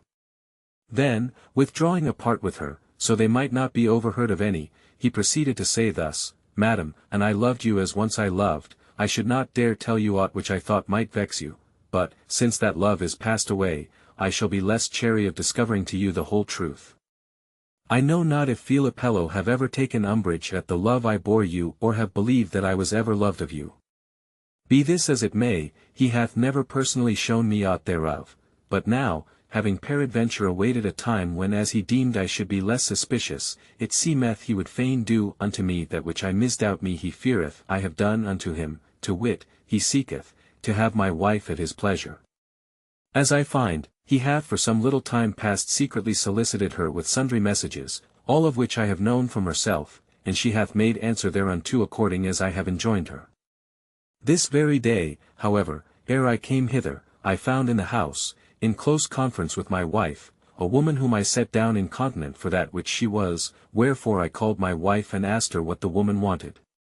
Quoth she is the agent of Filipello, with whom thou hast saddled me, by dint of making me answer him and give him hopes, and she saith that he will e'en know once for all what I mean to do and that, and I will, he would contrive for me to be privily at a bagnio in this city, nay, of this he prayeth and importuneth me, and hadst thou not, I know not why, caused me keep this traffic with him, I would have rid myself of him after such a fashion that he should never more have looked whereas I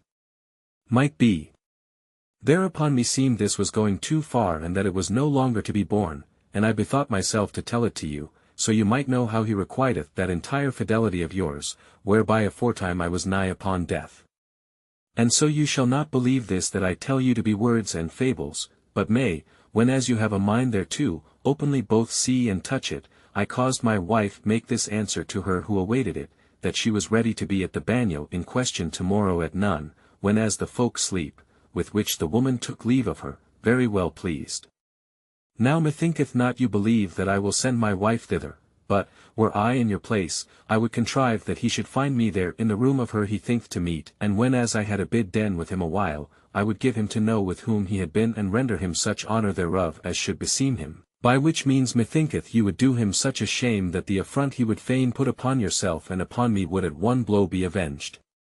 Catella, hearing this, without anywise considering who it was that said it to her or suspecting his design, forthright, after the wont of jealous folk, gave credence to his words and fell a-fitting to his story certain things that had already befallen. Then, fired with sudden anger, she answered that she would certainly do as he counselled, it was no such great matter, and that assuredly, if Filipello came thither, she would do him such a shame that it should still recur to his mind, as often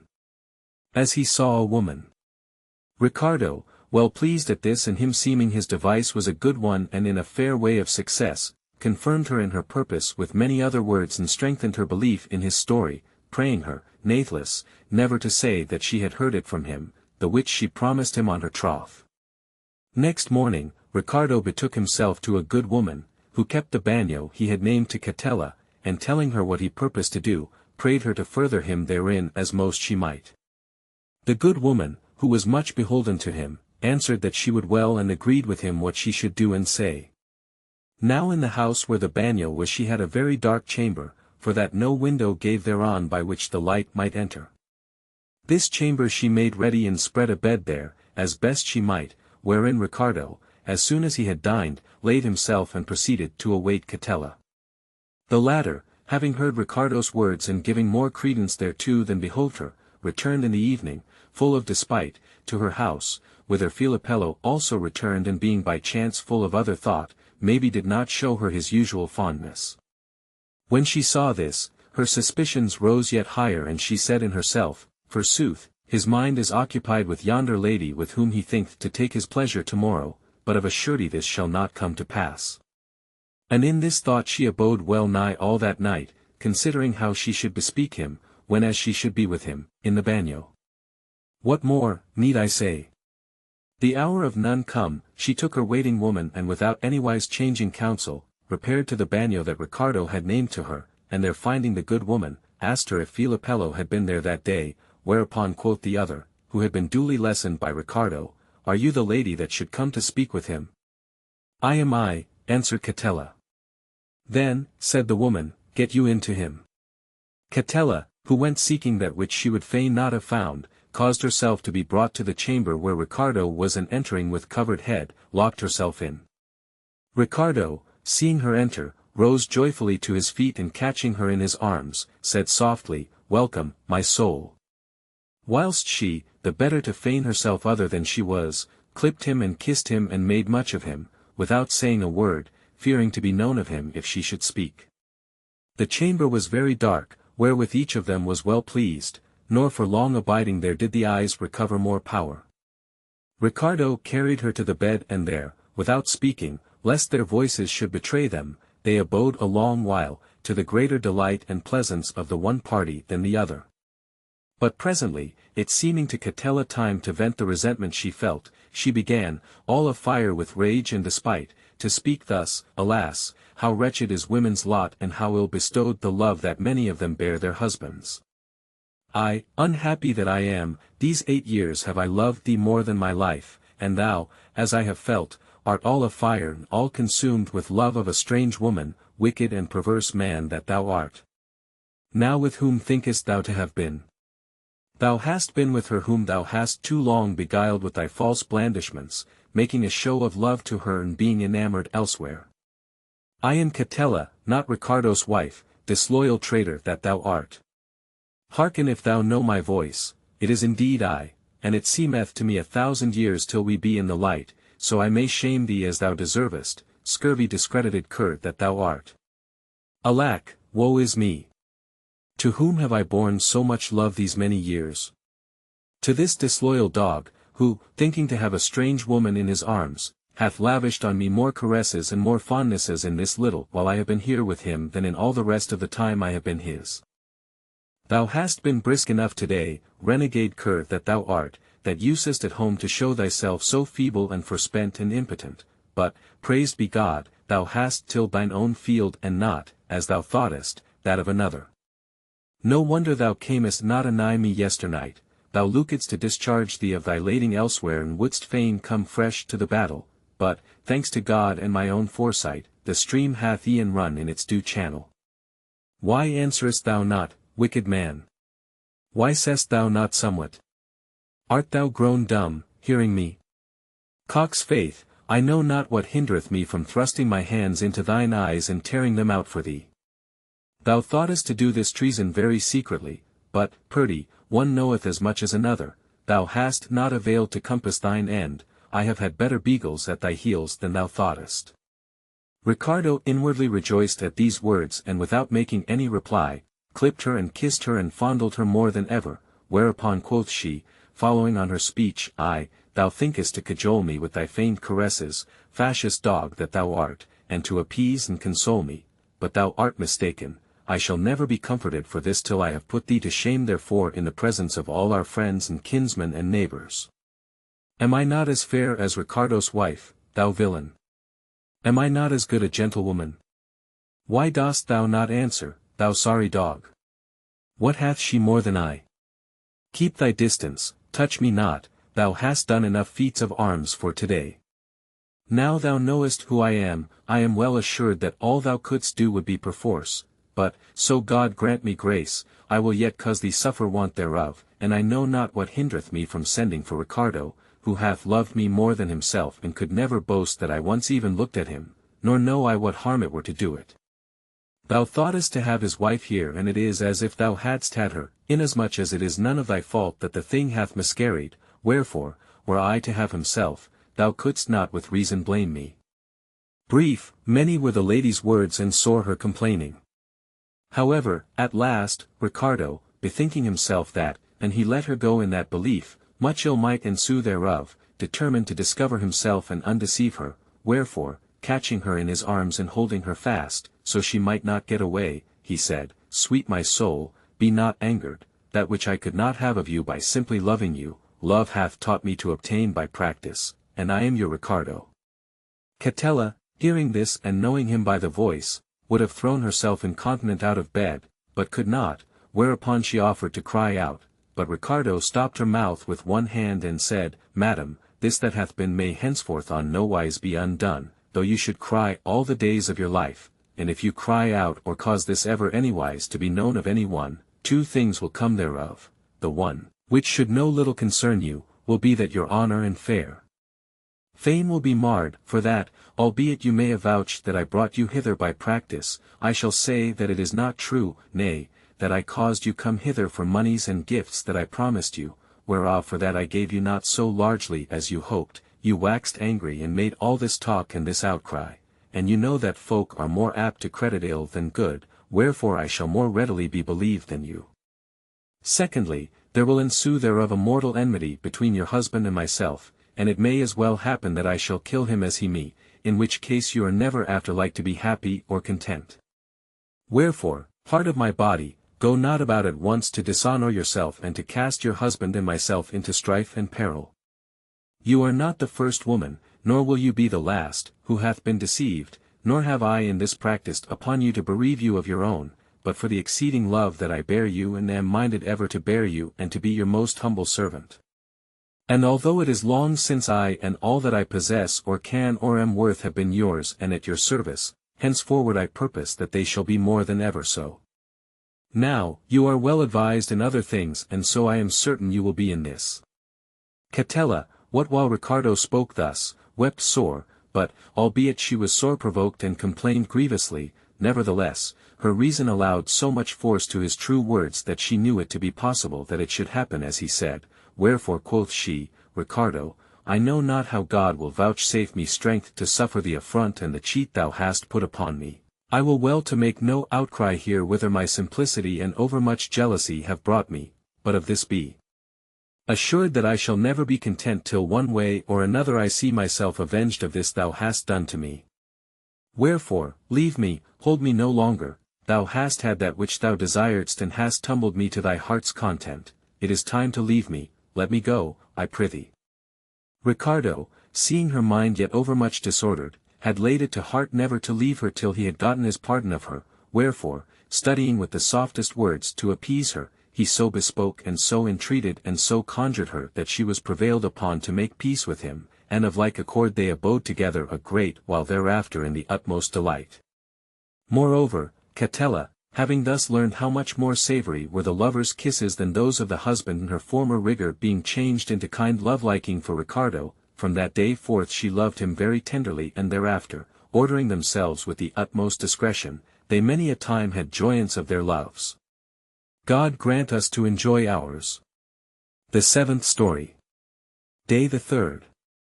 Tidaldo Elizii, having fallen out with his mistress, departeth Florence and returning thither, after a while, in a pilgrim's favour, speaketh with the lady and mocketh her cognizant of her error, after which he delivereth her husband, who had been convicted of murdering him, from death and reconciling him with his brethren, thenceforward discreetly enjoyeth himself with his mistress.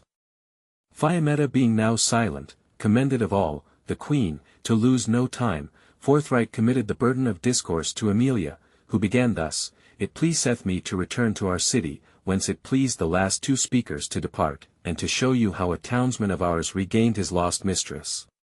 There was, then, in Florence a noble youth, whose name was Tidaldo Elizii and who, being beyond measure enamored of a lady called Madame Ermelina, the wife of one Aldobrandino Palermini, deserved for his praiseworthy fashions, to enjoy his desire.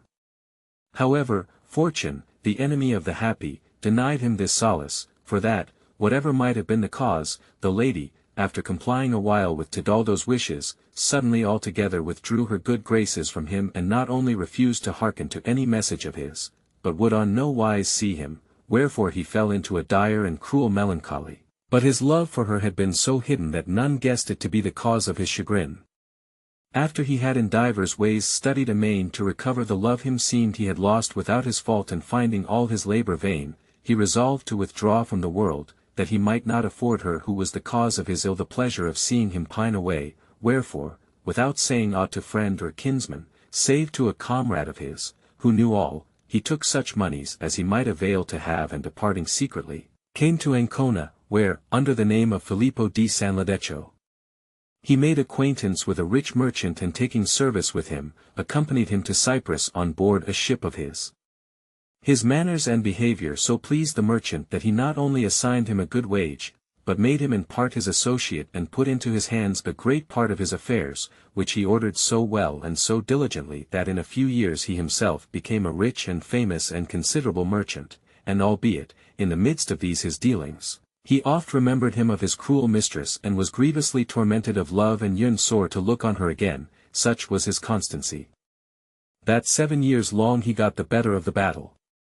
But, chancing one day to hear sing in Cyprus a song that himself had made aforetime and wherein was recounted the love he bore his mistress and she him and the pleasure he had of her, and thinking it could not be she had forgotten him, he flamed up into such a passion of desire to see her again that, unable to endure longer, he resolved to return to Florence.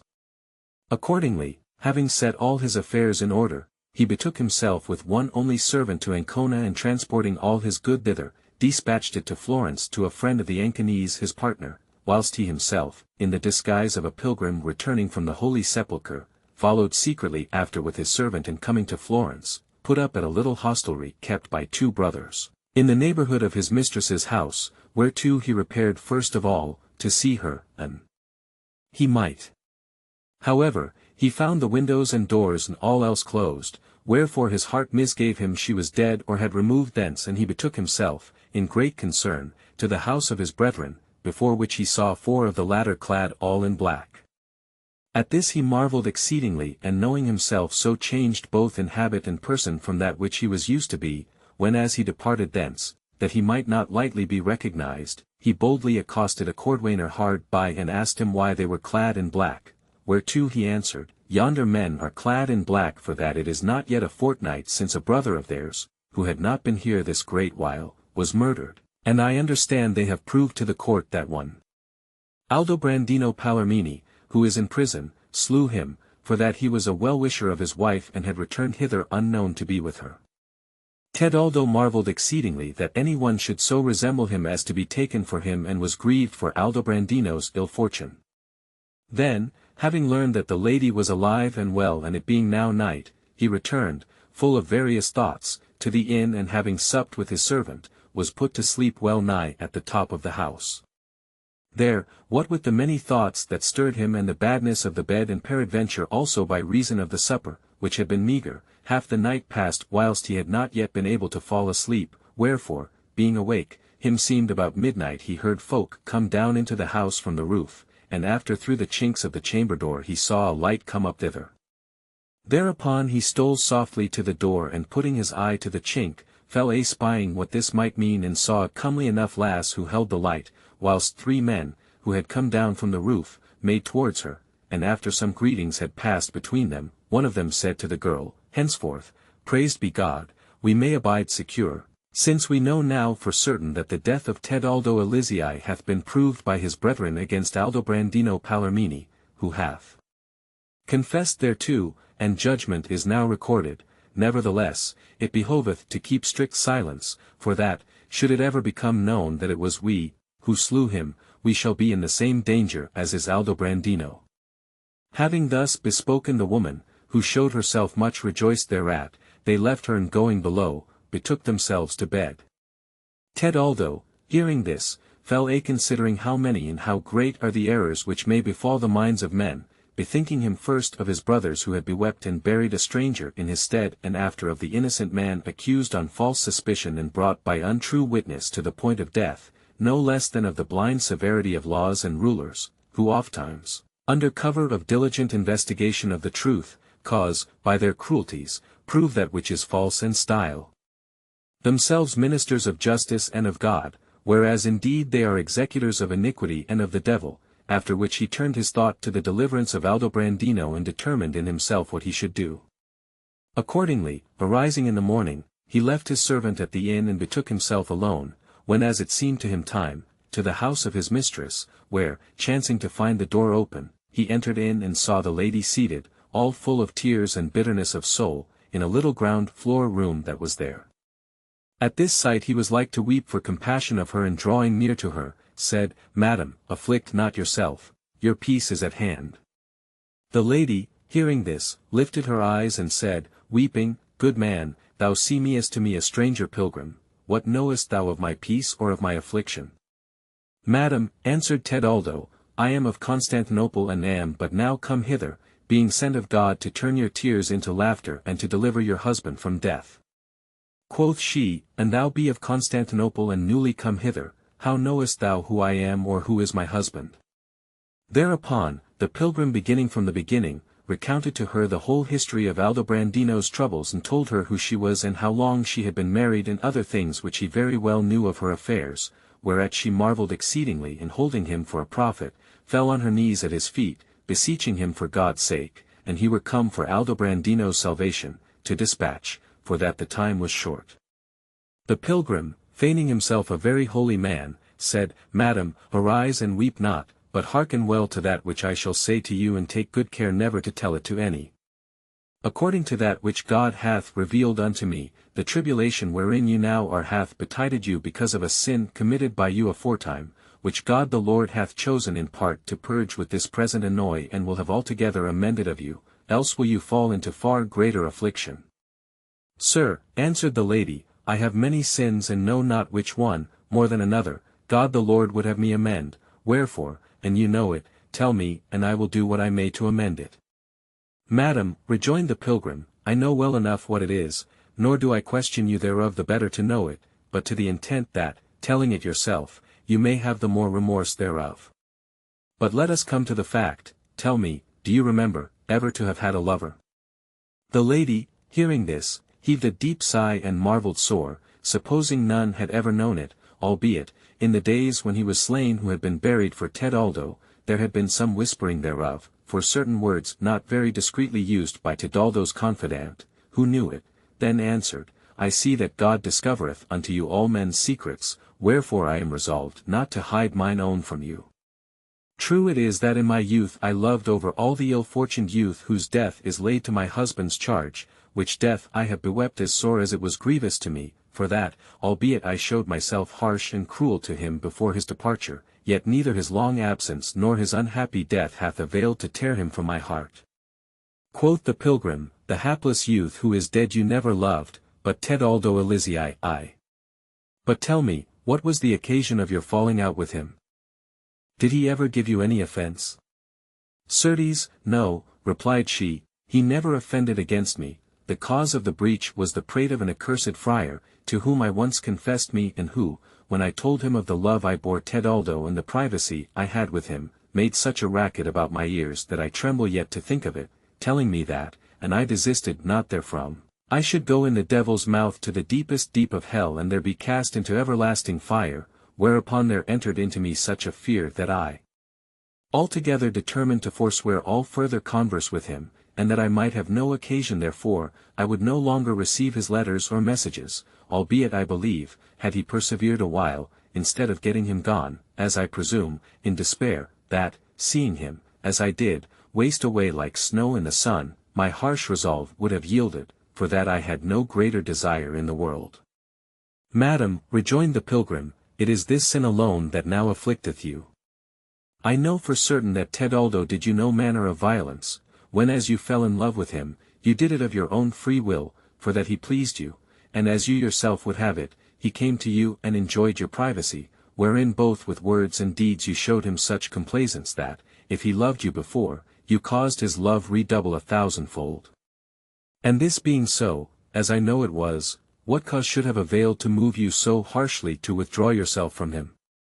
These things should be pondered a while beforehand, and if you think you may presently have cause to repent thereof, as of ill-doing, you ought not to do them. You might, at your pleasure, have ordained of him, as of that which belonged to you, that he should no longer be yours, but to go about to deprive him of yourself, you who were his, was a theft and an unseemly thing, when as it was not his will. Now you must know that I am a friar and am therefore well acquainted with all their usances, and if I speak somewhat at large of them for your profit, it is not forbidden me, as it were to another, nay, and it pleaseth me to speak of them, so you may henceforward know them better than you appear to have done in the past. Friars of old were very pious and worthy men, but those who nowadays style themselves friars and would be held such have nothing of the monk but the gown, nor is this latter even that of a true friar, for that, whereas of the founders of the monastic orders they were ordained straight and poor and of coarse stuff and demonstrative of the spirit of the wearers, who testified that they held things temporal in contempt when as they wrapped their bodies in so mean a habit, those of our time have them made full and double and glossy and of the finest cloth and have brought them to a quaint pontifical cut, insomuch that they think it no shame to flaunt it with all peacock wise, in the churches and public places, even as do the laity with their apparel, and like as with the sweep net the fisher goeth about to take many fishes in the river at one cast, even so these, wrapping themselves about with the amplest of skirts, study to entangle therein great store of prudish maids and widows and many other silly women and men, and this is their chief concern over any other exercise, wherefore, to speak more plainly, they have not the friar's gown, but only the colours thereof. Moreover, whereas the ancients desired the salvation of mankind, those of our day covet women and riches and turn their every thought to terrifying the minds of the foolish with clamours and depicturements and to making believe that sins may be purged with almsdeeds and masses, to the intent that unto themselves, who, of poltroonery, not of devoutness, and that they may not suffer fatigue, have, as a last resort, turned friars. One may bring bread, another send wine and a third give them a dole of money for the souls of their departed friends. Certes, it is true that almsdeeds and prayers purge away sins, but, if those who give alms knew on what manner folks they bestow them, they would or keep them for themselves or cast them before as many hogs. And for that these know that, the fewer the possessors of a great treasure, the more they live at ease, every one of them studieth with clamours and bugbears to detach others from that whereof he would fain abide sole possessor. They decry lust in men, in order that, they who are chidden desisting from women, the latter may be left to the chiders. They condemn usury in unjust gains, to the intent that, it being entrusted to them to make restitution thereof, they may, with that which they declare must bring to perdition him who hath it, make wide their gowns and purchase bishoprics and other great benefices. And when they are taken to task of these and many other unseemly things that they do, they think that to answer, do as we say and not as we do, is a sufficient discharge of every grave burden, as if it were possible for the sheep to be more constant and stouter to resist temptation than the shepherds. And how many there be of those to whom they make such a reply who apprehend it not after the fashion in which they say it, the most part of them know. The monks of our day would have you do as they say, to wit, fill their purses with money, trust your secrets to them, observe chastity, practice patience and forgiveness of injuries and keep yourselves from evil speaking, all things good, seemly and righteous. But why would they have this? So they may do that, which if the laity did, themselves could not do. Who knoweth not that without money idleness may not endure? And thou expend thy monies in thy pleasures, the friar will not be able to idle it in the monastery, and thou follow after women, there will be no room for him, and except thou be patient or a forgiver of injuries, he will not dare to come to thy house to corrupt thy family. But why should I hark back after every particular? They condemn themselves in the eyes of the understanding as often as they make this excuse. And they believe not themselves able to abstain and lead a devout life, why do they not rather abide at home? Or, if they will e'en give themselves unto this, why do they not ensue that other holy saying of the gospel, Christ began to do and to teach? Let them first do and after teach others. I have in my time seen 1,000 of them wooers, lovers and haunters, not of lay women alone, but of nuns, aye, and of those that make the greatest outcry in the pulpit. Shall we, then, follow after these who are thus fashioned? Whoso doth it doth that which he will, but God knoweth if he do wisely. But, granted even we are to allow that which the friar who chid you said to you, to wit, that it is a grievous sin to break the marriage vow, is it not a far greater sin to rob a man and a greater yet to slay him or drive him into exile, to wander miserably about the world? Every one must allow this. For a woman to have converse with a man is a sin of nature, but to rob him or slay him or drive him into exile proceedeth from malignity of mind. That you robbed Tedaldo I have already shown you, in despoiling him of yourself, who had become his of your spontaneous will, and I say also that, so far as in you lay, you slew him, for that it was none of your fault, showing yourself, as you did, hourly more cruel, that he slew not himself with his own hand, and the law willeth that whoso is the cause of the ill that is done be held alike guilty with him who doth it. And that you were the cause of his exile and of his going wandering 7 years about the world cannot be denied. So that in whichever one of these 3 things aforesaid you have committed a far greater sin than in your converse with him. But, let us see, maybe Tedaldo deserved this usage. Certes, he did not, you yourself have already confessed it, more by token that I know he loveth you more than himself. No woman was ever so honored, so exalted, so magnified over every other of her sex as were you by him, when as he found himself where he might fairly speak of you, without engendering suspicion. His every good, his every honor, his every liberty were all committed by him into your hands. Was he not noble and young? Was he not handsome among all his townsmen?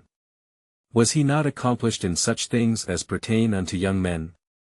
Was he not loved, cherished and well seen of every one? You will not say nay to this either. Then how, at the bidding of a scurvy, envious numbskull of a friar, could you take such a cruel resolve against him? I know not what error is that of women who eschew men and hold them in little esteem, whenas, considering what themselves are and what and how great is the nobility, beyond every other animal, given of God to man, they should rather glory whenas they are loved of any and prize him over all and study with all diligence to please him, so he may never desist from loving them. This how you did, moved by the prate of a friar, who must for certain have been some broad-swilling pasty-gorger, you yourself know, and most like he had a mind to put himself in the place whence he studied to expel others. This, then, is the sin that divine justice, the which with a just balance bringeth all its operations to effect, hath willed not to leave unpunished, and even as you without reason studied to withdraw yourself from Tedaldo, so on likewise hath your husband been and is yet, without reason, in peril for Tedaldo, and you in tribulation. Wherefrom and you would be delivered, that which it behoveth you to promise, and yet more to do, is this, that, should it ever chance that Tedaldo return hither from his long banishment, you will render him again your favor, your love, your goodwill and your privacy and reinstate him in that condition wherein he was, ere you foolishly hearkened to yonder crack-brained friar. The pilgrim having thus made an end of his discourse, the lady, who had hearkened thereto with the utmost attention, for that his arguments appeared to her most true and that, hearing him say, she accounted herself of a certainty afflicted for the sin of which he spoke, said, Friend of God, I know full well that the things you allege are true, and in great part by your showing do I perceive what manner of folk are these friars, whom till now I have held all saints. Moreover, I acknowledge my default without doubt to have been great in that which I wrought against Tedaldo, and an I would gladly amend it on such wise as you have said, but how may this be done? Tedaldo can never more return hither, he is dead, wherefore I know not why it should behove me promise that which may not be performed. Madam, replied the pilgrim, according to that which God hath revealed unto me, Tedaldo is nowise dead, but alive and well and in good case, so but he had your favor.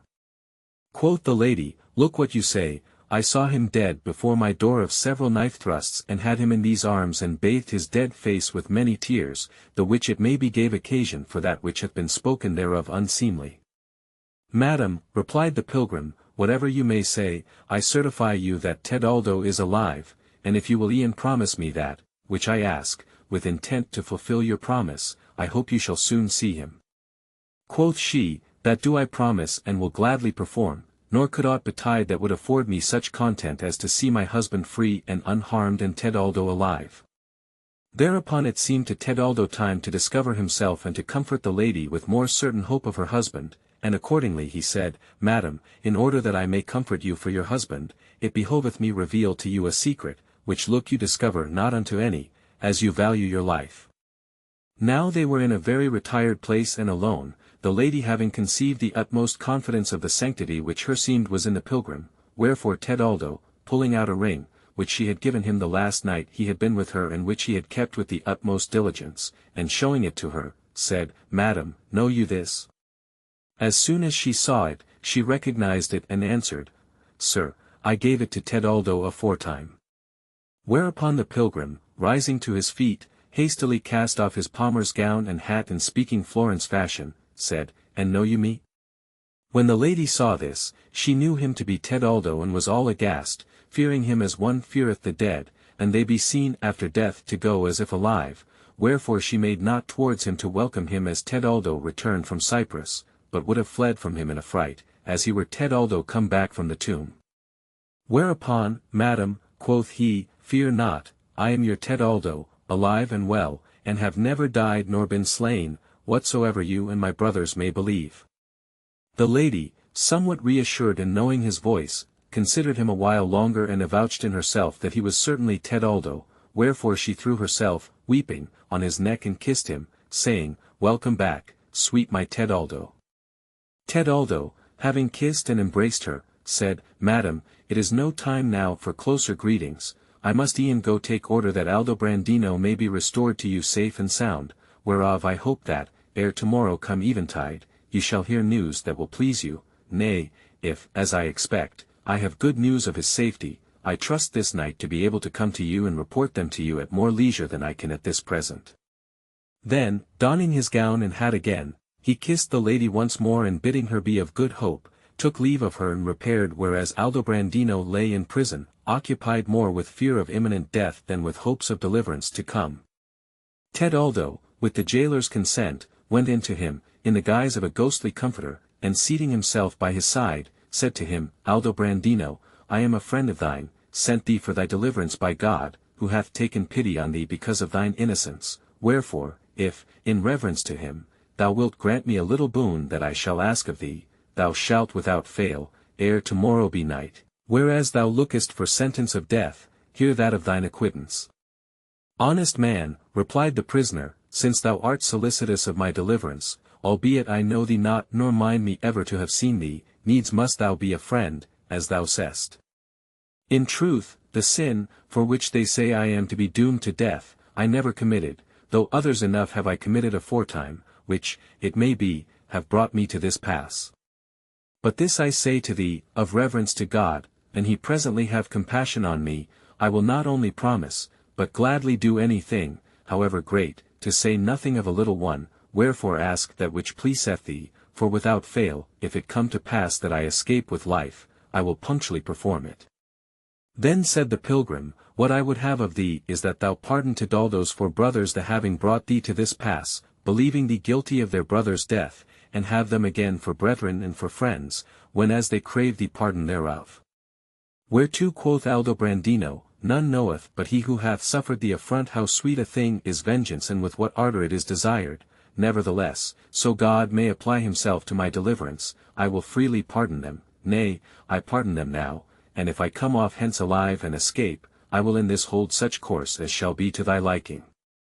This pleased the pilgrim and without concerning himself to say more to him, he exhorted him to be of good heart, for that, ere the ensuing day came to an end, he should without fail hear very certain news of his safety.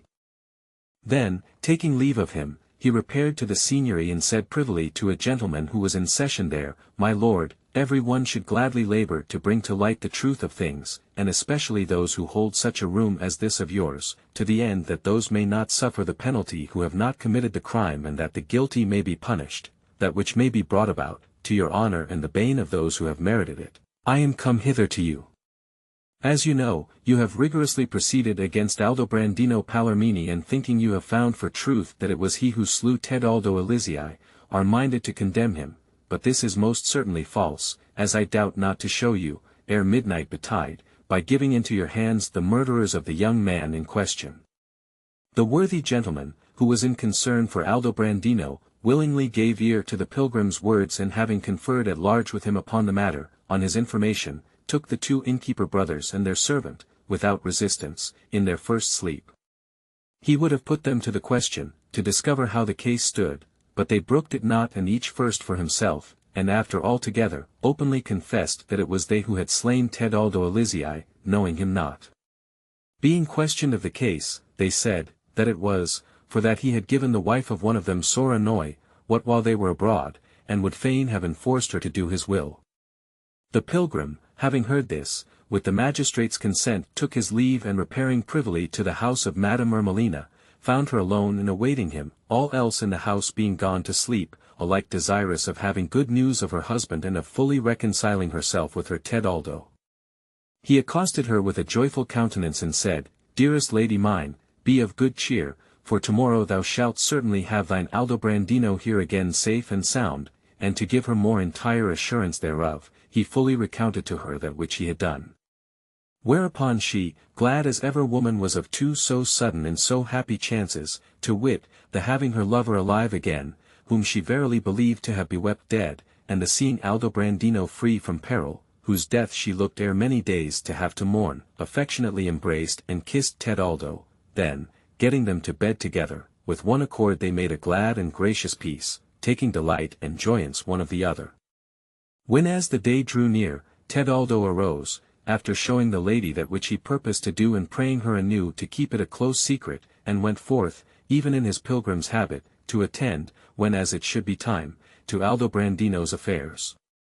The day come, it appearing to the Signory that they had full information of the matter, they straightway discharged Aldobrandino, and a few days after let strike off the murderers' heads whereas they had committed the crime.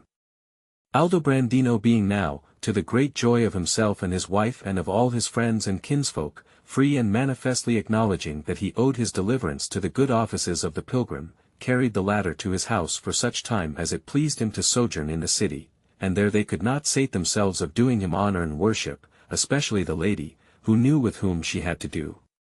After a while, deeming it time to bring his brothers to an accord with Aldobrandino, and knowing that they were not only put to shame by the latter's acquittance, but went armed for fear of his resentment, he demanded of his host the fulfillment of his promise. Aldobrandino freely answered that he was ready, whereupon the pilgrim caused him prepare against the morrow a goodly banquet, whereat he told him he would have him and his kinsmen and kinswomen entertain the 4 brothers and their ladies, adding that he himself would go incontinent and bid the latter on his part to peace and his banquet.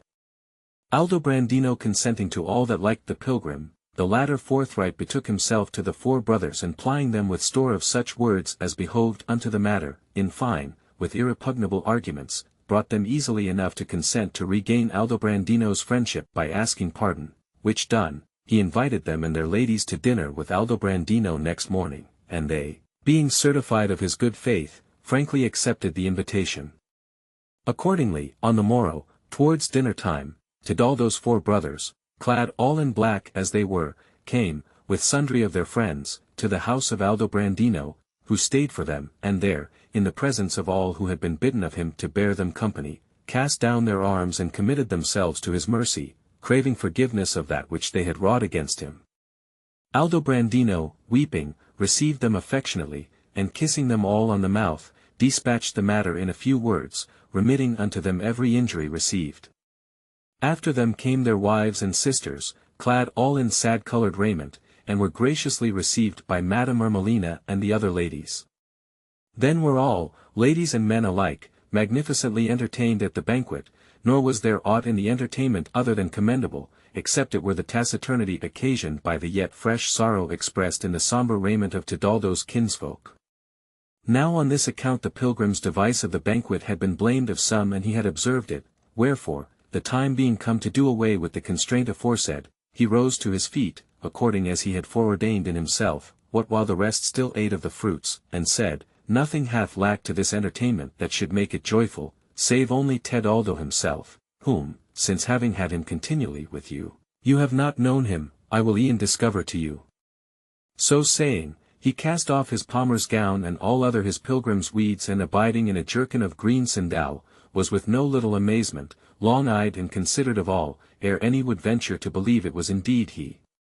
Tebaldo, seeing this, recounted many particulars of the relations and things betided between them, as well as of his own adventures, whereupon his brethren and the other gentlemen present ran all to embrace him, with eyes full of joyful tears, as after did the ladies on like wise, as well strangers as kinswomen, except only Madame Ermelina.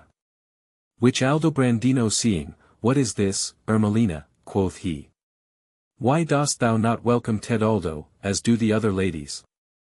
Whereto she answered, "In the hearing of all, there is none who had more gladly welcomed and would yet welcome him than myself, who am more beholden to him than any other woman, seeing that by his means I have gotten thee again, but the unseemly words spoken in the days when we mourned him whom we deemed Tebaldo made me refrain therefrom." Quoth her husband, "Go to, thinkest thou I believe in the howlers? He hath right well shown their prate to be false by procuring my deliverance, more by token that I never believed it. Quick, rise and go and embrace him."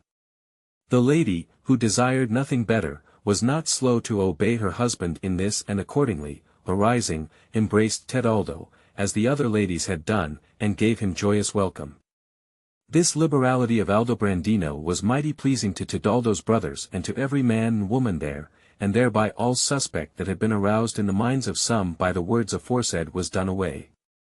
Then, every one having given Tebaldo joy, he with his own hands rent the black clothes on his brothers' backs and the sad coloured on those of his sisters and kinswomen, and would have them send after other apparel, which when as they had donned, they gave themselves to singing and dancing and other diversions galore, wherefore the banquet, which had had a silent beginning had a loud resounding ending. Thereafter, with the utmost mirth, they one and all repaired, even as they were, to Tebaldo's house, where they supped that night, and on this wise they continued to feast several days longer. The Florentines awhile regarded Tebaldo with amazement, as a man risen from the dead, nay, in many in one's mind, and even in that of his brethren, there abode a certain faint doubt and he were indeed himself, and they did not yet thoroughly believe it, nor belike had they believed it for a long time to come but for a chance which made them clear who the murdered man was, which was on this wise. There passed one day before their house certain footmen of Lunigiana, who, seeing Tebaldo, made towards him and said, "Give you good day, Fazziolo." Whereto Tebaldo in his brother's presence answered, "You mistake me." The others, hearing him speak, were abashed and cried him pardon, saying, "Forsooth you resemble, more than ever we saw one man favour another, a comrade of ours called Fazziolo of Pontremoli, who came hither some fortnight or more agone, nor could we ever since learn what is come of him. Indeed, we marvelled at the dress, for that he was a soldier, even as we are." Tebaldo's elder brother, hearing this, came forward and inquired how this Fazziolo had been clad. They told him, and it was found to have been punctually as they said, wherefore, what with these and what with other tokens, it was known for certain that he who had been slain was Fazziolo and not Tebaldo, and all doubt of the latter accordingly departed, the minds of his brothers and of every other. Tebaldo, then, being returned very rich, persevered in his love, and the lady falling out with him no more, they long, discreetly dealing, had enjoyment of their love. God grant us to enjoy ours. The eighth story. Day the 3rd. Ferrando, having swallowed a certain powder, is entombed for dead, and being taken forth of the sepulchre by the abbot, who enjoyeth his wife the while, is put in prison and given to believe that he is in purgatory, after which, being raised up again, he rearreth for his own a child begotten of the abbot on his wife. The end being come of Emilia's long story, which had not withal for its length been unpleasing to any of the company, nay, but was held of all the ladies to have been briefly narrated, having regard to the number and diversity of the incidents therein recounted, the Queen, having with a mere sign intimated her pleasure to Loretta, gave her occasion to begin thus: "Dearest ladies, there occurreth to me to tell you a true story which hath much more semblance of falsehood than of that which it indeed is, and which hath been recalled to my mind by hearing one to have been bewept and buried for another. I purpose then, to tell you how a live man was entombed for dead, and how after he and many other folk believed himself to have come forth of the sepulchre as one raised from the dead, by reason whereof he was adored as a saint who should rather have been condemned as a criminal. There was, then, and yet is, in Tuscany, an abbey situate, like as we see many thereof, in a place not overmuch frequented of men, whereof a monk was made abbot, who was a very holy man in everything, save in the matter of women, and in this he contrived to do so warily that well nigh none, not to say knew, but even suspected him thereof, for that he was holden exceeding godly and just in everything. It chanced that a very wealthy farmer, by name Ferrando, contracted a great intimacy with him, a heavy, clodpate fellow and dull-witted beyond measure, whose commerce pleased the abbot but for that his simplicity whiles afforded him some diversion, and in the course of their acquaintance, the latter perceived that Ferrando had a very handsome woman to wife, of whom he became so passionately enamored that he thought of nothing else day or night, but, hearing that, simple and shallow-witted as Ferrando was in everything else, he was shrewd enough in the matter of loving and guarding his wife, he well nigh despaired of her. However, like a very adroit man as he was, he wrought on such wise with Ferrando that he came whiles, with his wife, to take his pleasance in the abbey garden, and there he very demurely entertained them with discourse of the beatitude of the life eternal and of the pious works of many men and women of times past, insomuch that the lady was taken with a desire to confess herself to him and asked and had Ferrando's leave thereof. Accordingly, to the abbot's exceeding pleasure, she came to confess to him and seating herself at his feet, before she proceeded to say otherwhat, began thus, Sir, if God had given me a right husband or had given me none, it would belike be easy to me, with the help of your exhortations, to enter upon the road which you say leadeth folk unto life eternal, but I, having regard to what Ferrando is and to his witlessness, may style myself a widow, and yet I am married, inasmuch as, he living, I can have no other husband, and dolt as he is without any cause, so out of all measure jealous of me that by reason thereof I cannot live with him otherwise than in tribulation and misery, wherefore, ere I come to other confession, I humbly beseech you, as most I may, that it may please you give me some counsel concerning this, for that, and the occasion of my well-doing begin not therefrom, confession or other good work will profit me little. This speech gave the abbot great satisfaction and him seemed fortune had opened him the way to his chief desire, wherefore, daughter, quoth he, I can well believe that it must be a sore annoy for a fair and dainty dame such as you are to have a blockhead to husband, but a much greater meseemeth to have a jealous man, wherefore, you having both the one and the other, I can lightly credit that which you avouch of your tribulation. But for this, speaking briefly, I see neither counsel nor remedy save one, the which is that Ferrando be cured of this jealousy. The medicine that will cure him I know very well how to make, provided you have the heart to keep secret that which I shall tell you. Father mine, answered the lady, have no fear of that, for I would liefer suffer death than tell any that which you bid me not repeat, but how may this be done? Quoth the abbot, and we would have him cured, it behoveth of necessity that he go to purgatory. But how, asked she, can he go thither alive? Needs must he die, replied the abbot, and so go thither, and when as he shall have suffered such penance as shall suffice to purge him of his jealousy, we will pray God, with certain orisons that he restore him to this life, and he will do it. Then, said the lady, I am to become a widow? Ay, answered the abbot, for a certain time, wherein you must look while you suffer not yourself to be married again, for that God would take it in ill part, and when as Ferrando returned hither, it would behove you return to him and he would then be more jealous than ever. Quoth she, provided he be but cured of this calamity, so it may not behove me abide in prison all my life, I am content, do as it pleaseth you. And I will do it, rejoined he, but what guerdon am I to have of you for such a service? Father, answered the lady, you shall have whatsoever pleaseth you, so but it be in my power, but what can the like of me that may befit such a man as yourself? Madam, replied the abbot, you can do no less for me than that which I undertake to do for you, for that, like as I am disposed to do that which is to be your weal and your solacement, even so can you do that which will be the saving and assailment of my life. Quoth she, and it be so, I am ready. Then, said the abbot, you must give me your love and vouchsafe me satisfaction of yourself, for whom I am all afire with love and languishment. The lady, hearing this, was all aghast and answered, Alack, father mine, what is this you ask? Methought you were a saint. Doth it beseem holy men to require women, who come to them for counsel, of such things?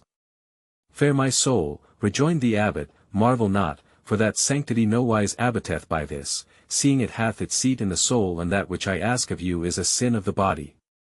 But, be that as it may, your ravishing beauty hath had such might that love constraineth me to do thus, and I tell you that you may glory in your charms over all other women, considering that they please holy men, who are used to look upon the beauties of heaven.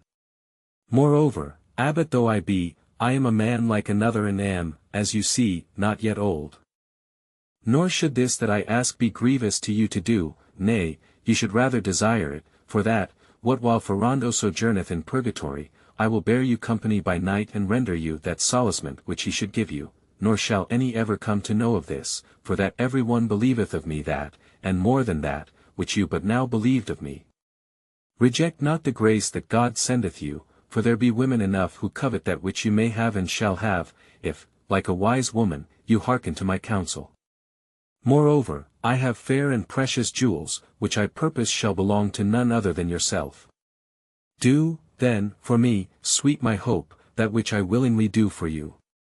The lady hung her head, knowing not how to deny him, whilst her seemed it were ill done to grant him what he asked, but the abbot, seeing that she hearkened and hesitated to reply, and him seeming he had already half converted her, followed up his first words with many others and stayed not till he had persuaded her that she would do well to comply with him. Accordingly, she said, blushing, that she was ready to do his every commandment, but might not avail thereto till such time as Ferrando should be gone to purgatory, whereupon quoth the abbot, exceeding well pleased, and we will make shift to send him thither incontinent, do you but contrive that he come hither tomorrow or next day to sojourn with me. So saying, he privily put a very handsome ring into her hand and dismissed her. The lady rejoiced at the gift, and looking to have others, rejoined her companions, to whom she fell to relating marvellous things of the abbot's sanctity, and presently returned home with them.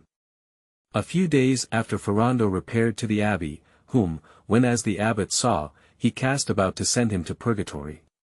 Accordingly, he sought out a powder of marvellous virtue, which he had gotten in the parts of the Levant of a great prince who avouched it to be that which was wont to be used of the old man of the mountain, whenas he would fain send any one, sleeping, into his paradise or bring him forth thereof, and that, according as more or less thereof was given, without doing any hurt, it made him who took it sleep more or less time, on such wise that, whilst its virtue lasted, none would say he had life in him. Of this he took as much as might suffice to make a man sleep 3 days, and putting it in a beaker of wine, that was not yet well cleared, gave it to Ferrando to drink in his cell, without the latter suspecting aught, after which he carried him into the cloister, and there with some of his monks fell to making sport of him and his dunceries, nor was it long before, the powder working, Ferrando was taken with so sudden and overpowering a drowsiness, that he slumbered as yet he stood afoot and presently fell down fast asleep. The abbot made a show of being concerned at this accident, and letting untruss him, caused fetch cold water and cast it in his face, and essay many other remedies of his fashion, as if he would recall the strayed life and senses from the oppression of some fumosity of the stomach or what not like affection that had usurped them. The monks, seeing that for all this he came not to himself, and feeling his pulse, but finding no sign of life in him, all held it for certain that he was dead. Accordingly, they sent to tell his wife and his kinsfolk, who all came thither forthright, and the lady having bewept him a while with her kinswomen, the abbot caused lay him, clad as he was, in a tomb, whilst the lady returned to her house, and giving out that she meant never to part from a little son, whom she had had by her husband, abode at home and occupied herself with the governance of the child and of the wealth which had been Ferrando's. Meanwhile, the abbot arose stealthily in the night, and with the aid of a Bolognese monk, in whom he much trusted and who was that day come thither from Bologna, took up Ferrando out of the tomb and carried him into a vault, in which there was no light to be seen, and which had been made for prison of such of the monks as should make default in aught. There they pulled off his garments, and clothing him monk fashion, laid him on a truss of straw, and there left him against he should recover his senses, whilst the Bolognese monk, having been instructed by the abbot of that which he had to do, without any else knowing aught thereof, proceeded to await his coming to himself. On the morrow, the abbot, accompanied by sundry of his monks, betook himself, by way of visitation, to the house of the lady, whom he found clad in black and in great tribulation, and having comforted her a while, he softly required her of her promise. The lady, finding herself free and unhindered of Ferrando or any other, and seeing on his finger another fine ring, replied that she was ready and appointed him to come to her that same night. Accordingly, night come, the abbot, disguised in Ferrando's clothes and accompanied by the monk his confidant, repaired thither and lay with her in the utmost delight and pleasance till the morning, when he returned to the abbey. After this he very often made the same journey on a like errand, and being whiles encountered, coming or going, of one or another of the villagers, it was believed he was Ferrando who went about those parts, doing penance, by reason whereof many strange stories were after bruited about among the simple country folk, and this was more than once reported to Ferrando's wife, who well knew what it was. As for Ferrando, when he recovered his senses and found himself he knew not where, the Bolognese monk came in to him with a horrible noise, and laying hold of him, gave him a sound drubbing with a rod he had in his hand. Ferrando, weeping and crying out, did not but ask, "Where am I?" To which the monk answered, "Thou art in purgatory." "How?" cried Ferrando. "Am I then dead?" "Aye, certes," replied the other, whereupon Ferrando fell to bemoaning himself and his wife and child, saying the oddest things in the world. Presently the monk brought him somewhat of meat and drink, which Ferrando seeing, "What," cried he, "do the dead eat?" "I do they," answered the monk. "This that I bring thee is what the woman, thy wife that was, sent this morning to the church to let say masses for thy soul, and God the Lord willeth that it be made over to thee." Quoth Ferrando, "God grant her a good year. I still cherished her ere I died, insomuch that I held her all night in mine arms and did not but kiss her, and other thing also I did, when I had a mind thereto." Then, being very sharp set, he fell to eating and drinking, and him seeming the wine was not over good, "Lord confound her," quoth he. "Why did not she give the priest wine of the cask against the wall?" After he had eaten, the monk laid hold of him anew and gave him another sound beating with the same rod, whereat Ferrando roared out lustily and said, "Alack, why dost thou this to me?" Quoth the monk, "Because thus hath God the Lord ordained that it be done unto thee twice every day." "And for what cause?" asked Ferrando. "Because," answered the monk, "thou wast jealous, having the best woman in the country to wife." "Alas," said Ferrando, "thou sayst sooth, aye, and the kindest creature, she was sweeter than syrup, but I knew not that God the Lord held it for ill that a man should be jealous, else had I not been so."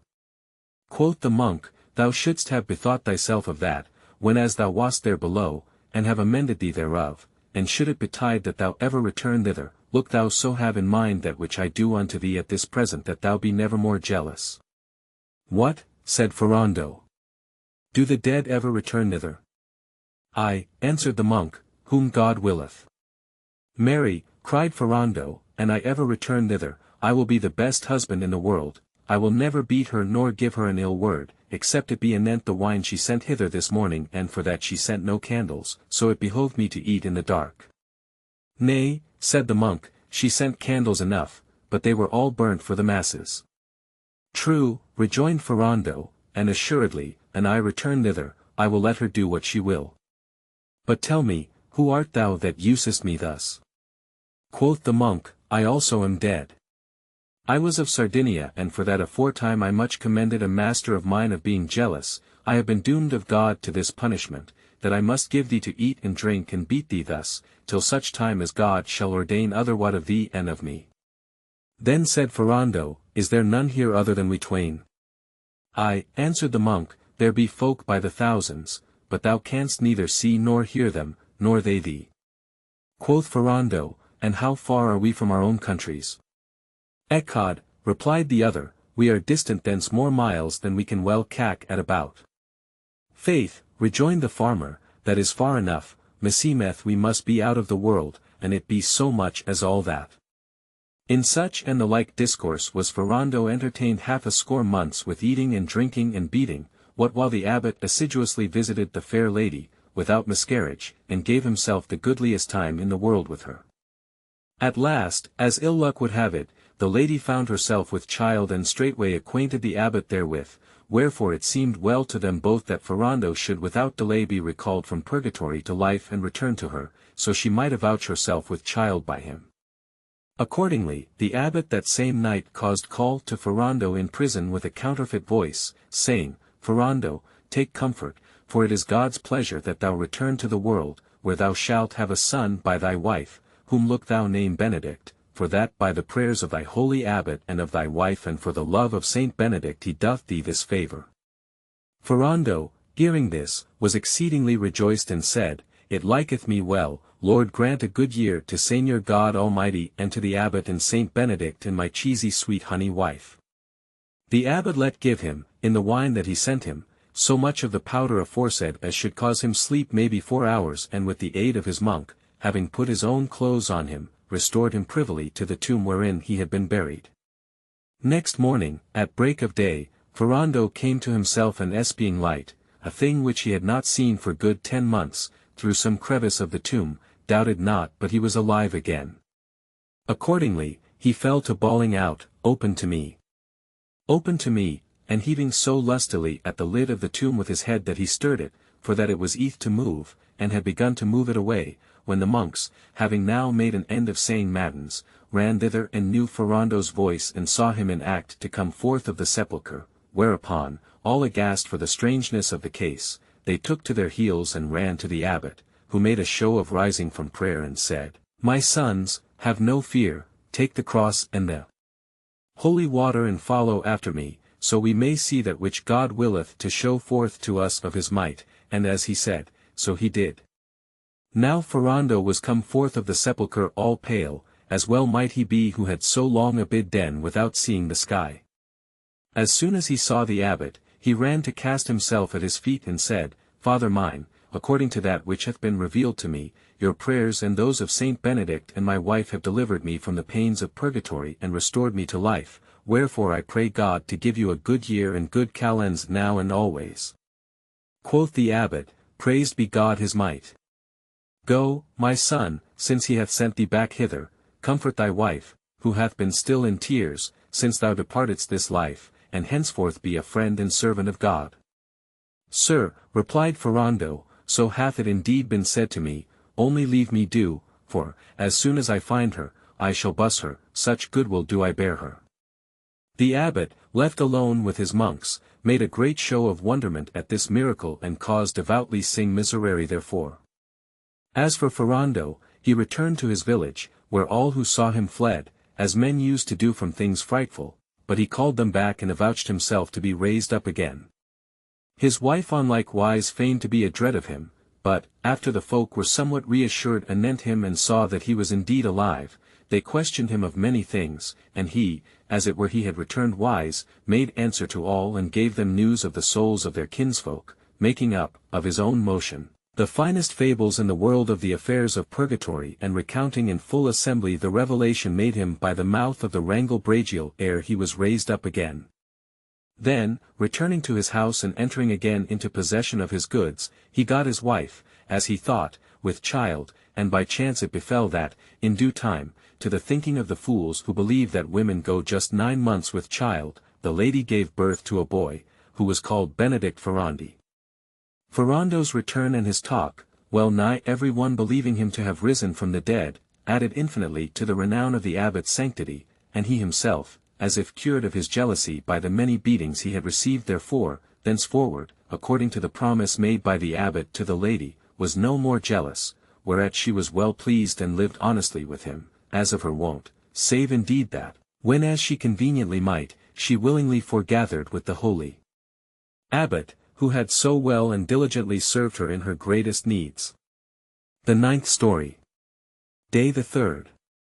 Gillette de Narbonne recovereth the King of France of a fistula and demandeth for her husband Bertrand de Roussillon, who marrieth her against his will and betaketh him for despite to Florence, where, he paying court to a young lady, Gillette, in the person of the latter, leath with him and hath by him 2 sons, wherefore after, holding her dear, he entertaineth her for his wife.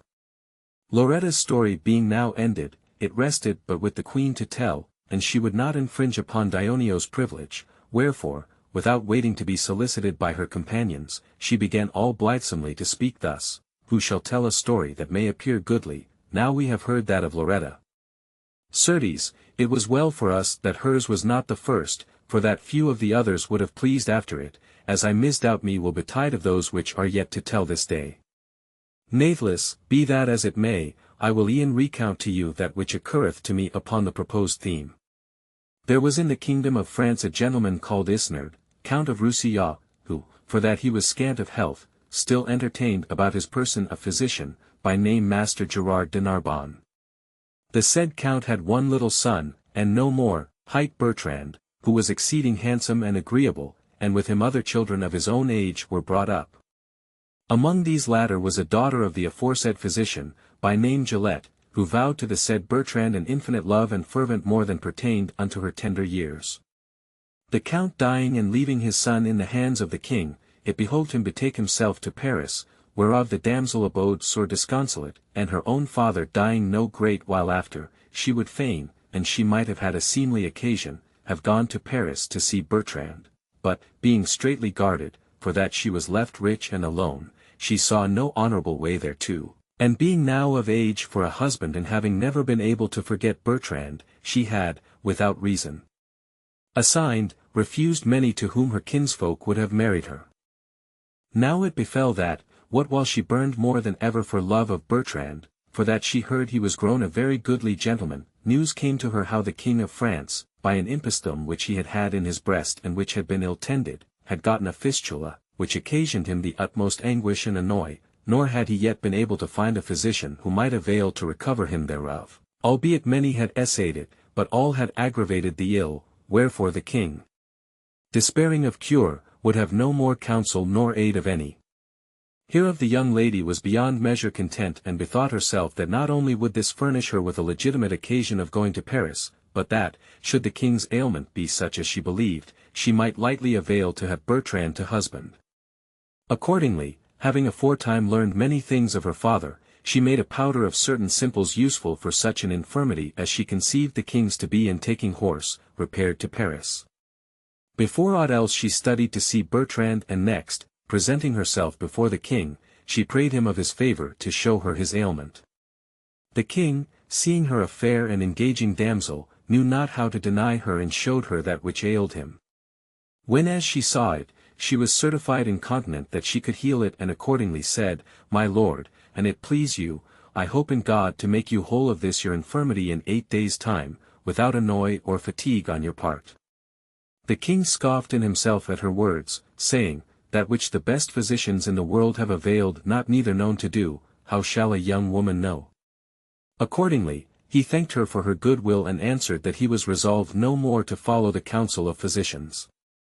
Whereupon quoth the damsel, My lord, you make light of my skill, for that I am young and a woman, but I would have you bear in mind that I medicine not of mine own science, but with the aid of God and the science of Master Gerard de Narbonne, who was my father and a famous physician whilst he lived. The king, hearing this, said in himself, It may be this woman is sent me of God, why should I not make proof of her knowledge, since she saith she will, without annoy of mine, cure me in little time. Accordingly, being resolved to essay her, he said, Damsel, and if you cure us not, after causing us break our resolution, what will you have ensue to you therefore?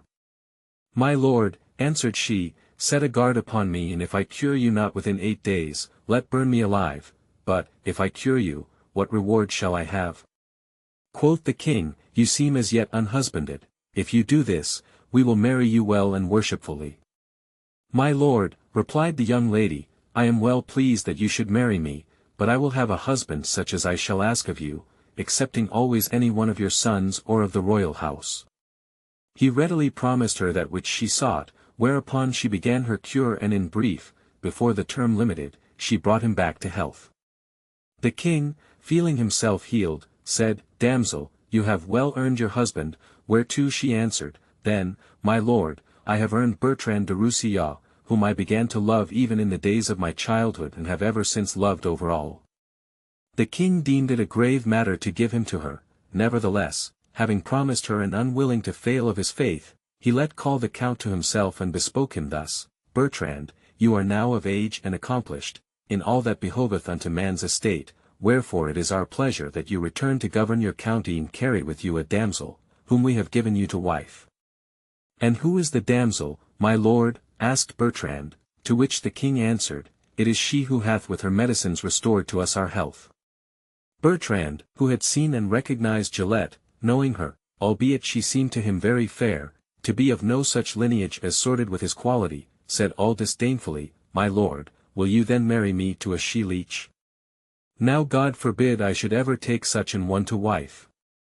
"Then," said the king, "will you have us fail of our faith, the which, to have our health again, we pledged to the damsel, who in guerdon thereof demanded you to husband?" "My lord," answered Bertrand, "you may, and you will, take from me whatsoever I possess or, as your liegeman, bestow me upon whoso pleaseth you, but of this I certify you, that I will never be a consenting party unto such a marriage." "Nay," rejoined the king, "but you shall, for that the damsel is fair and wise and loveth you dear, wherefore we doubt not but you will have a far happier life with her than with a lady of higher lineage." Bertrand held his peace and the king let make great preparations for the celebration of the marriage. The appointed day being come, Bertrand, sore against his will, in the presence of the king, espoused the damsel, who loved him more than herself. This done, having already determined in himself what he should do, he sought leave of the king to depart, saying he would fain return to his county and there consummate the marriage. Then, taking horse, he repaired not thither, but betook himself into Tuscany, where, hearing that the Florentines were at war with those of Siena, he determined to join himself to the former, by whom he was joyfully received and made captain over a certain number of men-at-arms, and there, being well provided of them, he abode a pretty while in their service. The newly made wife, ill content with such a lot, but hoping by her fair dealing to recall him to his county, betook herself to Roussillon, where she was received of all as their liege lady. There, finding everything waste and disordered for the long time that the land had been without a lord, with great diligence and solicitude, like a discreet lady as she was, she set all in order again, whereof the count's vassals were mightily content and held her exceeding dear, vowing her a great love and blaming the count sore for that he accepted not of her. The lady, having thoroughly ordered the county, notified the count thereof by 2 knights, whom she dispatched to him, praying him that, and it were on her account he forbore to come to his county, he should signify it to her and she, to pleasure him, would depart thence. But he answered them very harshly, saying, "For that, let her do her pleasure. For my part, will return thither to abide with her, whenas she shall have this my ring on her finger and in her arms a son by me begotten." Now the ring in question he held very dear and never parted with it, by reason of a certain virtue which it had been given him to understand that it had. The knights understood the hardship of the condition implied in these 2 well-nigh impossible requirements, but, seeing that they might not by their words avail to move him from his purpose, they returned to the lady and reported to her his reply, whereat she was sore afflicted and determined, after long consideration, to seek to learn if and where the 2 things aforesaid might be compassed, to the intent that she might, in consequence, have her husband again. Accordingly, having bethought herself what she should do, she assembled certain of the best and chiefest men of the county and with plaintive speech very orderly recounted to them that which she had already done for love of the count and showed them what had ensued thereof, adding that it was not her intent that, through her sojourn there, the count should abide in perpetual exile, nay, rather she purposed to spend the rest of her life in pilgrimages and works of mercy and charity for her soul's health. Wherefore she prayed them take the ward and governance of the county and notify the count that she had left him free and vacant possession and had departed the country, intending never more to return to Roussillon. Many were the tears shed by the good folk, whilst she spoke, and many the prayers addressed to her that it would please her change counsel and abide there, but they availed not. Then, commending them to God, she set out upon her way, without telling any whither she was bound, well furnished with moneys and jewels of price and accompanied by a cousin of hers and a chamberwoman, all in pilgrims' habits, and stayed not till she came to Florence, where, chancing upon a little inn, kept by a decent widow woman, she there took up her abode and lived quietly, after the fashion of a poor pilgrim, impatient to hear news of her lord. It befell, then, that on the morrow of her arrival she saw Bertrand pass before her lodging, a horseback with his company, and albeit she knew him full well, natheless she asked the good woman of the inn who he was. The hostess answered, "That is a stranger gentleman, who calleth himself Count Bertrand, a pleasant man and a courteous and much loved in this city, and he is the most enamoured man in the world of a she-neighbour of ours, who is a gentlewoman, but poor. Sooth to say, she is a very virtuous damsel and abboteth, being yet unmarried for poverty, with her mother, a very good and discreet lady, but for whom, maybe, she had already done the count's pleasure. The countess took good note of what she heard, and having more closely inquired into every particular and apprehended all aright, determined in herself how she should do. Accordingly, having learned the house and name of the lady whose daughter the count loved, she one day repaired privily thither in her pilgrim's habit, and finding the mother and daughter in very poor case, saluted them and told the former that, and it pleased her, she would fain speak with her alone. The gentlewoman, rising, replied that she was ready to hearken to her, and accordingly carried her into a chamber of hers, where they seated themselves, and the countess began thus: Madam, meseemeth you are of the enemies of fortune, even as I am, but, an you will, belike you may be able to relieve both yourself and me. The lady answered that she desired nothing better than to relieve herself by any honest means, and the countess went on: Needs must you pledge me your faith, whereto an I commit myself and you deceive me, you will mar your own affairs and mine. Tell me anything you will in all assurance, replied the gentlewoman, for never shall you find yourself deceived of me. Thereupon the countess, beginning with her first enamorment, recounted to her who she was and all that had betided her to that day, after such a fashion that the gentlewoman, putting faith in her words and having, indeed, already in part heard her story from others, began to have compassion of her. The countess, having related her adventures, went on to say: You have now, amongst my other troubles, heard what are the two things which it behoveth me have, and I would have my husband, and to which I know none who can help me, save only yourself, if that be true which I hear, to wit, that the count my husband is passionately enamoured of your daughter. Madam, answered the gentlewoman, if the count love my daughter I know not, indeed he mocketh a great show thereof. But, an it be so, what can I do in this that you desire? Madam, rejoined the countess, I will tell you, but first I will e'en show you what I purpose shall ensue thereof to you, and you serve me. I see your daughter fair and of age for a husband, and according to what I have heard, meseemeth I understand the lack of good to marry her withal it is that causeth you keep her at home. Now I purpose, in requital of the service you shall do me, to give her forthright of mine own moneys such a dowry as you yourself shall deem necessary to marry her honourably. The mother, being needy, was pleased with the offer. Algates, having the spirit of a gentlewoman, she said, Madam, tell me what I can do for you. If it consist with my honour, I will willingly do it, and you shall after do that which shall please you. Then said the countess, It behoveth me that you let tell the count my husband by some one in whom you trust, that your daughter is ready to do his every pleasure, so she may but be certified that he loveth her as he pretendeth, the which she will never believe, except he send her the ring which he carrieth on his finger, and by which she hath heard he setteth such store. And he send you the ring, you must give it to me, and after send to him to say that your daughter is ready do his pleasure, then bring him hither in secret and privily put me to bed to him in the stead of your daughter. It may be God will vouchsafe me to conceive, and on this wise, having his ring on my finger and the child in mine arms of him begotten, I shall presently regain him and abide with him, as a wife should abide with her husband, and you will have been the cause thereof. This seemed a grave matter to the gentlewoman, who feared lest blame should haply ensue thereof to her daughter. Nevertheless, bethinking her it were honourably done to help the poor lady recover her husband, and that she went about to do this to a worthy end, and trusting in the good and honest intention of the countess, she not only promised her to do it, but, before many days, dealing with prudence and secrecy, in accordance with the latter's instructions, she both got the ring, albeit this seemed somewhat grievous to the count, and adroitly put her to bed with her husband, in the place of her own daughter. In these first embracements, most ardently sought of the count, the lady, by God's pleasure, became with child of 2 sons, as her delivery in due time made manifest.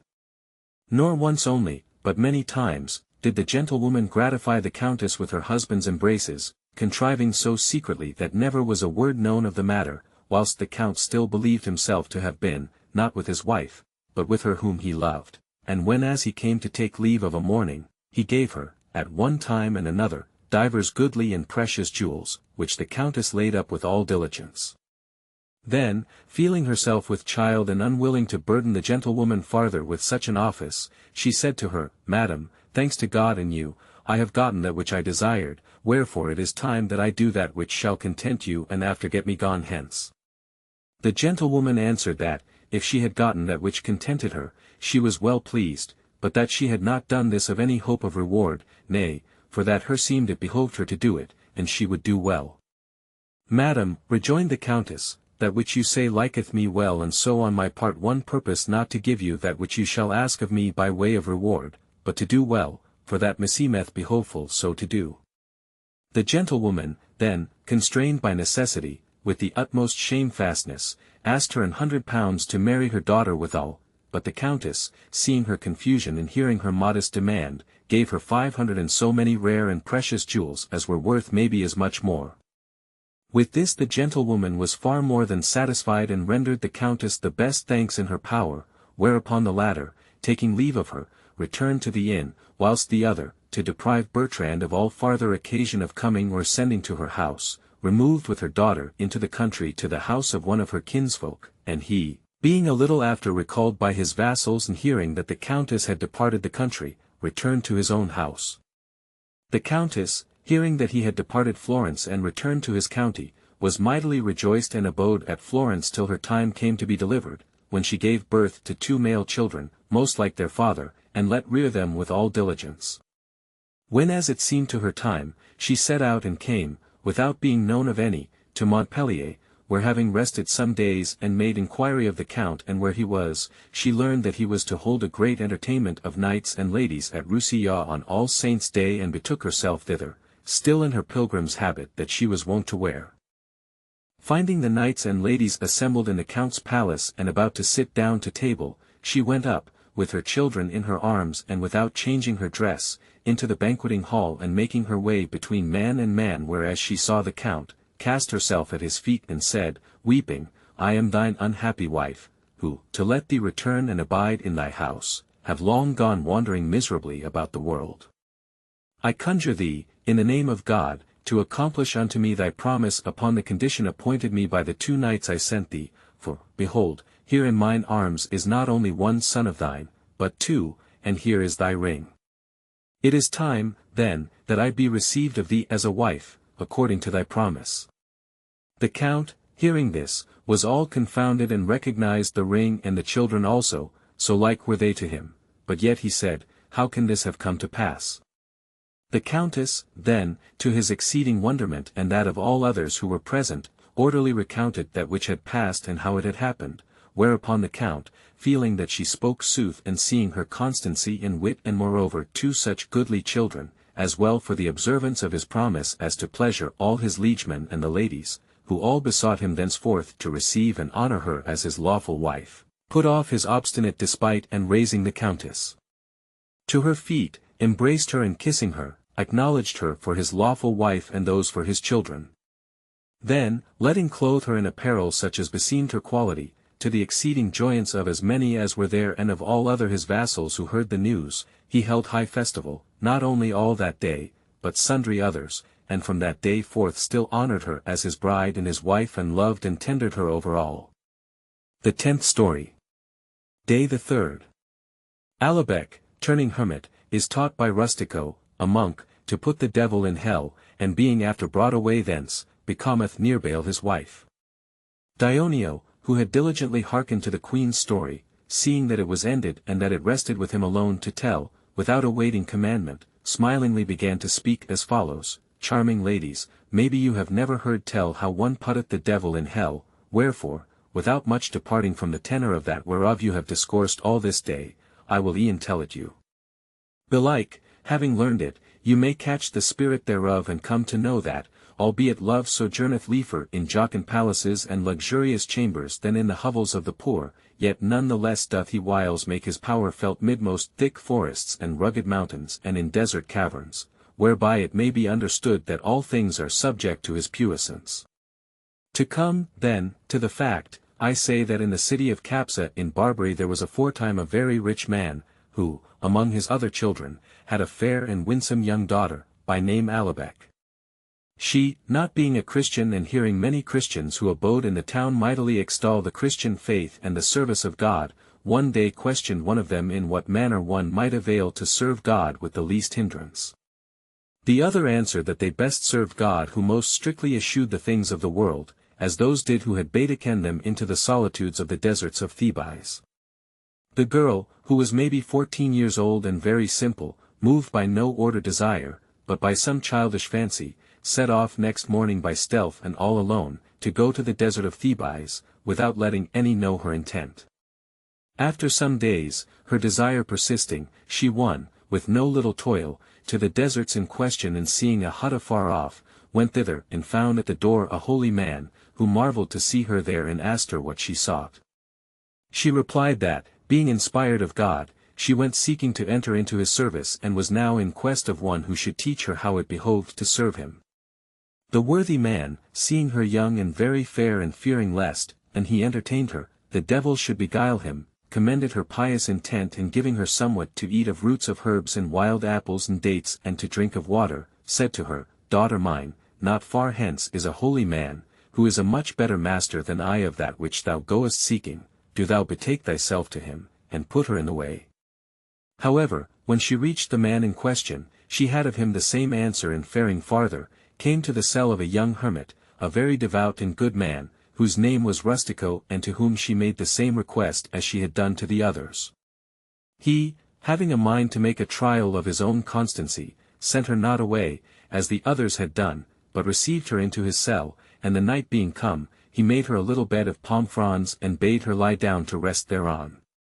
This done, temptations tarried not to give battle to his powers of resistance, and he, finding himself grossly deceived by these latter, turned tail, without awaiting many assaults, and confessed himself beaten. Then, laying aside devout thoughts and orisons and mortifications, he fell to revolving in his memory the youth and beauty of the damsel, and bethinking himself what course he should take with her, so as to win to that which he desired of her, without her taking him for a debauched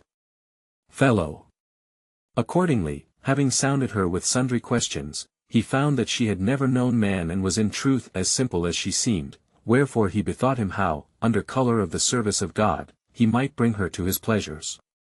In the first place, he showeth her with many words how great an enemy the devil was of God the Lord, and after gave her to understand that the most acceptable service that could be rendered to God was to put back the devil into hell, whereto he had condemned him. The girl asked him how this might be done, and he, Thou shalt soon know that, do thou but as thou shalt see me do. So saying, he proceeded to put off the few garments he had and abode stark naked, as likewise did the girl, whereupon he fell on his knees, as he would pray, and caused her abide over against himself. E cosai stando, essendo rustico, piuce mai, nel sua desidero acceso, per lo vederla cosai bella, venu la resurrezione della carne, la quali riguardando alabec, meraviglia tasti, dis, rustico, quella che cosa che io ti veggio, che cosai si pigni in fuori, e non el ho io. O figliola mia, dis rustico, questo il diavolo, di che io ti ho parlato, e vedi tu ora, egli mi da grandissima molestia, tanta, che io appena la posso soffrire. Allora dis la Giovanni. O lodato sia idio, che io veggio, che io sto meglio, che non stai tu, che io non ho catesto diavolo io. Dis rustico, tu di vero, ma tu hai un ultra cosa, che non el ho io, e hyla in escambio di questo. Dis alabec, o che. A cui rustico dis, hi el inferno, e dicoti, che io mi credo, che Dio ti abbia comandata per la salute del anima mia, percios, esse questo diavolo per mi dare questa noia, ov tu cogli aver di mi tanta pieta, e soffrire, che io in inferno il rimetta, tu mi darai grandissima consolazione, e a Dio farai grandissimo piacere, e servigio. Se tu per quello faire in quest part 1 venuta se, che tu di. La Giovanni di buona fede rispose o padre mio, pascia che io ho l'inferno, sia pur quando 6 piastra matervi il diavolo. Dis allora rustico, figliola mia benedetta sia tu, andiamo dunque, e remedium lovi si, che egli pascia mi lasci stare. E cosai detto, menate la Giovanni sopra uno de loro leticelli, lo insegno, cum star si deves a dover incarcerare quel maledetto de Dio. La Giovanni, che mi piu non aviva in inferno messo diavolo alcuno, per la prima volta senti un poco di noia, perch ella disse rustico. Per certo, padre mio, mala cosa di esir questo diavolo, e veramente nemico di idio che ancora all'inferno, non che altrui do quando, egli vi dentro rimesso. Dis rustico, figliuola, egli non avera sempre cosai, e per fair, che questo non avanis, de se volti en zich di su il letisol si movesero, vich el remesero, tantoche per quella volta gli traser si la superbia del capo, che egli si step volentieri in pace. Ma ritornatigli poi nel seguente tempo più volti, e la Giovanni ubident semper a trarglila si dispones, aven, che il giuoco lo comincio a piacere, e comincio a dire a rustico.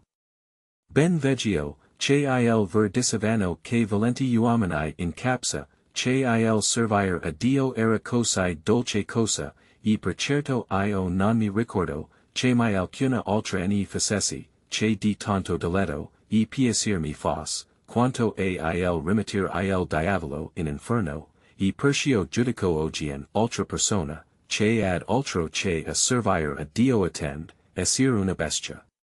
Per la qual cosa essa spes volti aneva a rustico, e gli diceva.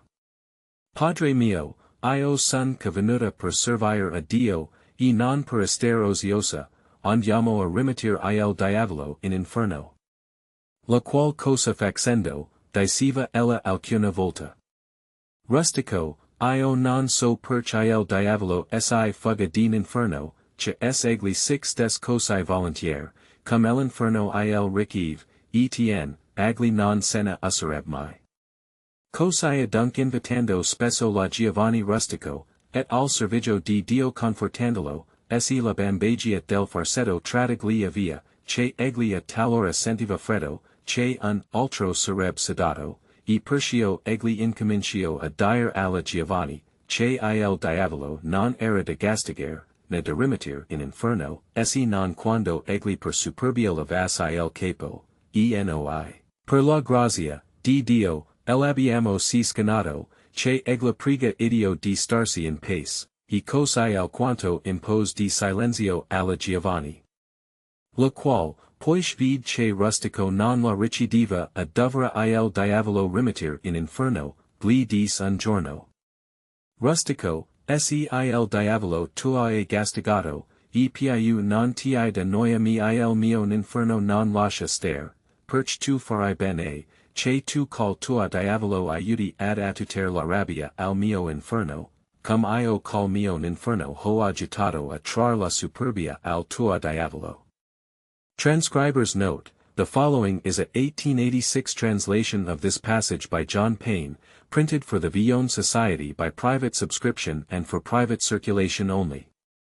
Matters standing thus and Rustico being more than ever inflamed in his desires to see her so fair, there came the resurrection of the flesh, which Alabec observing and marvelling, Rustico, quoth she, what is that I see on thee which thrusteth forth thus and which I have not?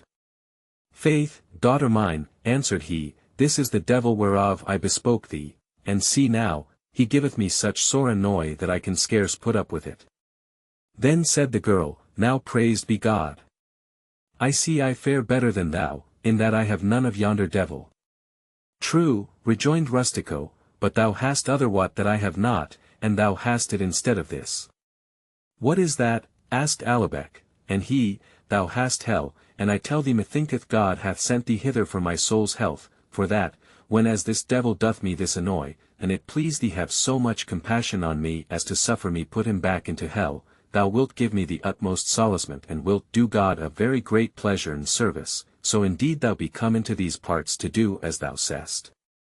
The girl answered in good faith, Mary, father mine, since I have hell, be it whensoever it pleaseth thee, whereupon quoth Rustico, daughter, blessed be thou, let us go then and put him back there, so he may after leave me in peace.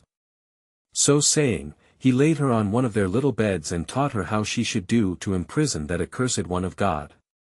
The girl, who had never yet put any devil in hell, for the first time felt some little pain, wherefore she said to Rustico, Certes, father mine, this same devil must be an ill thing and an enemy in very deed of God, for that it irketh hell itself, let be otherwhat, when he is put back therein. Daughter, answered Rustico, it will not always happen thus, and to the end that this should not happen, 6 times, or ever they stirred from the bed, they put him in hell again, insomuch that for the nonce they so took the conceit out of his head that he willingly abode at peace. But, it returning to him again and again the ensuing days and the obedient girl still lending herself to take it out of him, it befell that the sport began to please her and she said to Rustico, I see now that those good people in Capsa spoke sooth, when they avouched that it was so sweet a thing to serve God, for, certes, I remember me not to have ever done aught that afforded me such pleasance and delight as putting the devil in hell, wherefore methinketh that whoso applieth himself unto aught other than God his service is a fool. Accordingly, she came ofttimes to Rustico and said to him, Father mine, I came here to serve God and not to abide idle, let us go put the devil in hell. Which doing, she said whiles, Rustico, I know not why the devil fleeth away from hell, for, and he abode there as willingly as hell receiveth him and holdeth him, he would never come forth therefrom. The girl, then, on this wise often inviting Rustico and exhorting him to the service of God, so took the bombast out of his doublet that he felt cold what time another had sweated, wherefore he fell to telling her that the devil was not to be chastised nor put into hell, save when as he should lift up his head for pride, and we, added he, by God's grace, have so baffled him that he prayeth our Lord to suffer him abide in peace, and on this wise he for a while imposed silence on her. However, when she saw that he required her not of putting the devil in hell, she said to him one day, Rustico, and thy devil be chastened and give thee no more annoy, my hell letteth me not be, wherefore thou wilt do well to aid me with thy devil in abating the raging of my hell, even as with my hell I have helped thee take the conceit out of thy devil. Rustico, who lived on roots and water, could ill avail to answer her calls and told her that it would need overmany devils to appease hell, but he would do what he might thereof. Accordingly he satisfied her bytimes, but so seldom it was but casting a bean into the lion's mouth, whereas the girl, perceiving she served not God as diligently as she would fain have done, murmured somewhat. But, whilst this debate was toward between Rustico his devil and Alabec her hell, for overmuch desire on the one part and lack of power on the other, it befell that a fire broke out in Capsa and burnt Alabecca's father in his own house, with as many children and other family as he had, by reason whereof she abode heir to all his good. Thereupon, a young man called Nearbail, who had spent all his substance in gallantry, hearing that she was alive, set out in search of her and finding her, before the court had laid hands upon her father's estate, as that of a man dying without heir, to Rustico's great satisfaction, but against her own will, brought her back to Capsa, where he took her to wife and succeeded, in her right, to the ample inheritance of her father.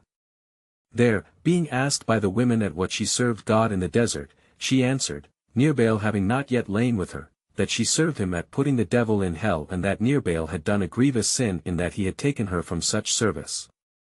The ladies asked, How putteth one the devil in hell? And the girl, what with words and what with gestures, expounded it to them, whereat they set up so great a laughing that they laughed yet and said, Give yourself no concern, my child, nay, for that is done here also and Nearbail will serve our Lord full well with thee at this. Thereafter, telling it from one to another throughout the city, they brought it to a common saying there that the most acceptable service one could render to God was to put the devil in hell, which byword, having passed the sea hither, is yet current here. Wherefore do all you young ladies, who have need of God's grace, learn to put the devil in hell, for that this is highly acceptable to him and pleasing to both parties and much good may grow and ensue thereof.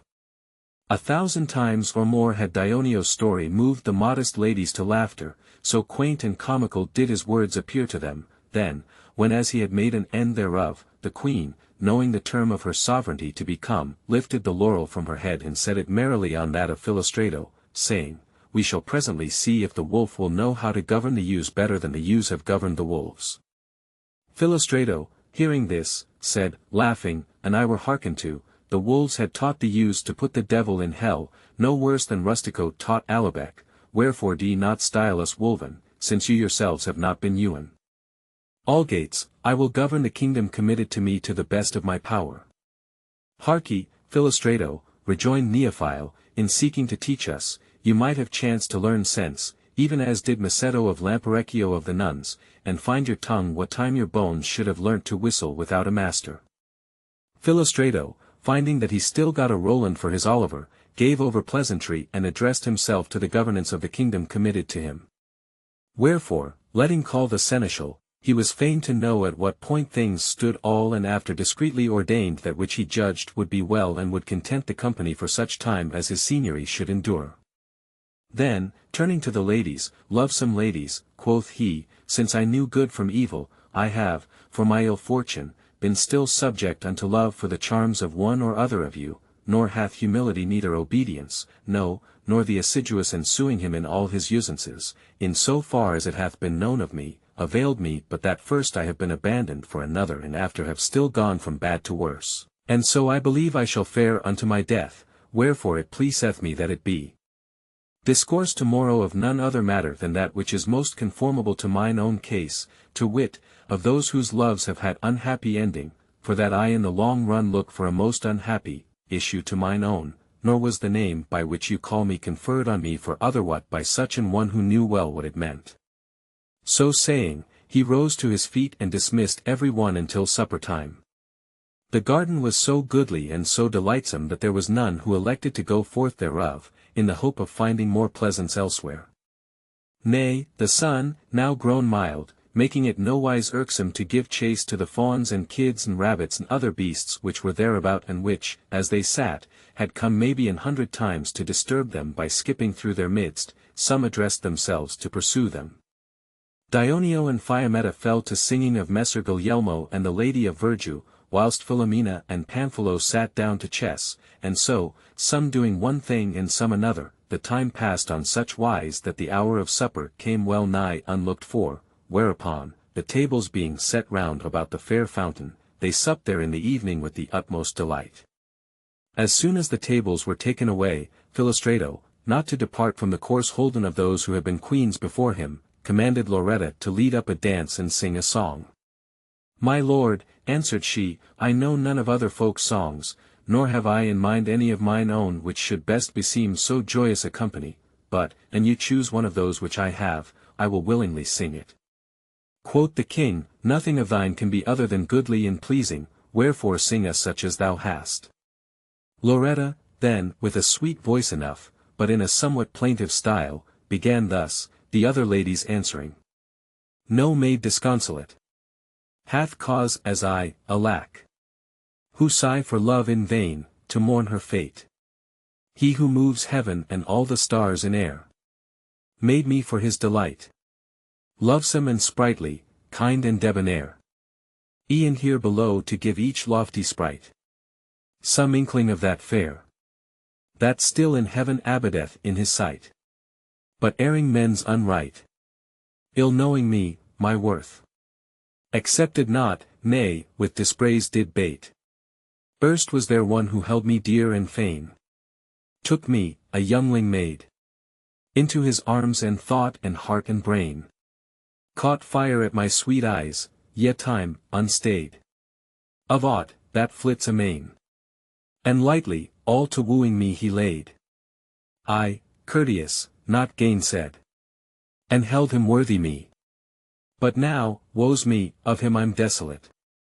Then unto me there did himself present, a youngling proud and haught, renowning him for valorous and gent.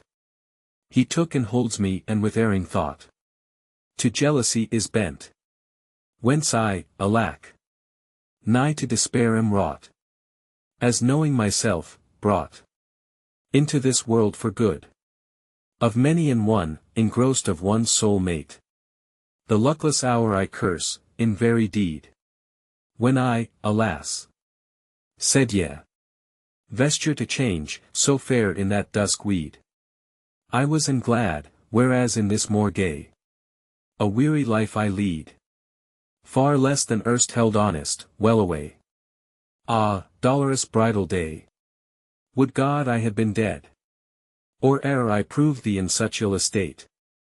O lover dear, with whom well pleased was I, whilere past all that be, Who now before him sittest in the sky? Who fashioned us, have pity upon me. Who cannot, though I die, forget thee for another, 'cause me see the flame that kindled thee for me lives yet unquenched, and my recall up thither impetrate. Here Loretta made an end of her song, wherein, albeit attentively followed of all, she was diversely apprehended of divers persons, and there were those who would e'en understand, Milan fashion, that a good hog was better than a handsome wench, but others were of a loftier and better and truer apprehension, whereof it booteth not to tell at this present. Thereafter the king let kindle store of flambeaux upon the grass and among the flowers and caused sing divers other songs, until every star began to decline, that was above the horizon, when, deeming it time for sleep, he bade all with a good night betake themselves to their chambers. Here endeth the 3rd day of the Decameron. Day the 4th. Here beginneth the 4th day of the Decameron, wherein under the governance of Philostrato is discoursed of those whose loves have had unhappy endings. Dearest ladies, as well by words of wise men heard as by things many a time both seen and read of myself, I had conceived that the boisterous and burning blast of envy was apt to smite none but lofty towers or the highest summits of the trees, but I find myself mistaken in my conceit, for that, fleeing, as I have still studied to flee, from the cruel onslaught of that raging wind, I have striven to go, not only in the plains, but in the very deepest of the valleys, as many manifestly enough appear to whoso considereth these present stories, the which have been written by me, not only in vulgar Florentine and in prose and without author's name, but eke in as humble and sober a style as might be. Yet for all this have I not availed to escape being cruelly shaken, nay, well nigh uprooted, of the aforesaid wind and all torn of the fangs of envy, wherefore I can very manifestly understand that to be true which the wise used to say, to wit, that misery alone in things present is without envy. There are then, discreet ladies, some who, reading these stories, have said that you please me overmuch and that it is not a seemly thing that I should take so much delight in pleasuring and solacing you, and some have said yet worse of commending you as I do. Others, making a show of wishing to speak more maturely, have said that it sorteth ill with mine age henceforth to follow after things of this kind, to wit, to discourse of women or to study to please them. And many, feigning themselves mighty tender of my repute, avouch that I should do more wisely to abide with the muses on Parnassus than to busy myself among you with these toys. Again, there be some who, speaking more despitefully than advisedly, have said that I should do more discreetly to consider whence I might get me bread than to go peddling after these baubles, feeding upon wind, and certain others, in disparagement of my pains, study to prove the things recounted by me to have been otherwise than as I present them to you. With such, then, and so many blusterings, such atrocious backbitings, such needle pricks, noble ladies, am I, what while I battle in your service, baffled and buffeted and transfixed even to the quick.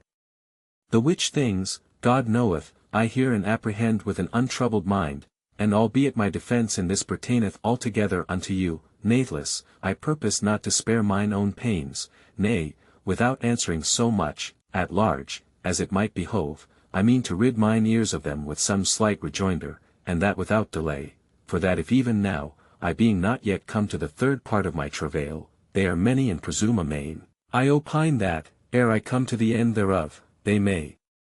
having had no rebuff at the first, on such wise be multiplied that with whatsoever little pains of theirs they might overthrow me, nor might your powers, great though they be, avail to withstand this. But, ere I come to make answer to any of them, it pleaseth me, in mine own defence, to relate, not an entire story, lest it should seem I would fain mingle mine own stories with those of so commendable a company as that which I have presented to you, but a part of one, that so its very default, of completeness, may attest that it is none of those, and accordingly, speaking to my assailants, I say that in our city, a good while agone, there was a townsman, by name Filippo Balducci, a man of mean enough extraction, but rich and well addressed and versed in such matters as his condition comported. He had a wife, whom he loved with an exceeding love, as she him, and they lived a peaceful life together, studying nothing so much as wholly to please one another. In course of time it came to pass, as it cometh to pass of all, that the good lady departed this life and left Filippo not of herself but one only son, begotten of him and maybe 2 years old. Filippo for the death of his lady abode as disconsolate as ever man might, having lost a beloved one, and seeing himself left alone and forlorn of that company which most he loved, he resolved to be no more of the world, but to give himself altogether to the service of God and do the like with his little son.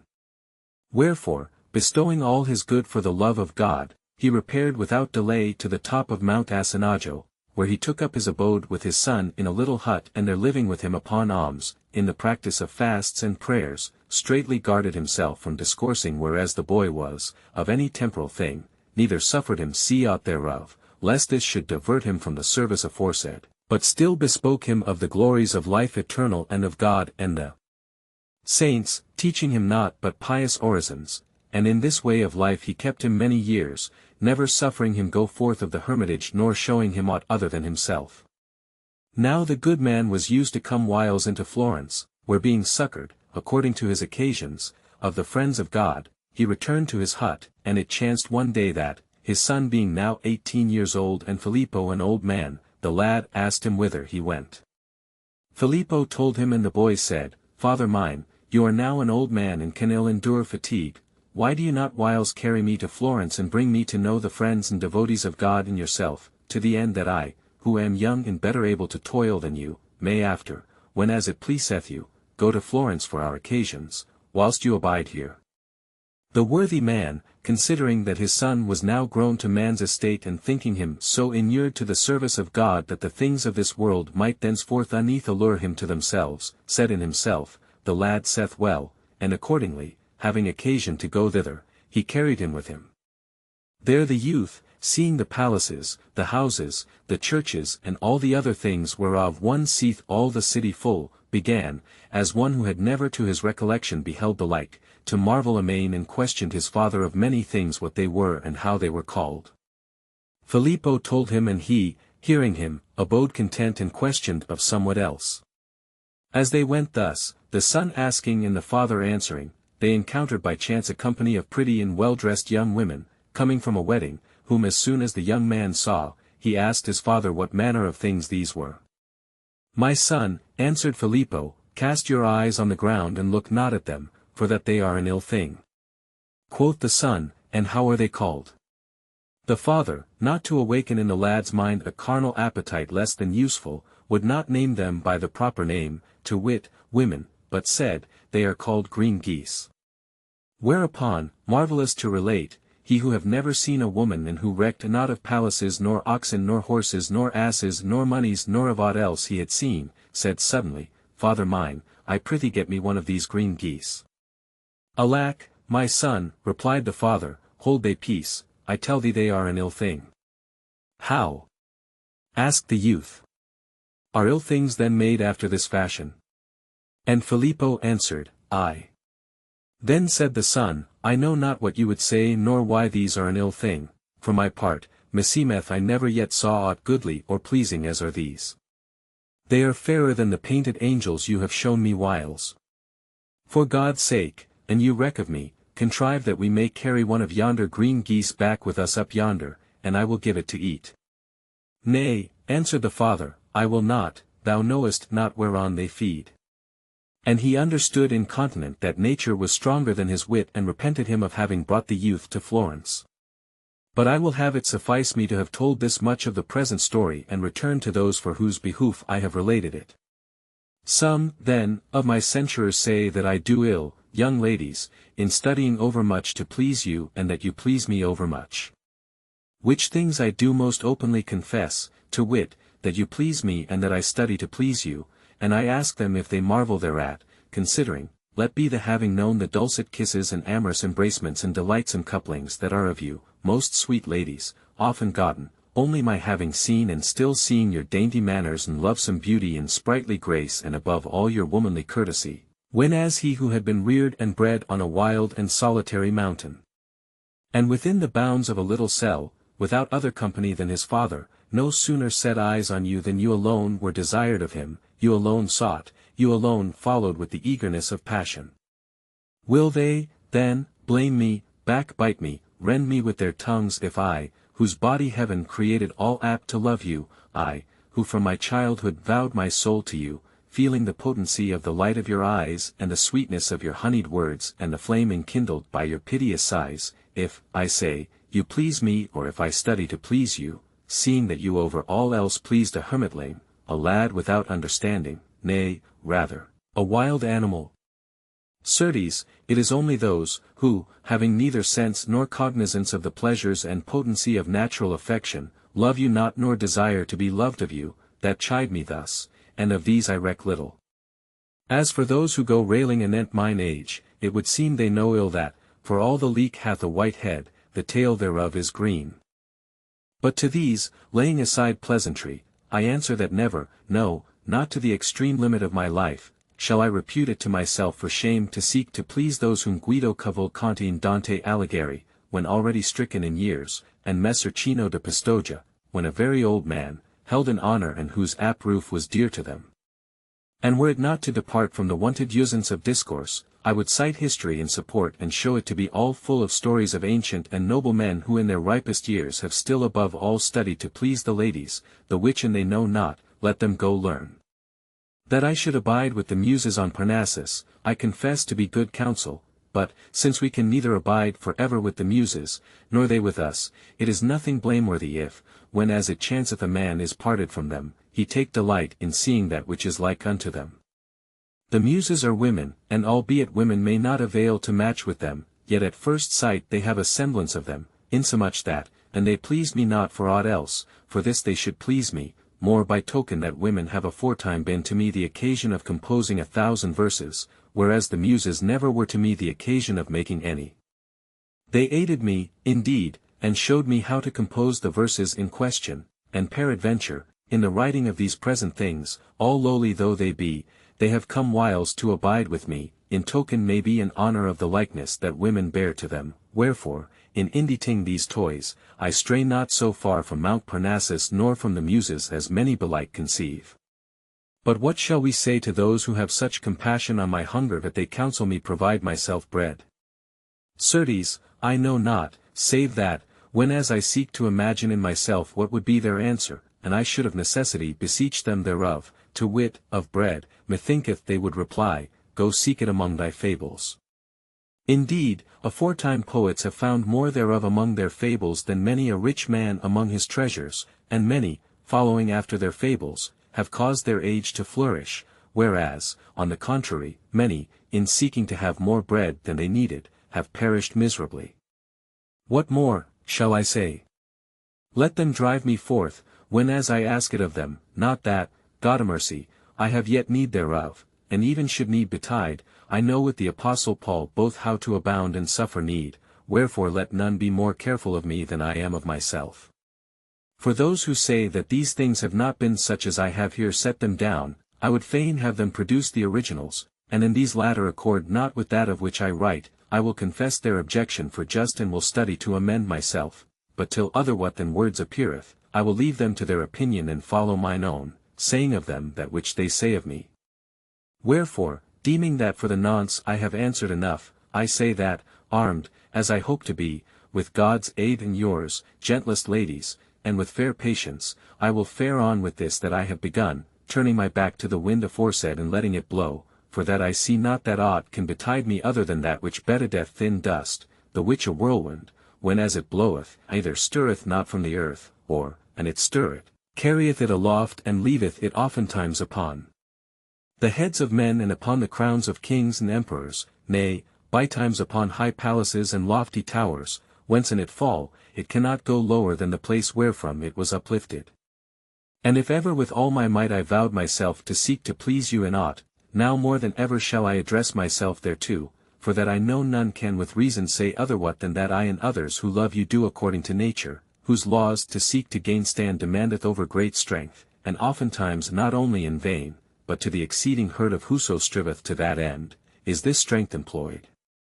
Such strength I confess I have not nor ever desired in this to have, and an I had it, I had liefer lend it to others than use it for myself. Wherefore, let the Carpas be silent and an they avail not to warm themselves, let them live star-stricken and abiding in their delights, or rather their corrupt appetites, leave me to abide in mine for this brief life that is appointed me. But now, fair ladies, for that we have strayed enough, needs must we return whence we set out and ensue the ordinance commenced. The sun had already banished every star from the sky and had driven from the earth the humid vapors of the night, when Philostrato, arising, caused all his company arise and with them betook himself to the fair garden, where they all proceeded to disport themselves, and the eating hour come, they dined whereas they had supped on the foregoing evening. Then, after having slept, what time the sun was at its highest, they seated themselves, after the wonted fashion, hard by the fair fountain, and Philostrato bade Phiomeda give beginning to the story-telling, whereupon, without awaiting further commandment, she began with womanly grace as follows. The first story. Day the 4th. Tancred, Prince of Salerno, slayeth his daughter's lover and sendeth her his heart in a bowl of gold, whereupon, pouring poisoned water over it, she drinketh thereof and dieth. Our king hath this day appointed us a woeful subject of discourse, considering that, whereas we came hither to make merry, needs must we tell of others' tears, the which may not be recounted without moving both those who tell and those who hearken to compassion thereof.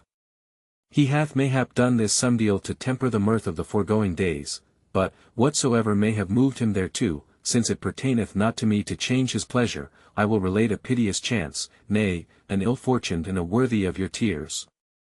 Tancred, lord of Salerno, was a humane prince and benign enough of nature, had he not in his old age imbrued his hands in lovers' blood, who in all the course of his life had but one daughter, and happier had he been if he had none. She was of him as tenderly loved as ever daughter of father, and knowing not, by reason of this his tender love for her, how to part with her, he married her not till she had long overpassed the age when she should have had a husband.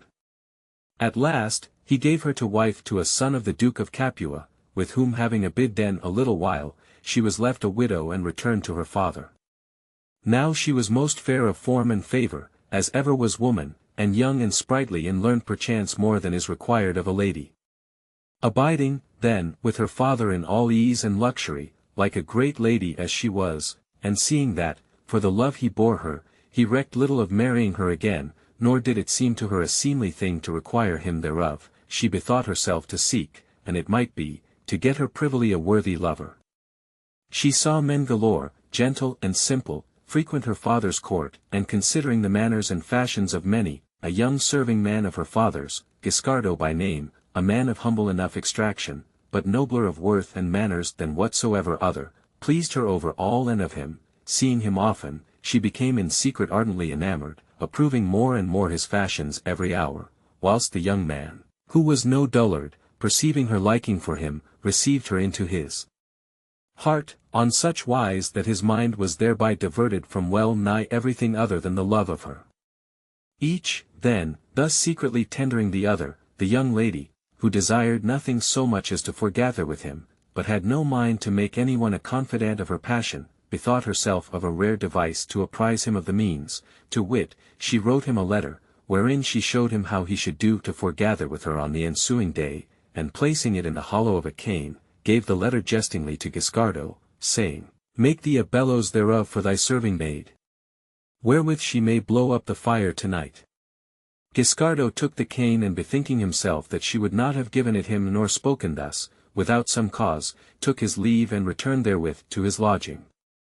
There he examined the cane and seeing it to be cleft, opened it and found therein the letter, which having read and well apprehended that which he had to do, he was the joyfullest man alive and set about taking order how he might go to her, according to the fashion appointed him of her. There was, beside the prince's palace, a grotto hewn out of the rock and made in days long agone, and to this grotto some little light was given by a tunnel by art wrought in the mountain, which latter, for that the grotto was abandoned, was well nigh blocked at its mouth with briars and weeds that had overgrown it. Into this grotto one might go by a privy stair which was in one of the ground floor rooms of the lady's apartment in the palace and which was shut in by a very strong door. This stair was so out of all folks' minds, for that it had been unused from time immemorial, that well nigh none remembered it to be there, but love, to whose eyes there is nothing so secret but it winneth, had recalled it to the memory of the enamoured lady, who, that none should get wind of the matter, had laboured sore many days with such tools as she might command, ere she could make shift to open the door, then, going down alone thereby into the grotto and seeing the tunnel, she sent to Bid Giscardo study to come to her thereby and acquainted him with the height which her seemed should be from the mouth thereof to the ground. To this end Giscardo promptly made ready a rope with certain knots and loops, whereby he might avail to descend and ascend, and donning a leathern suit, that might defend him from the briars, he on the ensuing night repaired, without letting any know aught of the matter, to the mouth of the tunnel. There making one end of the rope fast to a stout tree stump that had grown up in the mouth, he let himself down thereby into the grotto and there awaited the lady, who, on the morrow, feigning a desire to sleep, dismissed her women and shut herself up alone in her chamber. Then, opening the privy door, she descended into the grotto, where she found Giscardo. They greeted one another with marvellous joy and betook themselves to her chamber, where they abode great part of the day in the utmost delight, and after they had taken order together for the discreet conduct of their loves, so they might abide secret, Giscardo returned to the grotto, whilst she shut the privy door and went forth to her women. The night come, Giscardo climbed up by his rope to the mouth of the tunnel and issuing forth whence he had entered in, returned to his lodging, and having learned this road, he in process of time returned many times thereafter.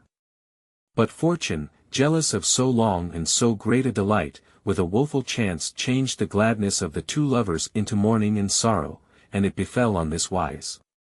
Tancred was wont to come bytimes all alone into his daughter's chamber and there abide with her and converse a while and after go away. Accordingly, one day, after dinner, he came thither, what time the lady, whose name was Gismonda, was in a garden of hers with all her women, and willing not to take her from her diversion, he entered her chamber, without being seen or heard of any. Finding the windows closed and the curtains let down over the bed, he sat down in a corner on a hassock at the bed-foot and leant his head against the bed, then, drawing the curtain over himself, as if he had studied to hide himself there, he fell asleep.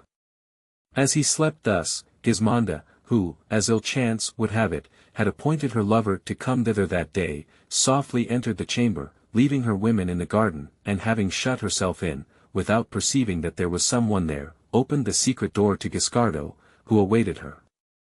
They straightway betook themselves to bed, as of their wont, and what while they sported and solaced themselves together, it befell that Tancred awoke and heard and saw that which Giscardo and his daughter did, whereat beyond measure grieved. At first he would have cried out at them, but after bethought himself to keep silence and abide, and he might, hidden, so with more secrecy and less shame to himself he might avail to do that which had already occurred to his mind.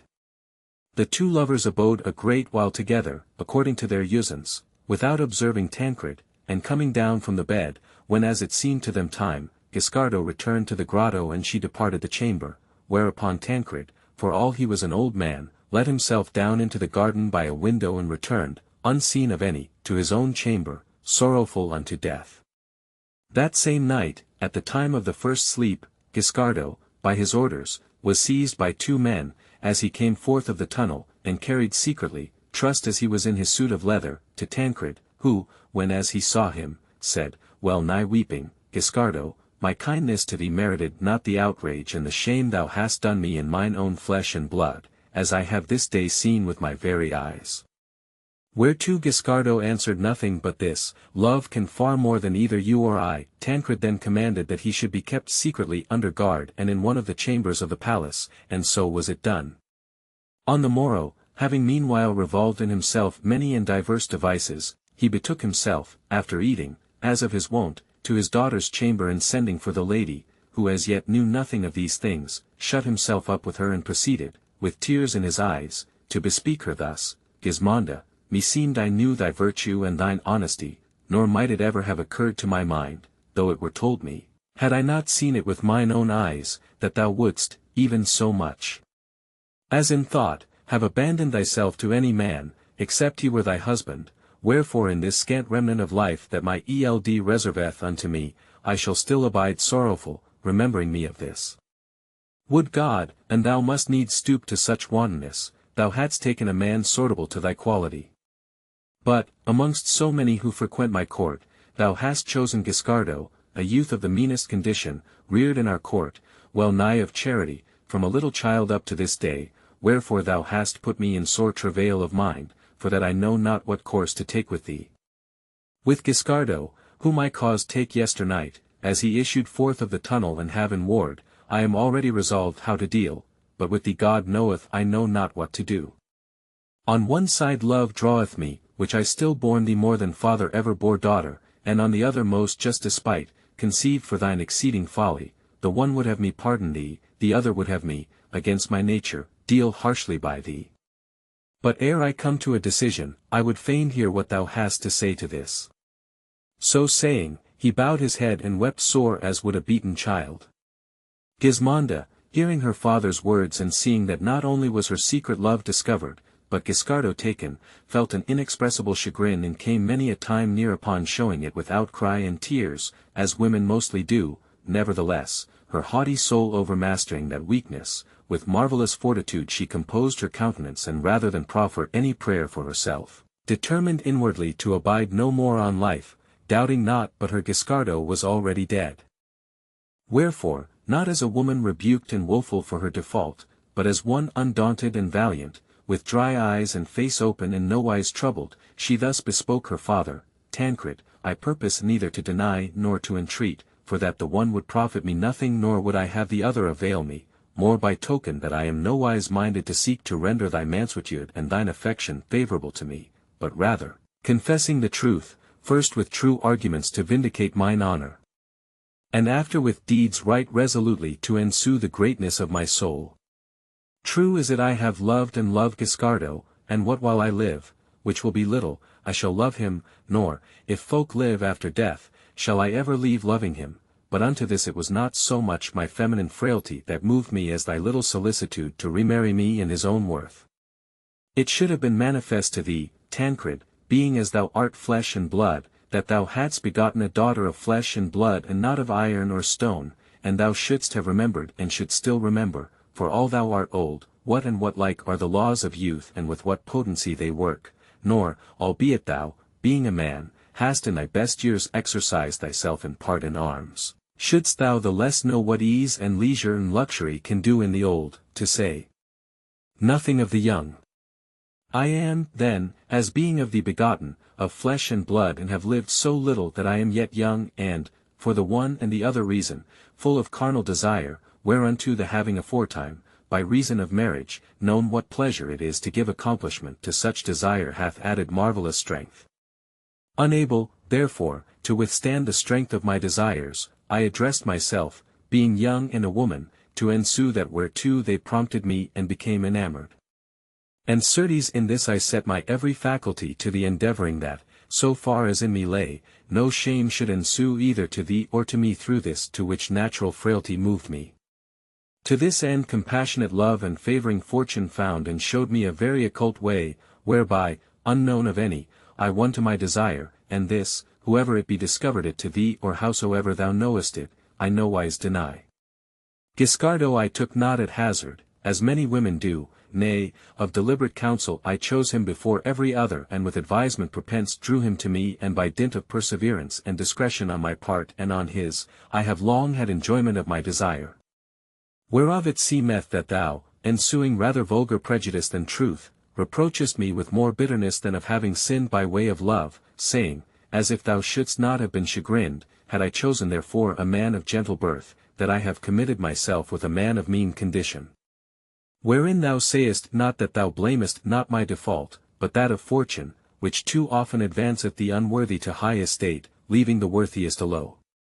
But now let us leave this and look somewhat to the first principles of things, whereby thou wilt see that we all get our flesh from one same stock and that all souls were by one same Creator created with equal faculties, equal powers and equal virtues.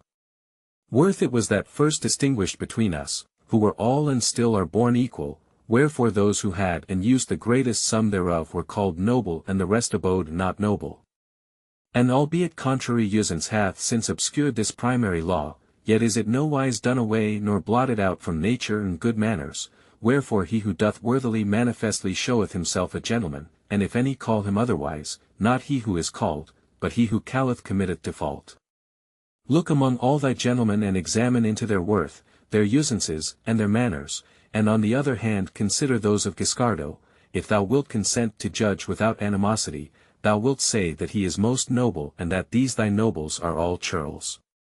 With regard to his worth and virtue, I trusted not to the judgment of any other, but to that of thy words and of mine own eyes. Who ever so commended him as thou didst in all those praiseworthy things wherefore a man of worth should be commended? And certes not without reason, for, if mine eyes deceive me not, there was no praise given him of thee which I saw him not justify by deeds, and that more admirably than thy words availed to express, and even had I suffered any deceit in this, it is by thyself I should have been deceived. And, then, thou say that I have committed myself with a man of mean condition, thou sayst not sooth, but shouldst thou say with a poor man, it might peradventure be conceded thee, to thy shame who hast so ill known to put a servant of thine and a man of worth in good case, yet poverty beareth not any of gentilesse, nay, rather, wealth it is that doth this. Many kings, many great princes were once poor and many who delve and tend sheep were once very rich. The last doubt that thou broachest, to wit, what thou shouldst do with me, drive it away altogether, and thou in thine extreme old age be disposed to do that which thou usedst not, being young, namely, to deal cruelly, wreak thy cruelty upon me, who am minded to proffer no prayer unto thee, as being the prime cause of this sin, if sin it be, for of this I certify thee, that whatsoever thou hast done or shalt do with Guiscardo, and thou do not the like with me, mine own hands shall do it. Now begone, go shed tears with women and waxing cruel, slay him and me with one same blow, and it seem to thee we have deserved it.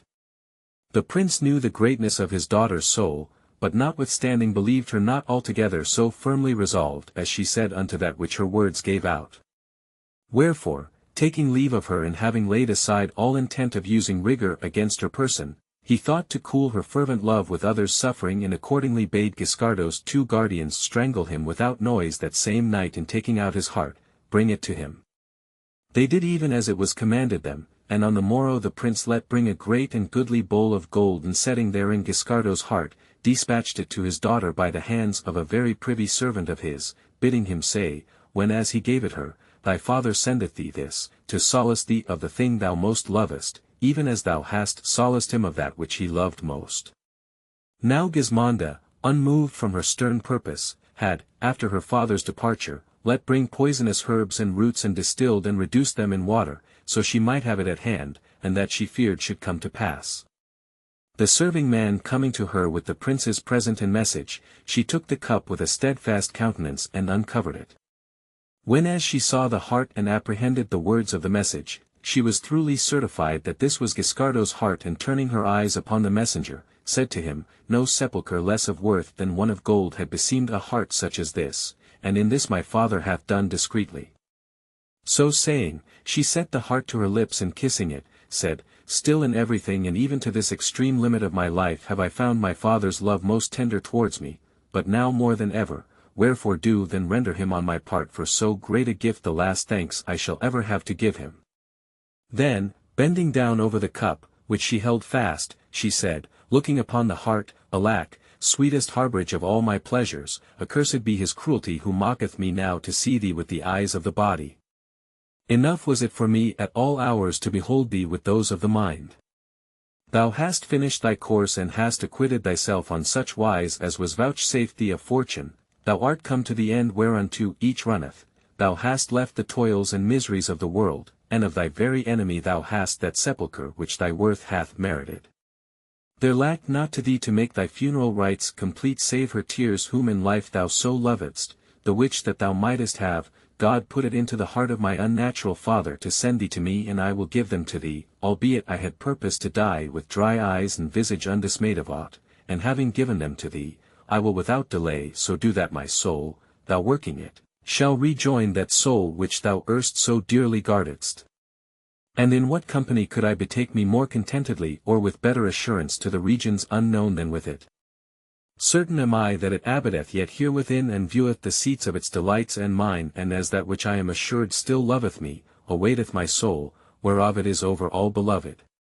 So saying, no otherwise than as she had a fountain of water in her head, bowing herself over the bowl, without making any womanly outcry, she began, lamenting, to shed so many and such tears that they were a marvel to behold, kissing the dead heart the while an infinite number of times. Her women, who stood about her, understood not what this heart was nor what her words meant, but, overcome with compassion, wept all and in vain questioned her affectionately of the cause of her lament and studied yet more, as best they knew and might, to comfort her. The lady, having wept as much as her seemed fit, raised her head and drying her eyes, said, O much-loved heart, I have accomplished mine every office towards thee, nor is there left me aught else to do save to come with my soul and bear thine company. So saying, she called for the vial wherein was the water she had made the day before and poured the latter into the bowl where was the heart bathed with so many of her tears, then, setting her mouth thereto without any fear, she drank it all off and having drunken, mounted, with the cup in her hand, upon the bed, where composing her body as most decently she might, she pressed her dead lover's heart to her own and without saying aught, awaited death. Her women, seeing and hearing all this, albeit they knew not what water this was she had drunken, had sent to tell Tancred everything, and he, fearing that which came to pass, came quickly down into his daughter's chamber, where he arrived what time she laid herself on her bed and addressed himself too late to comfort her with soft words, but, seeing the extremity wherein she was, he fell a weeping grievously, whereupon quoth the lady to him, Tancred, keep these tears against a less desired fate than this of mine and give them not to me, who desire them not. Who ever saw any, other than thou, lament for that which he himself hath willed? Nevertheless, if aught yet live in thee of the love which once thou borest me, vouchsafe me for a last boon that, since it was not thy pleasure that I should privily and in secret live with Guiscardo, my body may openly abide with his, wheresoever thou hast caused cast him dead.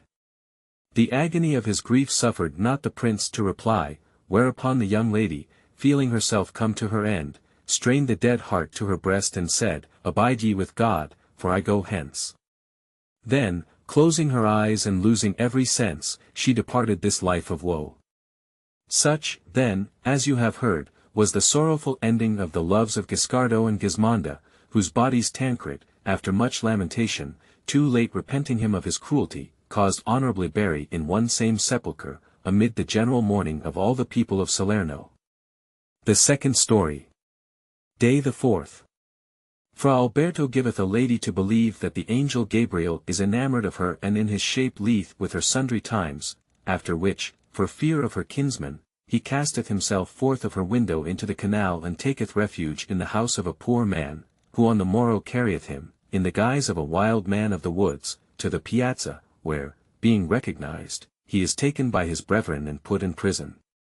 The story told by Fiammetta had more than once brought the tears to the eyes of the ladies her companions, but, it being now finished, the king with a stern countenance said, My life would seem to me a little price to give for half the delight that Guiscardo had with Gismonda, nor should any of you ladies marvel thereat, seeing that every hour of my life I suffer 1,000 deaths, nor for all that is a single particle of delight vouchsafed me.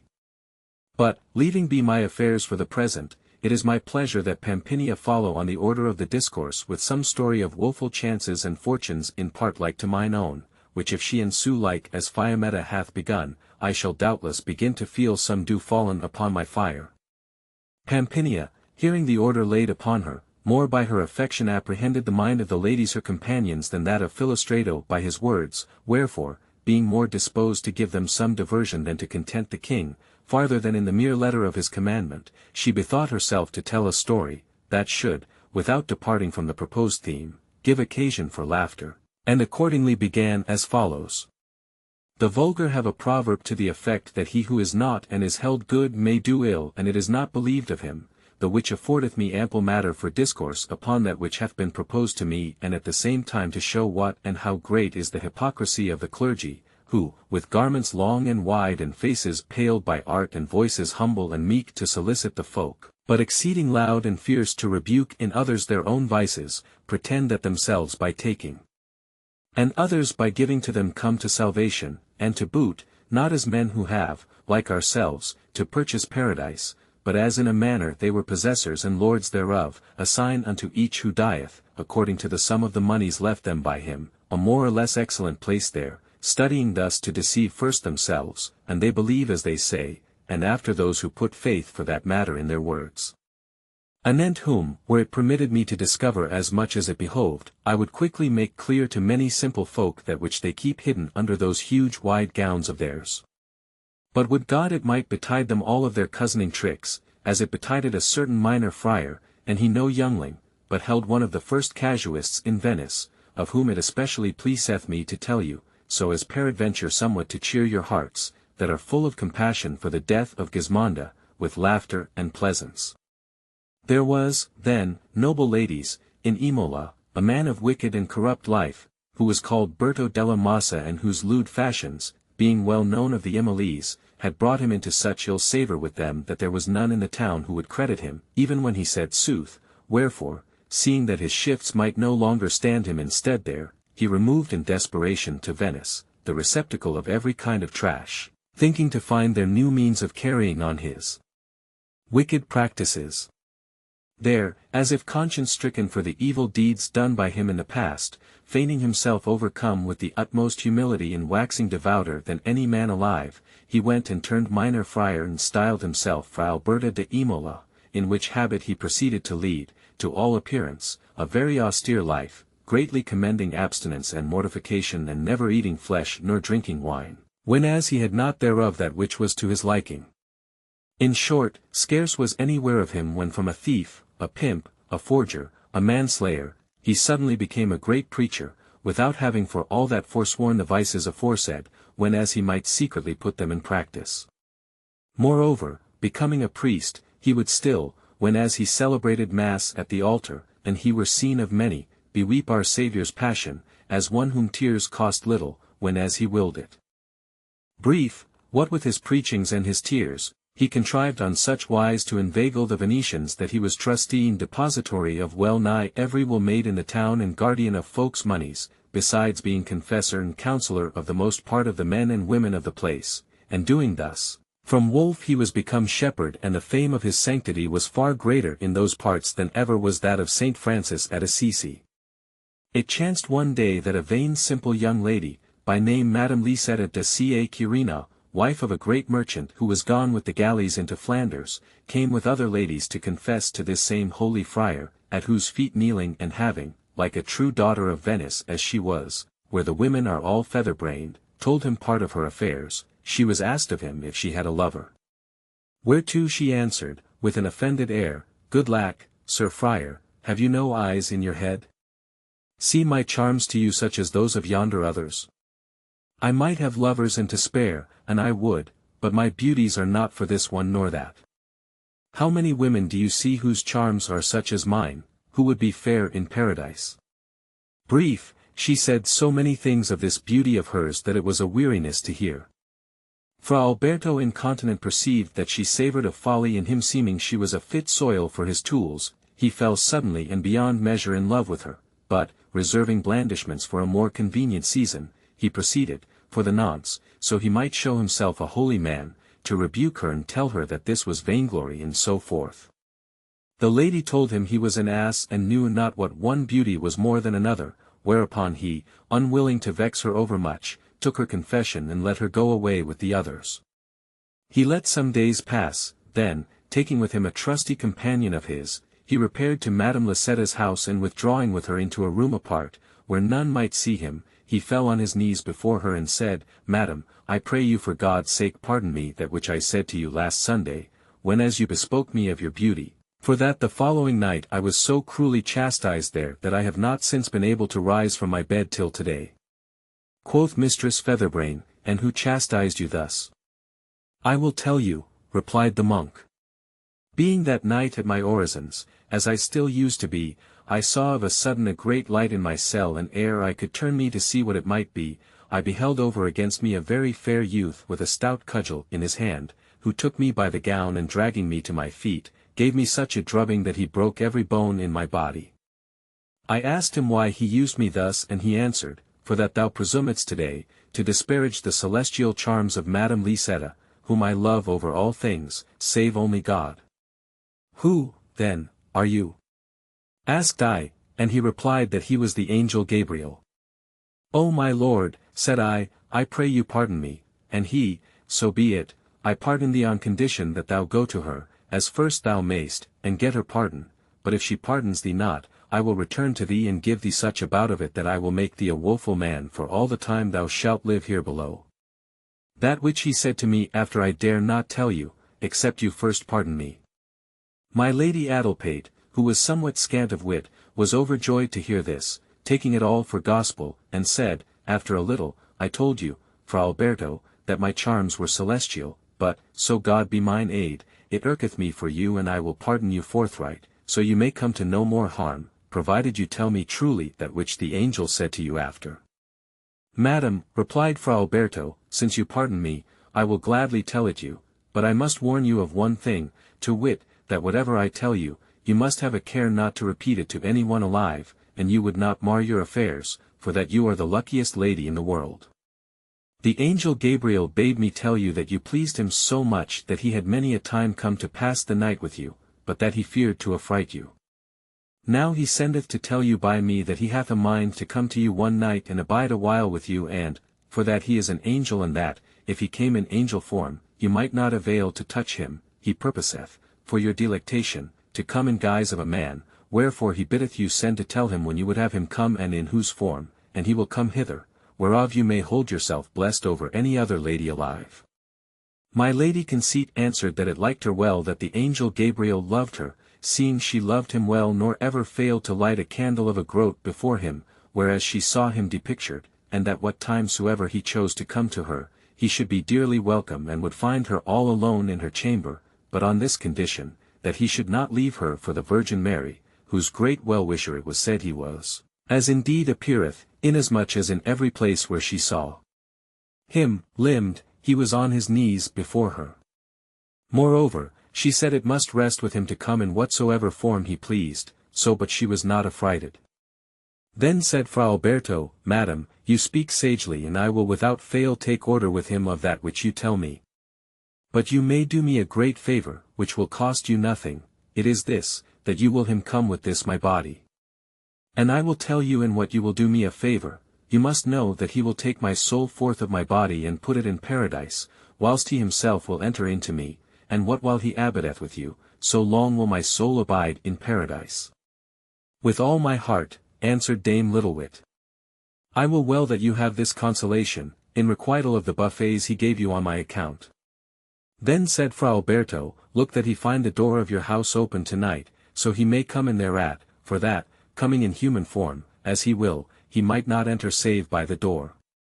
The lady replied that it should be done, whereupon the monk took his leave, and she abode in such a transport of exultation that her breech touched not her shift, and her seemed 1,000 years till the angel Gabriel should come to her. Meanwhile, Fra Alberto, bethinking him that it behoved him play the cavalier, not the angel, that night proceeded to fortify himself with confections and other good things, so he might not lightly be unhorsed. Then, getting leave, as soon as it was night, he repaired with one of his comrades to the house of a woman, a friend of his, whence he was used whiles to take his start what time he went to course the fillies, and thence, when as it seemed to him time, having disguised himself, he betook him to the lady's house. There he tricked himself out as an angel with the trappings he had brought with him, and going up, entered the chamber of the lady, who, seeing this creature all in white, fell on her knees before him. The angel blessed her, and raising her to her feet, signed to her to go to bed, which she, studious to obey, promptly did, and the angel after lay down with his devotee. Now Fra Alberto was a personable man of his body, and a lusty and excellent, well set up on his legs, wherefore, finding himself in bed with Madame Lisetta, who was young and dainty, he showed himself another guest bedfellow than her husband, and many a time that night took flight without wings, whereof she avowed herself exceeding content, and eke he told her many things of the glories of heaven. Then, the day drawing near, after taking order for his return, he made off with his trappings and returned to his comrade, whom the good woman of the house had meanwhile borne amicable company, lest he should get a fright, lying alone. As for the lady, no sooner had she dined than, taking her waiting woman with her, she betook herself to Fra Alberto and gave him news of the angel Gabriel, telling him that which she had heard from him of the glories of life eternal, and how he was made, and adding to boot, marvellous stories of her own invention. Madam, said he, I know not how you fared with him, only know that yesternight, when as he came to me and I did your message to him, he suddenly transported my soul amongst such a multitude of roses and other flowers that never was the like thereof seen here below, and I abode in one of the most delightsome places that was I until the morning, but what became of my body meanwhile I know not. Do I not tell you, answered the lady. Your body lay all night in mine arms with the angel Gabriel. If you believe me not, look under your left pap, whereas I gave the angel such a kiss that the marks of it will stay by you for some days to come. Quoth the friar, say you so? Then will I do today a thing I have not done this great while, I will strip myself, to see if you tell truth. Then, after much prating, the lady returned home and Fra Alberto paid her many visits in angel form, without suffering any hindrance. However, it chanced one day that Madame Lisetta, being in dispute with a gossip of hers upon the question of female charms, to set her own above all others, said, like a woman who had little wit in her noddle, and you but knew whom my beauty pleaseth, in truth you would hold your peace of other women. The other, longing to hear, said, as one who knew her well, Madam, maybe you say sooth, but knowing not who this may be, one cannot turn about so lightly. Thereupon quoth Lisetta, who was eth enough to draw, gossip, it must go no farther, but he I mean is the angel Gabriel, who loveth me more than himself, as the fairest lady, for that which he telleth me, who is in the world where the Maremma. The other had a mind to laugh, but contained herself, so she might make Lisetta speak farther, and said, Faith, Madam, and the angel Gabriel be your lover and tell you this, needs must it be so, but methought not the angels did these things. Gossip, answered the lady, you are mistaken, zounds, he doth what you would have better than my husband and telleth me they do it also up yonder, but, for that I seem to him fairer than any she in heaven, he hath fallen in love with me and cometh full oft to lie with me, seesto now. The gossip, to whom it seemed 1,000 years till she should be whereas she might repeat these things, took her leave of Madame Lisetta and foregathering at an entertainment with a great company of ladies, orderly recounted to them the whole story. They told it again to their husbands and other ladies, and these to yet others, and so in less than 2 days Venice was all full of it. Among others to whose ears the thing came were Lisetta's brothers-in-law, who, without saying aught to her, bethought themselves to find the angel in question and see if he knew how to fly, and to this end they lay several nights in wait for him.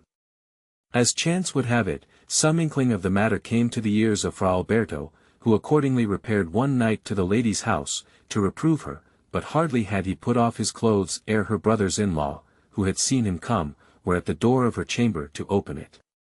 Fra Alberto, hearing this and guessing what was to do, started up and having no other resource, opened a window, which gave upon the Grand Canal, and cast himself thence into the water.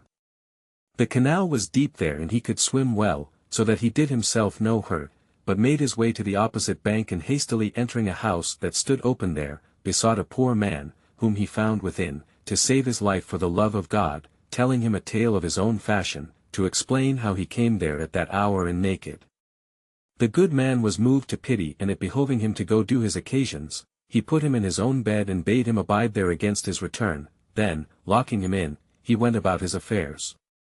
Meanwhile, the lady's brothers-in-law entered her chamber and found that the angel Gabriel had flown, leaving his wings there, whereupon, seeing themselves baffled, they gave her all manner hard words and ultimately made off to their own house with the angel's trappings, leaving her disconsolate. Broad day come, the good man with whom Fra Alberto had taken refuge, being on the Rialto, heard how the angel Gabriel had gone that night to lie with Madame Lisetta and being surprised by her kinsman, had cast himself for fear into the canal, nor was it known what was come of him, and concluded forthright that this was he whom he had at home. Accordingly, he returned thither and recognizing the monk, found means after much parley, to make him fetch him 50 ducats, and he would not have him give him up to the lady's kinsman. Having gotten the money and Fra Alberto offering to depart thence, the good man said to him, There is no way of escape for you, and it be not one that I will tell you. We hold today a festival, wherein one bringeth a man clad bare fashion and another one accoutred as a wild man of the woods and what not else, some one thing and some another, and there is a hunt held in St. Mark's Place, which finished, the festival is at an end and after each goeth whither it pleaseth him with him whom he hath brought. And you will have me lead you thither, after one or other of these fashions, I can after carry you whither you please, ere it be spied out that you are here, else I know not how you are to get away, without being recognized, for the lady's kinsmen, concluding that you must be somewhere hereabout, have set a watch for you on all sides. Hard as it seemed to Fra Alberto to go on such wise, nevertheless, of the fear he had of the lady's kinsman, he resigned himself thereto and told his host whither he would be carried, leaving the manor to him. Accordingly, the other, having smeared him all over with honey and covered him with down, clapped a chain about his neck and a mask on his face, then giving him a great staff in on hand and in the other 2 great dogs which he had fetched from the shambles, he dispatched one to the Rialto to make public proclamation that whoso would see the angel Gabriel should repair to St. Mark's Place, and this was Venetian loyalty. This done, after a while, he brought him forth and setting him before himself, went holding him by the chain behind, to the no small clamour of the folk, who said all, "What be this? What be this?" till he came to the place, where, what with those who had followed after them and those who, hearing the proclamation, were come thither from the Rialto, were folk without end. There he tied his wild man to a column in a raised and high place, making a show of awaiting the hunt, whilst the flies and gads gave the monk exceeding annoy, for that he was besmeared with honey. But, when he saw the place well filled, making as he would unchain his wild man, he pulled off Fra Alberto's mask and said, "Gentlemen, since the bear cometh not and there is no hunt toward, I purpose, so you may not become in vain, that you shall see the angel Gabriel, who cometh down from heaven to earth o'nights, to comfort the Venetian ladies." No sooner was the mask off than Fra Alberto was incontinent recognized of all, who raised a general outcry against him, giving him the scurviest words and the soundest rating was ever given a canting knave. Moreover, they cast in his face, one this kind of filth and another that, and so they baited him a great while, till the news came by chance to his brethren, whereupon 6 of them sallied forth and coming thither, unchained him and threw a gown over him, then, with a general hue and cry behind them, they carried him off to the convent, where it is believed he died in prison, after a wretched life. Thus then did this fellow, held good and doing ill, without it being believed, dare to feign himself the angel Gabriel, and after being turned into a wild man of the woods and put to shame, as he deserved, bewailed, when too late, the sins he had committed. God grant it happened thus to all other knaves of his fashion. The third story. Day the 4th. 3 young men love 3 sisters and flee with them into Crete, where the eldest sister for jealousy slayeth her lover. The second, yielding herself to the Duke of Crete, saveth her sister from death, whereupon her own lover slayeth her and fleeth with the eldest sister. Meanwhile the third lover and the youngest sister are accused of the new murder and being taken, confess it, then, for fear of death, they corrupt their keepers with money and flee to Rhodes, where they die in poverty. Philostrato, having heard the end of Pampinia's story, bethought himself a while and presently, turning to her, said, "There was some little that was good and that pleased me in the ending of your story, but there was overmuch before that which gave occasion for laughter and which I would not have had there." Then, turning to Loretta, "Lady," said he, "ensue you with a better, and it may be." Quoth she, laughing, "You are too cruel towards lovers, and you desire of them only an ill end, but, to obey you, I will tell a story of 3 who all ended equally ill, having had scant enjoyment of their loves." So saying, she began thus, "Young ladies, as ye should manifestly know, every vice may turn to the grievous hurt of whoso practiseth it, and often of other folk also, but of all others that which with the slackest rein carrieth us away to our peril, meseemeth is anger, which is none other what than a sudden and unconsidered emotion, aroused by an affront suffered, and which, banishing all reason and overclouding the eyes of the understanding with darkness, kindleth the soul to the hottest fury. And although this often cometh to pass in men more in one than in another, yet hath it been seen aforetime to work greater mischiefs in women, for that it is lightlier enkindled in these latter and burneth in them with a fiercer flame and urgeth them with less restraint. Nor is this to be marvelled at, for that, and we choose to consider, we may see that fire, of its nature, catcheth quicklier to light and delicate things than to those which are denser and more ponderous, and we women, indeed, let men not take it ill, are more delicately fashioned than they and far more mobile. Wherefore, seeing that we are naturally inclined thereunto and considering after how our mansuetude and our loving kindness are of repose and pleasance to the men with whom we have to do and how big with harm and peril our anger and fury, I purpose, to the intent that we may with a more steadfast mind keep ourselves from these latter, to show you by my story how the loves of 3 young men and as many ladies came, as I said before, To an ill end, becoming through the ire of one of the latter. From happy most unhappy.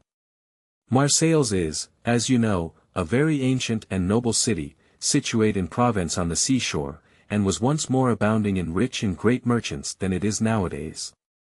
Among the latter was one called Narnold Cloada, a man of mean extraction, but of renowned good faith and a loyal merchant, rich beyond measure in lands and moneys, who had by a wife of his several children, whereof the 3 eldest were daughters. 2 of these latter, born at a birth, were 15 and the third 14 years old, nor was aught awaited by their kinsfolk to marry them but the return of Narnold, who was gone into Spain with his merchandise. The names of the 2 elder were the one Ninetta and the other Maddalena and the third called Bertella.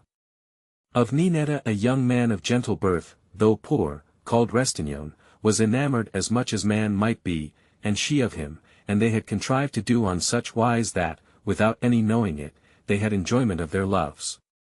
They had already a pretty while enjoyed this satisfaction when it chanced that 2 young companions, named the one Falco and the other Aghetto, whose fathers were dead, leaving them very rich, fell in love, the one with Maddalena and the other with Bertella. Restignon, noting this, it having been shown him of Ninetta, bethought himself that he might make shift to supply his own lack by means of the newcomer's love.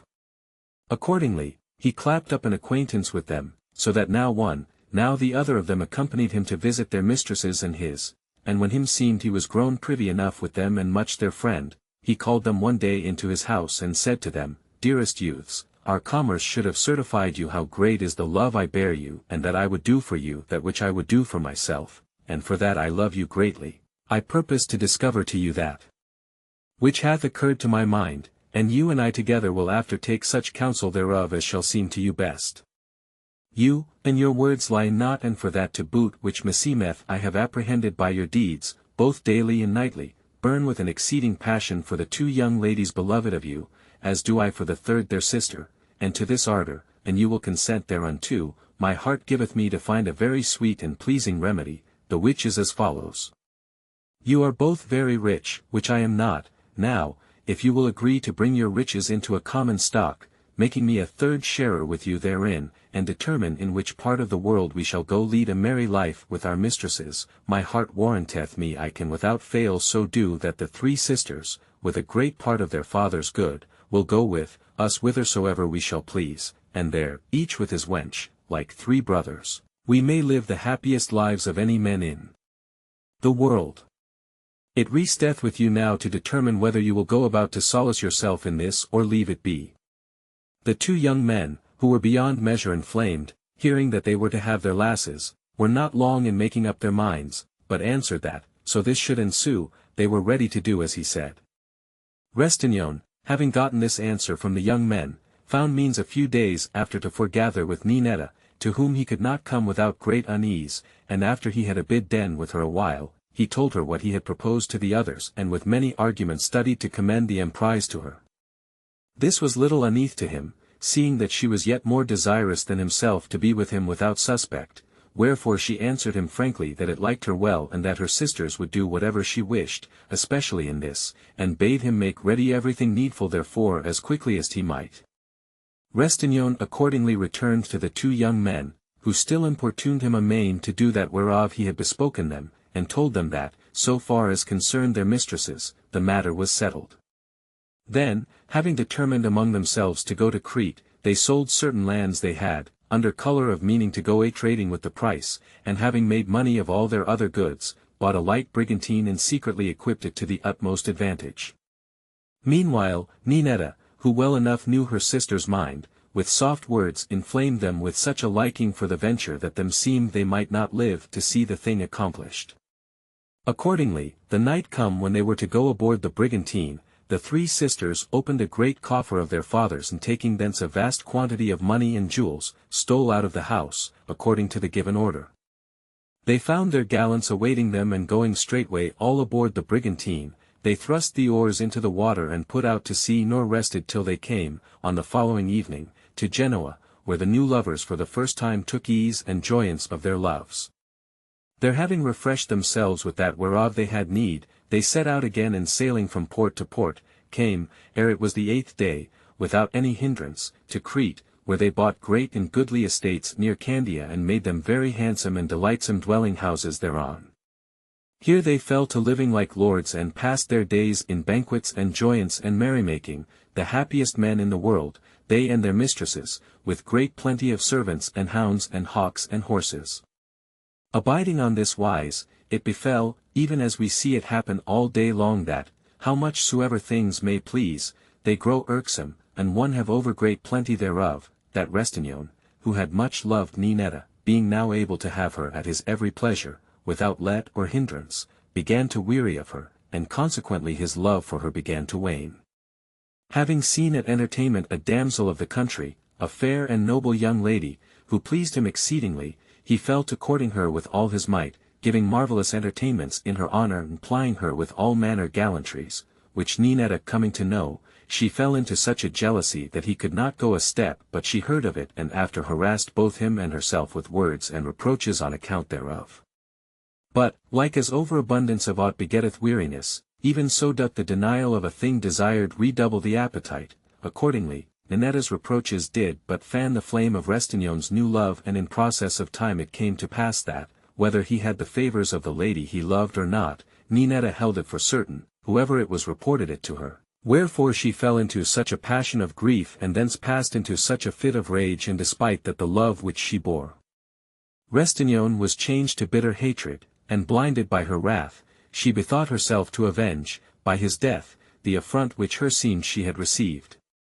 Accordingly, betaking herself to an old Greek woman, a past mistress in the art of compounding poisons, she induced her with gifts and promises to make her a death-dealing water, which she, without considering farther, gave Restignon one evening to drink, he being heated and misdoubting him not thereof, and such was the potency of the poison that, ere morning came, it had slain him.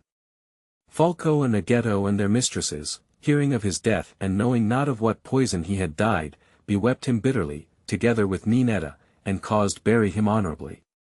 But not many days after it chanced that the old woman, who had compounded the poisoned water for Ninetta, was taken for some other misdeed and being put to the torture, confessed to this amongst her other crimes, fully declaring that which had betided by reason thereof, whereupon the Duke of Crete, without saying aught of the matter, beset Falco's palace by surprise one night and without any noise or gainsayal, carried off Ninetta prisoner, from whom, without putting her to the torture, he readily got what he would know of the death of Restignon. Falco and Agetto, and from them their ladies, had privy notice from the Duke why Ninetta had been taken, the which was exceeding grievous to them, and they used their every endeavour to save her from the fire, whereto they doubted not she would be condemned, as indeed she richly deserved, but all seemed vain, for that the Duke abode firm in willing to do justice upon her. However, Maddalena, who was a beautiful young woman and had long been courted by the Duke, but had never yet consented to do aught that might pleasure him, thinking that, by complying with his wishes, she might avail to save her sister from the fire, signified to him by a trusty messenger that she was at his commandment in everything, provided two things should ensue thereof, to wit, that she should have her sister again safe and sound and that the thing should be secret. Her message pleased the Duke, and after long debate with himself if he should do as she proposed, he ultimately agreed thereto and said that he was ready. Accordingly, one night, having, with the lady's consent, caused detain Falco and Agetto, as he would fain examine them of the matter, he went secretly to couch with Maddalena, and having first made a show of putting Ninetta in a sack and of purposing to let sink her that night in the sea, he carried her with him to her sister, to whom on the morrow he delivered her at parting, in payment of the night he had passed with her, praying her that this, which had been the first of their loves, might not be the last, and charging her send the guilty lady away, lest blame betide himself and it behove him anew proceed against her with rigour. Next morning, Falco and Agetto, having heard that Ninetta had been sacked overnight and believing it, were released and returned home to comfort their mistresses for the death of their sister. However, for all Maddalena could do to hide her, Falco soon became aware of Ninetta's presence in the palace, whereat he marvelled exceedingly, and suddenly waxing suspicious, for that he had heard of the Duke's passion for Maddalena, asked the latter how her sister came to be there. Maddalena began a long story, which she had devised to account to him therefore, but was little believed of her lover, who was shrewd and constrained her to confess the truth, which, after long parley, she told him.